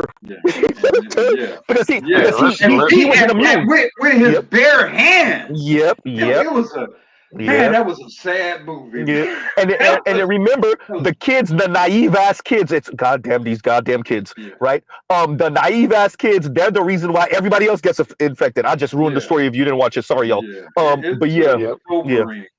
Yep. Let's be clear. Right up my top of alley. Go ahead, Leon. We could tell the way he left her that he wasn't happy in his marriage, man. Man. Don't even, man. I'm evil, bro. I'm evil. So, and by the way, the reason why Miss Z ain't going, because Miss Z already told Mr. Z that she hates fast zombie movies. She can't watch World War Z. She can't watch. She said she can't. She don't want no part in no running zombies. Z, what's up with her light-skinned lame-ass women, bro? Z, what's up with her light-skinned lame-ass women that wanted to watch scary movies? Like, oh my god, I don't watch that. I don't like watching that. No, so it's funny because my lady will watch gore. She, as a matter of fact, I'm the yitch in the situation. There's a lot of shit she watches I cannot do, right? But I'll watch a zombie movie, especially World War Z or 28 days, weeks, now years later, stuff like that. All the Resident Evil shit, I could watch that. But for her, but fast moving zombies, she can't do it. She can't do it. So I'm like, I got it, babe. Yeah, but and it's funny you say. I think 28 Days was the first running zombie movie, if I recall. Was it? Correctly. The first fast zombie movie. Prior to that, all the Night of the Living Dead, they weren't really running. Yeah. Oh yeah, 28 days later they threw up on you. They threw up blood on you. It was that black guy. Yeah, I remember. Yeah, and they were running through the field. Yeah, that guy Running through wasn't the happy. tunnels and shit. Black Guru, Which is say. Yep. Black Guru. That guy wasn't happy. He wasn't happy. And here's the thing for me too. You know what else I fucking hold on. But if I recall correctly, it was the wife's fault because there was a child and she went to help the child instead of staying with him. And that's how they got separated. And she got cornered by the zombies, but he was able to get out. So it was her fault that she got cornered by the zombies. Sounds real. Black Guru, let me clear this Sounds up. like Let me real clear this life. up. Go ahead. Let me clear this up. She was about 40 years old in the movie, man. And, you the worst, Leon. You the worst. You're the worst. You're the worst. You got coming up with justification. But I like movies like that. One of my favorite type of movies. This is one of my favorite type of alien invasion movies. I love alien invasion movies. It's something about Independence Day, the second one that they finally made without Will. Anyway, Will got too expensive. The second one without Will, all the Day After Tomorrow type joints, all of those type. I love all them shits. Which is funny because I don't actually like the Alien movie series though. I know, Mr. Z weird like that. But yeah, but I love Alien. I'm gonna touch a subject. I'm gonna touch a subject since y'all Wait, just before you really do that, let's let Namer go because we gonna let Namer go. We gonna pressure him to get this out quick, and then you got Leon. Go ahead, Namer. Do y'all remember that movie in the mid-90s? Was it Mars Invasion? I think it was called, or Mars Attack. The one with Jack Nicholson. I want to say like a comedy kind of movie. Yeah. It was. I just want to let the American American public know that 2 out of the 3 branches of government are still working, and that ain't bad. Go ahead. No, that's a whole different. I don't even want to go in that direction. Go ahead, Leon. Go ahead. No, that was a Jack Nicholson line from that movie. I said, dude. Yeah. Go ahead. There was a great ending to that movie where where Jim Brown gets back home to Pam Grier in there. So that was a great ending to that movie. So yeah, my wife is a laboratory scientist, so she got a master's degree. Okay. If you like I said earlier, it's like flipping a coin to get herpes. Okay, it's like today it's like flipping a coin. Okay, if you stick your wee, your mushroom tip in 5 different vaginas in 1 month, that's 5 coin flips at this point. And then you mess around and not know you have HPV, right? But what comes through my wife's lab, she straight up tell me it's like these chicks are trying to have babies with startup ovaries. Like if y'all know what's Lord Jesus, like it's crazy. It's crazy. Yo, Leon is warning y'all to strap up, and even if you strap up, that still don't guarantee necessarily, but it's better than nothing because everyone is a coin flip, as he said. Every chance is a coin flip. It's worse than that. It's worse than that. It's worse than that. So, okay, check this out. After this, name Check this out. Condoms are not helping with syphilis or gonorrhea. So you're sweating, you wipe your face, you touch her body parts, she touch yours. You then she scratch you on your back. You rub your skin. Then you touch her down there. Then you rub your face. Yeah, go ahead and get it in your eyeball. Go ahead and get it in those scars in your skin. Good luck. Like this, it's no joke out here. Like you better have a whole bodysuit. Something. Which is why. Hey, we're gonna start having sex. Like what was that, Judge Dredd? No, that was Demolition Man. Demolition Man. Thank you, Naaman. Thank you. Yeah, We gonna because what start you're having talking sex about, like Demolition you Man. Go actually ahead. have that. I remember it's like about 8 years ago, something called Oculus Rift came out. Yeah, I remember this. And then if you understand, like you got the P sleeve and the rose toys that are connected to it by Bluetooth and such. So you can work each other out like that. Yeah, I have From a those. distance. I have those. I have the one that goes like we can be walking through the park and I can be at the playground with my son while my woman's jogging. I just hit the button for fun. Uh-huh. No, he's Yeah, talking I about got the those. vibrating. He's talking about that little the little buzzer thing that you can, or like what you call I those seen the panties. videos. I seen the videos where and the dude recording and they walking through the store and he pressing the button and you can see Yeah, her like that's what I was almost damn near talking about to about. fall. Yeah, almost about to Yeah. fall because you're Yeah, like, yeah. Remote Yep. y'all control think that's panties. not y'all think that's not my personality? That's 100% me, bro. No, I believe that is definitely your Yeah, personality. but what I want to say This was is give a little pushback Hey, is but I'm like gonna run out. I'll let y'all get back to work. all right, bro. yeah, my pushback is Talk this, about that. because We're like about to end out in a minute, but go ahead, Nima. yeah, but what I was talking about, I think I think Leon misunderstood, because I was talking about when it comes to the bumpies, the bumpy bumps. That was I'm talking. Why did you give us that, Socrates? Because that's what it's gonna be called from now on. The bumpy bump. Go ahead. Or the herb blisters, I would say, or the blisters, or fever blisters. I was talking about the oral form, but the genital form, you know, because first of all, you got 2 strains of that virus. HSV, that's the virus that causes those blisters, but you have 2 forms. One, type 1, you can get it orally or down there. Type 2, exclusively down there. So my thing about it is, like I said, like, condoms do help up to an extent, but unfortunately, not everybody gets it on on the shaft for dude. It can be on the inside of the thighs or something. Where'd everybody go? Welcome back. See, how do you get booted out of your own stream? But anyway, It happens. It happens.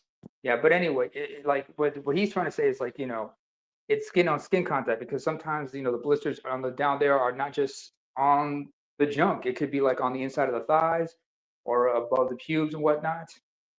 That's where it can be infected and whatnot. Depends on the infection point. Same thing with HPV. It's because the whatchamacallit, the warts that come out, man, and to remove those warts can be quite painful. They can be like skin on skin contact. But with that being said, it's why important that you get tested before anything. I remember Tommy Sotomayor once said this: "Black men, ask yourself this: when was the last time you asked a girl you were in a relationship? What was the last time she went to see an OBGYN? When's the last time she went to go see a gynecologist? Because that should tell you something. Secondly, when was the last time you went to see an andrologist? Like women got to go see a gynecologist. Guys, we got to go see a urologist because they double as andrologists. Hey, that's the guy. That's who you got to go to when you got to get your prostate and and your testicles checked out. But getting tested is important, is what I believe. Hell, I remember one person I got in a relationship I got involved with. I told her, we got to get tested. And the important thing I said about condoms, when it came to condoms, she had to let me know that she had a latex allergy. So when she told me that, I had to get non-latex condoms. Hell, I had to also get like vinyl gloves, because latex surgical gloves, that would have irritated her. So I had to get the vinyl ones just so I can just, use the manual, just to, give her the manual ill treatment. Because it's not enough to clip your nails. By the way, that's how you know if a chick is same-sex loving. Look at her fingers. If her fingernails are clipped. Nice. Yep. No. Nice If she got lings, if she got nails, she's most likely straight. But if her nails are always cut short. No, you're right. That's what I'm saying. If they're clipped nice, when I said nice, that's what I meant short. Yeah. Yeah, kept them short. No French nails, not French tip or anything, like just completely clipped, like she engages in contact sports. Hysterical. There you go. Let me end out. Let me read this. And Joe says, "Girls be wanting my full name, then I get a notification of someone googling my name in search engines. Women research ninjas. Yes, they look, man. Look, they're on your IG. This is something I know personally.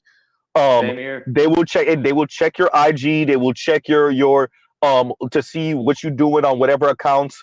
Facebook, if you have Facebook. Back in the day, MySpace. Your Twitter, if they can. This is a thing. They will check in modern days. Oh, you better believe it. They checking. They checking to see. They checking to see if they got competition. They seeing who liking your pictures too. Who's commenting under your pictures on IG. They definitely doing it.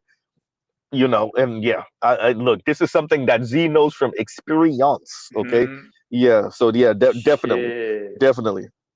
If you And remember so making the yeah, thank band, you for the super chat, Joes. Thank you for the super chat.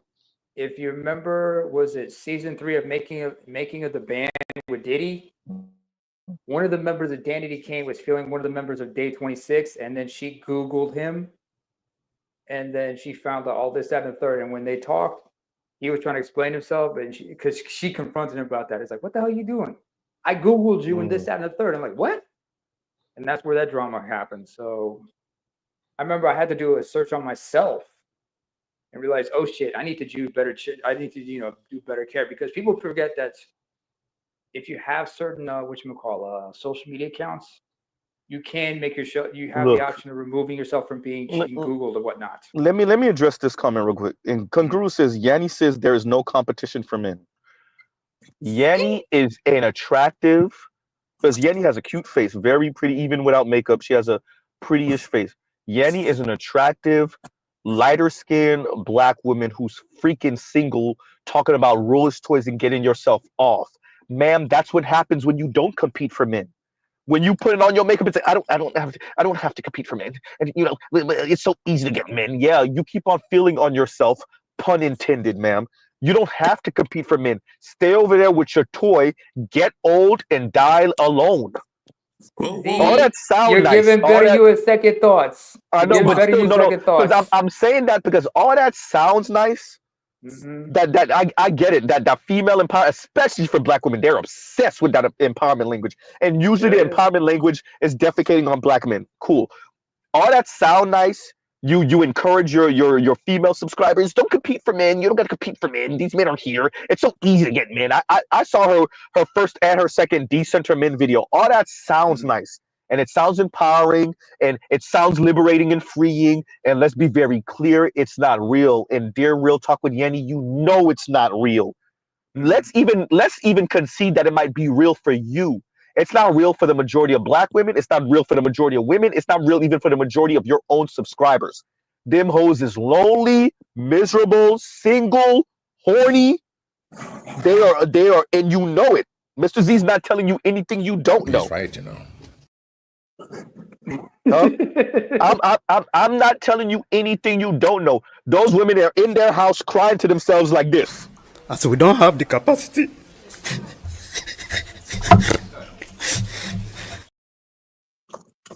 Right? That's what's actually happening. Right?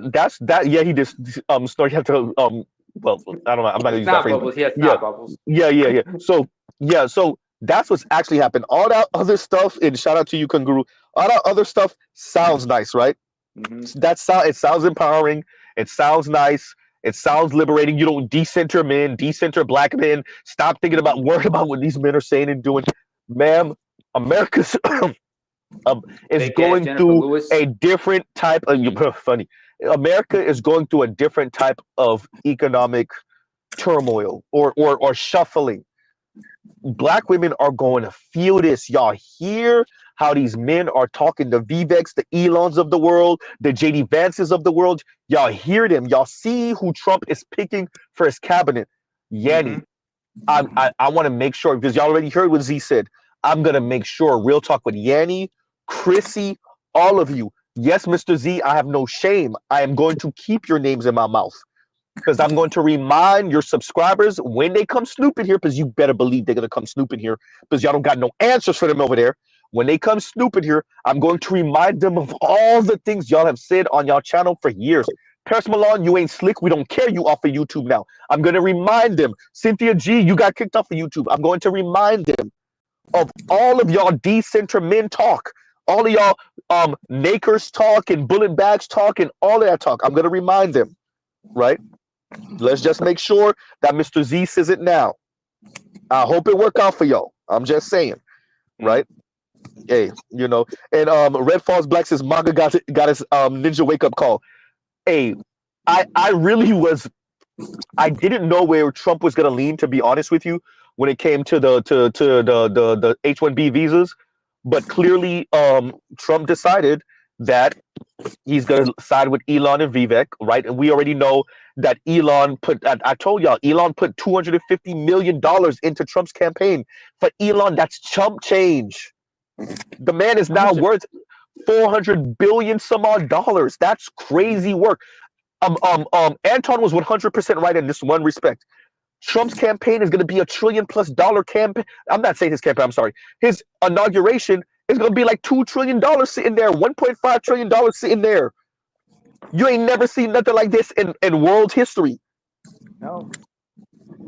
Right? And it's Kings not don't just got this him. much money sitting next to them when they pass in the throne. This is crazy work. And those men are about their money. They're about tightening up the U.S. economy and making it quote unquote more efficient. You know what more efficient usually means for black people and black women in particular. All right, black women, you better grab onto any man, black men preferably, because these non-black men don't got it for you. They got hard D and bubble gum and they all out of bubble gum and they gonna play you and you think you're gonna get some money out of the deal. We'll see. That's how this is gonna go. But yeah, red false black. MAGA got its ninja wake up call. But did they really hear it? They understand. I think their ideas that Trump was gonna flick a couple of crumbs off the table because they know who Trump is. They know Trump don't got none for him. But they're hoping to throw a grenade in the system because neoliberalism isn't working for them. Rightfully so. I agree with them on that. But they thought Trump was gonna be the change agent because they couldn't get Bernie in there. And Trump already told you he's about his money and he's about his ego and he's about his family. So his kids are going to have nice positions after the fact. But still, no, Trump already told you what he's about. Hopefully this works for the MAGA people. Are there going to be a couple of working class white folks that might get a couple of pennies? Yeah, a couple of white working class dudes and maybe the women that are attached to them and maybe the black men that just happen to be similarly situated to those white men. Yeah, maybe. Everyone else, y'all better hold on. This is Z's estimation, by the way. We'll see how right or wrong Z is in the next 4 years. I don't even think it's going to take that long, to be honest with you. Hey, but yeah, let's see what's going to happen in the next 2 years. Because remember, you still got the midterms. Yeah, true. But because remember go that. ahead, better you go ahead. Go ahead, sorry. Good.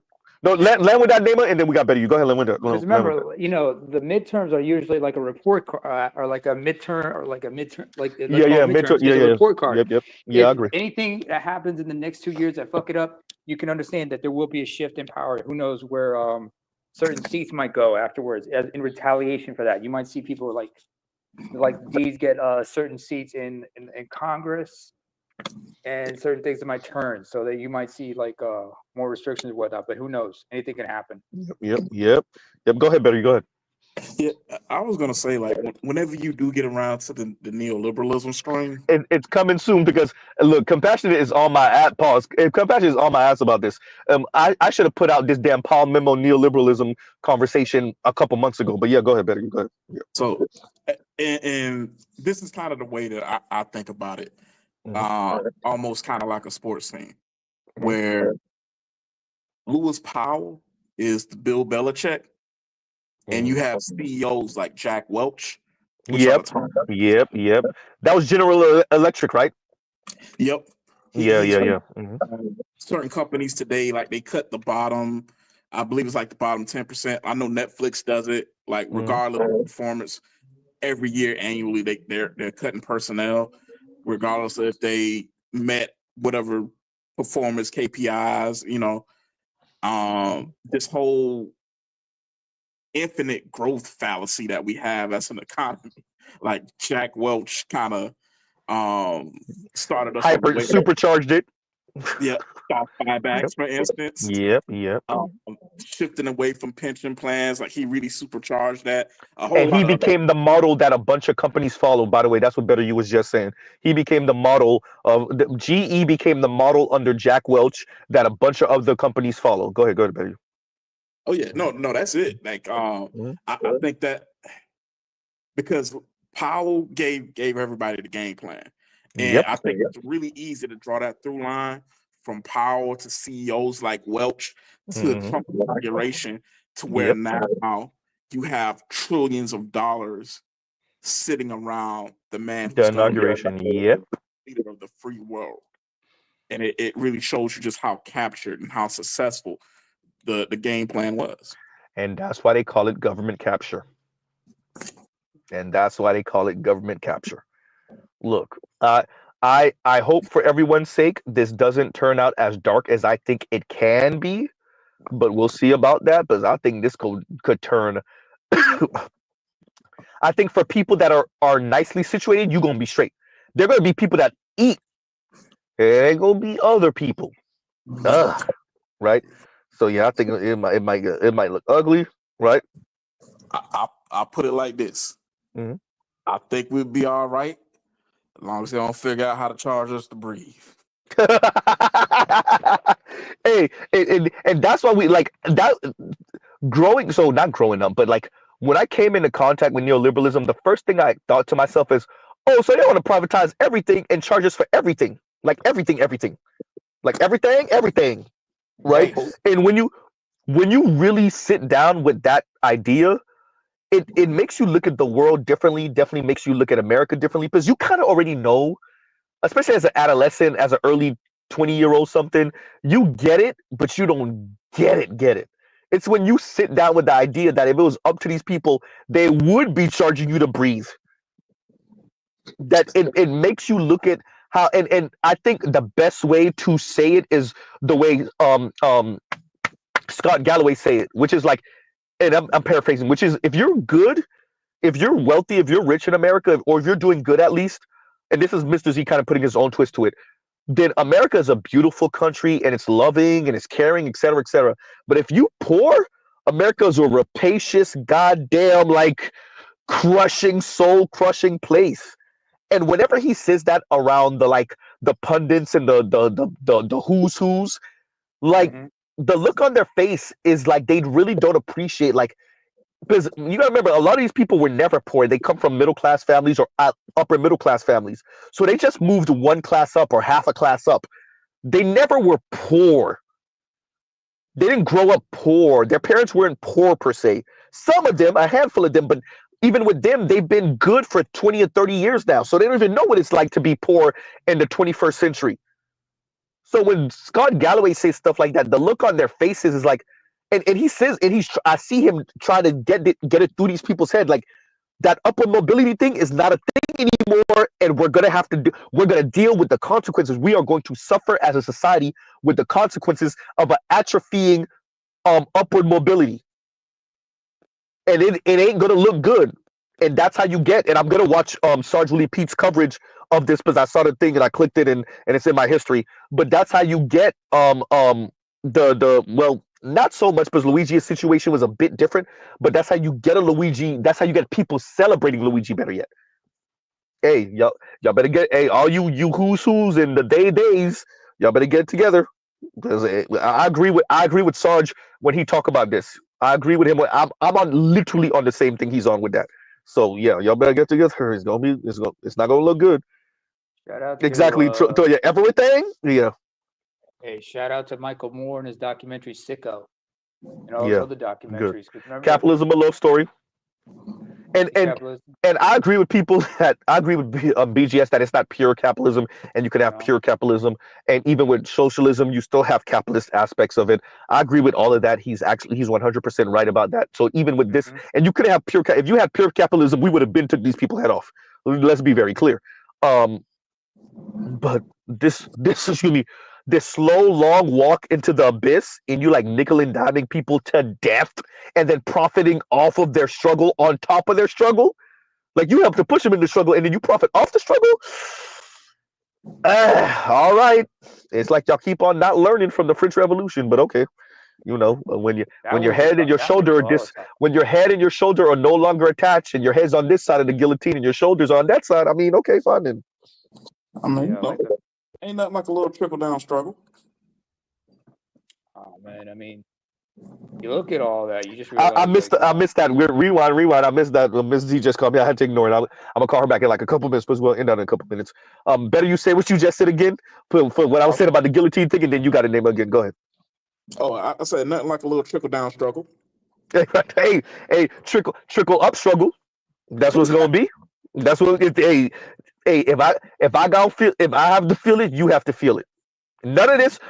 Oh no, we're gonna share the burden, but really the burden is gonna be on your shoulders, right? Nope. All right, watch this. And by the way, it ain't gonna really be black people. We already know that. Them white folks gonna be crashing out like a mug. Mr. Z gonna be over here with his popcorn. I'm just saying it just in case anybody's listening, but I apparently mean, not. But yeah, go ahead. Go ahead, look, then. I mean, I've not really witnessed something like that, a total chaos or a collapse like this, or when shit gets ugly.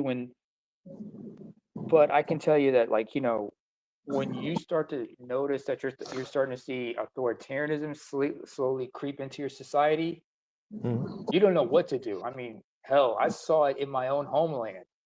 And I was like 17, 18 years old at the time when that shit happened. And we were like, we couldn't do anything about it. I remember it was like, no, we had a crack. Let me explain. There was a crackdown throughout the summer of 2001. This is after the border conflict was over. And we started seeing like questions about leadership and everything. And there was like, and then you started seeing the crackdown. The biggest crackdown happened the week after 9/11 on your end. September 18, 2001, we saw a crackdown. All media was shut down, and then slowly but surely they started shutting down everything, and there was a consolidation of power. And you do not want that. And you start to see them trying to control everything. But I could predict that this was gonna happen because you have technology eating at jobs, automation eating at jobs. You have a social unrest because we've opened up the society so much that a fraction of a percent of the population, people keep on talking about them. I'm talking about the TRA and S's, everyone. A fraction of a percent of people, we talk about them like they're like 15, 20, 25% of the population, right? You have those type of conversations. You have questions of employment. You have a lowering birth rate. You have young people not coupling, the skyrocketing price of necessities, like cars and homes, and all of this happening simultaneously is causing, and then you have on one side the traditionalists trying to pull us back to a more structured, stable time, which is going to be beneficial for mainly them. That's the part they don't like to say. I'm talking about the white guys. Then you have the more progressives, quote unquote progressives, who are saying, well, F all that, just deal with the pain for now. And trust me, there's going to be bright lights on the other side of this. And this is where you kind of get some of those that you will own nothing, but you will be happy type of talk. And like neither one of these seem any type of gratifying or any type of satisfying or any type of, what's the word I'm looking for, enjoyable. Like I don't want to go in either one of these directions. Let me Both put of it these this suck. way. Let me Go put ahead. it this way, Tim. D.L. Hughley said, like, one side wants us to live like the Flintstones, wants to take us back to the Flintstones. The other side wants to take us to the time of the Jetsons. Yeah. With that being said, let's not forget both sides will cause division by sowing seeds of division within society by saying there are fifth columnists among us who are about to cause some kind of trouble. You're going to see those on the left accuse somebody on the right of being a fifth columnist, and vice versa. And that's it. And because understand, you do the politicians, like we said, two wings on the same vulture, and they're going to try to sow confusion and resentment among the society and division, because they realize a united society is going to look, everybody's going to look at each other and say, wait a minute, we're all getting screwed. Yep. And these are the motherfuckers screwing us all. Yeah, but wait, and that's the problem right there, Nima. Where does that finger get pointed? Now, let's be honest. BGS is right. Some of that finger got to be pointed at you yourself. Oh yeah, But absolutely. when we point it back outside, are you pointing it at the right people? And this is where your average white folks start to get things messed up. They like because they're cowards, and they have this idea of the temporary embarrassed millionaire. I guess now temporary embarrassed billionaire, where when they start pointing that finger outward, it goes to certain immigrants, it goes to black people, it goes to everyone except for their rich white cousins, them who's screwing them over. And that's usually almost always who it is. But they're either once again too cowardly, or they have lottery dreams of being in that same class position as their rich white cousins, them. And keep Right? in mind, Z, and keep in mind, AB for minutes. if I may. Land with that. Hurry up, name us so we can get AB because I'm about to end out in a minute. Go ahead. And keep in mind, Z, because where I'm at, I'm an immigrant. Mm-hmm. So I'm going to usually be made the scapegoat for a lot of shit. Yep. So I know where that's like. Go ahead. Yep. Go ahead. What's going on, AB? Hey, what's going on? I was going to say, don't talk about ultra MAGA like that. Bro, they got the biggest pimp slap from the Indian kid who's first generation full just told y'all to sit down. No, but first generation because his parents weren't born here. No, he was born in Cincinnati. Yeah, which reminds me. Shout out to my favorite political cunt. She straight up told him, "Yeah, I like you, but you're Indian. I ain't voting for you." Yep. Well, that was to his face, right? And like he understood what that was. All the South Asians, Indians, Bangladeshi, Sri Lankans, they all understood what that was, right? Like they all got that. But once again, it's well, she's so overtly racist. Y'all be around them overtly racist white folks all the time. Y'all just hope they don't say nothing anti-South Asian or anti-Asian in general.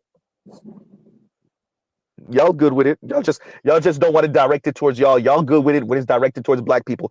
Once again, I'm gonna put this out. Please, please, please.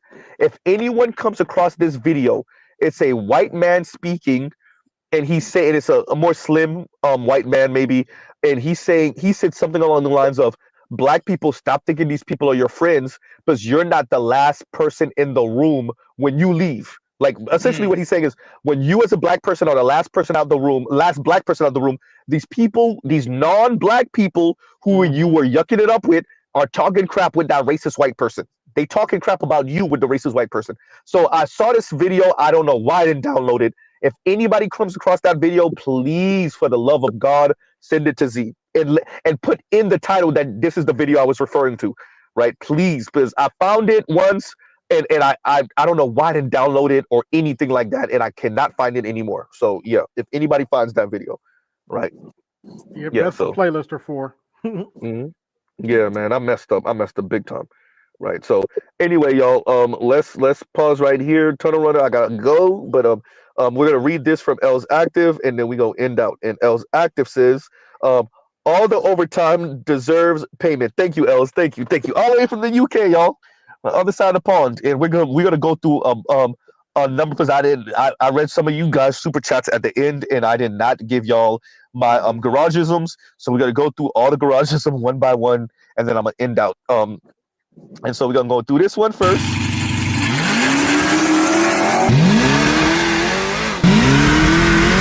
Yep, I'm flying through the air. This is not good. And then we're gonna go through this one.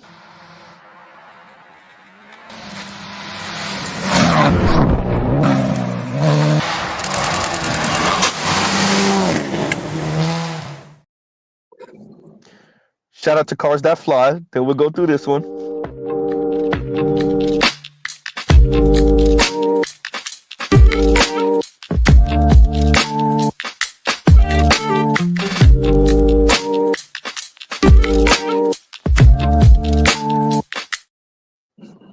Shout out to Cars That Can Play How Low Can You Go. Then we'll do this one.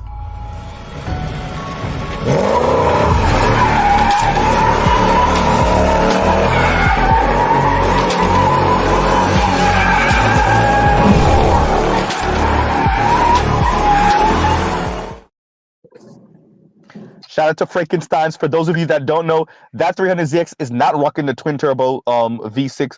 That 300ZX actually has an LS. So yeah, the Corvette LS too, 6.0 LS. So yeah, so shout out to Frankensteins, and we got this one. And this one, shout out to Neymar. Here you go.